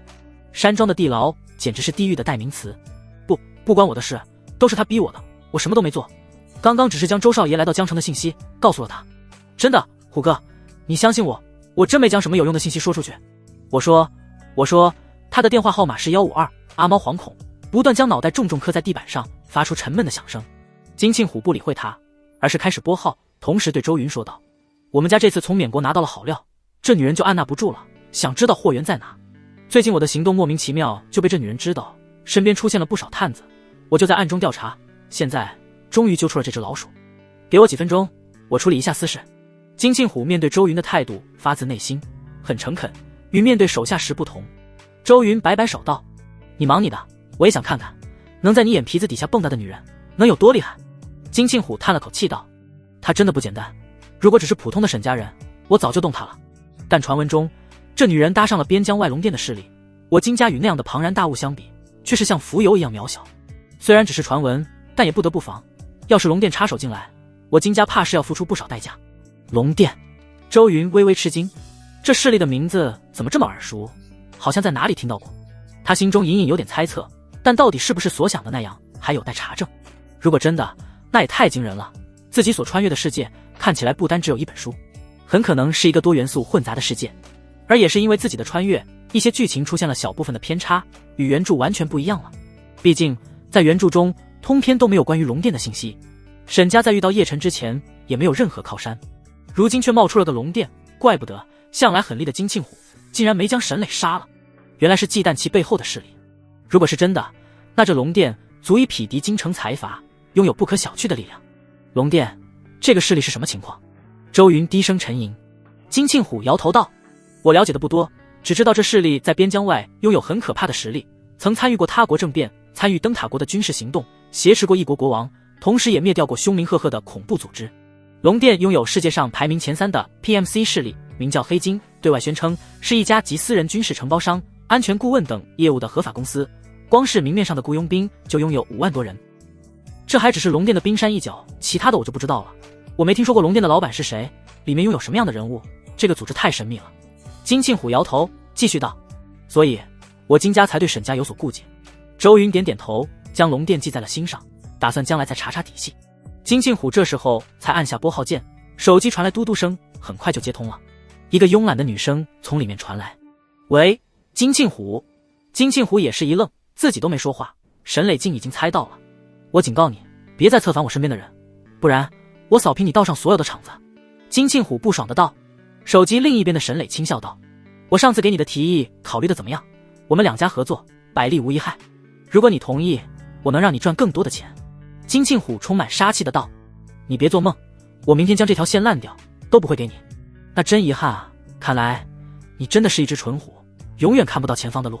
沈磊轻蔑的说道：你不说，我也有办法将你金家的秘密揪出来。不晚了，我要准备睡个美容觉。对了，帮我给远道而来的朋友问好，期待和他见面的一天。说完，不等金庆虎回复，沈磊就挂断了电话，气得金庆虎跳脚，连连拍打着玻璃茶几，大声道：除了舒嫣然外，这是我第2个讨厌的女人。说完，他又拿手机打过去，话筒里传来哔哔声，显然已经被拉黑了。金庆虎胸口里的那团火，让他充满邪气的脸都变得扭曲了，满头的金发都在乱颤。突然，他看向了一旁的程大马，眼里爆发金光，连忙说道：兄弟很能打是吧？帮我一个忙。程大马看到他半疯的样子，心底没有底，乖巧憨厚的说道：那个绑架女人的事情我不做，除非是大老板吩咐。金庆虎蹦到大马的身边，一只手亲切地抓住他的肩膀，满脸贱笑的道：不是坏事，绑架绑什么架，我可是个奉公守法的企业家，绝不可能做这种事。是这样的，这女人在道上开了几家打黑拳的场子，我们去哪里逛一逛，顺便看看这些拳手实力如何，怎么样，有没有兴趣？打黑拳？程大马陷入沉思。他其实对打黑拳挺感兴趣的，练武这么多年，没有一次能酣畅淋漓的出手，连一个合适的对练都找不到。每次和师兄弟们对练都畏手畏脚，生怕今天打完，明天上师兄家去吃席。因此，出来工作后，他也萌生过打黑拳的想法，但那是不合法的，家里人肯定不支持。要是被抓住，留下案底，将来在外面找工作就更难了。也想过去打国际比赛，或者进入国家队，但他又没有门路，也没有关系，所以这些年他的拳头早就瘙痒难耐了。现在他跟了周云，有这位大老板的兜底保证，他倒不怕坐牢，就算进去了，周云也会帮他把家人安排好，没有后顾之忧。所以哪怕很想去，他也必须得先得到周云的同意。他用可怜巴巴的眼神看向周云，金庆虎也是连忙说道：周云，帮弟弟一个忙，你的这位大马兄弟出任何问题，我负责全责。打好后，他不仅仅能得到黑拳的奖金，我这里再多给他500万。金庆虎近乎用渴求的眼神看向周云，就差抱紧周云的大腿了。周云不理会金庆虎，而是问大马：你想不想打？老实说，不用藏着掖着。大老板，我想打。程大马认真的道：但我在打拳的时候，你的安全问题。金庆虎立即道：周云的安全绝对没问题，他要是在云城出事，我二话不说立即跳栏沧江谢罪。周云笑了起来，点头道：既然你也想打，那就去吧，刚好我也想看看现场搏斗，开开荤。金庆虎喜悦万分，哈哈大笑道：那就这么说定了，今晚我们嗨皮，明天就去打拳。大马，你这兄弟我交定了。金庆虎笑开了怀，一想到明天程大马把沈磊的好手全部打成残废，他就开心不已。歌也唱完了，夜深了，是到放松的时候了。金庆虎让经理过来，大声喊道：将我亲兄弟带去放松放松，要是招待不好他，明天你们这会所就不用开了。经理惶恐地说道：一定一定。金庆虎对周云充满歉意的道：兄弟，你先去放松，我让他们好好给你按摩，睡一觉起来就天亮了，绝对精气神充足。我还要处理一下这个事。周云被还没走的小妹揽着胳膊，带着往门外走。你忙你的。周云回应道。走出了包厢中，身后传来一阵阵惊心动魄的惨呼与酒瓶破碎声，还有骨头断裂声。虽然嚎叫凄惨，但反骨保镖获得这种下场都是罪有应得，周云心里产生不了一点怜悯。第二天早上，体验了半个晚上不能细说的 SPA， 周云在会所顶楼的配套房间内醒来，神清气爽，精神百倍，浑身通透，仿佛所有毛孔都被打开了。身边躺着一对美丽的双胞胎，周云将他们工作1年都赚不到的小费放到床上，然后打开窗帘，看着风景秀丽的云城，闻着早上新鲜的空气，灵魂都通透了。当再转过身时，那对小妹已经悄然离开。打开门，金庆虎的保镖守着通道，昨晚就将顶楼给清空，整个楼层只有2人在住，程大马在隔壁休息，安全问题没得说。有通过检查的阿姨推着车过来，进入房间，将血色床单给换掉，清洁干净。周云让保镖将满脸困意的金庆虎给叫醒。昨晚动静最大的是你，怎么还这么有精神？妈的，没想到你看起来文质彬彬的，比我还猛。金庆虎眼神透露出满满的羡慕。周云淡笑道：快起来吧，我在云城逗留不了多久，过2天就要离开。对于这种事，周云倒没有负罪感，成为了一个反派，自然要有反派的作风。再者说，钱给的充足，你情我愿，没什么好说的。金庆虎打着哈欠道：行行行，舍命陪君子，这几天我就是你的助理，等我穿个衣服。云城国际机场出口，叶晨戴着墨镜，拉着行李箱，身后跟着舒家3口人出了飞机场，搭上了的士。在云城，他们没有熟人，也没有车，只能打的士。舒嫣然很嫌弃，3个人挤在后座，还有的士里特殊的味道，都让他不适。来到酒店后才放松一些，但依旧嫌弃酒店的规格，竟然还不是总统套房。经过这些天的冷静，在精神混乱之余，他也开始明白了，爱情并不能当饭吃，一个小小的叶晨凭什么跟周云斗？再加上一顿分析，叶晨就是故意接近自己，好创造叶倾城接近周云的机会，他就更厌恶叶晨了。一路从江城飞来，他没给过叶晨一个好脸色，根本不搭理，甚至恶心。叶晨也是感觉到非常难受，不能理解。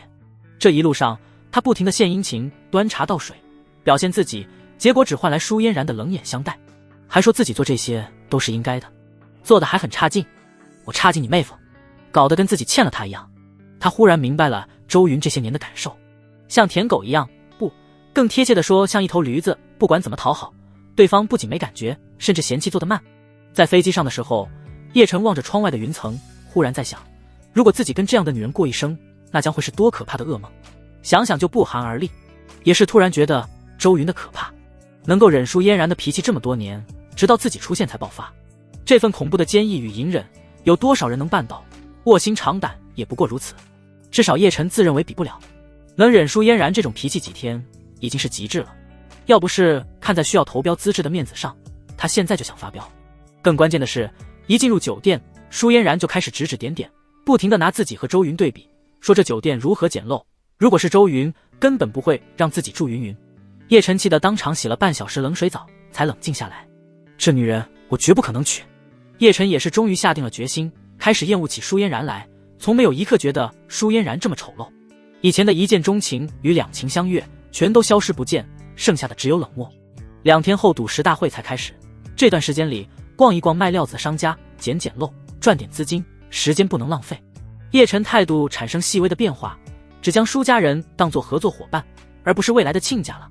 舒家3口没说什么，听他的安排。有一件事叶晨埋在心底，没有告诉他们。他来云城赌石赚钱只是一方面，另一方面看一看是否能够得到云城金家的青睐与帮助。或许有了金家在背后支持，那1000亿的项目便唾手可得了，再也不用为资金担心。叶晨有这个信心，投资能力全开，能看到石头真正的价值，虽然不清楚是什么，但知道值多少钱就行。舒家3人也对赌石很感兴趣，甚至也想玩上一把，说不定就能开出极品冰种翡翠，然后换点钱来花花。于是中午的时候，4人便兴致勃勃地朝着金家卖翡翠料子的店铺赶去。这里是一个集石料、切割、雕刻、收售等等为一体的街区，而其中就以金家的店铺最为齐全与种类繁多，从出售到售后服务应有尽有，极其专业。第2大的石料商家是沈家。来到金家石料店的门口，4人进了门便开始在第1层闲逛了起来。金家卖的都是极好的料子，价格与外面的相比贵了不止一点，最少1万块起步，越往更高楼的料子就越少，同时也就越贵。一些更极品石料平常不拿出来卖，只在特定的场合才公开拍卖。叶晨倒也不嫌弃1楼的石料，只要能赚钱并且引起金家注意就行。来的时候他打听过了，金家新生代手握大权的人叫金庆虎，虽然为人有点邪性，但却唯利是图，只要自己表现出足够的价值，对方一定会上钩。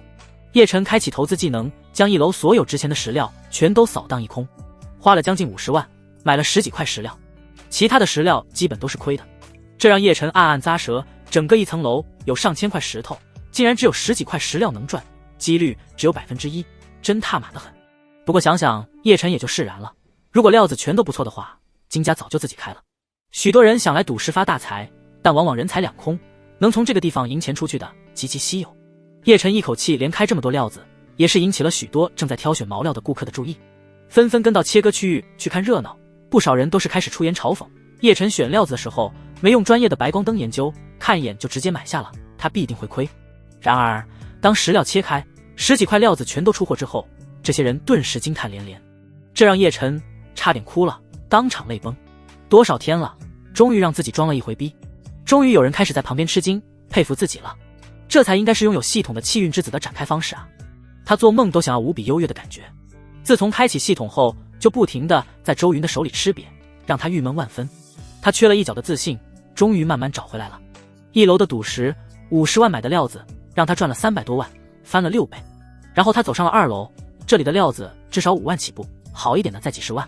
叶晨再次挑选了100多万的料子，没有意外，切开的全是好料，再次惊呆了所有顾客。金家出大货的消息在赌石区蔓延开来，许多人都赶来凑热闹，而这些料子也是被金家当场收购了。叶晨没有拒绝，他的目标是赌石大会那可能价值数亿的大料子，还有金庆虎，将料子卖回给金家，让他们赚一份差价，等于是表明自己没有恶意。金庆虎应该看得出来。赚了上千万后，天色便昏暗了下来。叶晨没有继续上3楼扫货，而是选择离开。叶晨相信明天再过来的时候，金家的经理一定会通知金庆虎过来，到时候再在3楼选料，小小露一手，震撼金庆虎，这不得将自己供起来。他心底打好了如意算盘，成竹在胸。然而过几天后，事情却出乎他的意料，因为他想破脑袋都没想到的是，金庆虎与周云的关系近乎亲兄弟。那时他回想今天的决定，觉得太蠢了，无比气闷与后悔。舒家3人也并不知道金家与周家的猫腻，不然一定会劝阻叶晨。舒嫣然在与周云交往期间自视甚高，连周云都不放在眼里，从未去打听1年才出现几次面的金庆虎是什么身份。所以舒嫣然一直认为金庆虎是个讨人厌的远房亲戚而已。直到现在，舒嫣然也一直认为周云是独生子，并不知道他还有个妹妹，在早年时期和母亲一起去了灯塔国。云城一条漆黑昏暗的暗巷中，有不少深夜仍旧开着昏暗灯光的小商铺，道路破旧，不少垃圾随风飞舞，人却不少，全是在社会上混的三无青年。一个酒鬼喝得烂醉，将空空的酒瓶子随意在地上滚动，瓶子滚到了一行人的脚下，被旁边的人一脚给踩烂，玻璃碎了一地。酒鬼不怀好意，醉醺醺地看着这群人。站在中间的是一位梳着油光发亮的大背头，戴着金边眼镜，穿着英式西装，双手插在西装裤里的男人。这男人面容清秀，身材挺拔，脸神漠然，有一种高人一等的气质，极有魅力。这种人不应该来这里，而是应该坐在能俯瞰整个城市的金融大楼，指点江山。在金边眼镜男的旁边跟着一位金发、匪里匪气，穿着花衬衫、鳄鱼皮鞋，咽喉处有纹身的男人。一看到这人，酒鬼的醉意就消了一大半，打了个冷战，心底升起无边的恐惧。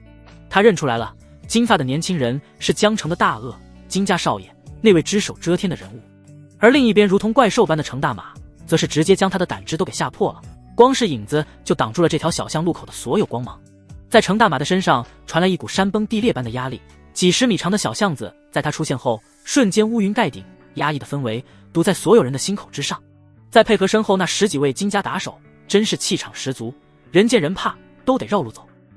酒鬼吓得飞起，胃里一阵翻涌，差点将喝进去的酒给吐出来。他连滚带爬，急忙往另一边跑去，慌到了极点。这条昏暗小巷子在外面站着抽烟的混混，也同样被吓得魂飞魄散，丢下了烟头，踉踉跄跄的赶紧跑路，表情恐惧。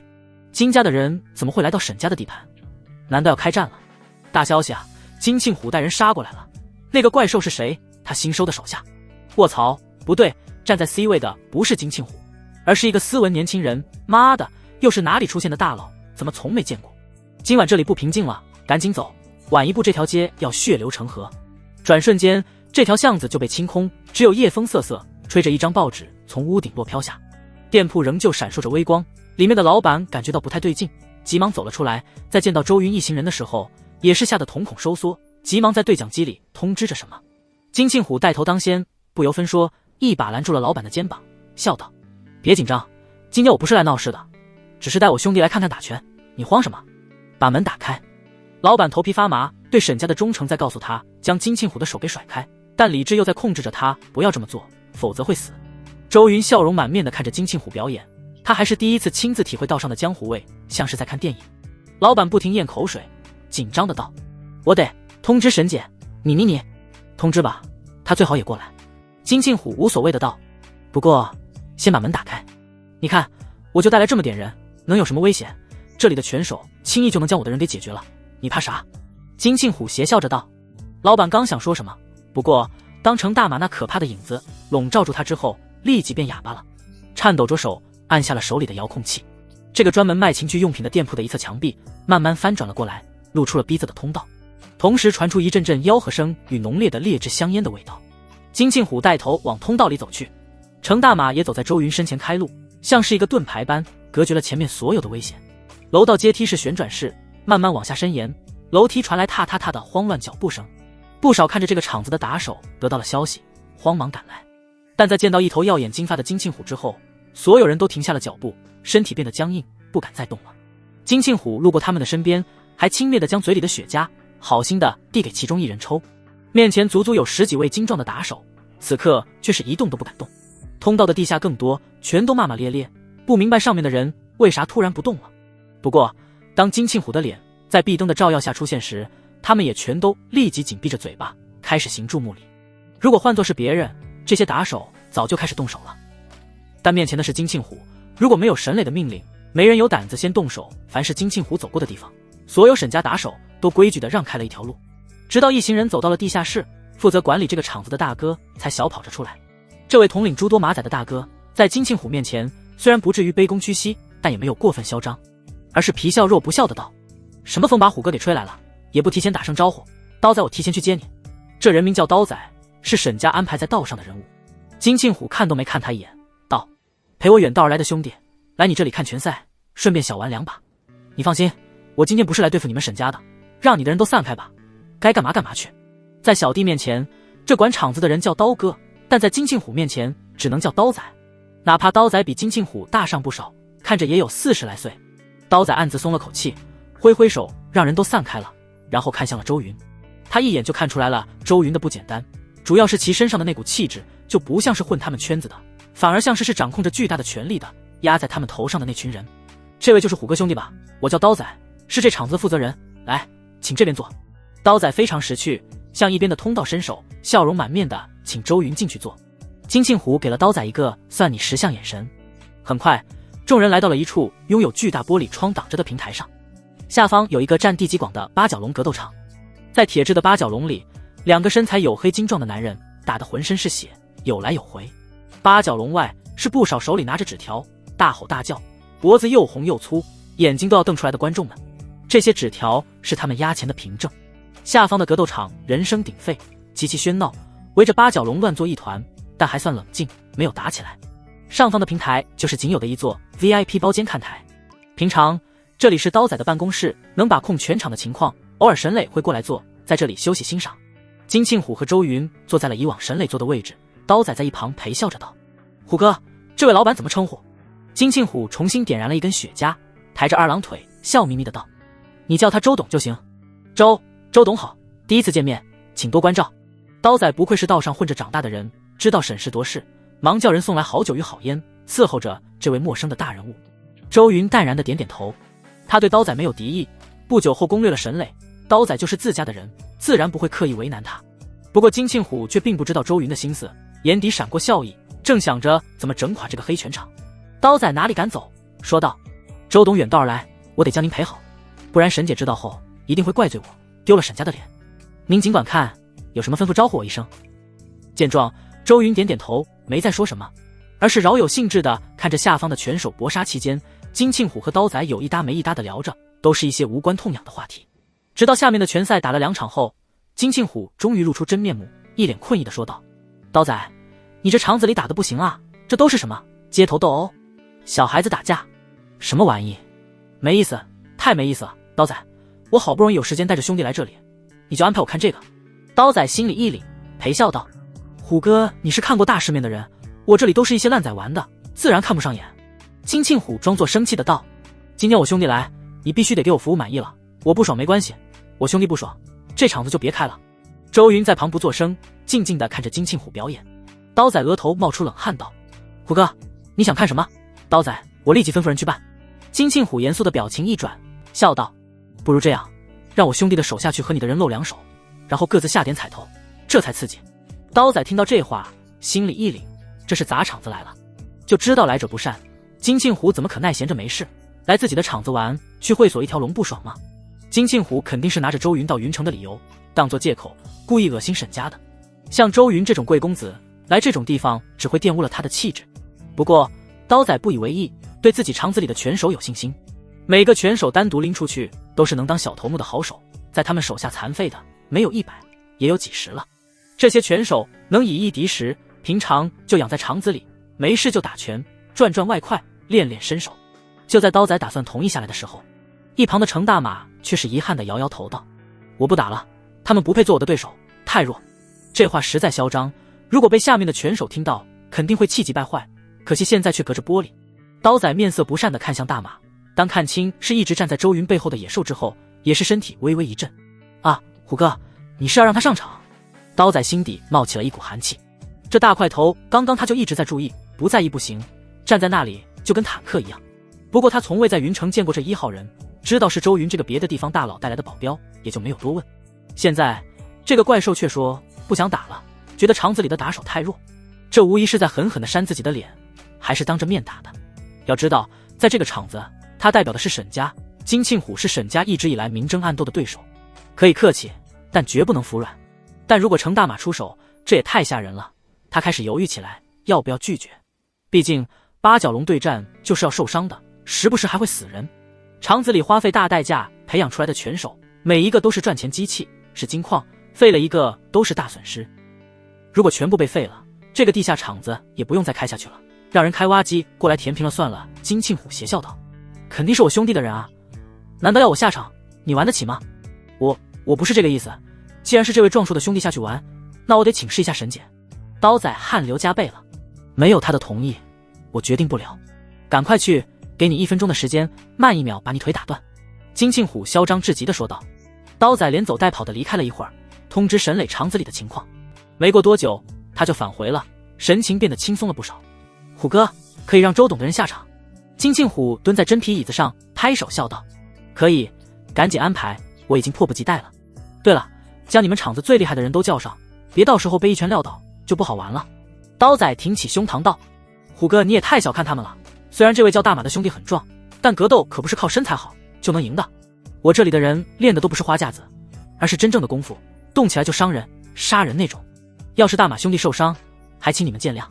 金庆虎大叫道：少废话。程大马委屈地看向周云，低声道：这些拳手真的很垃圾。周云淡淡一笑道：随便玩玩吧。得到允许，程大马不再多说，跟在刀仔后面下去场地。金庆虎还觉得不过瘾，叫嚣着给程大马下注5000万。结果刀仔不同意，这个数目厂子赔不起，单场最高限额100万。金庆虎还想闹，周云拉住了他道：行了，把厂子里的打手废了就够了，别玩得太大。金庆虎萎了道：你是担心我和沈家冲突太大？算了，反正也只是为了出一口恶气，我听你的。周云在心底腹诽，不是担心你们冲突大，而是担心后面对自己攻略沈磊造成阻碍。将来都是一家人，抬头不见低头见，何必？地下黑拳场临时换人，引起了许多观众的不满。最后在刀仔亲自出面的镇压和程大马出场的情况下，全都变得热情了起来。程大马光着上半身进入八角笼，无聊地靠在铁网上。外面的观众一个个像喝了假酒一样，目泛红光，盯着这头野兽，血液都沸腾了，全场都在惊呼。所有人都激动了，高举双手，疯狂地喊叫着，期待着快点打起来。他们要见血，要看这头野兽被撕碎。很快，在全场气氛到达一个顶点的时候，一个双手绑着绷带，皮肤黝黑，身上有10几道狰狞疤痕的人进入了八角笼。刀仔宣布可以重新下注，许多观众们开始投注。而在看台上的周云和金庆虎看到投注结果后，不禁哑然失笑了起来。这群人不识货，大马兄弟竟然只有这么点人下注，才1/5，下面的人全都瞎眼了吗？这个火炮在大马面前是根毛，怎么比例差距这么大？金庆虎哼哼唧唧的，恨不得其他人全都下注成大马，让沈家亏钱出血才好。周云笑而不语。这些观众之所以压在火炮身上，是因为他们对于程大马并不了解。虽然大马身材唬人，但是不是真的能打，得经过事实来考量。而赶出来面对面跟大马血斗的人，能混到现在，自然很有2把刷子。跟那些普通打手不同，这些全是沈家的金牌，讲究的是杀人术，出手就下死手，所以大块头并没有多大用处。他们之所以欢呼，是因为仿佛能看到大马被撕成碎肉的场面，过于激动而大吼。八角笼里，在面对面时，火炮能感觉到大马很可怕，绝不是外强中干这么简单。他并不像观众们一样欣喜，反而承受着一种恐怖的压力，感觉自己在面对武学宗师，还是大开大合不讲道理的那种。这种感觉在打黑拳生涯里从未出现过，因此他变得无比的认真。刀哥说，我如果能打败你，给我100万，这钱果然不是这么好拿的。火炮凝重地说道。程大马叹了口气，无奈的道，你还是灭了这个想法吧，这钱你拿不到，我大老板不让我输，你又不嘲讽我，我不想杀你。火炮其实以前也经常鄙夷对手，赛前放狠话来干扰对手的精神，但这次他没这么做，因为心里的危机感太重了。我没听说过你以前是干什么的？火炮打算先问问底。在工地搬砖。程大马老实的道，现在给大老板当保镖。搬砖。火炮一时间语塞，感觉自己被逗了，这家伙在骗自己。能给自己如此恐怖压力的人物，以前竟然在搬砖。观众下注已经差不多了，八角笼的门被彻底关上，里面没有裁判，无限制，无差别格斗，可以动用任何手段，只要能让对方失去战斗力或者将对方杀死。规则就是这么的简单粗暴。随着铁栅门关闭的声音响起，火炮直接出手，招呼都不打，就是趁程大马不知道门道，所以想先声夺人。他用尽了全力，爆发出如猎豹般的速度，手握成爪状，想捏爆程大马的咽喉。这是看起来唯一不设防的弱点，主要是程大马太高了，想击打后脑勺都办不到。然而大马看着笨拙，实际上在打架的时候机敏得很，眼睛露出平常根本看不到的金光。随后如雷霆般探出一巴掌，狠狠地拍在了火炮迎面而来的脑袋上。精准、速度、粗暴。随着一声沉闷的大响，观众们还没反应到已经开始，火炮就像断线的风筝般重重地撞在了八角龙的铁网上。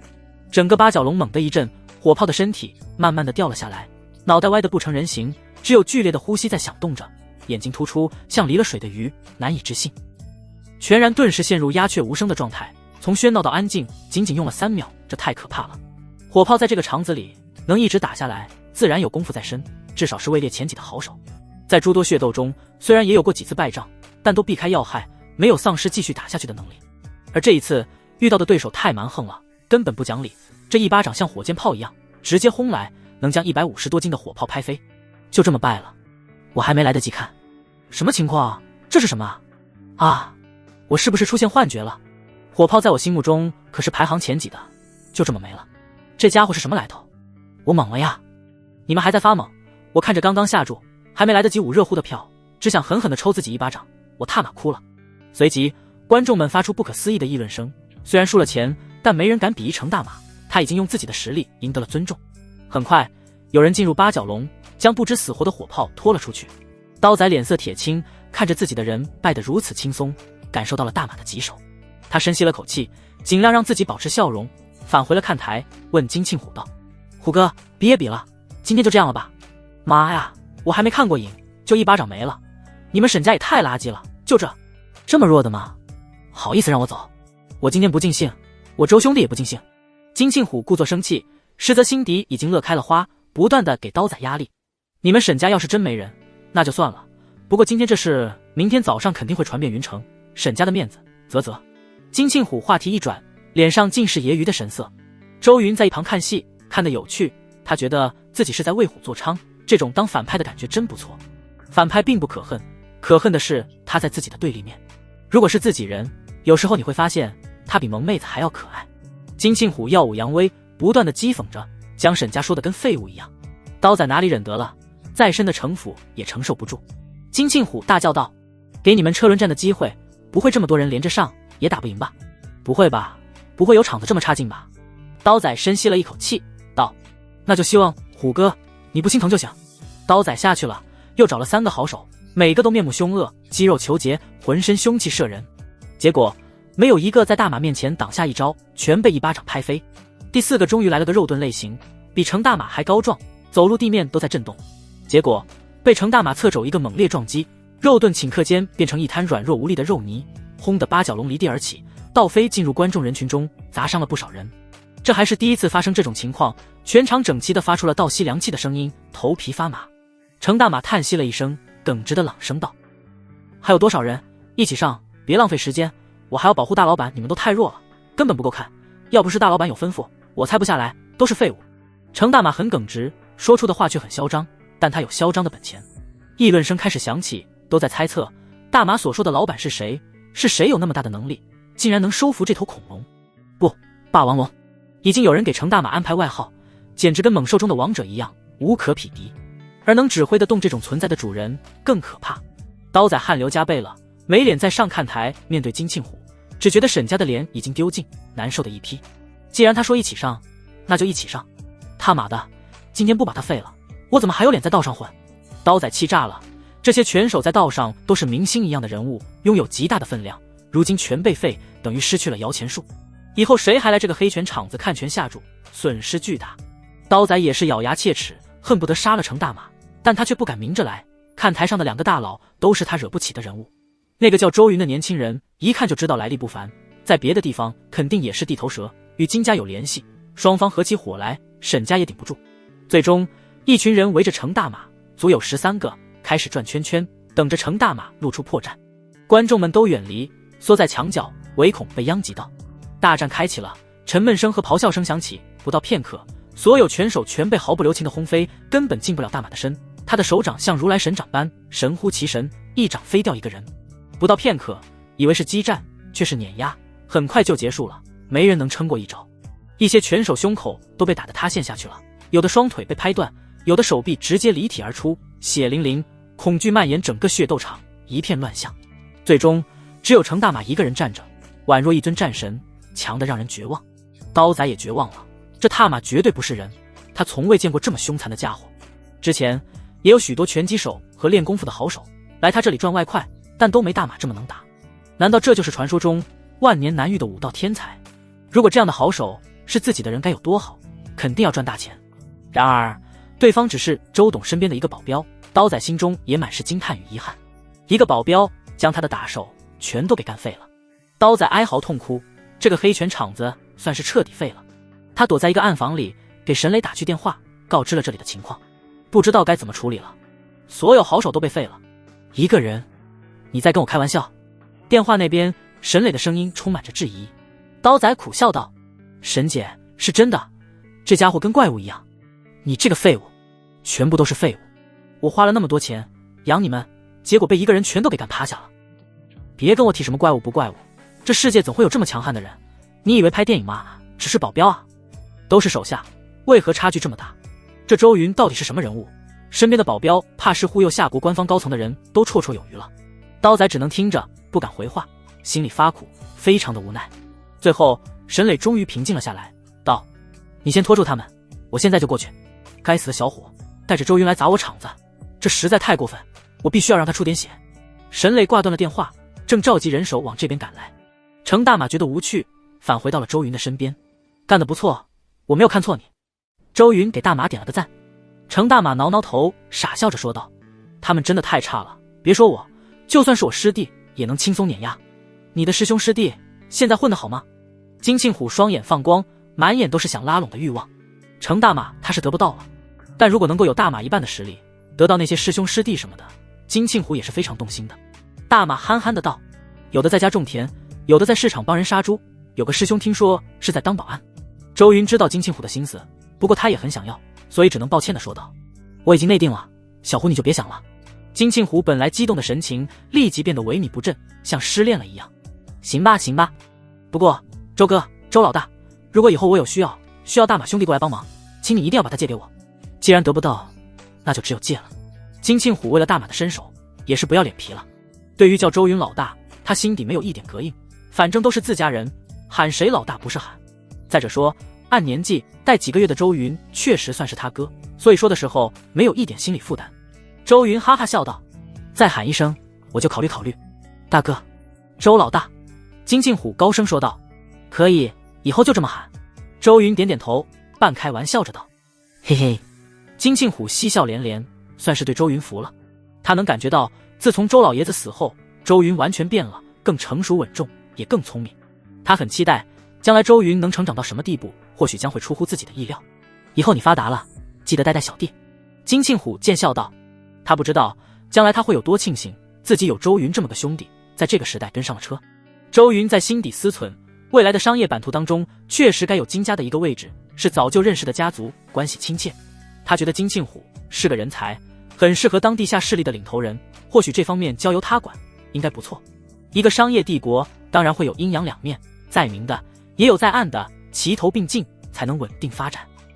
他有个大胆的计划，想要通过程大马将一些真正的隐藏于民间的武术世家收到麾下，逐渐形成强大的武力集团。他心中有股危机感，龙殿的出现绝对不是巧合，或许也与自己有关。防范于未然，他必须尽快发展势力，保证自身的安全，组建强大的武力安保，迫在眉睫，维护整个集团的利益，蓬勃发展。等我消息，我可能真的需要用到你。周云想了想说道。金庆虎拍着胸脯道：义不容辞。周云心里大定，对未来的计划逐渐清晰。刀仔返回看台，见到两人笑得跟哭一样，想要拖延时间，但金庆虎也不是傻子，说什么也不待了，这里没意思，不如去会所按摩洗脚。刀仔拦不住，只能眼睁睁地看他们离开，心痛无比。他独自坐在看台上，连灌了好几瓶酒，只觉得空调变得更凉了，吹得浑身发冷。整个黑拳场子的顾客全都散了，人去楼空，只剩下一片狼藉。全场的高手都被送去治疗，他们被程大马打成重伤，出院后不可能再打拳，已经半废。只有降一级，成为普通的打手，还能混口饭吃。最终和程大马所说的一样，这100万的奖励他们是拿不到了。沈磊来了，20几个人骑着清一水的黑色机车，只看了一眼便带人走了，吩咐刀仔重新选人，要将场子再弄起来。这个地下黑拳场每个月都能给沈家带来几千万的收入，也算是众多地下产业里的一环，没了就很痛。漫漫长夜，云城宽阔的云江大道上，此时已近深夜，大路除了少量货车赶路，就只剩下一个车队在缓慢行驶。带头当先的是一辆张扬的兰博基尼，金庆虎坐在里面，单手开车，另一只手在抽烟，迎着狂风，潇洒至极。后面跟着几辆悍马，里面坐着金家的打手。在这些车的中间，则是跟着一辆阿尔法商务车，车里除了司机外，还坐着周云与程大马。金庆虎想让周云一起坐兰博基尼，感受速度与激情，但周云拒绝了，他不喜欢太张扬，也不喜欢带头冲锋。小说中第一个死的就是金庆虎这种反派，这么多保镖跟着，非要开车在前头，给人当靶子。虽说周云在云城没有敌人，但金庆虎肯定仇敌一大堆，还是保险点好，他还是宁愿坐在阿尔法上。车内，周云和程大马说了自己的想法，想招揽他的师兄弟。大马听到后认真的想了想，道：少爷，这个我不能打包票，得回去跟他们谈一谈，我怕他们安逸惯了，不想出来。其实最主要的是，跟着大老板工作有风险，他觉得师兄弟们不会来，要是真出了什么事，跟乡里乡亲交代不了。周云点头，不强人所难，道：等有空，我放你几天假，你去跟他们说，待遇方面好说，月薪不会少于20万，根据能力来定。我只有一个要求，绝对服从命令，有时候需要杀人，如果办不到，就不用来了。我不需要不听话的人。程大马认真点头道：大老板，这点我还是知道的，如果是一些偷奸耍滑的师兄弟，我也绝不会介绍，不然反而会害了他们。两人闲聊着，敲定一些细节，一支安保队伍初步成型。这群人中不只是有练8级拳的高手，还有大马认识的其他门派的人。就在两人交谈期间，安静的大道上突然响起来一阵阵如猛兽般的轰鸣声。周云打住了交谈，看向后视镜，白茫茫一片，车灯璀璨，至少有10几辆机车在后面追赶着。他目光微凝，看清楚了来者不善，绝对是盯上了他们的车队。悍马里的保镖们很快在对讲机里通知了情况。金庆虎在对讲机里嚣张地说道：让他们追，嘿嘿，肯定是沈磊来了，我就是不停，就是要气死他，爽完我就跑，他能奈我何？大马，保护好你的大老板，冲啊！车队开始在道路上狂飙，悍马的发动机疯了一样运转，发出剧烈的轰鸣声，整条街都被剧烈的噪音给炸了。这些打手全是老司机，不会开车不行，很多时候需要争分夺秒追赶敌人或逃命，因此车技超绝，在大道上跟飞了一样。许多被超越的大货车司机瑟瑟发抖，乖乖地退到慢车道上行驶，眼睁睁地看着一辆兰博基尼如流光般飞过。周云感受到强烈的推背感，打开窗户，任由大风吹乱头发。但阿尔法终究是一辆商务车，比不上兰博基尼，外加上司机怕周云生出不适，因此渐渐慢了下来，脱离了车队。周云没怪他，笑道：按照正常的速度来吧。阿尔法速度慢了下来，以平缓的车速行驶着。机车追了上来，这时候周云才注意到不是10几辆，而是20几辆统一的黑色机车，看起来价格极其昂贵，车身中安置着各种精密的改装配件，速度快成一道道黑色闪电。每一辆机车上都坐着2个人，其中一人开车，另一个人手里拿着长长的钢管，钢管偶尔压在地面，冒出一阵闪耀的火星，这让周云有种像是看到了樱花国的机车党组织的打手一样，充斥着地下江湖的味道。不一会儿，一辆狂野的机车第一个冲到了阿尔法旁边。周云眯眼向窗外看去，有点惊讶，这辆机车竟然只坐了1个人，而且这个人竟然没有戴头盔。要知道，对方此刻的速度已经达到了180迈，在城市道路上行驶已经是极速了，狂风像海浪一样吹来。周云定睛看去，竟然还是一个女人，染着一头火红的长发，画着清冷高傲的妆容，黑色的眼线与黑色的唇彩。她的身材曼妙，曲线惊人，胸前很饱满，一双大腿结实有力地踩着踏板，屁股在一身的黑色皮衣下压着机车座位，宛若蜜桃，皮衣在灯光的闪耀下反射出性感的光泽。让周云觉得更有趣的是，这个女人气质高傲，右手还纹着大花臂，是一朵朵带刺的玫瑰，遍布到喉咙以下。如果眉心再纹个天眼，那就是成熟版的精神小妹。对这个女人的第一印象就是狂野、霸道、傲然独立。也是在这一瞬间，周云根据原著的描述，认出了这女人应该就是沈家的沈磊，这位雷厉风行、洒脱的女人。沈磊神色漠然，秀发被风吹得很飘逸，他转过了头，凝视着阿尔法的车窗，然后他看到了这一辈子最难忘的一幕。一个男人手肘放在车窗前，手掌支撑着下巴，面容秀气，五官精致，气质如湖泊中的湖水般宁静。这个男人嘴角挂着笑容，也在注视着自己。和他对视之下，沈磊忽然好似出现了幻觉，感觉来到了一个美妙的世界。这个世界充满了一种难以言喻的情愫，很温暖，让人安心，无忧无虑，不断地吸引着他。温暖如一股电流般，从男人的眼神中透过虚空，流淌而来，瞬间遍布全身。在这一刻，沈磊感觉自己浑身都酥麻了，这是什么情况？好像坠入了爱情的天堂。他芳心微微一颤，眼中出现了可怕的占有欲，像是灯塔，直勾勾地盯着周云。在这一瞬间，他不由自主地升起一个想法，就是要霸占这个男人。周云不知道自己的魅力满值又开始发挥出可怕的作用了。如果他打算去当明星，肯定会成为一线顶流，无人能敌，成为所有女人的白月光，甚至冲出国门，风靡亚洲乃至全球，成为地球先生，无数女人想嫁的对象。周云觉得好玩，朝着沈磊挥了挥手，算是打了个招呼。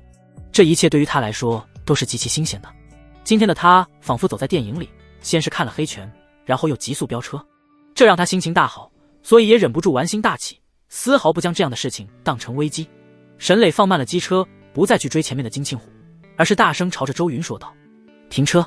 风太大了，周云听不清，还以为他在问金庆虎在哪。周云客气地向前面指了指，直接出卖了。他摇了摇手，表示金庆虎不在这辆车里。结果沈磊还以为周云是在说超过我，把我截停，不然我是不会停车的。沈磊更来劲了，按道这猎物真有个性，敢不停车，自己就喜欢这样的倔强的男人。挣扎吧，你越挣扎我越开心。将阿尔法拦停对他来说不是难事，机车是改装过的，加速极快。后面的打手们也跟了上来，看见自家老板竟然在对阿尔法较劲，还以为敌人就在车里。后座的打手立即将钢管狠狠地抽在了车身上，发出剧烈的金属碰撞声。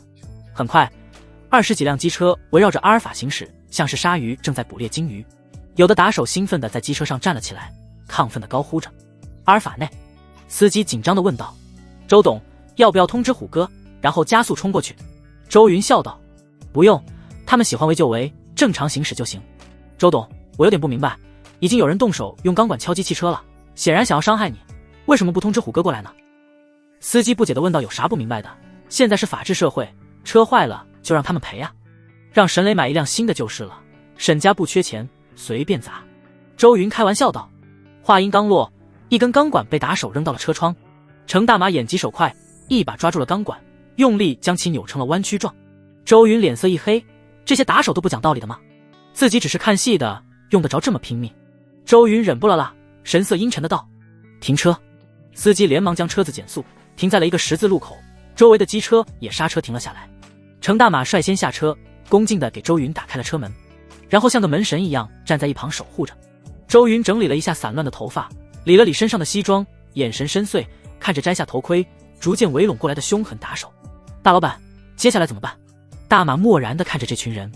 周云说道：威胁到安全的直接打成残废。他的话音刚落，沈磊就气冲冲地跑了过来，还没轮到大马动手，沈磊就先朝着这群打手臭骂：谁让你们动手的？下了你们的狗眼，我让你们动这辆车了吗？要是将我的男人打伤了怎么办？他要是掉了一根毫毛，你们所有人自己选好目的。沈磊非常生气，从一个打手里夺过钢管，然后对着刚刚出手的几人狠狠地抽去。所有打手都懵逼了，没理解发生了什么。他们还以为这辆车就是目标，结果现在看来他们大错特错。往常就算打错人也不会有事，他们在云城豪横惯了，沈姐从未对他们责骂过。显然这车里有连沈姐都看中的人，而听沈姐的话是她的男人。打手们满脑袋的问号，沈姐什么时候有男人了？他们怎么不知道？然而看沈磊并不像是看玩笑，他们立即朝着阿尔法看去，第一眼就见到了周云。这人就是不对劲，他们从没见过啊。就在他们发愣的时候，那几个刚刚拿钢管敲打车身的打手被一棒子打到胸口，抽得剧痛无比，但却不敢叫出声，也不敢动。一直到沈磊气消了，周云和程大马对视了一眼，两人的目光中全是茫然。怎么和想象中的不一样？发生了什么？程大马眼睛一亮，在背后悄悄地竖起大拇指，对周云小声地说道：大老板高啊，您在云城竟然还有一位老板娘。周云扶额，这都什么跟什么？他确实想要攻略，但还没开始呢。不过3秒后他就明白了过来，应该是满值魅力开始发挥作用了。沈磊被自己迷住了。周云突然很无奈，他发现自己对满值魅力的恐怖真的缺乏了解，帅得一无所知。沈磊平复心情，将红发绑了个马尾，转过身霸气地说道：周云是吧？很好，小男人，我看上你了，跟我走吧。他根据得到的情报，很容易就猜出周云的身份，能跟着金庆虎车队并且受到保护，除了周云外没别人了。而旁边这位壮得跟头牛一样的家伙肯定就是掀翻了自己黑拳场的人，跟刀仔描述的一样。周云好笑道：“我要是说不呢？”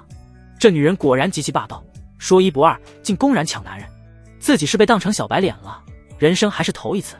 沈磊语气不容置疑道：“那就不要怪我强行将你带走，你还是头一个让我心动的男人，让我看上了，就必须是我的，就算花费再大的代价，我也要让你只属于我，不管你喜不喜欢。我要将你囚禁在我的别墅，成为我专属的玩物。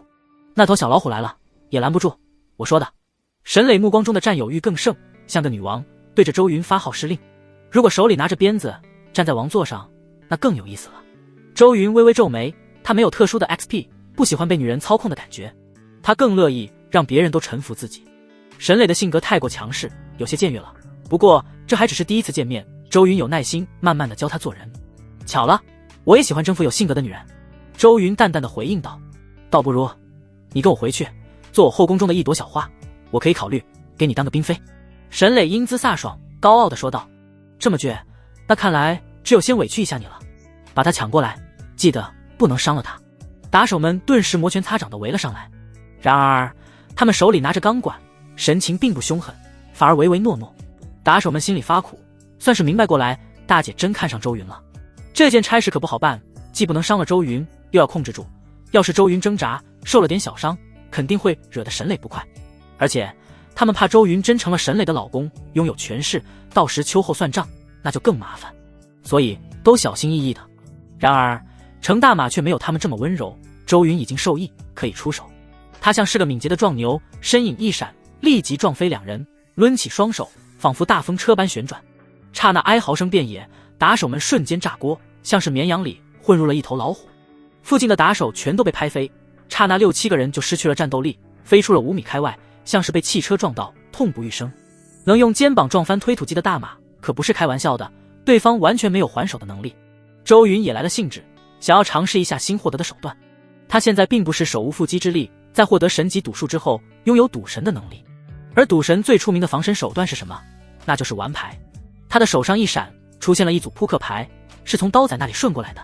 刀仔闲暇时候就和手下在看台上赌牌，扑克当然很多。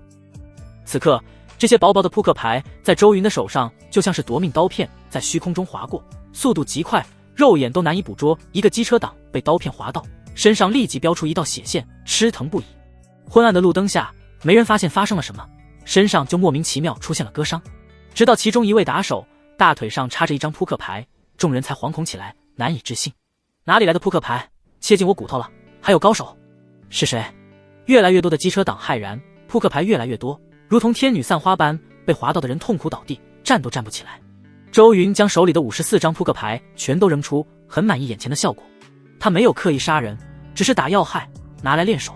如果他起了杀心，扑克牌将会划破打手们的喉咙，在这么近的距离下，比用枪还准。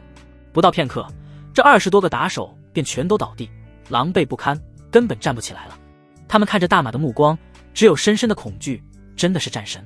心里产生了莫名的畏惧，终于看清了扑克牌的来源是那个年轻的贵公子在出手。沈磊也惊呆了，穿着皮衣的身体紧绷，惊愕的道：“这就是掀翻了我场子的打手，果然可怕。周云，我小看你了，有这种高手保护，确实难把你绑走。你也还强，竟然将扑克牌用得这么神乎其神，我还以为你是个软弱书生。今天老娘大开眼界了，跟魔术一样，厉害厉害。”沈磊极其震惊，就单凭周云这一手飞牌绝技，已经能在道上有立身之地了。如果是个软弱文生，沈磊还能禁锢，但这家伙明显只要有一张纸都能伤人，根本困不住。虽然惊讶，但沈磊却不惧怕，他心性极好，也不在乎手下全阵亡。你出乎了我的意料，但今天只是第一次碰面，你逃不掉的。我以后会一直找你，直到你折服于我的那一天。沈磊轻咬嘴唇，显得很不甘心，但现在又无能为力，他带来的人太少了。突然远处传来轰鸣的引擎声，一道道强烈的灯光照射了过来，是悍马与兰博基尼。金庆虎折返回来了。沈磊脸色一沉，立即返回了摩托车，将车头转了一个大圈。在离开之前，转头对周云遗憾道：“小男人，你最近一定要保护好自己的安全，你要是受伤，我会心疼的。洗干净等我，改日再见。”说完便头也不回的开着车走了。沈磊虽然不怕金庆虎，但要是落在其手上也是个麻烦，少不了被讥讽。他来得快去得也快，丢下了一众打手，根本不在意。程大马转头问周云道：“老板，要追吗？”周云淡定道：“不用了。”他并不打算将沈磊绑起来，现在硬将其留下没有好处，反而会激起其刚烈的性子，对后面攻略没有好处。他要的是沈磊完全折服的心，猎鹰就得用熬，才能让其听话。而留下来的这群打手，则是惶恐的互相搀扶着，勉强站了起来。大马并没有下死手，没必要杀人，只有刚刚那几个甩钢管的彻底被废了，动都动不了。最后一些打手跑了，没来得及走的被金庆虎的手下控制住。兰博基尼打开，金庆虎跳下了车，急冲冲的道：“周老大，你没事吧？为啥要让司机停下来？要是出了事，我怎么跟老爷子交代？你是真想让我跳澜沧江啊？”澜沧江是一条大河，跨越云省与缅国金三角等地带，宽阔磅礴。周云无奈道：“我以为他只针对你，没想到连我也给盯上了。”金庆虎扫了一眼狼狈的现场，再看看若无其事的周云，松了一口气道：“你被沈磊怎么了？大老板被他调戏了，还扬言要将大老板锁在房里，当成玩物，让大老板变成专属的男人。”程大马老实的说道。周云眉毛一挑，大马立即就闭嘴了，吹着口哨望天：“什么？这女人调戏你？我没听错。”金庆虎两脚踩在一个受伤的机车党身上，瞪大眼睛，高高的蹦起来。他很是好奇与震惊，沈磊竟然会调戏你，天啊，简直是天方夜谭。他不是不喜欢男人的吗？卧槽，真的假的？卧槽！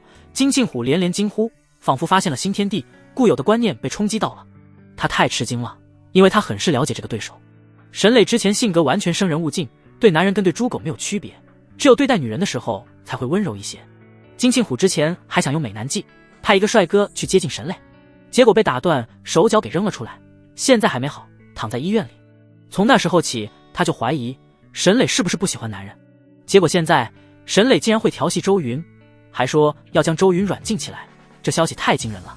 金庆虎仍旧有点不信，但周云不想多说，他只好问机车党。在得知过程后，他终于服了。周老大，现在我叫你一声老大，心里完全没有膈应。金庆虎没有取笑的意思，而是真的心悦诚服。早知如此，我就早点让你从江城过来帮忙了。原来沈磊喜欢的是你这一款。沈磊很漂亮，众所周知，在云城是数一数二的美女，但就是太烈了，很多人想追都望而却步，也没人能让她看上眼。我一直认为她会单身一辈子，没想到却看上了你，真是个奇迹啊！金庆虎笑容满面。周云笑道：“还不一定，看看再说。”金庆虎点头道：“你要谨慎，这女人很厉害的，我觉得不适合当老婆，不好掌控。像我们这种身家，就应该娶贤惠听话的女人，沈磊就不太行，娶她完全就是找罪受，除非他能为了你改变自己，变得乖巧一些。”金庆虎琢磨着，反正他是不会娶太过于强势的女人，以他大大咧咧的性格，在一起生活会很难受。然后又得知了周云神乎其技的飞牌绝技，更是惊叫连连，露出钦佩。他上去检查伤口，发现扑克牌确实插进了机车党的骨头里，取都取不下来，更震惊了。要知道，夏国境内对枪械的管制非常严苛，基本上不可能出现大型的枪械，顶多只有一些小手枪从境外流入，很稀罕。道上混的用的还是多以冷兵器为主，火器只有大人物才随身佩戴一把。而周云却能用普普通通的扑克牌打出不弱于子弹的效果，这能力要是传出去，谁敢和他为敌，已经近乎超凡了。这种情景只有电影里出现。金庆虎觉得很帅，太酷了，央求着周云教自己，就差叫爹了。周云教不了，系统直接灌顶传授，相当于他从小就练这个牌技，自然很厉害。想教也只能从娃娃时代教起，金庆虎年龄太大了，无奈的只能岔开话题道：“接下来去哪？”金庆虎道：“我让人将这群机车党处理之后，就去澜沧江。”周云疑惑道：“去那干嘛？”“当然是游艇派对了。”金庆虎张开双手，夸张的说道：“全是极品，今晚开大车灯。”周云哭笑不得的道：“你们城里人真会玩。”金庆虎嘿嘿贱笑道：“再不玩，要是真让沈磊把你给收了，将来就没得玩了。”周云在澜沧江过了一晚上的纸醉金迷的夜生活，而叶晨和舒家人则是缩在了酒店内，静静的等待着第二日的到来。今天叶晨依旧去赌石，打算放开拳脚，务必要将金庆虎给引出来。去到了赌石一条街，舒家人就和他分开了，各玩各的。在见到了叶晨的赚钱能力后，舒家人也坐不住了，觉得赌石也太简单了，心里的贪婪被勾起，认为凭什么自己赚不到，手里还有100多万，说不定随便切开一块料子就能赚到上百倍的利润，到时候不依靠叶晨，他们也能把债务还了，这不美滋滋。我看叶晨那小子选石头的时候从容不迫，但其实也有小技巧和目标，我已经将他的招数记下来，现在这些石头绝对有货有料，我们绝对能发财。叔父慷慨激昂地说道，脸上写满了激动。他看着自己花了80万选的10块石头，脑海中幻想着里面出现晶莹剔透的冰种玉石，能轰动全国的玉石，到时候赌石街将留下他的名字与传说。他眼冒金光，像是一个上头的赌徒，将10块石头当成了自己的儿子。而他的豪赌也是吸引来了一些逛街的观众，纷纷站在一边等待着石料的切割。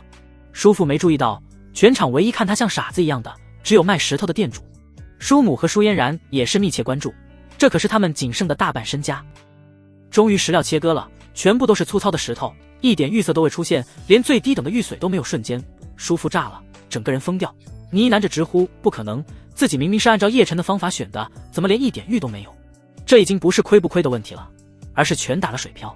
在场观众中也有明眼人，一下子便看出了门道。这家人被老板坑了，那些石头都是假的，是人工做出来的，表面上看起来有玉浆，都是刻意加工过的，做就出来忽悠不懂强的人。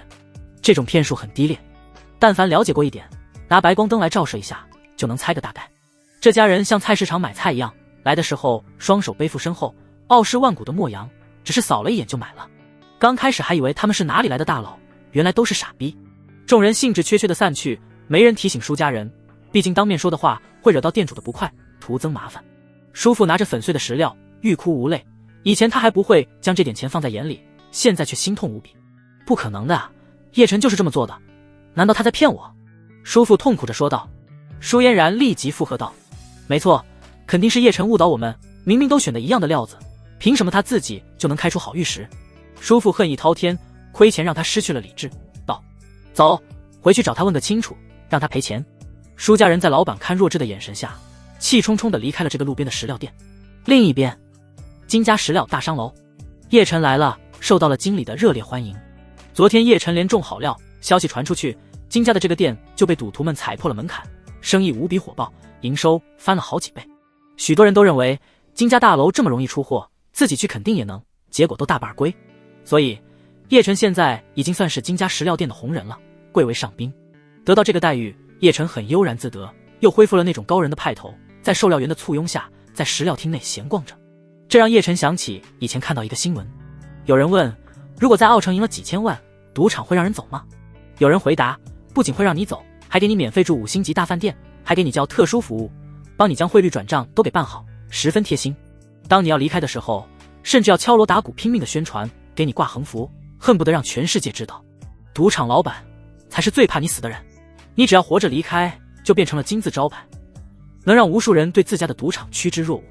如果能花几千万就做到可观的宣传效果，那些老板肯定愿意，一个个精明的很。失去了你一个，还有千千万万个赶来送钱的人，而且人家根本不怕您钱，怕的是你不来。只要你还来玩，这些钱迟早还会回来的。叶晨被经理还有服务员拥护在大厅内乱逛着，前后都有恭维的人，他很受用。这条街许多人都得到了风声，昨天赚了几百万的食神又回来了，因此纷纷涌入金家石料店，想看他能否再创造奇迹。舒家人也气冲冲地赶回来了，刚见到叶晨的背影，叔父就大喊大叫道，叶晨，给我站住，我和你合作好好的，为什么要骗我？叶晨转过头，满脸的茫然，这老家伙在说什么，自己怎么就听不懂了？叔母叉着腰臭骂道，你个王八蛋，是不是在故意玩我们？舒嫣然也是尖声叫道，你还要不要脸，这样坑我们家的钱，我们招惹你了？不就这么一点赌石的技巧吗？用得着这样藏着掖着，好像我们很贪一样。没想到你这么小气。面对舒家人的逼问，叶晨表情错愕，都不知道发生了什么，但总感觉好憋屈啊。怎么忽然有种熟悉的味道，好像似曾相识，是在哪里感受过。不过那时候他是旁观者，而不是被舒家人怒喷。你们说什么玩意儿？别在我面前发疯。叶晨神色阴沉的能滴出水来。那些慕名而来看叶晨赌石的人中，也有不少见到了舒家赌假石头的事情。有人嘲笑，说起了事情的经过，议论了起来。听完后，叶晨感受到了无妄之灾，躺着中枪。明明是舒家人自己忍不住去赌，输了钱有什么办法？他们又没有系统，而且刚来赌石街的时候还神神秘秘的，什么都不说。现在赌输了，却怪罪起自己来了，怎么可能会赢？输才是正常的。叶晨眼睛发亮，呆呆地看着蛮横不讲道理的舒家人，突然感觉胸口堵着一块巨石，快要透不过气来了。他妈的，好气啊！这就是这一家的真面目吗？好想在这一家人的脸上踹一脚啊！你们怎么能说的这么理直气壮？我让你们去玩了吗？叶晨气急败坏道：我骗你们个毛线，我从没教过你们赌石。舒嫣然不爽道：你怎么没教过？不然你带我们来云城干嘛？不就是带我们一起赚钱的吗？如果你真为我们着想，早上的时候就应该跟我们一起去赌石，而不是自己一个人来金家赌石店。你将我家人带来，却不管不顾，还误导我家，害我们输钱，罪大恶极。你错就错了，还像条不听话的狗一样顶嘴，真是不可理喻。我父亲现在很生气，必须要还我们家钱，然后你扇自己嘴巴，不然你这一辈子别想看见我了。叶晨被舒嫣然一连串的机关炮给弄得愈发茫然了，眼睛都难以聚焦。这一阵巧舌如簧，无比熟练，将他都给说得头脑发懵，觉得好有道理，但又有哪里不对劲。叶晨眼睛逐渐布满血丝，看着舒嫣然，突然觉得很厌恶，极其的厌恶，心底升起一股恶心的感觉。天哪，自己当初怎么瞎了眼，觉得舒嫣然是仙女呢？为什么当初觉得舒嫣然简直是出淤泥而不染的莲花，弥漫着一股清香，现在那股清香变成了恶臭？他忽然觉得自己间接帮了周云一个忙，就是给周云名正言顺的借口，将这种女人给踢走。如果让舒嫣然嫁给周云，周家真的永无宁日，自己反而做了好人好事，替周云赢走了这份因果。越想他越气，要是舒嫣然这女人现在还是周云的，说不定姐姐就和周云根本没有联系。他虽然心态很炸，但在经过周云的2次教育后，也是成长了不少，还是打算隐忍，以大局为重。舒家的合作还是很重要的。叶晨怕被别人看笑话，只能忍着道：这件事晚上再说，我会给你们一个满意的答复。舒嫣然盛气凌人的道：你最好说到做到。事情终于平息了下来，叶晨不再理会舒家人，渐渐有了距离。叶晨和金家赌石店经理往更高层走去，舒家父母也识趣的没有跟着，而是在赌石店里闲逛了起来。叔父刚刚玩的还不过瘾，找叶晨要了20万，还要继续切时，他渐渐上头了。在金家赌石店里买了一些较为便宜的石头，看看手气，结果毫无意外，全都输光。而就在舒家人无比郁闷的时候，有一个人趁机跟他们搭讪。这人相当自来熟，像是叔父多年不见的朋友一样，一开始就很热情。这人自称自己是缅国的导游，与叔父一见如故，并说了赌石的一些隐秘。夏国这边的石料都是缅国那边挑剩下的，根本没便宜可捡。缅国的好料非常多，随便赚钱，遍地都是黄金。夏国人去缅国开个路边摊，做个厨师，1个月都能有4、5万。那边刚刚发展，和夏国不同，到处都是机遇。导游说自己就是没有资金，不然早就不干旅游了，去那边发财。说的叔父激动万分，恨不得当场和他拜把子当兄弟。他没发现导游套话水平一流，叔父很快将自己的信息全盘托出了。导游眼睛发亮，拍着胸脯道：你是做地产的更好了，我跟你说，缅国现在就是夏国的80、90年代，正在大力发展基建，很欢迎你这种外商。哪里的地卖得很便宜，只要过去，你就是下一个李嘉诚，下一个万塔国际。叔父和导游聊得如火如荼，觉得缅国真是一片蓝海，恨不得现在就过去。哪里简直就是天堂，再有这位熟悉缅国的导游引路，真是不想发财都难。叔父当即拍板，想聘请导游当助理，觉得他是卧龙先生，跟自己趣味相投。但他也没有隐瞒，说自己身上有债务在身，被人起诉，暂时被限制出入境，办不了护照。导游直说没关系，让叔父不用担心，如果真在夏国混不下去了，到时候拿着钱来找自己，有办法安排他偷渡。叔父喜不自禁，他现在的不动产还有不少，拿去卖了也能混个千把万，虽然还不了债，但却能在缅国东山再起。他当下和导游要了联系方式，称兄道弟，满面红光。他松了一口气，就算叶晨靠不住，也有退路了。当下底气硬了起来，不再依靠叶晨，打算让这小子必须得将舒家供着，好好的出点血。金家赌石店，叶晨又挑选了几块料子，拿到1楼切割，再切了几个好毛料，全部出货，赚了大几百万之后，再次引发许多人的佩服震撼。叶晨心里对舒家的气闷终于消散了一些，抬着头，满脸高深莫测。终于，经理觉得这家伙眼光独到，是个人才，于是开始联系金庆虎。打电话过去，金庆虎那疲惫慵懒的声音响起。当得知这边有这种人才的时候，他也坐不住了。金庆虎和周云还在休息，昨晚游艇派对战况激烈，他不忍心叫醒周云，打算自己过来看看。不久后，金庆虎拖着疲惫的身躯进入了店里，没有与舒家人相遇，他们此刻正跟导游舌头聊得正欢，相约一起去外面吃饭。叶晨见到了金庆虎的时候，心底不住的一凛，这云城太子爷与想象中的不一样，实在有点另类与狂傲不羁。京城那边的富二代一个个都是公子爷，金庆虎却像是土匪头子，但没关系，只要能给自己带来利益就行。你就是叶晨。金庆虎懒散地打了个哈欠，他并不认识叶晨，在之前周云在玉皇顶拍卖会的新闻中，只提到了有一个男人故意与其竞争，但没提名字，也没有照片。像这种新闻，大多数镜头都给了周云这个主角。叶晨点头，不卑不亢地道：金老板你好。废话我就不多说了，再给我挑选几块石料看看，是不是真的那么神奇？金庆虎道。叶晨继续挑选几块石料，再次切割，结果还是一样，全都出货了。金庆虎表情怔住了，微微震惊，真有这样的神人？难道这家伙拥有了传说中的透视眼？他不敢再怠慢，这种人物如果能招揽，将为金家带来巨大的利益。别的不说，到时候去缅国选料子的时候，好料全部都能收入囊中。金家有渠道，叶晨有能力，双方合作之下，这不得赚翻了。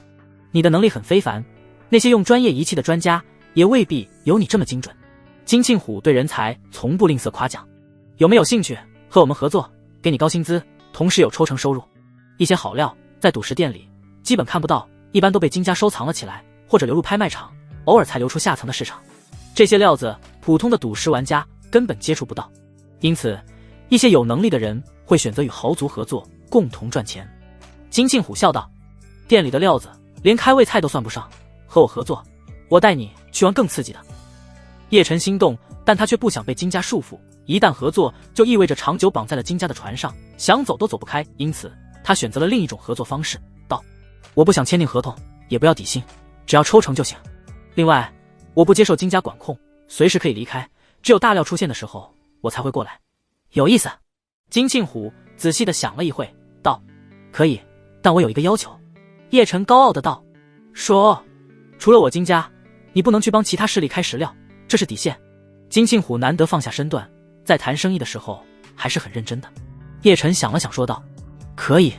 金家是云城最大的石料商，其他势力都没金家这么阔气，因此这个条件还算在接受范围内。接下来金庆虎和叶晨放开来聊，越来越投机。说起缅国的料子，其中有几个大料奇贵无比，价值上亿，有小山般高大，金庆虎一直不敢收，也不敢开。叶晨打包票说让自己去看一眼，保证不会亏。两人商谈着，一副和气生财的景象。就在此时，赌石店大门来了不速之客。经理慌忙来禀报，说是沈磊带人来砸场子了，要金庆虎下去。金庆虎并不恼怒，反而满脸的贱笑，知道这女人是为什么而来。他让叶晨在办公室里等着，然后自己带人下去了。叶晨不明所以，透过落地窗看着下面喧闹的场景。他虽然听不到声音，但却能看到场面。金庆虎来到了一楼，开口第一句就差点将沈磊气得暴跳如雷。追我兄弟追到这里来了，沈大小姐，没必要这么执着吧？虽然我承认你长得很漂亮，但我兄弟和你不同，不是你这种胭脂水粉能高攀得上的。想和我兄弟好也不是不行，在他身边当个丫鬟，我就替他做主，把你给收了。沈磊伸出大花臂，气呼呼的道：你别给我油嘴滑舌，我迟早要反向降服了他，让你给我端茶倒水，乖巧的叫我一声嫂子。我昨天带的人呢？你把他们怎么样了？沈磊说的是没来得及跑的机车党，他倒也聪明果断，那时候留下必定要出事，所以只能先跑了。现在找齐人手，又来要人讨说法，赌石店外面全是他的人，我都放了，他们去哪儿？我怎么知道？拜托，我是个奉公守法的人，从不做坏事。金庆虎摊开双手，满脸无赖着道：你是什么坏种？我还不清楚，我也不和你多说。沈磊沉着脸道：你昨晚砸我场子，这件事还没完，现在把我的人放了，我就不跟你计较。金庆虎瞪眼摊牌道：开玩笑，你的拳手技不如人，一起上打不过一个，好意思说我砸场子？想再见到他们也行，穿着女仆装在大庭广众之下给我兄弟道歉。金庆虎油盐不进，完全一副泼皮相。他知道周云的心思，就是要磨一磨沈磊的锐气，沈磊不可能同意，他性格刚烈狠辣，怎么可能穿女仆装？这么做就是将他的自尊按在地上摩擦，今后都抬不起头来了。你他妈做梦去吧！沈磊秀眉微蹙，很想将金庆虎打一顿。好，你不放人，那我就让你金家放血。沈磊咬牙切齿道：我还是第一次吃这么大的亏，要不是有周云在，你这病虎根本翻不了这么大的。周云人呢？来了这么久，怎么不见他出来？金庆虎看沈磊的神色，顿时心里跟明镜似的，终于露出真面目了。沈磊来金家的真正目的是想要见到周云，金家这里没布置太多人手，沈磊都提前观察过了，所以才敢明目张胆的带人来。如果周云出现，他打算直接掳走，就算事后金家反扑，他也绝不会放人。没办法，昨天晚上与周云的相遇，让他激起了前所未有的占有欲。他铁了心要将周云这个男人收入闺房。昨晚上回去之后，他一直没睡着，脑海中全是周云的影子，一蹙一笑都让他心醉。他让人连夜查询了周云的信息，知道是江城雨辰集团的太子爷。不过那老爷子已经死去了，除了钱之外，周云没什么势力。现在就算自己将周云困在云城，江城那边也不会有反应。毕竟边疆与内陆不同，这边更狂野，他算是地头蛇之一，江城绝对没人能跨越这么远距离来对付自己。等将周云彻底征服之后，雨辰集团并入沈家，就再也无惧金家，那是多么美好的一件事。金庆虎当然不能告诉他昨晚上游艇的疯狂，只是说道：他累了，再休息。我说过，想要见他，穿女仆装来。沈磊见状，也只能作罢。没有周云在，抢不了这个男人，强行搞金家的赌石场，怎么都亏。最后他只能冷笑道：明天晚上就是你金家赌石大会吧，到时候可就别怪我了。沈磊不再多说，带着人兴冲冲地离开了。这一闹，几天内金家的石料店肯定是没生意了，也算是找回了一点面子。望着沈磊离开，金庆虎笑着摇手道：慢走不送，明晚欢迎来搞。叶晨目睹了整个过程，虽然他听不到两人在聊些什么，但也能看出这女人是来金家找事的。他眼里露出惊喜，在见到沈磊的那一刻，心脏猛烈的跳动，感觉春风拂面而来，让他神情巨震。叶晨感觉到自己命中的一根姻缘线从沈磊的身上牵了过来，在见到沈磊的那一刻，世间的光宛若都聚集在了两人身上。他感受到自己又坠入爱河了，对沈磊一见钟情，想要和他在一起。这女人与舒嫣然完全是两个类型，有一种狂放的娇媚，脸上满是不屈的神色，充满了致命的吸引力。叶晨觉得现在的舒嫣然在沈磊的面前连提鞋都不配，他心底对舒嫣然的感情便但想将所有的爱全都给沈磊。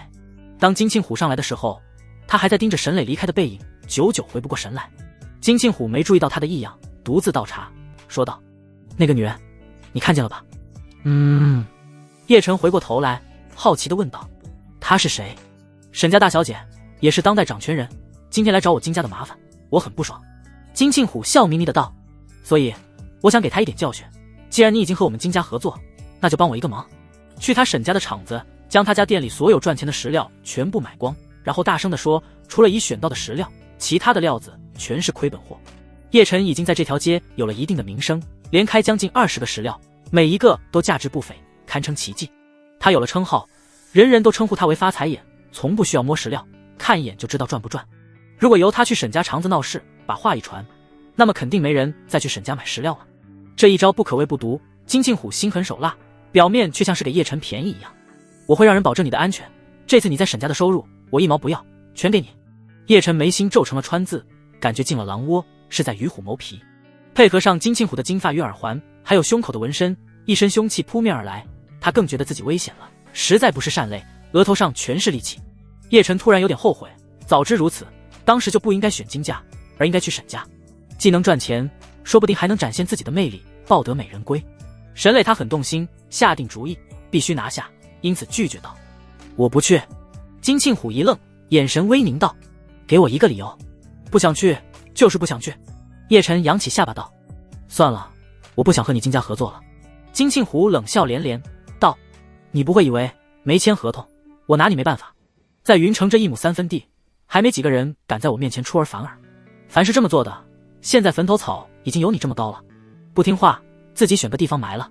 金庆虎也翻脸了，不装了。他觉得叶晨这家伙太傲，就是个愣头青，既然不听话，那就不用对其太客气，该威胁还是得威胁。不管你在外面什么来头，就算你是京城的财阀，在这云城我也照样能办了你。金庆虎实在凶狠，拿财阀来比喻，反正天高皇帝远，那群人也不会为了一句话来找自己的事。他不知叶晨的底细，这家伙真是财阀的嫡子，还是继承人之一，换做谁来都不会相信的。堂堂继承人会来找自己合作赌石，这不是闲的蛋疼。看着金庆虎满脸凶相，叶晨有点慌了，他没见过这么无赖的人，他还真怕金庆虎做得出来，到时候就白死了，拥有系统也无用。他气得怒火中烧，却无可奈何，站在原地发呆，久久才说道：行，我就帮你这一次，但我希望今后有事你也要帮我。金庆虎脸色一转，又变得很温柔，笑道：好说，你纳了投名状就是自己人了，我哪有不帮的道理。叶晨深吸口气，点点头道：明晚的风云赌石大会，我也要去。你必须到场，求之不得。金庆虎笑眯眯的道。叶晨没再说什么，离开了办公室，横得遇上不要脸的，他实在没办法，只能照做。不过他也留了个心眼，去沈家石料店之后，在展现自己能力与魅力，俘获沈磊芳心的同时，也要尽量说明情况，将一切锅都甩到金庆虎的身上。在叶晨走后，一直站在金庆虎身边的手下问道：虎哥，这小子看起来很不服气。金庆虎不屑道：不听话就做了，这种没脑子的高手，如果不能为我所用，留着危害更大。这一行不需要一个透视眼，这样的人只会破坏市场的稳定。但如果破坏市场的那个人是我，那就另当别论。哈哈。叶晨没有立即就去沈家的赌石店，他很聪明，那时的沈磊肯定正在气头上，去了也是白忙活。因此再见过金庆虎，他便和舒家人回酒店。说起舒家，叶晨已经快被磨掉了耐心。今天不知怎么回事，舒家人在自己面前莫名其妙挺直了腰杆，不知道的还以为他们将债务都给还了，变得很自信。叶晨没管他们，也不再提让舒嫣然嫁给自己。他心里想着的全是沈磊的美貌，那火辣的身躯，冷酷的气质，让他有种可怕的征服欲，很想将这种女人按在面前。跟沈磊相比，舒嫣然如今的表现真的令我太失望。叶晨在心里嘀咕，他对自己还是很有信心的，长相英俊，谈吐不凡，气质高贵。往日看上的女人没有一个能逃脱掌心。譬如已经与周云有婚约的舒嫣然，还不是为了自己直接解除了婚约。在他心中，沈磊已经被他当成囊中之物了。第二天早上，舒家人还在睡懒觉，叶晨连叫都懒得叫他们。他打算之后回江城，不通知舒家人了，不想再坐同一架飞机。自己是什么人物，不只是系统加深，单是背景，京城财阀4大家族之一的继承人，夏国各处都是产业，海外都有不少公司拥有国际集团的股份。虽然他不屑用叶家的背景，但小小一个舒嫣然，一个舒家也在自己面前颐指气使，他忍不了。打车去到了赌石一条街，金家的店与沈家的店相隔不远，装修的金碧辉煌，很有排面。沈家的门牌上大大的一个沈字，下面又铭刻着沈氏2字。进入赌石店，叶晨好奇地问销售员道：沈磊沈老板在店里吗？销售员满脸警惕的道：你不是来买石头的，要干嘛？我没别的意思，只是仰慕沈磊小姐很久，听说她是云城第一美女，想见一见。叶晨笑道。销售员冷哼道：我们家老板不是谁都能见的，他今天确实会来店里坐镇，因为晚上有个赌石大会，他带高手来店里试一试身手。叶晨自命不凡的道：正好让沈磊不用选让了，我就是他要找的高手。你……销售员满脸的不屑。叶晨不多说废话，我买石头。接着他在店内开启投资能力，扫视着1楼大堂内的所有石料，连角落里堆着的一群打折料子都没放过。1楼挑选了一些赚起码5倍以上的石料，接着上了2楼疯狂扫货。此时的沈家顾客不少，昨天沈磊带人去金家闹事，风声没过，许多人暂时不会去金家，于是都来了沈家。有人认出了叶晨的身份，非常激动，按到这次又能大开眼界，这食神扫完金家的货，来扫沈家得了。一共挑选了10几块石料，切割开来，毫无意外，全都大赚。那位销售员吃惊，知道了叶晨的能力，不敢怠慢，立即通知了沈磊。不久后，沈磊带着一大群人来了，一眼就见到了在人群中耀武扬威的叶晨。叶晨一副高深莫测的派头，享受着顾客们的恭维，非常受用。叶晨也看见了沈磊，顿时眼前一亮，嘴角一勾，露出一个自以为充满魅力的狂傲笑容。他轻飘飘地抓着头发往后倒饬，用侧脸斜睨着沈磊，挑了挑眉角，自信潇洒。沈磊原本以为叶晨只是一个很自负的人，没想到还自恋，这是他的第一印象。怎么感觉有点油腻啊？沈磊觉得自己这辈子大概是不会做出这么油的动作。沈磊忍着恶心，尽量让自己变得客气一点，对着叶晨说道：叶先生，好本事。叶晨露出一个自以为充满魅力的笑容道：让沈小姐破费了，今天沈家能出货的赌料都被我扫光。这话一出，在场的顾客们心里直冒嘀咕，叶晨这个大师都说沈家没货，谁还敢买？至少在场的人立即管住了手，决定最近这段时间都不来光顾沈家了。这就是名人效应。沈磊也是脸色一沉，冷笑道：叶先生，有没有好货不是你说了算的，别以为切了几个石头就胡说，败坏我沈家的名声。别以为那头病虎真能保你。叶晨连忙道：沈小姐，你误会了，我说的是沈家摆在台上的好料都被我买下，但还有许多不错的料子能大赚特赚，而且谁说你沈家没料子了？叶晨踏步而行，双手背负在身后，傲然独立。他耍了个心眼，金庆虎让他当众说沈家没好的食料，而他确实照做了，但只说台面上的。沈家还有许多堆在地上卖不出去、难以处理的仓库料，这些料子表面很粗糙，完全没出狱的特征，根本没人看，但又值不少钱。卖不出去，只能随便丢在角落的地上。叶晨潇洒地走到了处理的食料旁，选了一些，让人当众切开。当这些被当打折处理的料子出狱的时候，顾客们顿时瞪大了眼睛。沈磊也是看着叶晨这一番操作，莫名其妙。沈磊很怀疑这家伙是不是脑子有问题，先是故意说沈家摆在货架上的料子没有好货，然后又当众选废料，切出好玉来，像是在砸场子，又像是在帮忙的样子，很矛盾。叶晨可能是不想死得太难看，想让自己手下留情，沈磊在心底猜测着。叶晨大声地当着众人的面说道，这些料子中还有不少好东西，价格实惠，出货率也高。话音落下，顾客们顿时争先恐后地挑选废料，不一会儿，平日里积攒一堆的料子就卖出去一大半。沈磊感觉头疼，想不透，有点无语。你跟我到办公室来。最后他还是打算私下问问叶晨究竟想干嘛。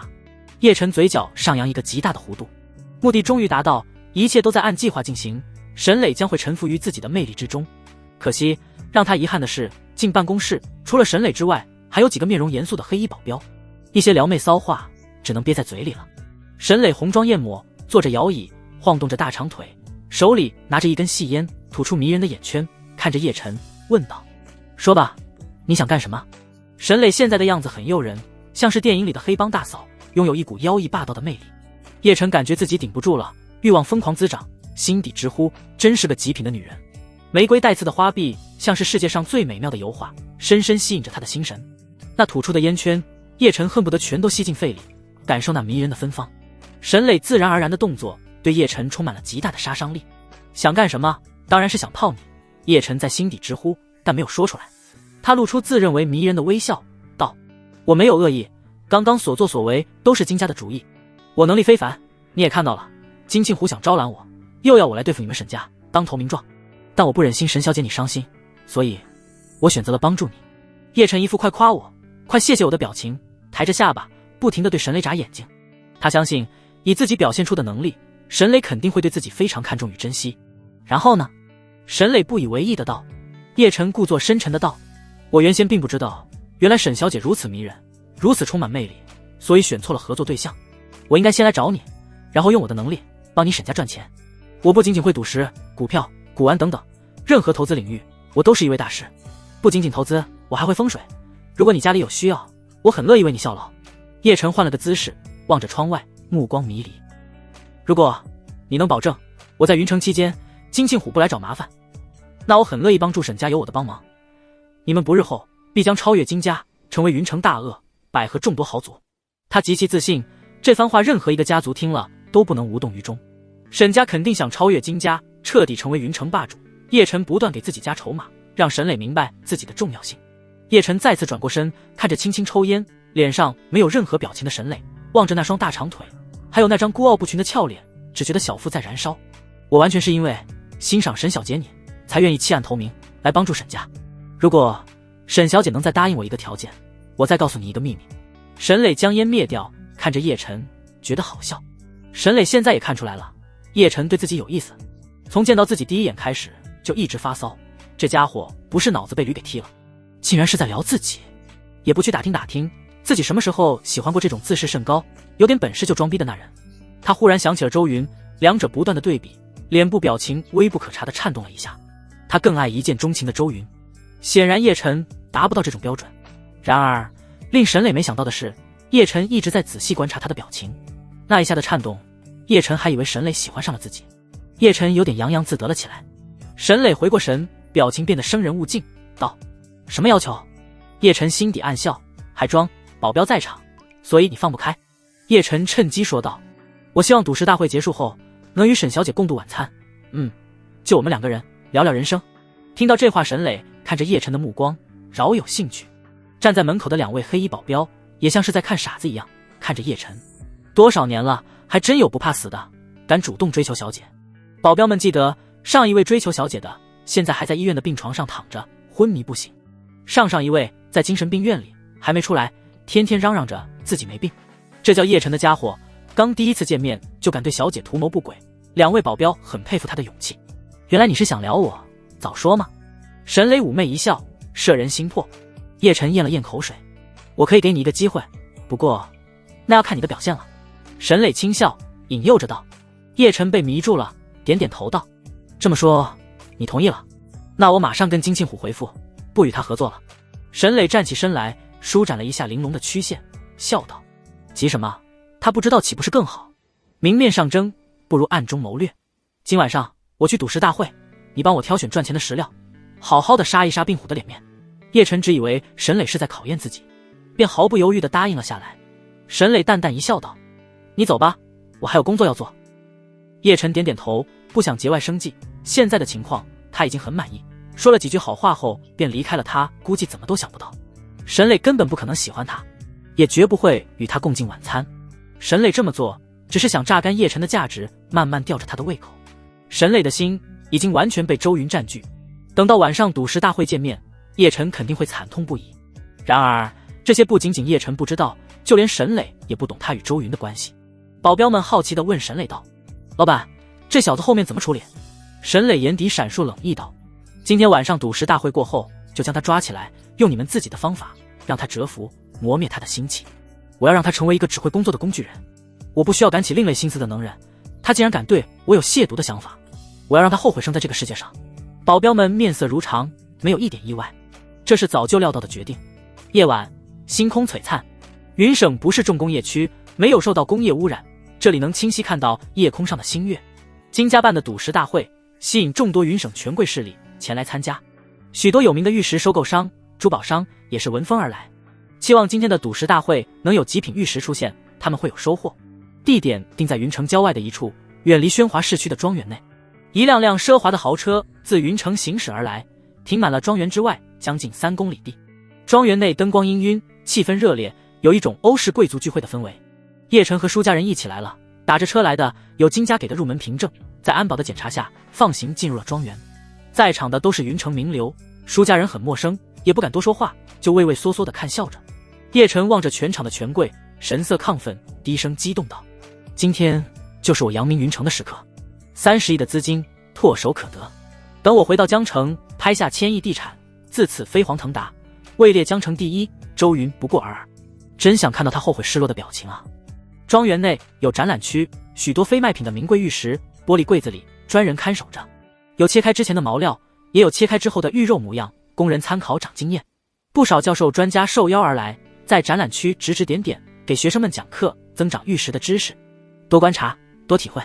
行家常说的一句话，宁买一条线，不买一大片。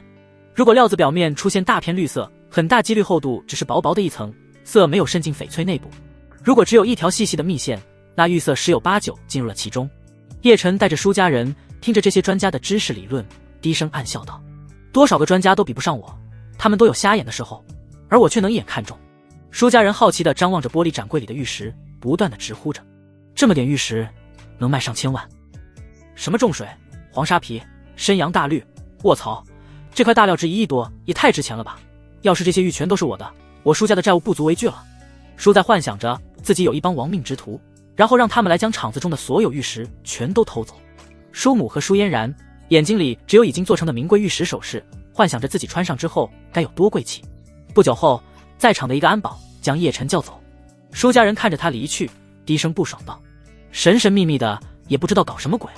舒嫣然冷声道，他许多秘密都不跟我们讲，完全将我们家当成了外人。跟周云相比，一个天一个地。金庆虎带着人大摇大摆地走在厅内，跟许多来客交流，没有私底下的力气。今天来的不仅仅有各行各业的大佬，还有许多媒体，长枪大炮不停地闪烁拍摄的光芒。叶晨在旁边像个小透明，插不上话，只能等金庆虎忙完。场中有许多各地赶来的珠宝商，纷纷跟金庆虎套近乎，都希望能从他手上买到好料。近些年来，随着新矿场越来越少，老矿坑也挖得差不多了，好的玉石也是变得稀罕，价值水涨船高。往往一块未加工过的好玉，千金难求，有钱都买不到。许多富豪都想要大料，用来定制首饰、雕刻瑞兽，展现强族的豪气与底蕴。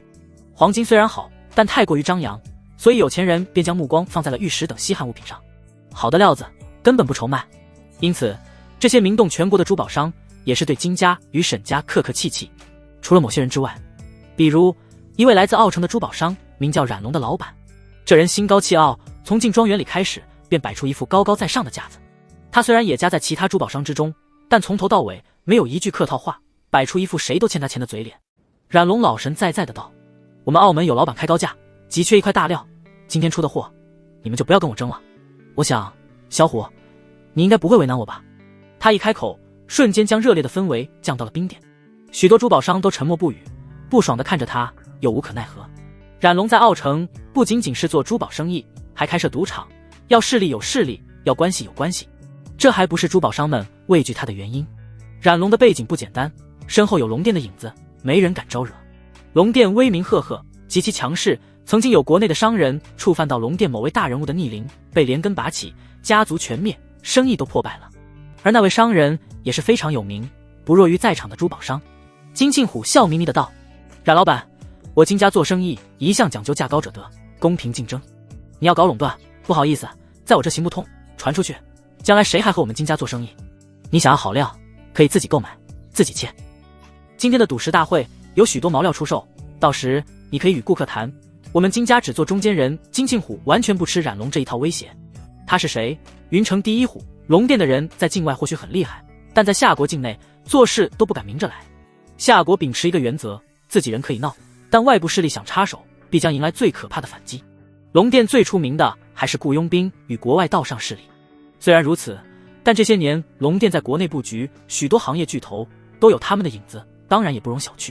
其他人怕，金庆虎恨惯了，根本不理你是谁，公平对待也不算太过分，龙殿也不会主动对付他。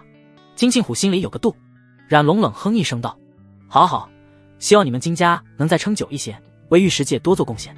而一旁的叶晨见这个冉龙竟有这么大的气势，也是暗暗将其记在心里。再听旁边的人说起冉龙的实力，这让他双眼放光。澳城大亨，赌场老板，珠宝商，肯定有很多钱，这个关系可以拉一下。对方越贪婪，叶晨觉得以自己的价值越能值得对方的看重。金庆虎跟他们寒暄了一阵后，便走向了后台，叶晨跟在后面。你昨天在沈家石料店做的事，我很不满意。金庆虎不爽的道。叶晨道：当时情况特殊，沈磊这女人，我不想听解释，我只要知道结果。金庆虎转过身来，像看着死人一样盯着他。等等许多大毛料会出场，你到时候给我仔细的盯着，告诉我毛料的真正价值有多高，便于我定价。后面我会安排人与的顾客竞价。赌石大会的目的是为了宣传金家名声，同时也是为了出售一些库存的料子。但金庆虎不想亏钱，看到顾客赚钱比自己亏钱还难受，所以为了保证亏得少，只能在暗地里搞手段。你放心，事成之后会有丰厚的报酬。金庆虎为了让叶晨安心工作，诱惑着道。叶晨摇头道：我可以不要报酬，但我想事成之后金家能借我30亿，报酬最多1个亿，这不是叶晨想要的。30亿？金庆虎愕然道：你要这么多钱干嘛？我看中了一个生意，缺乏资金。叶晨没有多说，金庆虎没有答应，也没有拒绝道：看你表现吧。两人继续往里走，突然金庆虎停住了脚步，脸上虚伪的笑容消失，露出了发自内心的亲近笑容。前方漫步走来一位文质彬彬，如古代书生般温润如玉的男人。金庆虎大笑道：老爹终于肯放过你了，我这老爹平时一个人太闷了，看见了你就是想和你多聊天。金老爹就是喜欢将以前自己的一些经验絮絮叨叨的重复说个没完。嗨，你要是再不到，我就要叫人回庄园里通知了。而在看见面前这个男人的时候，叶晨也是突然僵了，不敢相信自己的眼睛，嘴唇颤抖，说不出话来。周云怎么也在这里？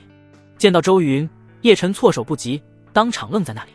他做梦都没想到周云也来参加赌石大会，还站在自己面前。做地产的什么时候对玉石感兴趣了？难道他是想来买货？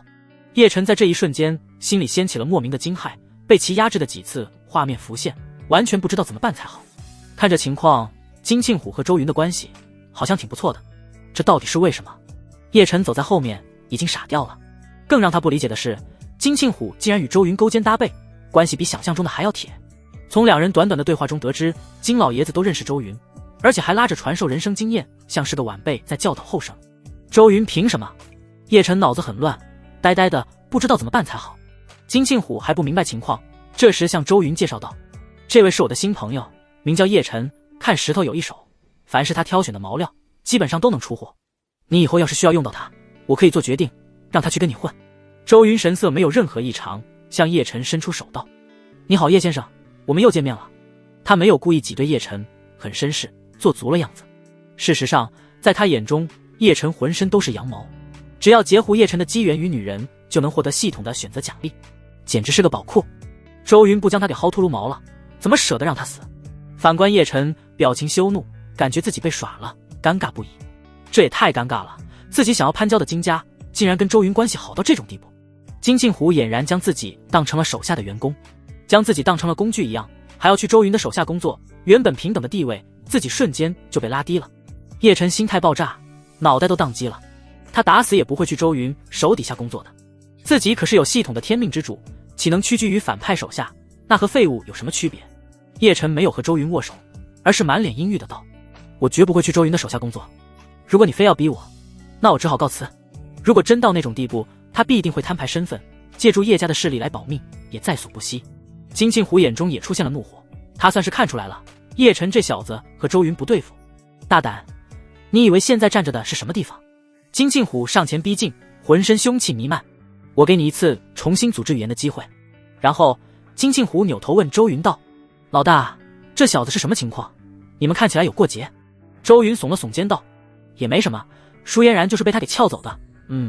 在玉皇鼎拍卖会那天，他和我竞争一只鸟笼，没什么大事。”金庆虎猛地瞪大眼睛看着叶晨，狂笑道：“原来你就是接盘侠！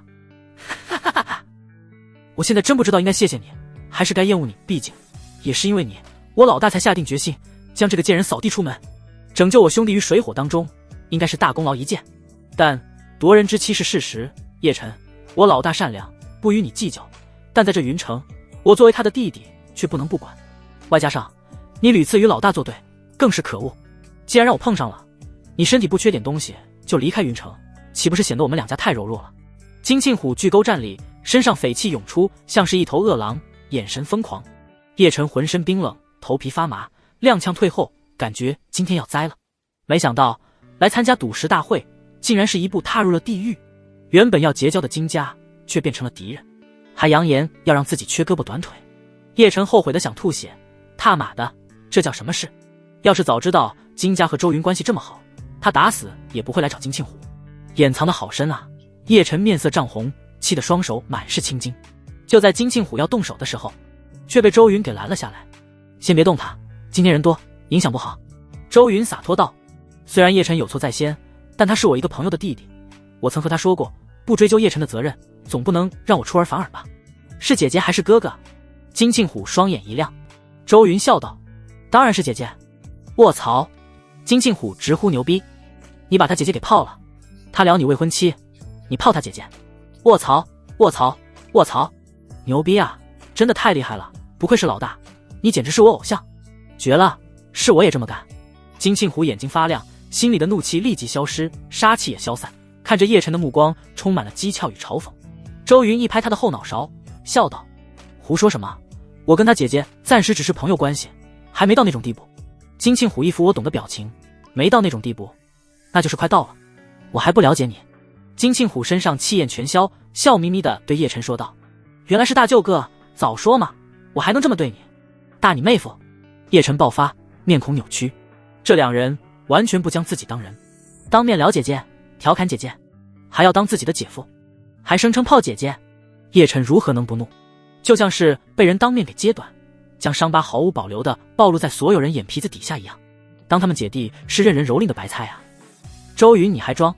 你的狼子野心，谁不知道？叶晨愤怒地叫道：“我告诉你，不可能！只要有我在，你这辈子都别想和我姐姐在一起。”叶晨癫狂了，像一个护食的狗，龇牙咧嘴，完全失去了风度。而他的发狂也是引起了在场许多权贵们的关注，许多人都停止了看展，慢慢地走了过来，脸上露出玩味的表情。谁这么大胆，竟敢在金家发疯？金庆虎眼帘也低沉下来，示意旁边的安保，对叶晨说道：“大舅哥，你状态不好，去后台休息一会，冷静之后再说。”两个安保气势汹汹地走上前，就要将他架走。叶晨也慌了，要是真被带走，这次来云城找投资赚钱的目的就彻底告吹了。叶晨眼神充满了绝望，在人群中乱瞄，突然他看见了一个熟悉的倩影。救我！他朝着场中刚刚到达的一位穿着简约大方的黑天鹅礼服的女人叫道。随着叶晨的大叫，许多人都向女人看去，顿时眼前一亮。来人正是沈家当代家主，有云城霸王花之称的沈磊。沈磊今天妆容比较正式，红艳的唇彩，秀发自然垂落到肩上，少了一丝霸道，多了一点柔弱，美艳动人。他的花臂藏在了黑丝袖子中，只留一点玫瑰枝芽露在了脖子处，透露出一股妖异动人的美。黑天鹅礼服将他傲人的曲线完美的展现了出来，给全场男人都有一种想要狠狠地将他的腰肢搂在怀里的冲动。沈磊听到叶晨的呼叫，也是错愕的一愣，俏脸上露出了一丝不自然。但很快，他的目光就全被周云所吸引，满目惊喜。周云，我就知道你会来。沈磊开心的道，我看你这次怎么逃出我的手掌心。话音落下，叶晨身体猛地一颤，眼神刚升起的一点希望之光，瞬间像被浇了一盆冷水般，全都熄灭，全是灰暗与惊恐，还有难以置信。不可能的，沈磊为什么对周云的态度有点暧昧？他们两个难道也有关系？不会的，不会的，金家与沈家是对手，怎么会有联系？沈磊怎么可能和对手的朋友在一起？可是沈磊的眼神到底怎么回事？我在他办公室时，这种眼神他都未对我出现过，如此柔情似水，充满爱意。叶晨心态炸裂了，在心里冒出10万个为什么。被视为希望的沈磊竟对周云投去诱惑与挑逗的目光，这让他难以接受。沈磊可是他内定的女人，已经初步接触了，他认为自己不久后就能攻略，谁知沈磊好似喜欢上了周云，这比知道金庆虎是周云的兄弟更让他绝望与痛苦。凭什么？凭什么？他的心底仿佛有一只野兽在咆哮，身体却被金家的安保给控制住。安保的膝盖顶着他的后背，脸都贴在了地面上。周云的满直魅力对男人没有效果，如果叶晨变成女人，或许就能感受到那直击灵魂的魅力。这时候，叶晨眼前是天昏地暗，天旋地转，郁闷的透不过气。与此同时，沈磊也大大方方地走上前来，将刚刚叶晨的救命喊声当作没听见。他莞尔一笑，无视了金庆虎，对周云媚笑道：你愣在这里干嘛？刚刚发生了什么？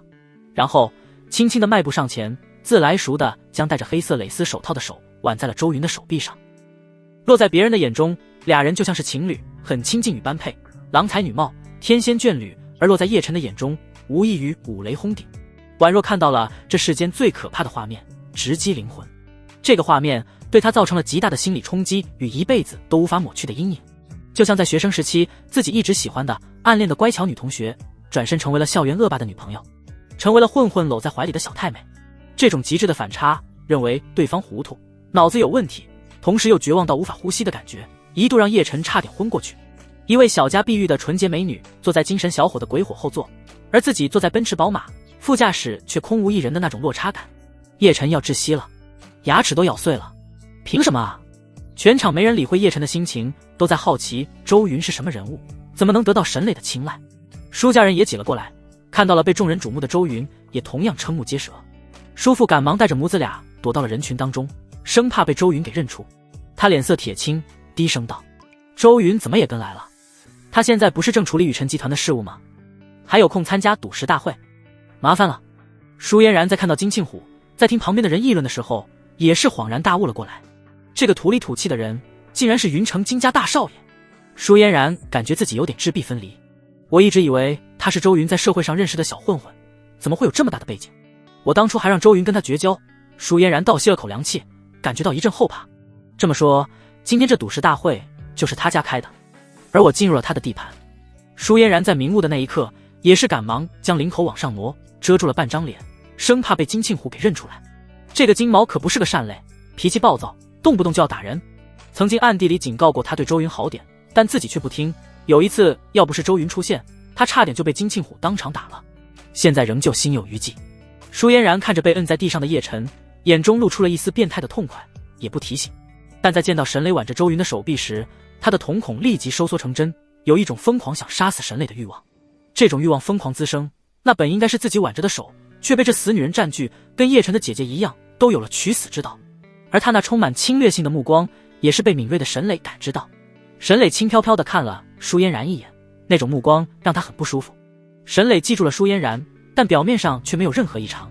他打算等这件事过后再将这女人找出来。他不允许有女人敢对自己释放出敌意与仇恨，这种危险必须抹除在摇篮当中。在舒家人默默观察的时候，金庆虎在一旁贱笑着说明了来龙去脉，当然忽略掉了关于叶晨姐姐的细节。我不认识她。听完后，沈磊冷着脸对对金庆虎道：“你想怎么处置随便，敢跟我心爱的男人作对，任何一种死法都是他咎由自取。”话语很冷，处处在维护周云。沈磊表明了自己的立场，站在周云这边。凡是敢跟周云作对的，就是与他过不去。而叶晨也如同掉入冰窟，周身冰冷，到心破了。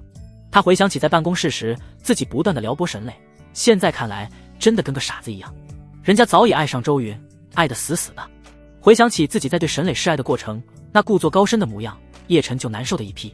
明明自己那么帅，为什么沈磊不动心？为什么装作不认识自己？不应该像以前的舒嫣然一样被自己俘获芳心？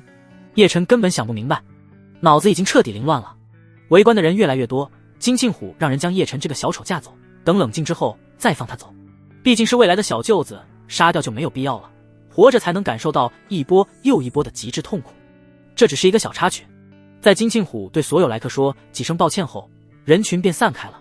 周云低头看着刚到自己肩膀的小辣椒沈磊，调侃道：“沈小姐，你这样我好害怕，等等被你抓回家里囚禁怎么办？”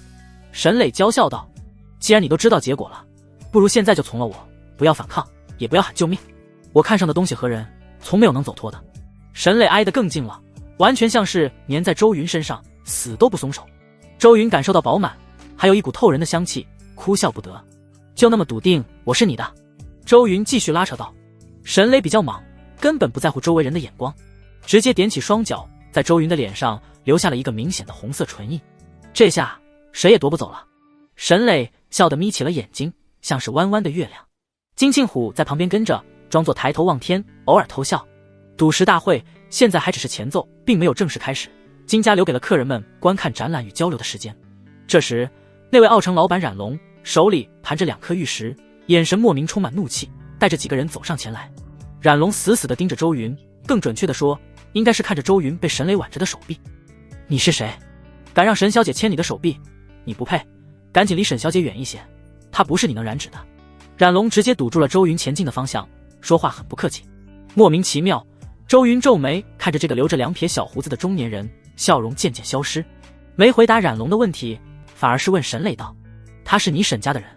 沈磊原本因为和周云待在一起而愉悦的心情，也是在看到冉龙的一刻降到了低谷，满眼的不耐烦。不是，他是奥城的商人，一个小气巴拉的奸商，做赌场还有珠宝生意，也是我沈家玉石的收购商之一。沈磊快速的说道。金庆虎站到了2人的面前，横在冉龙的前方，冷冷的说道：“赶紧滚开，别逼我撕破脸皮，让人将你扔出去。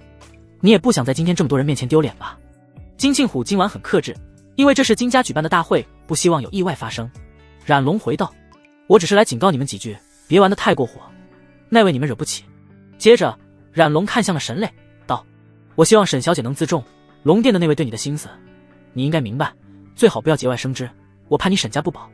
你当初是怎么当上沈家家主的位置，自己心里清楚，我希望你不要忘记那位的恩泽，别玩得太过火，你这样做是在害这个男人。当然如果你只是玩玩无所谓。”冉龙说话毫无顾忌，口轻舌薄，给人一种咄咄逼人的感觉。他又看向周云，警告道：“我不管你是什么身份，也不管你从哪里来，沈磊是龙殿的人，受到那位的青睐，不是你能碰的。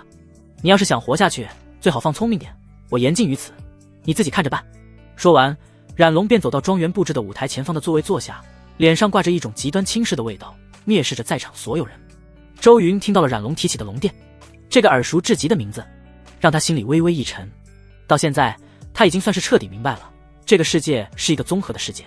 目前已知的有叶晨这个最强大亨小说里的男主，现在又冒出来一个龙殿，而这个小说名字周云记得应该是叫《龙战于天》，是一个龙王归来10万将士听令类型的狂傲小说。如果周云猜的没错，那位在海外混得风生水起的店主就是传说中的龙王男主。但为什么龙殿与沈磊这个其他小说的女主扯上了关系？周云猜测应该是因为自己穿越而来引起的变化的缘故。当冉龙出现的时候，更是证实了周云的猜测，这个家伙就是《龙战于天》中男主的其中一个外部头头。在男主前往奥城装逼，在奥城街上被小混混看不起的时候，男主一个电话立即让这位奥城风云人物出现，摆平了所有麻烦，就是小说中的人物。周云突然有种紧迫感出现了。龙殿与叶晨这位出外游历重新开始的男主不同，如今的龙殿开局就是最强势力，影响力辐射海内外，对比如今的雨辰集团来说，如一座大山般悬在脑袋上。而且他隐隐感觉到龙殿绝对会与自己有瓜葛，骄恶，将来估计要直面龙殿的龙王，与他抗衡。现在就已经出现端倪了。沈磊这个女人，周云是势在必得的，不管是龙殿的龙王，还是实力强横的男主，拦住都无用。现在就被龙殿威胁，可以想象双方在未来必将产生强烈的冲突。周云觉得自己有必要根据剧情提前布局后手，当龙王真正归来时能及时反击。我感觉到系统的选择好像又有点蠢蠢欲动。周云识海一阵抖动，这是系统选择即将开始的征兆。来吧，让我薅羊毛，希望系统能给出增加寿命的奖励。等我将来建立商业帝国，不只是要覆盖全球，还要冲出蓝星。到时候我希望能长生，否则这么多年努力，岂不是要给别人做嫁衣？周云心里充满了斗志，他不怕男主强大，就怕系统不跳出选择任务，让他连获取奖励的渠道都没有。同时冉龙已经上了他的黑名单，有机会必定处理掉。金庆虎眼底充满了危险的气息，在周云耳边小声说道：你放心的去做，龙殿真要对付你，我站在你这边，就算被龙殿消灭我也无惧。老爹心里肯定也是这么想的，你知道的，我这人的性格就是看不惯这种傻缺。周云心里温暖，在明知与龙殿的实力差距后，小虎还愿意站在自己这边，这份感情他铭记于心，将来必有报答。金庆虎已经开始打算给冉龙小鞋穿，他对着身边的小弟说道：让一些人去将冉龙的位置从第一排调整到后排坐，前排已经没有他能坐的地了。有点闷闷不乐的沈磊也是缓和了一下，给金庆虎点一个赞，哼哼道：病虎就应该这么做，深得我心。冉龙被气得脸色铁青，金庆虎明知道自己是龙殿的人，还敢这么嚣张，竟将自己的座位调整到后排，跟一群没权没势的媒体工作人员坐在一起。那些同样是珠宝商的老板，资产比自己还低，却仍能坐在第一排，这让他心里很难受。金觉得金家真是不识抬举，为了一个不明来历的男人敢跟龙殿斗，他决定必将上报龙殿高层，让金家付出惨烈的代价。但是眼下这里是云城，他只能忍气吞声，没有强行发作。本来他还能借助沈家的力量施压，毕竟都是龙殿所属，结果最叛逆的就是沈磊。他带人坐在后排，周边全是金家的打手，围成了一圈，虎视眈眈地盯着他，就是在明显搞针对。附近的来客们都看出来不对劲，都唯恐避之不及，搞得冉龙像是瘟疫一样。这时金庆虎带着周云进了庄园内，也就是后台。沈磊死死地缠在周云身边，怎么都不松手。金庆虎对沈磊笑道：这个地方你本来不能进来的，但未来沈家与金家说不定就是一家人。沈磊一副算你识相的表情道：小嘴真甜，小虎弟弟，那你快跟嫂子说说，这些料子从缅国什么地方搞到的？金庆虎直接翻了个白眼道：等你什么时候彻底成为我老大的女人再说吧。沈磊霸气道：那还不是分分钟的事，只要周云愿意跟我回家，今晚就将事情办了，然后安心在家里吃香喝辣的。金庆虎哼哼唧唧道：你别妄想了，我老大将来是做大事的人，周家的实力资产可不比我金家弱，我看你还是跟我老大回江城，日夜穿着女仆装等他回来，好好服侍才对。沈磊翻了个白眼，红唇一挑，没有回话。这些天他也派人查过了有关于周云的资料，也知道了周家在江城的地位比沈家还要牛逼。论资产，沈家如今还没突破100亿，毕竟云城的资源大部分都被金家给掌握了，沈家只占据了一小部分。人家周云堂堂300多亿，将近400亿资产的太子爷，怎么可能给他当一个男奴？所以沈磊的态度也软了不少，知道想要周云屈服于自己不现实，但他也不服，自己从小就聪明，是族里同辈的大姐大，怎么可能屈服于人，当一个贤妻良母？所以他心里最低的预想是与周云地位平等，各自都有自己的事业，谁都不妨碍对方，同时又有感情联系。周云一直在看两人交谈，这时候才问道：冉龙所说的龙殿那位和我在一起，你不怕吗？他在试探沈磊的心意与底线。沈磊沉默了，不想回答这个问题，低着脑袋在思考，失去了傲气。他闭嘴不谈，气氛变得沉闷，显然也在畏惧与忧郁。周云能感受到他的手仍旧死死地挽着自己的胳膊，不愿意松开，甚至抓得更紧了。他心里一松，看着沈磊的白皙细嫩的额头，灿笑道：我不怕龙殿，也无惧世界任何势力，我只能这么跟你说，我有底气对付龙殿，能保你和小虎平安，龙殿动不了你们。我不求你现在相信我，但我希望你能稳住心态，至少不要被龙殿干扰了选择。周云没有信誓旦旦，也没有故作唯我独尊，只是很平静与温和的述说，但这简单的话语却越发让人对他安心，给人一种重重的依赖感。沈磊轻轻的点头，只是低声说道：我不希望你出事，龙殿和你想象中的不同，不过我会等你，但如果你有危险，我会做出选择，宁愿牺牲我自己，也要保你安全。周云抓住了沈磊的纤纤玉手，不需要再多说，只有将威胁铲除，才能证明一切。两人你卿我侬，正式表明了自己的心思，关系更进一步。金庆虎在一旁，好似浑身都冒着光，要照亮整个庄园。他嘿嘿直笑，知道这下稳了，在心底正式将沈磊当成了自己人。不怕，有我在，龙殿若是因为这件事对付你，可以找我金家、云城这个地方。他们想有所动作，也要付出极大的代价。不聊这个事了，兵来将挡。看，这些就是我金家弄来的极品料子，都是玉透进实心的好料，从外表上看全是好货。老大，之前我说过，给你送一块上亿的料子，你随便挑选一个。金庆虎搓了搓手道，前方有工作人员正在小心翼翼地搬运着一块块石料，最小的都有10碾子大，最大的则是如同假山般摆放一地，需要用到叉车运输。每一块石料上都有细密的裂缝，内部闪烁着极高的种水微光，无论是皮壳还是品相都是顶尖。周云上前，神级投资技能全开，扫视了一眼，惊叹道：确实都是好货，大部分都能开出玉来。金庆虎傲娇的道：那是，我金家在云城也不是白混的。周云指了指其中几个价值上10亿的毛料，道：这几块你打算卖多少？金庆虎道：最少2亿。那就别卖了，留着自己开。周云解释道。切开后，里面全是正阳绿，重水非常好，没有裂痕。金庆虎和沈磊露出惊容，看着周云侃侃而谈，仿佛已经看到了石料里面的实际情况一样。原本两人刚想说这不可能，但一想到既然叶晨都能办到，为何周云不行？一想到真有这样的奇人，而且是周云这个兄弟，金庆虎乐开了花。这么大的几块毛料，真如周云所说的话，最少价值10几亿，操作的好，卖出20-30亿也有老板会要。他没有任何怀疑，立即让人将石料收好，道：听老大的，这几块石头都不卖了，老子收起来，给别人赚还不如我们自己赚。老大，所有的利润我跟你5-5分账，后面的钱全打你卡里。金庆虎乐呵呵的，眼睛闪烁狡黠的金光，继续道：不过虽然不对外售卖，我也要在今晚的大会上摆出去。这些石头的名字我打算起一个称号，就叫至尊屠龙石，怎么样？够响亮不？到时候当着所有人的面切开，不仅能让我金家的名声上升，还能恶心冉龙一把。沈磊咯咯的笑了起来，道：可以啊，我发现你跟周云在一起后，脑子真变得灵光多了。接下来周云又再挑选了一些价值不菲的料子，除了那几块极品的毛料外，留了一些不错的石头参与拍卖。当然这几块石头拍卖出去的价格也不会低，金庆虎会暗中安排人去抬价。周云沉思了一会，呢喃道：有叶晨和冉龙在，待会肯定会有意外发生，俩人必定要生事。既然如此，我不如挖一个大坑，让他们往里跳，好好的玩一把。叶晨能看到回报率的前提是商品可出售状态，既然如此，周云眼神闪烁，和金庆虎商量了一下。听到计划，金庆虎露出奸笑的表情。做好了准备，几人便来到圆形舞台前，沈磊紧挨着周云而坐，等待着开场。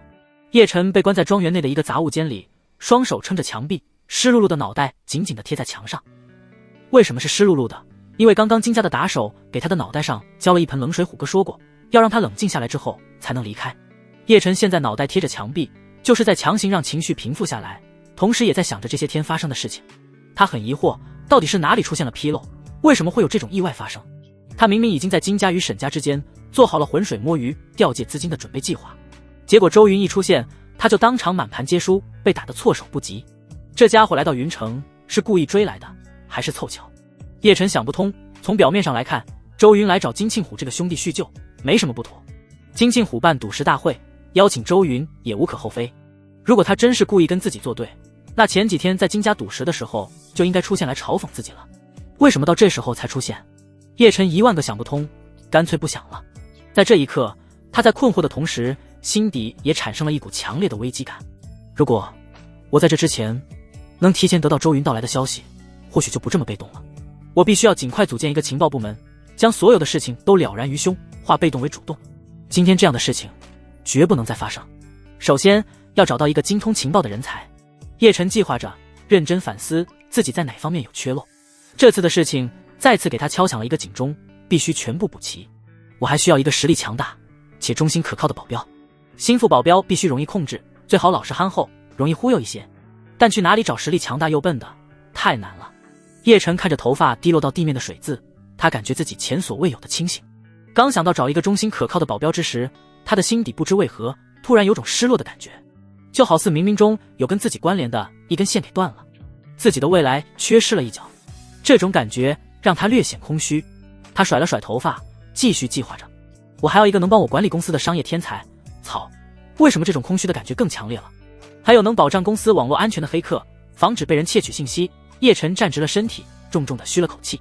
不过一想到沈磊那看着周云含情脉脉的眼神，还是让他忍不住蛋疼，心里愈发难受。明明感觉就快得手了，却被周云横插一脚，让他想吐却吐不出来。沈磊多好一个女人，泡到就是赚到。就算这女人现在高傲，也可以慢慢培养感情，将来他登临绝巅，富可敌国时，自然能让沈磊臣服。什么周云，什么龙殿，都不过是过眼云烟。将来回首，或许自己只会唏嘘物是人非。以前的对手现在已经黯淡，举世眺望，一路走来，终究是自己赢到了最后。操，想得太远了，还是先解决眼前的事情要紧。他只求周云和沈磊的关系进展能慢一些，千万不要更进一步，让他有机会翻身。他已经有点想曝光身份，让所有人吃惊的冲动了，好像只有这样才能打败周云的样子。他调整情绪，敲了敲门口，跟守在门外的2位打手说自己已经冷静了，而打手则是伸出手掌比划了一个数字，问道：这是几？叶晨感觉有被侮辱到，妈的，你当我是神经病还是3岁小孩？他强忍着怒气道：3，这是3。还没冷静，继续丢进去。打手们砰的一声将门给重新关上。叶晨抓狂了，拍打着门口道：我都答对了，为什么不把我放了？打手们回答得很干脆道：你说话的时候还很愤怒，我们测试的不是智商，而是情绪。原来小丑竟是我自己。叶晨呆若木鸡，什么时候打手都变得这么聪明了？叶晨等待了几分钟，强忍着心中的怒火后，为了能出去看石料，也是将火气全都憋到了骨头里。他满脸笑容的再次拍门道：我想通了，这是几？打手们故技重施：这是3。叶晨嘴角扯了扯。就在打手们要再次关门的时候，叶晨差点哭出声来。这次又是因为什么？我的心情已经很平复了，真的，相信我。叶晨将半边身子堵着门口，突然急中生智道：300，每人给300。1000、3000、5000。最后终于在金钱的威力下，叶晨被放了出来，上交给了2个打手1万块，他才摆脱了被囚禁的命运。他难受的牙痞，早知道这样他就给钱了。原来通关密码竟然是氪金。那2位打手看着他狼狈的背影，手里握着钞票，高声解释道：你不要怪我们，虎哥说你很有钱，根本不在乎这点。检验一个人是否冷静的方法，就是看他的智商有没有完全恢复。很显然，你在这种处境下还知道用钱打通关系，智商在线啊，兄弟。叶晨不知道2人是不是在调侃，但他莫名觉得很有道理。出了庄园，他便急急忙忙地来到庄园之外的一处占地极广的空地前。这里已经被来客们包围，全都看着台上金庆虎在慷慨激昂的演讲。叶晨眼见座位全都被坐满，只留下几个空位。他看着空位中间的人，发现是那位在赶在云城与金家作对的冉龙。这中年人一副精明的样子，为什么坐在最后一排，而旁边竟没有人敢在他身边坐下？这或许是别人在畏惧他，叶晨在心里这样想着。既然没人敢坐，那他叶家继承人之一却是敢坐上一坐。他眼神明亮，觉得这是自己的机会。冉龙绝对很有钱，如果能结交，就能把在金庆虎与沈磊身上失去的机会重新找回来，拿到30亿的投资。叶晨喜不自禁地暗道，冉龙都明着为难金庆虎了，总不会还是周云的人吧？他就不信邪了，大步流星地朝着冉龙身边的空位走去。冉龙转头看去，见到叶晨大赤赤地坐在身边，和旁边不同，竟没有一点畏惧。他不在意，转头跟身边请来的赌石大师低声道：金家太可恶，今天必须让他们大出血，等会就交给你了。赌石大师满脸轻松的道：冉兄你放心吧，论看料子能力，在这云城还没人能比得上我。冉龙对他也很有信心，赌石大师在玉石界浸染多年，看毛料的本事无人能及，曾帮自己切出过不少好料子。圆形舞台上，金庆虎讲完开场白，对着所有的宾客们说道：废话不多说，现在开始今天最重要的环节。工作人员将一块篮球大小的石料搬上了舞台，聚光灯照射在石料上。他开始介绍料子，这块毛料是从我金家老坑中采出的料子，裂开了一角，风化皮壳较薄。介绍完后继续道：接下来各位对这块石料有兴趣的人可以上来观察，限时10分钟。金庆虎一挥手，自信从容地走下了舞台。很快有想要购买的顾客便陆续走上了舞台，拿出各种精密小巧的仪器观察着石料的情况。冉龙身边的赌石大师也上了台，用拇指大小的白光灯左看右看，最后心里大定，走了回来。这块料子不错，水头很好，有飘绿花的迹象，如果价格在200万内，可以拍下来。赌石大师给出建议。冉龙皱眉问道：200万？我只关心最高有多少倍的回报。赌石大师道：在500万到800万之间，具体也不好说，你知道的，没人能完全看出石料价值。冉龙不满道：就赚这么点钱，不如我赌场1天的收入。算了，蚊子再小也是肉。赌石大师道：按照我以前的经验，刚开场，这只是开胃菜，后面的料子还有很多，不急。两人交谈，完全没避讳附近的宾客，声音很大。叶晨也听到了，故意朗声道：这块石头切开后，价值最少在1200万。这自信轻飘的声音瞬间引起了冉龙的注意，不过冉龙也只是轻轻瞥了他一眼，不屑地摇摇头。赌石大师则是冷哼道：毛头小子，你都没走上台，隔着这么远也敢这么狂妄，现在的年轻人真是自大嚣张。面对赌石大师的质疑，叶晨不置可否，事实会证明一切。铺垫已经到位了，等会赌石大师被打脸，冉龙自然会在意自己。很快10分钟过去，这块石头从100万底价开拍，每次加价不能低于10万。这个价格非常高，但还是有不少人看好，陆陆续续有人参与。冉龙也出手了，最后价格被抬到了300万，便戛然而止。他没拍到。不应该啊，这块石头我心中的最终价格会定格在200万，为什么硬生生高出了1半的价钱？赌石大师参与过许多次毛料竞拍，感觉到了一点不对劲，但又说不上来。得到毛料的宾客毫不犹豫地让金家的工作人员现场切石，在舞台的旁边就有切割机，专业人员给宾客提供切割建议。聚光灯照射在了切割机上，随着石头平整的分离，很快出绿，色泽透亮，看起来就价值不菲。当毛料切完后，工作人员将出色的玉石摆上了圆形舞台，转了个圈，供给在场所有来客欣赏。金庆虎笑容满面的再次走上舞台，高声说道：恭喜这位李先生以300万的价格开出了一块老坑玻璃种，满绿色全翠，价值在1200万，恭喜恭喜！这位姓李的先生红光满面的上了舞台，激动的看着自己买到的玉石，然后说了一些自己看到石料，什么冥冥中与自己有缘的说法，得到了全场的羡慕，就下台了。立即便有珠宝商迫不及待的上前收购，冉龙也派人去收购，结果却被拒绝，卖给了别人。这让冉龙吃瘪，也是不住的后悔，刚刚为什么没有继续竞拍？你是不是老眼昏花了？这都看不出来。冉龙责备的呵斥赌石大师。这位大师额头出现了细密的冷汗道：谁能保证100%？我最多只能确定60%，已经是极限，能知道出货已经不错了。冉龙不爽地瞪了他一眼，然后看向了旁边的叶晨，脸上挂起假笑道：这位小兄弟怎么称呼？我叫冉龙，是一位珠宝商。叶晨轻飘飘地看了他一眼道：叶晨。冉龙笑眯眯地道：叶兄弟本事不小，竟然能隔空就看出了石头的价值，比大师还要厉害。小兄弟在哪里学的本事？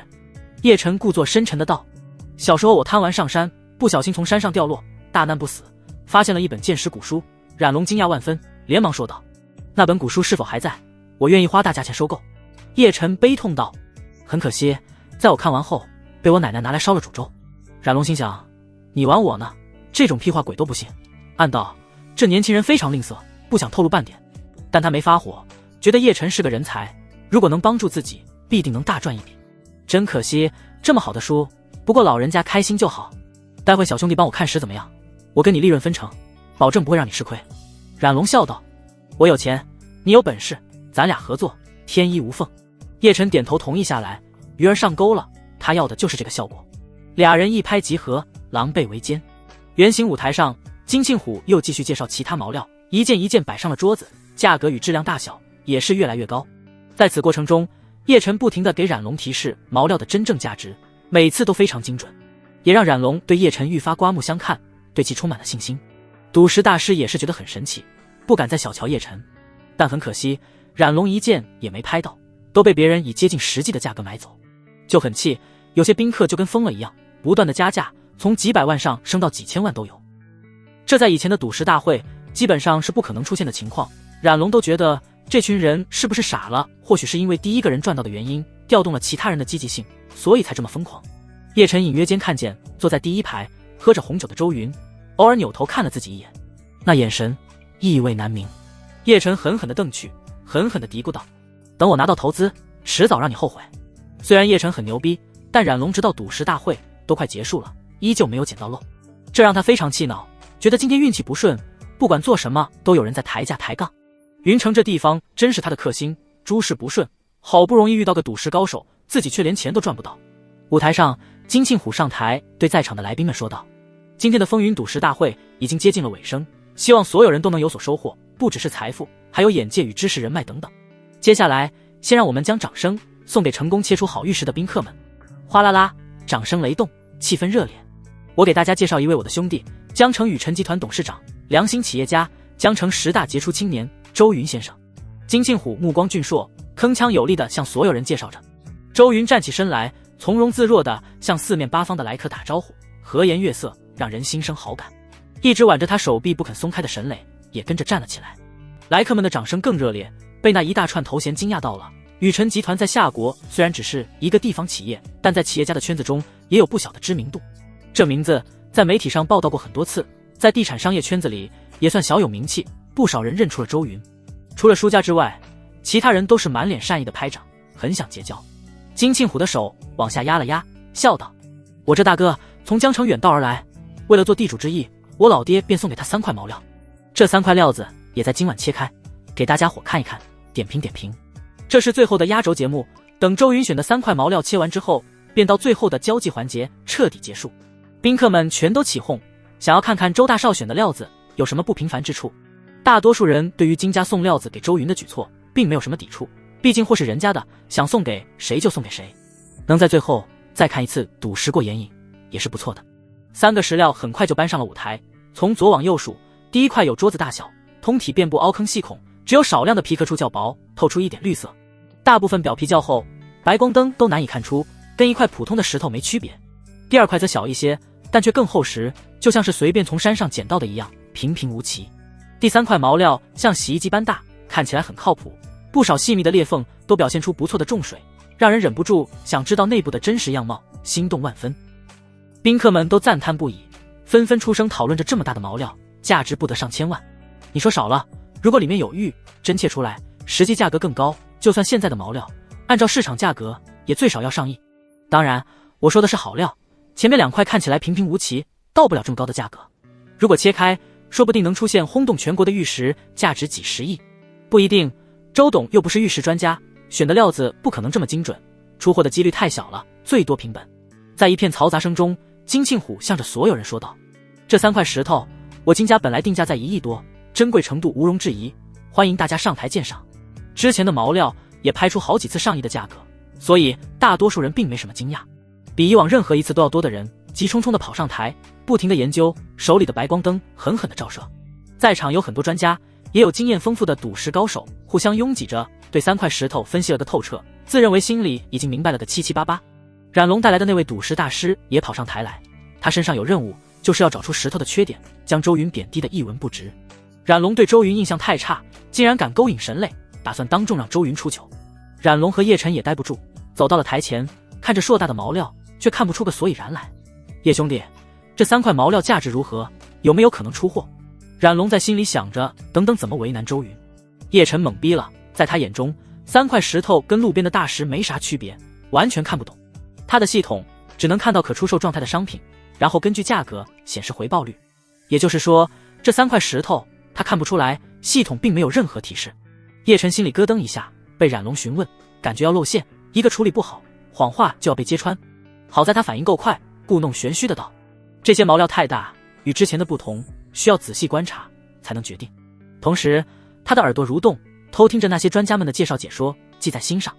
特别是冉龙请来的那位赌石大师的意见，他决定这次跟着赌石大师一起发表意见。别人比自己专业多了，每次报出的价格虽然不能像自己一样明确，但也相差不是很大。保险起见，别人说啥他就说啥，这个逼暂时不装了。不久后，赌石大师回来了，先是看向叶晨。叶晨双手背负身后，摆出一副一览众山小的姿态，道：你先说，我给你纠正。赌石大师一副受教的样子，道：这3块毛料前面2块都没有出色的痕迹，从表皮上来看是新料，不是金家的老坑出产。我刚开始有点犹豫，实在是皮壳太厚，纹理不明，我给出的价格大概在1000万左右，也许能出货，但不可能出大货。叶晨暗自想着，真有可能如赌石大师所说。毕竟周云并不是赌石专家，也不可能像自己能看到回报率，所以看不出料子的实际价格，瞎选一通。叶晨又根据偷听到的其他看石高手的意见，综合来看，这2块毛料出货的可能性不大。既然如此，总算看出来点门道，不错不错。叶晨像老师一样对赌石大师夸奖道：“你所描述的正是我要说的，前面2块价值不会超过1000万。”叶晨肯定道。冉龙非常惊喜，总算有借口打压一下周云了，让周云出点糗，顺便讥讽一番金价。那最后1块呢？有什么门道？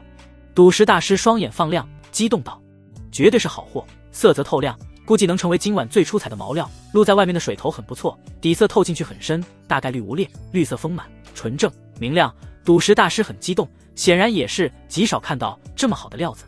叶晨不断点头称：“我同意你的说法，很正确，看得很透。”听到身边2位智囊的意见，冉龙眼底出现难以掩饰的贪婪光芒，恨不得将这块料子直接抢走。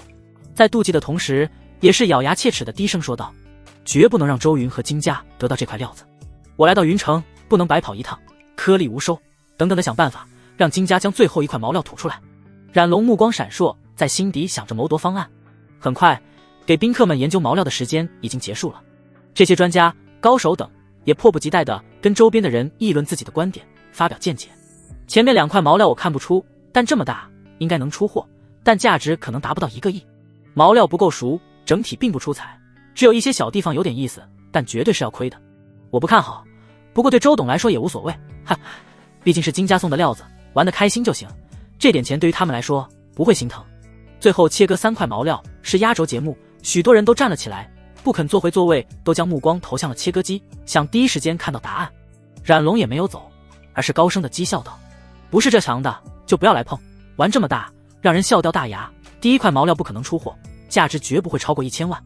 雨辰集团的小周董，我觉得你最好还是先去买几百块的毛料练练手再说，这么大的料子切开，恐怕要成为近几年玉石界最大的笑话。这几块石头是属于那种3岁小孩都不会选到的石头，金家的人估计也看出来了，所以才将废料送给你。我觉得你们的关系并不像表面这么好，哪有这样害朋友的？”随着冉龙的高谈阔论，还想离间金家与周家，嘴里不住的出现鄙夷之词，显得很不屑。全场的人也是将目光聚集向了他。其他专家们都认为料子不好，但绝不会将话说得这么绝。冉龙这家伙却故意针锋相对，明显不怀好意。有人好奇地问道：“请问这位先生，你凭什么这么肯定？”冉龙还没回他，身边的赌石大师便跳了出来，意气洋洋地道：“凭我的学识与资历。”很快就有人认出了这位赌石大师，是奥城玉石协会的副会长，一位专业的玉石教授，曾经切开过天价玉石，闻名全国，同时也是世界珠宝玉石协会的老成员骨干之一，在大湾地区很有名声。这种大佬段位的专家笃定，便没人敢反驳了。叶晨在一旁哈哈大笑，确实是只有3岁小孩才会选这种料子，丢人现眼。接着发现没人跟他一起笑，有点尴尬的咳嗽了2声。面对这几人的挤兑，金庆虎两眼一瞪，恨不得现在就将他们关进小黑屋中，用尽酷刑折磨。果然不出老大所料，这几人果然开始搞事了，幸好早有安排。金庆虎忍着怒火，在心底暗想着。周云将手压在金庆虎的肩膀上，示意其不要发火，用只有2人能听到的声音说道：“一切都在按计划进行，别被人看穿了。”他们早有计划，冉龙几人的手段都在预想中，所以其实并没有那么生气。沈磊这时候松开了周云的手臂，假装怒道：“有没有玉石，不是嘴上说说就能断定的。就算是世界玉石协会的会长也不敢说能100%鉴别毛料内的玉石成分，你一个奥城副会长算个什么东西？如果真有本事看透，金家与沈家的石料店也就不用开了，在老坑那里就将料子全都给检测一遍，还拿出来给你们捡漏。说话别太满，小心身败名裂。”沈磊的脾气火爆，第一个出声维护周云，让人对他刮目相看。冉龙呵呵笑地说道：“那就切石，等会切不出玉石，你们就知道自己有多蠢了。好，切！”金庆虎朝着工作人员怒气冲冲的道。所有来客都看出了双方关系紧张，有点不对劲。这冉龙也是够大胆的，竟然在金家地盘添堵。不过有小部分人知道他真实的背景，来自于龙殿，也就不那么惊讶了。沈磊重新坐了回去，朝着周云眨了眨眼睛，道：“我表演的不错吧？很好，可惜你不是演员，不然以后必定有你一席之位。”周云夸赞道。沈磊很受用，眼睛笑得都眯了起来。这时工作人员在第1块毛料上画了几根线，确定切割的部位后，现场机器开始启动，水液不断地滴落在石料上。随着切割机的棘轮逐渐没入石内，在灯光的照射下，一抹绿意闪烁而出，如春日的嫩芽般越来越茁壮，逐渐焕发更炽烈的光彩。绿意盎然，隐约间竟有氤氲的绿雾飘荡而出，那是水雾被反射而变化出的颜色。在绿意中还有一点点蓝意，给人一种目眩迷离之感，仿佛切的不是石头，而是一片仙雾。这抹绿光一出，如惊雷般在所有人的脑袋炸响，不少人脸在刹那间变了颜色，顾客们都瞬间激动了起来，声音像煮沸的湖水，响动个不停。这一幕实在太震撼了，像是特效一样。满绿，这是满绿，这水头，这深邃的绿意，高冰重水，我见所未见，太漂亮了，感觉快绿出油来了。这绿意都要滴出水，价值肯定极高，发财发大财。光是露出的一点微光就足以说明出货了。卧槽，没想到啊，我竟然看漏眼了。第一块料子皮壳太厚，纹理不清晰，谁曾想里面竟藏着大货。乖乖，这么大的绿翡翠，那还了得，赚翻天了都。不得了不得了，快拍下来，整个切割的过程都很珍贵，说不定能成为一个经典的案例。我真的眼瞎了，从这个地方切都能出绿，简直价值连城。这么浓郁，不会是帝王绿翡翠吧？来客们和专家们都屏住了呼吸，感觉自己像是在见证历史，眼睛都不带眨的，目瞪口呆地看着切割机慢慢切开石料的边缘。当第一块石料完全切开后，众人便看到了一片独特的、高贵的、色泽馥郁的绿翡翠出现在眼前，太有美感了，让人感觉这是一块无瑕的绿玉肉，仿佛在跳动，会呼吸般。识货的人再也忍不住，惊呼连连。真的是帝王绿翡翠，是祖母绿色，像是春天平静的湖水，绿石好像在泛起涟漪，我移不开目光了。这么大一块帝王绿翡翠，能做多少手镯与首饰，价值有多高，难以想象，那个数字简直是天价，绝了，太绝了！前面切出的石料价值最高也才5000万，远不如这一块的1%。这一趟来的值，亲眼见到帝王绿出世，成为见证者之一，足够让我在其他同行们面前吹嘘了。这哪里是翡翠，简直是数不完的钱。雨辰集团的周董发财了，感谢周董让我们大长见识，恭喜周董切出逆天玉石。随着众人兴奋激烈的谈论，惊骇的声音响彻全场，今天的风云赌石大会正式来到了高潮。冉龙一瞬间身体发木，双眼直勾勾地盯着帝王绿翡翠，直呼着不可能。他被惊得灵魂都要离体，不住地呢喃大喊道：怎么会是帝王绿？这色泽，没错，就是帝王绿。毛料才切第一次，价值就已经逼近5个亿，后面再差也不会差多少。真是璀璨，这样重水的翡翠，周他这毛头小子运气怎么能这么好？冉龙双眼都变不上了血丝，心中对玉石的贪婪无限拔高。看到周云赚钱比他亏钱还难受，醋坛子一下就打翻了。冉龙早先很肯定的大声宣告，第一块毛料不可能出大货，顶多是1000万的小玉石，不值一提。结果石料被切开，那璀璨的绿意直接如大锤飞来般，狠狠地给了他灵魂一击。他面红耳赤，在事实面前嘴唇哆嗦着，不知道该怎么反驳，憋得慌，太难受了。此时有些反应很快的人看向了他，目光中充满了讥讽与嘲笑，让他满脸通红，恨不得找个地缝给钻进去。他阴沉着脸看着赌石大师，凶厉道：你不是告诉我这块料子不可能出货，告诉我这是什么？这都看不准，我请你是干什么吃的，竟给我瞎分析，你让我怎么下台？赌石大师也是有点手足无措，无地自容，尴尬的道：不可能100%准确，只能大概率看出一点。我承认我看走眼了，还以为是块烂料，但这绝不是我的专业能力问题，他们这是瞎猫碰上了死耗子，真出货了，我也无能为力。光从毛料的外表上看，没人能保证100%，我也只是偏重于更大的概率而已。再者说，这位叶晨先生也跟我的看法一样，他那么神，像是拥有透视能力般，还不是打眼了，我能有什么办法？赌石大师觉得自己很机智，祸水东引，将话题引到叶晨身上。冉龙也是顺势将目光看向了叶晨，不爽道：你是不是对我藏了一手？为什么偏偏这次错了？你欠我一个解释。叶晨很是无奈，他也不想骗冉龙，但没办法，谁让这些石头不是出售状态，他看不到回报率啊。他自己还想吐槽呢，谁知道这个赌石大师也不靠谱，这块料子肯定有问题，不关我恶事，肯定是金家的人在暗中搞鬼。叶晨仍旧摆着谱，义正言辞地说道。听到这话，赌石大师眼睛一亮，觉得叶晨说的对，这个借口妙。他能看出来金家绝对没有在石料上弄虚作假，故意欺骗人，石料又不卖，这样做对金家没好处。但他并没戳破叶晨，因为他也看走眼了，为了忽悠住冉龙，没办法，只能拥护叶晨的观点道：没错，这毛料肯定被金家处理过，我就说刚刚看的时候为什么纹理这么模糊，被金家用手段给做旧了。冉龙没有怀疑这两人的观点，也认为是金庆虎在搞鬼，故意遮蔽他们的目光。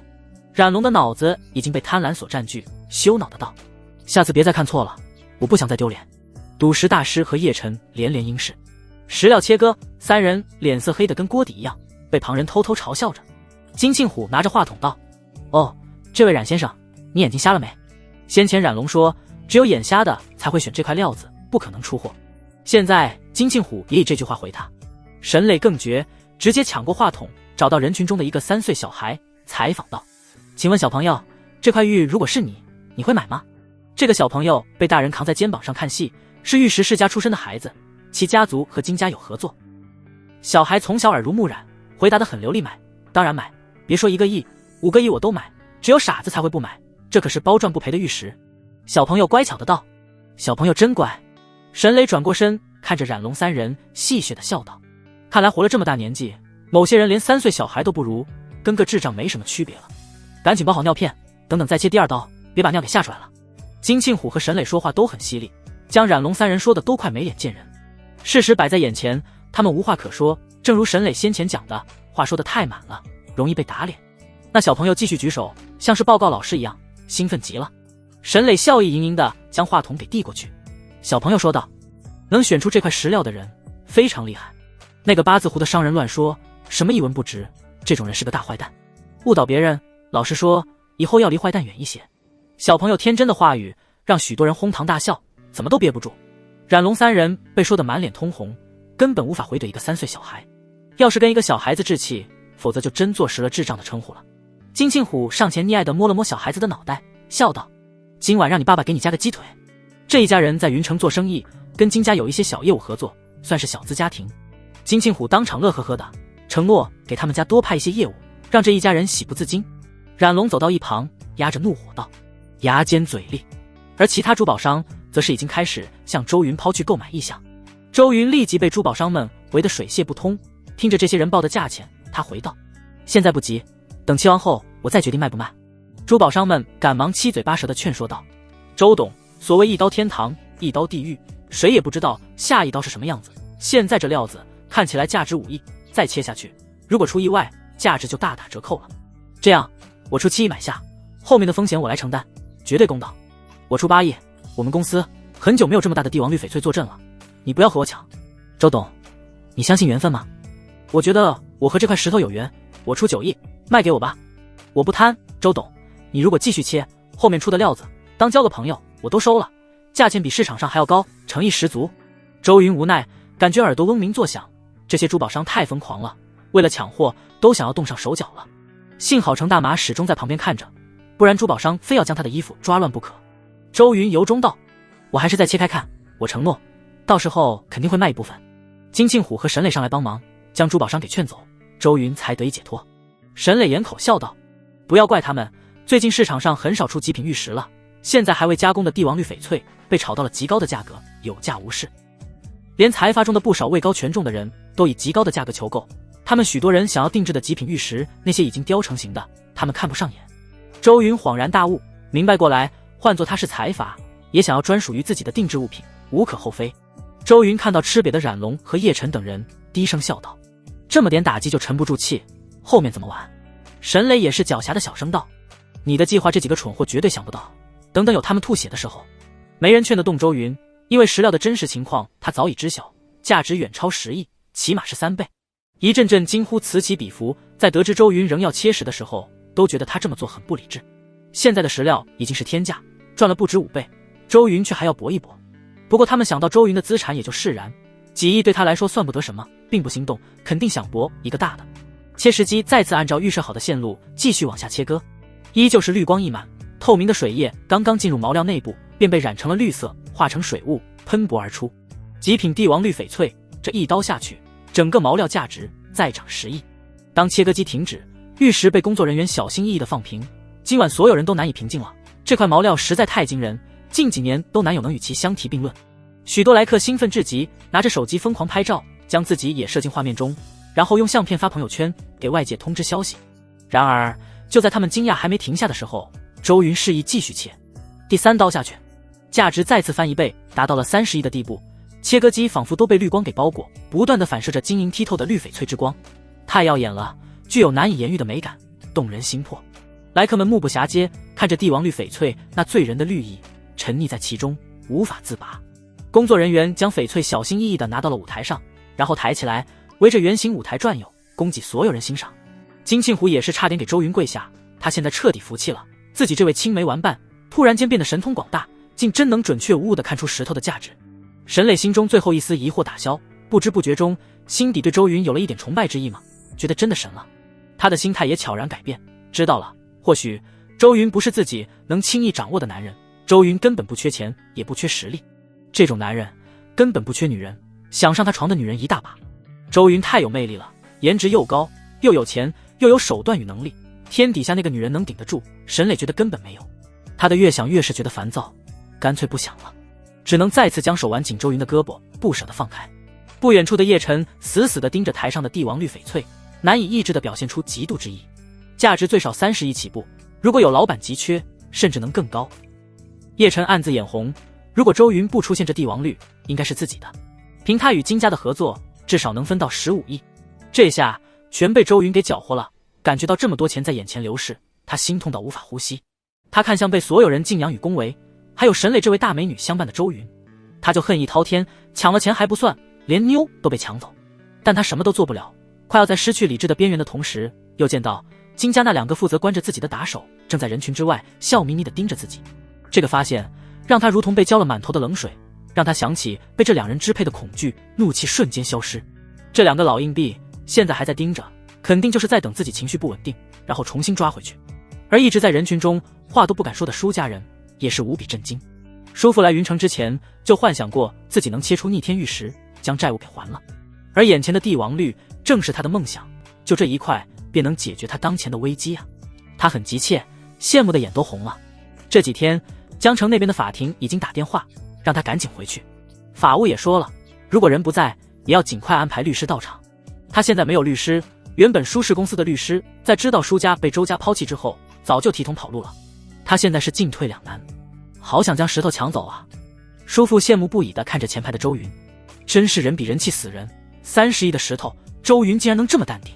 叔母也是满眼贪婪的道，如果周云还是我的女婿该多好，这帝王绿翡翠他肯定会给我留一份，用来定制个首饰，在玉上刻下我的名字，江城所有的贵妇还不得被酸死。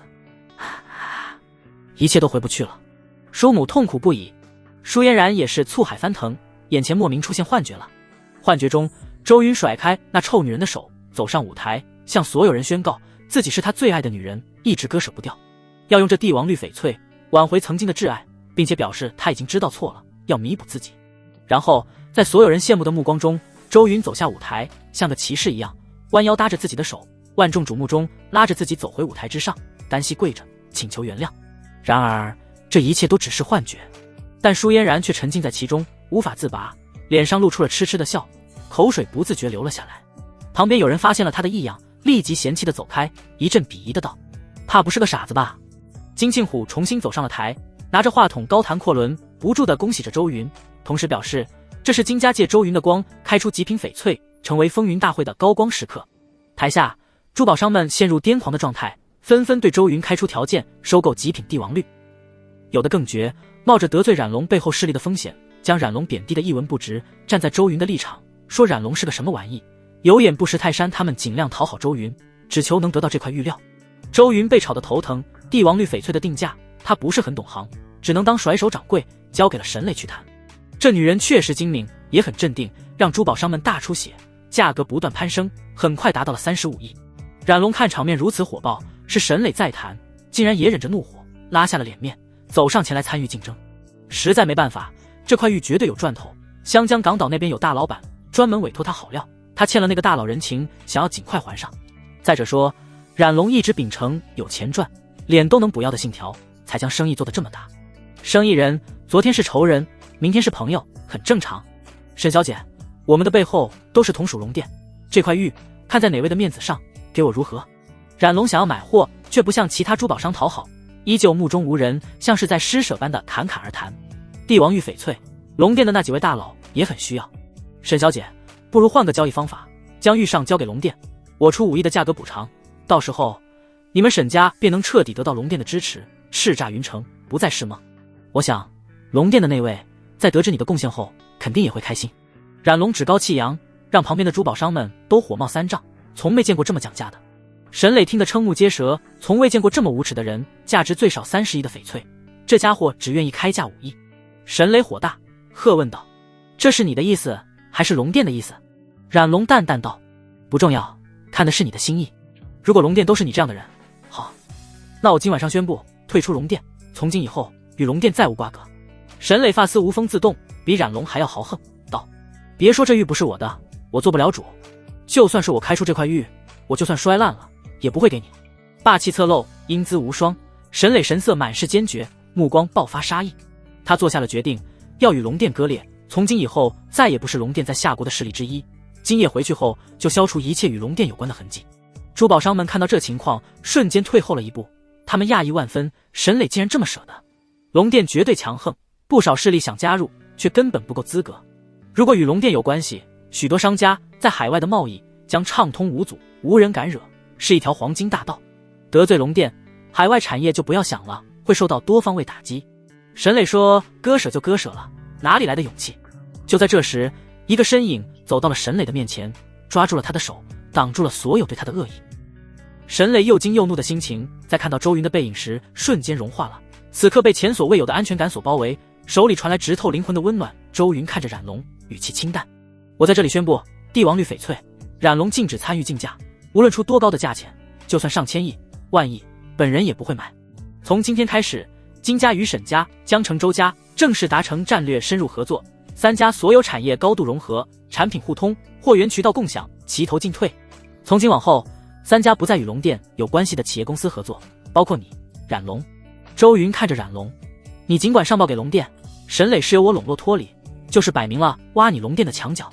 一句话就想白嫖帝王绿翡翠，以势压人，让龙殿的人尽管来找我，我根本无惧。”周云当众对龙殿宣战，这个消息太惊人，也实在霸气，之前没人敢这么做。许多人都觉得周云已经疯了，逞一时之能。为了一个女人往死里得罪龙殿势力，往后余生可能都将活在后悔中。冉龙被气得眼皮狂跳，以往他搬出龙殿无往不利，今天却连连吃瘪。要是与龙殿相同实力的人在自己面前嚣张也就罢了，一个小集团也这么豪横，他觉得自己受到了侮辱。你能代表金家？冉龙质问道。金庆虎大步流星地走下舞台，高声道：“周老大的意思就是我金家的意思。好得很，你们会后悔今天的决定，会明白什么叫蚂蚁与大象的区别。”冉龙头发都一根根竖了起来。沈磊，你完蛋了，触怒了哪位？谁也保不了你。冉龙狠声道。沈磊抱着周云的胳膊，轻轻道：“你觉得哪位会保我，还是保你？”话音落下，冉龙不知想到了什么，顿时噤若寒蝉，一股寒意自心底蔓延而出。不对，当哪位知道沈磊和周云在一起，说不定会站在我这边。冉龙犹豫不决，但也闭嘴了，被沈磊的话引发想象。金庆虎来到周云的身边，低声道：“老大，这家伙实在碍眼，要不要现在就……”金庆虎做了个抹脖子的动作。周云摇头道：“现场有这么多人看着，因为价格不满就当场杀人，传出去对金家的声誉不好，想要办他，等大会结束再做个干净利落。”周云从来不是善男信女，相当的冷静，心里已经对冉龙起了杀心。不过不是现在，至少不能做得太明显，现场有媒体在，善后处理很麻烦。金庆虎点头道：“听你的，那要不要现在就轰他出去？”周云又继续道：“他那么跳，不狠狠地坑他一把怎么行？大菜还没上，那就再等等。”金庆虎强忍着杀心道。这个插曲很快就平静，但也在酝酿更大的风暴。冉龙吃瘪，脸皮再厚也谈不下去了。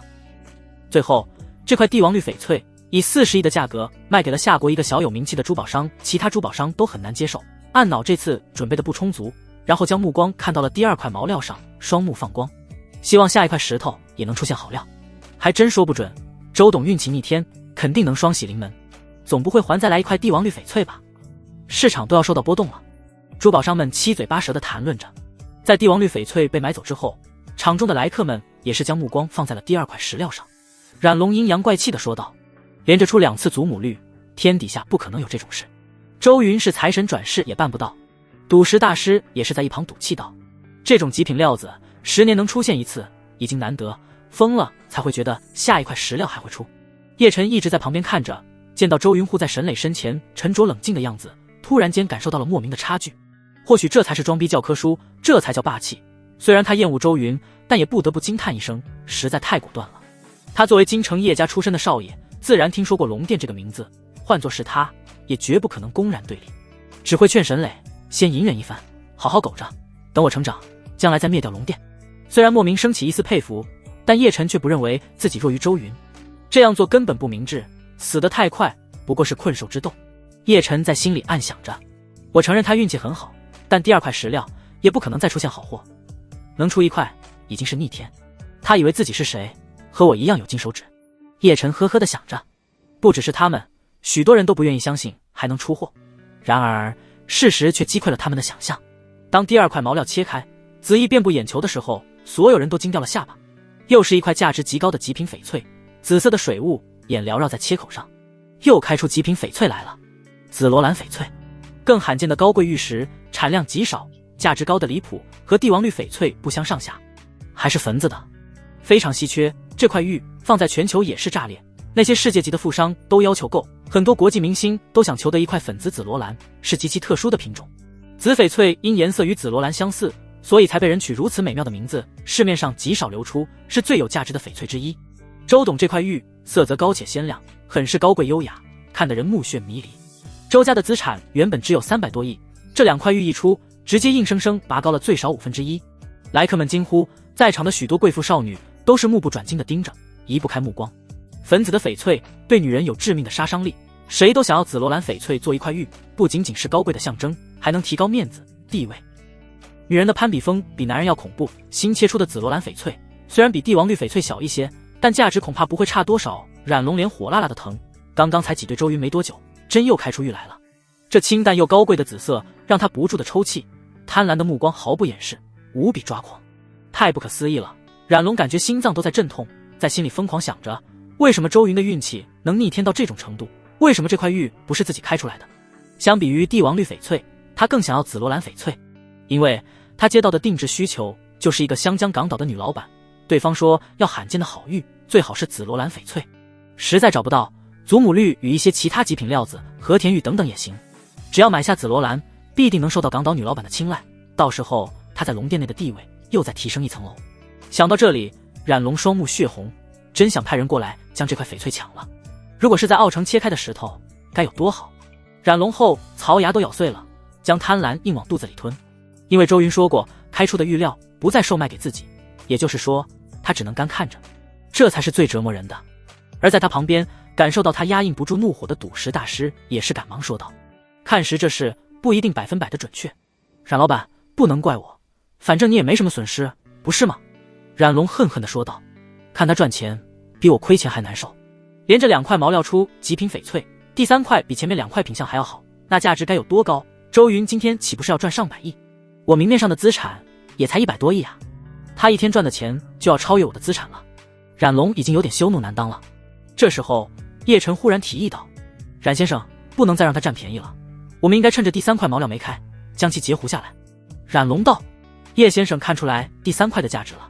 叶晨这次不敢再随大流走了，老实的说道，没看出，但你看周云的样子，对最后1块毛料充满信心，很可能也要出货。冉龙沉思了一会，说道，确实有可能，我也觉得出货的几率很大，但怎么样才能让他卖出？叶先生你有办法？叶晨耍了个心眼道，我只是提议，但最后毛料没出货的话，你可不要怪我。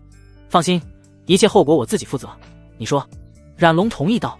叶晨这才将心底的计划说出来，等等你带头大声地说，这场赌石大会是一个天大的笑话，金家只将最好的料子藏起来留给自己人，却不卖出去，这赌石大会就是个看金家表演的大会等等，金家暗箱操作，完全没有诚意卖石头，都是假的。你看那群珠宝商是不是已经彻底疯狂了？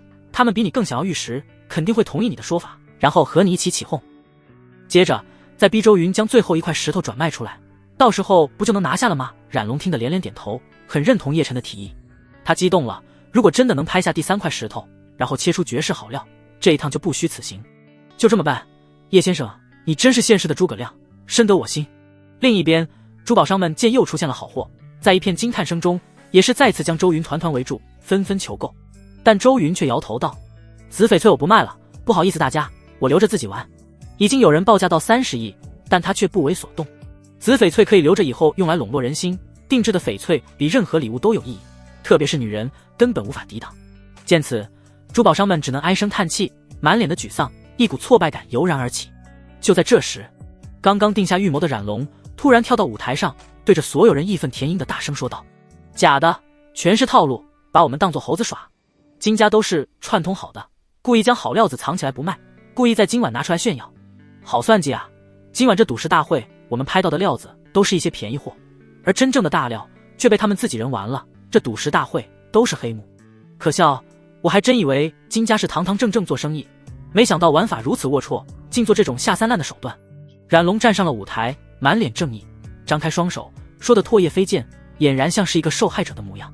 有他的话引导，来客们也都低头沉思了起来。冉龙继续加一把火，将叶晨的话添油加醋的再说了一遍，让所有人心里的疑窦越发变大。珠宝商们也都沉默了下来，看着金家的眼神充满了异样。在这信誉危机时刻，周云看了金庆虎一眼，悄悄的道：该你表演了，老大别搞，我正酝酿情绪呢。金庆虎一只手掐着大腿肉，脖子全红了，青筋像蛇一样蔓延到下巴，眼睛遍布血丝都快凸出来，呼吸变得急促。胡说八道，我金家不可能做出这种事，所有的生意都堂堂正正。金庆虎像是一只暴跳如雷的狂狮。冉龙大义凛然的道：那你怎么解释？为什么好料全被周云开出来了，我们却没赚到钱？周云是你的兄弟，你们肯定在私下就串通好了。金庆虎叫道：你他妈放屁，我金家家大业大，会做这种事来忽悠你们？冉龙冷笑道：做没做过不是凭一张嘴就能说的算。在场的珠宝商，那个不是远道而来，结果却空手而归，你们金家对得起这些宾客吗？他开始拉其他珠宝商下水。珠宝商们纷纷异动，态度开始向冉龙倾斜。眼见金庆虎撸起袖子就要动手，周云叹了口气，上前阻拦，然后对着冉龙道：空口无凭，那你说怎么办？冉龙暗笑，表面却严肃的道：除非你能将最后一块毛料出售，我才心服口服，并且对向金家郑重道歉啊。这周云惊恐，面露为难之色，双手紧紧地握在一起。这个模样看在别人的眼中就像心里有鬼般，难免让人多想，更加证实了冉龙的说法。宾客们心底的天平开始倾斜，渐渐充满了不信任。冉龙和叶晨也是心中一喜，更加确定了这块最后一块绝对有大货，不然周云这么强硬的人不至于做出这种艰难的样子。想到这里，冉龙对最后一块石头更渴望了，志在必得。看吧，果然有黑幕，舍不得那就赶紧散场吧，金家的石料店也别开了，玩不起啊你们。冉龙嚷嚷着说道。珠宝商们神情一动，在巨大的利益面前也换了一副嘴脸，不像先前那样卑微地恭维着周云。冉老板说的对，金家不能证明自己没在暗地里做过，连最后一块石头都不敢卖，算什么公道？前面2块他们就已经赚翻了，最后1块拿出来竞拍，金家又不亏，肯定不弱于以前的价格，这都不舍得，很能说明问题啊。金庆虎、周董，你们还是卖了吧，不然我确实不服，以后赌石界没人敢来你们家买石头了。珠宝商你一言我一语的拱火，都希望最后1块石料能拿出来竞拍，他们也有机会得到。冉龙奸计得逞，嘴角露出得意的笑容，一副老神在在的模样。周云脸色为难的道：可是赌石有风险，我并不看好这块料，真的不想卖给你们。然而没人再相信周云的鬼话，只以为他舍不得，议论不满的声音更重了。金庆虎咬牙切齿地对着珠宝商们吼道：刚刚你们还对周云巧言令色，现在却落井下石，真他妈不要脸。珠宝商们理直气壮的道：如果早知道你们玩私下勾当，我肯定不会那样，谁让你们先耍心机在前，如果你们真的坦坦荡荡，无愧于心，我也为现在的不礼貌道歉。周云扫了他们一眼，也是恼怒道：好，既然你们要买，先说价钱看看我同不同意。他没表示要卖出去，因为叶晨的投资系统可以看到出售状态中的物品回报率，如果最后1块毛料被他说可以拿出来拍卖，那么叶晨立即就会发现端倪，阻止计划。所以周云卡了个 bug， 珠宝商顿时欣喜不已，开始积极的报价，从最开始的2亿狂升到了10亿、15亿，最终定格在了20亿。是一个胖乎乎满面油光的珠宝商，他激动举手道：没人争了，20亿卖给我。周云却故作生气的道：你们让我很生气，我绝不会卖给你们。胖乎乎的珠宝商差点晕过去，指着周云道：你这是在玩我？没错，就是玩你们，怎么样？周云冷笑地看着珠宝商们，然后伸手指向冉龙道：20亿，我就算卖给他也不会卖给你们这种小人，冉龙虽然卑鄙无耻，下流淫贱，但自始至终他都没有反复横跳。冉龙被指着鼻子骂，虽然话有点难听，但在巨大的利益面前，他下意识地忽略掉了。神色惊喜，没人和自己争，不住地点头，甚至觉得周云说的有道理，心里忍不住说对对对，他们都是伪君子，只有我是真小人。周云像是在气头上一样，气恼道：“20亿，你要吗？”冉龙被惊喜冲昏了头脑，感觉自己捡到了个大便宜，连忙说道：“要，我要，马上就可以签购买合同。”冉龙之前和金家有过合作，立即让人拿来了一份交易合同，轻车熟路地签下自己的名字。金庆湖走上前接过合同，仔细看了一眼，也签下了自己的名字，一式2份。大额资金不会这么快就转账成功，必须等银行那边核实审批。冉龙爽快地付了定金，然后立即跑到第3块玉石面前，双眼放光，笑得合不拢嘴。都是蠢货，这么容易就中计了，哈哈哈！他斜睨，看到珠宝商们像吃了苍蝇一样的眼神，舒服极了。冉龙已经有点迫不及待地要切实了，看着紧跟在身边的赌石大师与叶晨，呵呵笑道：“我仿佛看到了明天的新闻头条上出现我的名字。叶先生，还要多谢你的提议，我才能够得到这块好毛料。你这朋友我交定了。”叶晨春风得意道：“哪里哪里，我只是提醒了一下，主要还是冉老板你执行的好。”他不知道自己这假客气在后面省掉很多麻烦，让他不至于与冉龙决裂。回想起的时候暗暗庆幸。冉龙也是志得意满，无可厚非的点头，显得很受用。冉龙马上让人将第3块毛料拉到切石机上切割，因为过度激动，他的身体都微微颤抖了起来。毕竟直接花出去20亿，1/5身家，他还是第一次。来客们比以往任何一次都期待看到切割玉石，纷纷探头探脑地观察着切割机。随着切割机没入石料内部，众人都将心脏提到了嗓子眼上。然而随着时间流逝，这次却并没有像之前的2块一样出色，一切都很平静。现场中只有切割机的刺耳声，还有淡淡的水雾。切石机不停运转，转眼就切到了一半，泥水纷飞。冉龙心都凉了一截，视线逐渐变黑，周围只剩下他和切石机器。没出玉色，没有绚烂的光芒，整个切割过程平平无奇，也就是说第1刀下去没有货。当毛料的第1刀被完全切开之后，哐当一声，石料发出一声脆响。聚光灯照在了料子上，石面粗糙，只有零零散散的几颗玉子料，拇指盖大小，仿佛在嘲讽着冉龙的不自量力。数百位来客们表情开始变换，丰富多彩，先是错愕，然后是难以置信。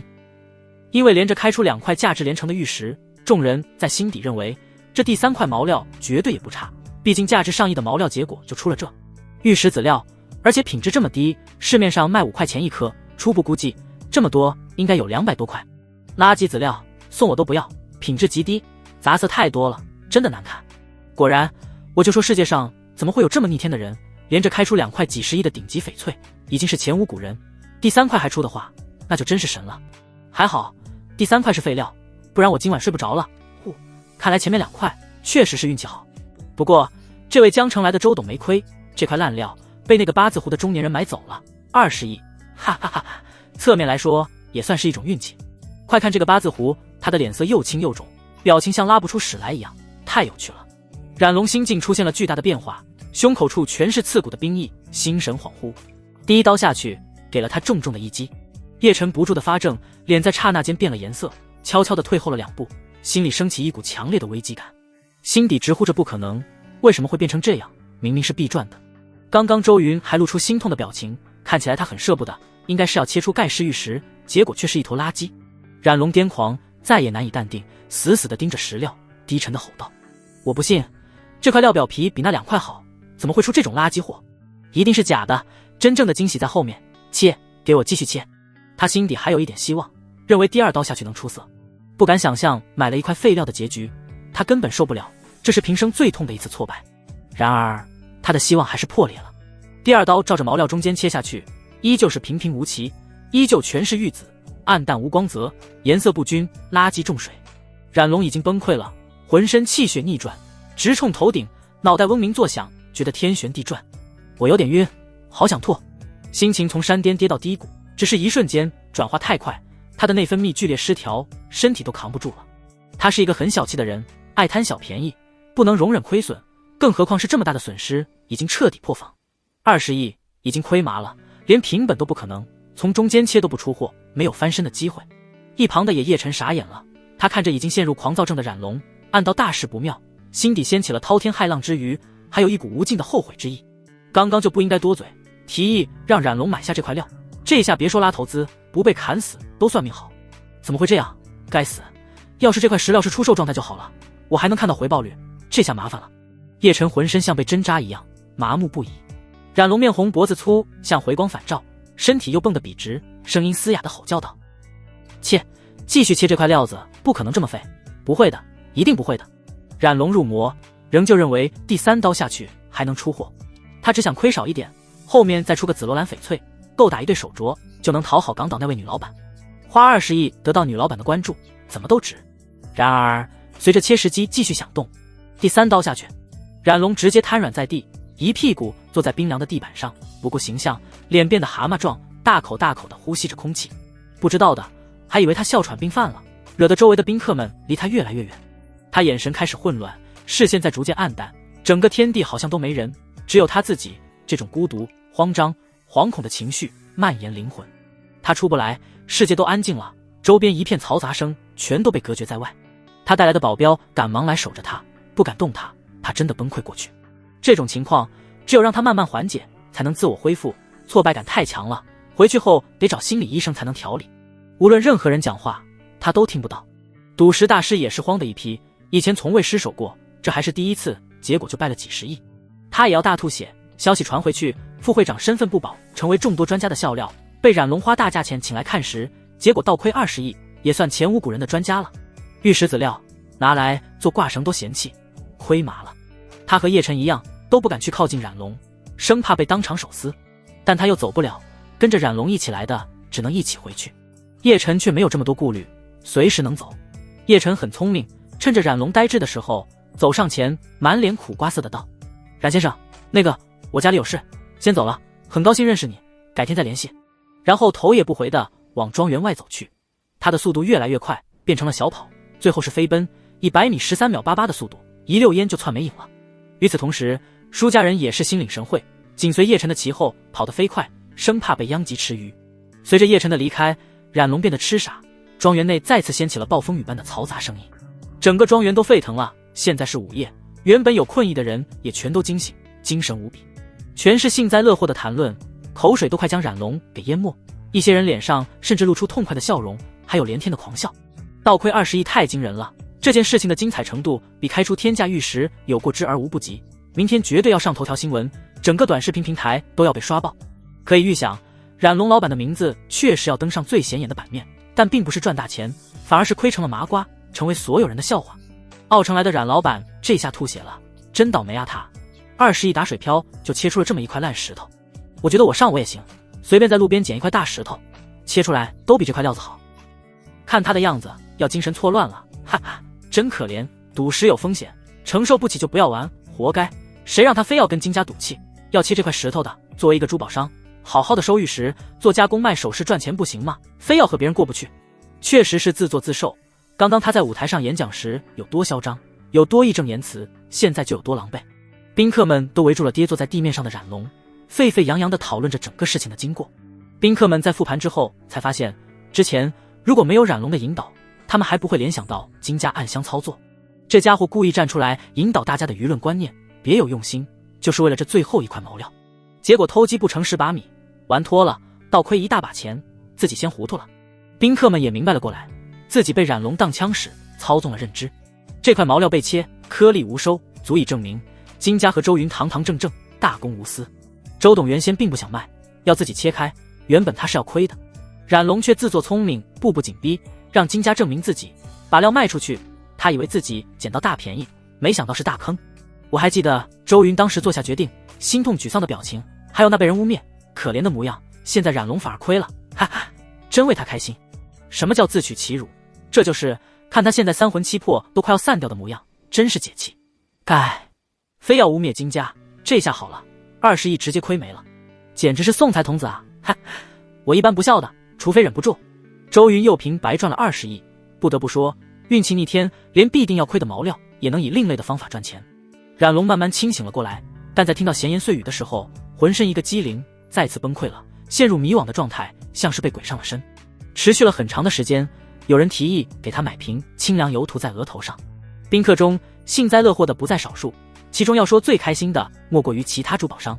他们对金家与周云的不满立即消失殆尽，不住的心有余悸。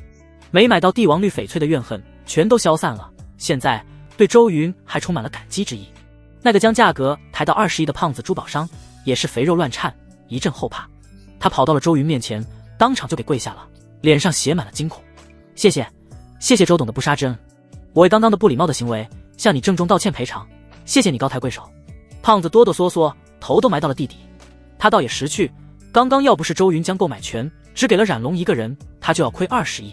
其他珠宝商也是惶恐地向周云表示歉意，满脸的惧怕神色，对金家暗箱操作的事绝口不提。有的珠宝商更是连连对着自己的脸怒扇着巴掌，将脸都给拍红了，惶恐地说道：我怎么被猪油蒙了心，冤枉金家，怎么就管不住自己的嘴，不争气，我怎么就执迷不悟，进了冉龙的坑？我错了，对不起，真的很抱歉。珠宝商们的道歉成为了庄园中一道亮丽的风景，让不少宾客不住地笑出猪叫，又是一批快乐源泉。这些珠宝商承诺会给周云送上贺礼道歉，最少都是价值千万的名贵首饰，用来摆在家里点缀的古董古玩等。周云连连摆手道：我真的原本都不想卖，其实这件事也没什么，你们又不是主犯，被人当枪使，这礼物太贵重了，我怎么好意思？你客气什么？那我就收下吧。他不收礼物，珠宝商们还急眼了，只能勉为其难将总共上亿的道歉礼物收下，这才让珠宝商们放宽了心。周云来到了冉龙的身边，满脸无奈的道：我就说了，这毛料我不想卖你，为什么非要逼我呢？你看看，亏了吧？所以人啊，不要总是做坏事，走夜路多了，总会遇见鬼的。不过，我还是得谢谢你，给我多赚了20亿。虽然这点钱对我来说也就那样，但还是感谢你买了这块废料。周云脸上充满了歉意，看着冉龙慢慢恢复色彩的眼神，诚恳地说道。然而，他越诚恳，听在冉龙的耳里就越像是讽刺。但冉龙又没办法，是他自己提出要买的，还签下了字，如今想反悔也不可能，只能说倒霉透顶了。冉龙神色煞白，将嘴唇都咬出血来了，哼了一声，转过了脑袋。金庆虎走上前，叉着腰道：你还不服气？快给我老大道歉，否则今天你和你带来的人全部都得被打断腿。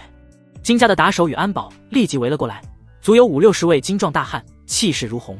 冉龙不过带来3名保镖，此刻已经汗流浃背，紧张地吞咽着口水。他的其中一位保镖沉不住气的道：老板，形势比人强，为了安全着想，要不……冉龙气得发抖，最后还是郁闷地站了起来，仍旧不肯低头。损失了20亿，他已经伤筋动骨，仿佛千刀万剐般的难受。但他真不愿道歉，抬头看着沈磊，扯了扯嘴角：沈小姐，你我同在龙殿，当众道歉这事就免了吧。沈磊觉得很好笑，道：你跟我说有用，又不是和我道歉，正主在这呢。再者说，我已经不是龙殿的人，我和你关系很好吗？见过几面而已。冉龙羞恼道：好，你将来别后悔今天的选择。沈磊冷笑道：随便。冉龙看向了周云，硬着头皮道：周云，都是生意场上的人，低头不见抬头见。他话还没说完，眼角瞥见金庆虎手里不知什么时候握着一根粗壮的铁棍，眼神充满侵略性的丈量着他的腿，嘴里念叨着敲哪里好。冉龙立即话锋一转，急忙低头，用蚊子般的声音道：对不起什么？你说什么？周云皱眉，有点听不太清楚。金庆虎乖戾地笑道：能不能大声点？死鱼都比你会叫。宾客们都在沉默，竖起了耳朵，现场一片安静。冉龙非常难堪，但有了第一次就会有第二次，他将声音加大道：对不起，我不该胡说你们搞小动作，我为自己的行为向你们表示郑重抱歉。沈磊对着周云贴笑道：我感觉他诚意不够，哪里像是在道歉，这咬牙切齿的模样，不知道的还以为我们在逼他。周云错愕道：我也觉得他在演我。冉龙气急败坏，但又不敢表露出来，只能硬拉起笑脸，再次更大声地喊道：对不起。比喇叭还大声，覆盖了整个庄园，有点歇斯底里了。周云这才满意的点头道：倒也不必这么大声，行了，我大人不计小人过，接受你的道歉。我累了，赚钱太难了。周云松口，一副感觉不会再爱的样子，抓着沈磊的小手离开了人群。冉龙提着的心才松懈下来，脸上仍旧火辣辣的，被所有人注视着，狼狈地离开了庄园，不敢再待下去了，脸都丢尽，只想早点回到奥城，远离这个伤心之地，好好缓一缓。金庆虎哈哈笑道：冉老板，别急着走啊，留下来再喝点呗，你的20亿料子忘了拿。冉龙头也不回，溜得更快。他怎么可能返回拿废料？已经成为了痛苦的回忆，一辈子都不想再见到了。他还没走远，金庆虎就再次补刀道：风云赌石大会圆满结束，感谢冉老板对大会的大力支持，提供了20亿的资金。接下来是冉老板赞助的宴会时刻，我已经提前订好餐点，等会还有红包利是拿，大家尽情吃喝，吃得开心，喝得痛快，不醉不归。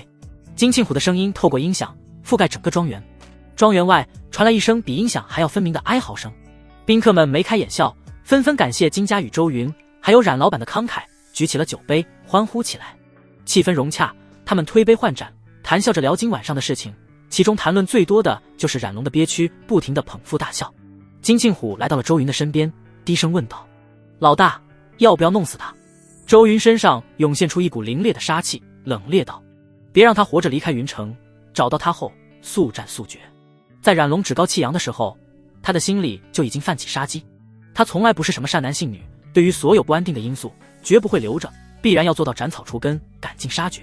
既然已经和龙殿结仇，那就杀到底，只要有机会绝对不会放过。金庆虎慎重道：已经安排人去追踪，等等我也会去盯着，放心吧老大，小心一些，自身安全最要紧。这样我让大马跟你一起去。周云想了想说道。金庆虎将脑袋摇得像拨浪鼓，拒绝道：大马还是跟在你身边保护你的安全，对付这种货色我金家自己人就够了。行吧，早点回来休息。周云跟金庆虎碰杯，喝完了杯中酒，目送着他穿过熙熙攘攘的人群，带着打手走出了庄园之外。庄园内气氛依旧热烈，美食铺满了整个饮食区，天南海北的餐点都有，宾客们喝得红光满面，不少人向周云抬起酒杯，友善的示意。周云也笑着一一回应。这些来客不知道，刚刚离开的冉龙已经被金庆虎去追杀了，否则肯定会不寒而栗。沈磊贴了过来，两人走到一处较为安静的葡萄园内，葡萄架子上装饰着明黄色的线灯，很是璀璨，像是漫天的流星，将两人给包围，与外面吵闹的世界隔绝。沈磊眼神莫名迷离，吐气如兰的道：周先生，很高兴认识你。周云回应道：沈小姐，我也很高兴认识你。沈磊痛饮一杯红酒，有红色的酒液顺着嘴角流出，流到天鹅般的脖颈与性感的锁骨处。只是我很后悔，为什么没有提前认识你？他的神色又变得莫名有些哀伤，握着酒杯的手腕轻轻垂落，摇摇晃晃。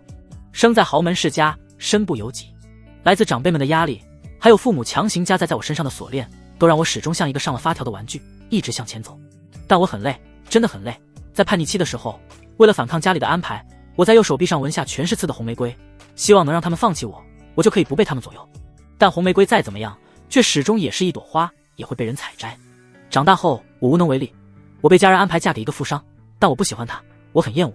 你猜我最后怎么办？沈磊含情脉脉地看着周云，这时候的他卸下身上所有的防备，才像是一个女人，而不是一个霸气的地方女巨头。周云抱住了他的腰肢，道：你杀了他？嘻嘻，不是，不过比杀了他还要让他难受，我开枪打烂了他那玩意。沈磊嫣然一笑。周云也喝下了一口酒，继续问道：后来呢？后来我跑了，富商和家里人都派出大量人马来找我，但我躲了起来，直到遇见了龙殿的人，在他们的帮助下，富商被灭掉了，我返回了沈家，逼爷爷退位，逼父亲给我权力，逼所有的兄弟退出竞争。我知道只有拥有权力才能自由，才能掌握话语权。周云眼底露出怜悯，将他抱得更紧了。而这时候他却流下了如钻石般闪亮的眼泪，道：如果我能早点认识你，或许就不需要龙殿的帮忙，不跟他们扯上关系。龙殿没有表面上简单，势力像是无底洞，没人知道有多深。我被那个大人看上，走不了，不是说脱离就能脱离的，我不知道以后会怎样，我只想把握今晚。沈磊眼睛似一汪春水，看得周云都快融化了，全是温情。他问道：你在意我的花臂纹身吗？不，我觉得很好看，充满魅力。周云说心里话。沈磊继续问道：你喜欢我吗？周云点头。沈磊真的喝醉了，面颊红润，下一秒强行吻上了周云，热辣滚烫，久久没有分开。给我，如果将来真出事，我还不如给你。沈磊完全醉了，周云也醉了，酒杯放在葡萄架下方的石桌上。周云抱着他往庄园内的豪华房间而去。繁星点缀云城的夜空，微光下5辆悍马沿着澜沧江一路狂奔，如同5头在夜间疾行的猛兽。云城的野路曲折，悍马几乎是碾压着野草前进，蛮横无比。每一辆车上都有手握复合弩箭的壮汉，将近30人，目光死死地盯着江面上一艘破浪前行的游艇。金庆虎手里握着一把科尔特2000手枪。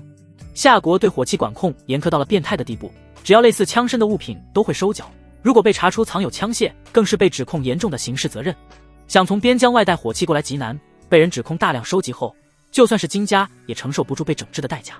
因此，在夏国内，金家只有重要人物才配拥有一把防身，但金家在缅国的打手与安保人员却是人手一把，火器足以堆满一个仓库。所以，境内的打手多是用强力复合弩箭远距离攻击。金庆虎朝着窗外吐了口唾液，凶神恶煞的道：“这老东西够他妈机灵，知道不走云城的国际机场，暗中走水路，还好我早派人跟着。王八蛋，被我追杀，竟然还有空闲去找小孩子家人的麻烦。神雷果然说的没错，真是个小气巴拉的人。”金庆虎想杀冉龙的心非常重，这阴险的家伙为了报复宴会上那位被神磊提问的小朋友，跑路途中还不忘记去找小孩子家人的麻烦。幸好金庆虎及时赶到，才吓退了冉龙，没有让他得逞，然后一路狂追。冉龙这家伙防备之心极重，竟然提前在澜沧江租了一艘游艇，就是预防这种情况。他估计也没想到有用上游艇的一天。金庆虎怒极了，现在再去找一艘游艇已经来不及了，恨不得将悍马开到江里去。追赶的过程中，车上的打手不断地朝着江面射去弩箭，游艇的船身已经插了上百支弩箭，还有不少落在水里。幸好每辆悍马车的车厢内都藏有不少弩箭，不然根本不够用。而就在这时，2支弩箭不约而同地射中了游艇的侧翼玻璃，整个玻璃破碎，露出了里面慌张的冉龙与安保们。金庆虎带头当先的悍马已经超过了游艇的前方，也是运气极好，一枪打烂了游艇操控舱的玻璃，露出了里面惶恐的驾驶员金庆虎横眉倒竖：“我看你还不死！”紧接着他对准了驾驶员开了一枪，结果却歪了，射在了那旁边位赌石大师的胸口上，绽放出一朵血花。金庆虎还想再开一枪时，不远处突然出现一辆横冲直撞的大挂车，撞倒了几棵树，朝着他猛冲而来。大挂车的灯光差点亮瞎金庆虎的眼睛，他微眯了起来，终于知道为什么有些大佬乌漆嘛黑的也戴着墨镜了，不是完全为了装逼。大挂车的喇叭长啸，迫使金庆虎的车队硬生生停了下来，被堵住了。眼看着游艇越开越远，金庆虎大骂道：“怎么开的车？他妈的拦老子路了知道吗？不管你是谁，我都要把你腿打烂！不会开车就不要开，耽误老子的大事！”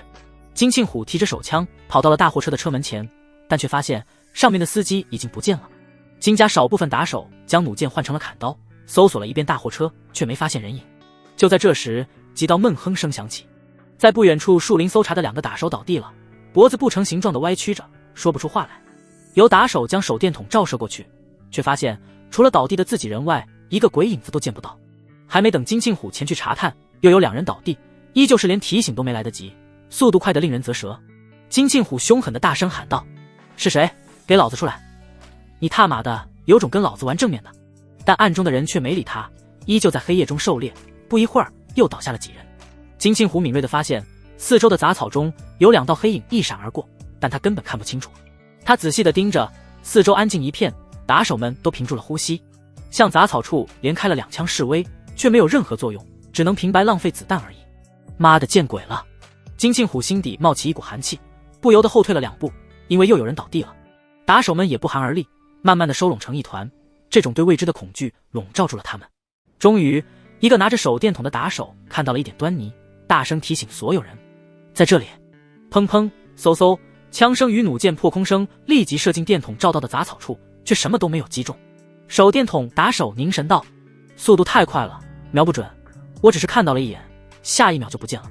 是人，我看到了他的手臂上纹着一条黑色的龙。”金庆虎瞳孔收缩，立即明白了是龙殿的高手出现了，在阻拦自己，不让自己追杀冉龙的机会。冉龙并不算龙殿的战斗人员，也不是真正的核心分子，他只是龙殿外围的一个敛财势力，安插在奥城的棋子。像这样的棋子很多，他们没有纹黑龙的权利，只有精英才配拥有资格。是1等1的高手退，快退！金庆虎突然想到了程大马，或许像大马这样以一敌百的人物，龙殿中也有不少，只是鲜少出现而已。面对这种可怕的对手，还踏马藏在暗中搞偷袭，不讲武德，金庆虎不想再追了，立即让人将受伤的打手快速带回车里，悍马车重新启动，慌张地逃离了这个地方。高铁站，叶晨急急忙忙地收拾好行李，就赶来了，买了最近前往云省别处的车票。他一秒也不想再在云城待下去，这么晚又没有飞回江城的飞机，只能买去其他拥有飞机场的城市动车票，到那边再坐飞机离开。他不觉得麻烦，只想快点离开这里。舒家的人他直接不管，电话都不接，只发了一条信息给舒嫣然，告知自己先走一步，然后手机切换飞行模式。这一趟云城之行，他对舒家很失望，开始与舒家拉开距离，不再那么亲近。现在他已经不想再履行之前帮舒家还债务的约定了。拿到投标资质后，他最多给个千把万打发，便是仁至义尽。直到进入车厢内，坐在座位上，叶晨才松了口气。我的玉石，我的30亿啊！松懈下来后，回想着这趟云城之行一切，叶晨有点想哭。本以为能借着金家的关系拿到30万投资，然后再泡上美女沈磊，迎接崭新人生，再不济还能依靠赌石拿到最少几亿的资金。结果因为周云的出现，这些计划全都被打乱了。最后现在冉龙不找自己麻烦，已经谢天谢地了。这趟云城之行全败，无论是女人、钱还是高光时刻都湮灭了。自己的7寸都被周云给狠狠地摁着，无能为力，从头到尾都被压制着。这次的受挫后劲很大，叶晨觉得自己需要很长时间才能重新振作起来。只有每次打开系统，他才能感受到一点温暖，重拾一点信心。他觉得自己这个天选之子过得真的憋屈，连着好几次被周云给欺压，每次反抗都被对方无情碾压，像是克星一样。甩了甩脑袋，叶晨想尽量忘记这件事，不然心里会留下阴影。再看了看车厢内的其他乘客，发现没有异样，确定没有杀手，这才放下心来。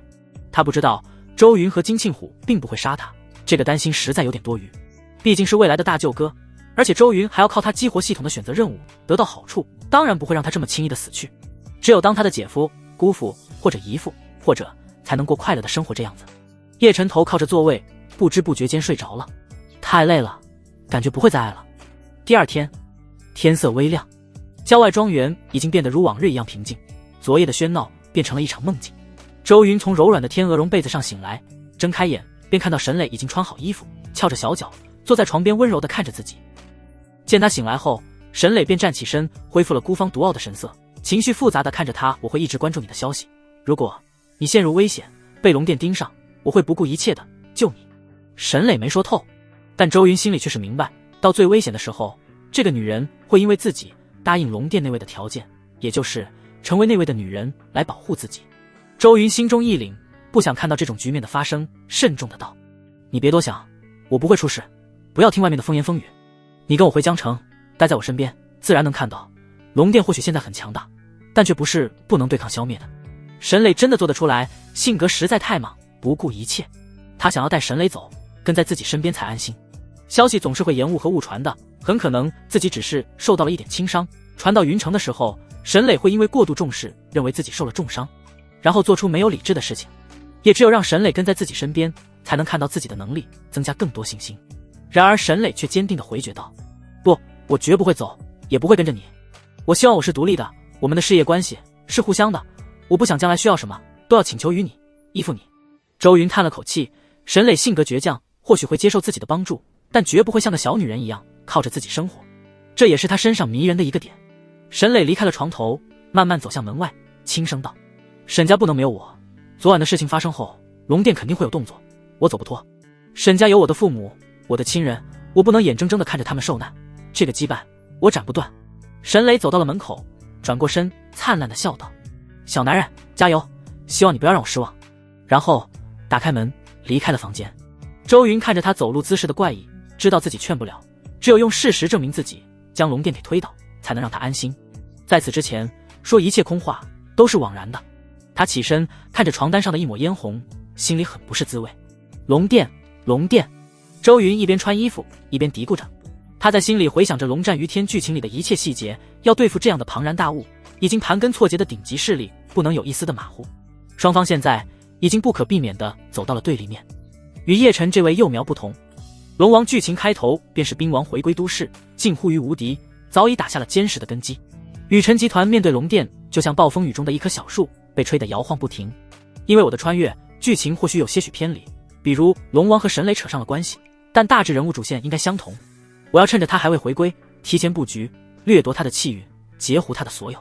千里之堤，溃于蚁穴。周云大定，心底有了明确的计划。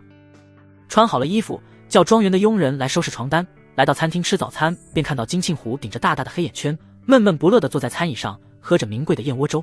金庆虎垂头丧气的道：“老大，失败了，那王八蛋没死。”周云皱眉道：“发生了什么？”金庆虎便将昨晚在澜沧江追杀冉龙的事，没有一丝错漏的告诉了他。我只差一枪，再给我开一枪的机会，冉龙必死。这狗东西狡兔三窝，提前做好准备，龙殿的支援的也快，只有一个人，却硬生生将我的人给拦住了，很诡异，像是幽灵。只看到了一个人的手臂纹身，我的人就倒了一半。金庆虎双手用力的捏着桌子，生着闷气，想着怎么报复回去。这种家伙玩暗杀，绝对是一把好手，没人扛得住。他咬牙说道。旁边的程大马听到金庆虎的述说，眼底出现金光，跃跃欲试。可惜我没在场。他小声的出言道。大马很需要高手来磨练自己，从村里出来后一直没全力出过手，不知道自己的极限在哪，太无敌了，让程大马有点寂寞。他想要一场酣畅淋漓的战斗。金庆虎瘫坐在椅子上，看着大马遗憾的道：“可惜你不能离开周老大的身边，他的安全更重要。这个龙殿的人肯定精通暗杀，周老大你小心一些，一定要让大马寸步不离的跟着。我怀疑龙殿会对你下杀手。周云身边还是太缺人了，只有大马一个高手，不然再派一个高手跟着金庆虎去追杀，或许是不一样的结局。”周云吃着糕点，默默的听着，忽然心里一动，神级选择系统又出现动静了，在脑海里微微震荡。他心底一喜，果然和之前想的一样，当龙殿这个名字出现，系统绝不会沉默。另一个天选之子现世，作为很皮的系统自然不甘沉寂，要给他新的任务。他默不作声地查看系统状态，就见在识海中关于睡了神磊的词条，在昨晚完成任务后悄然消失。系统第一时间并没有出现选择，而是发生了改变，提示着周云。检测到新的天命之子信息出现，最强大亨与龙战于天主线交织，完成融合。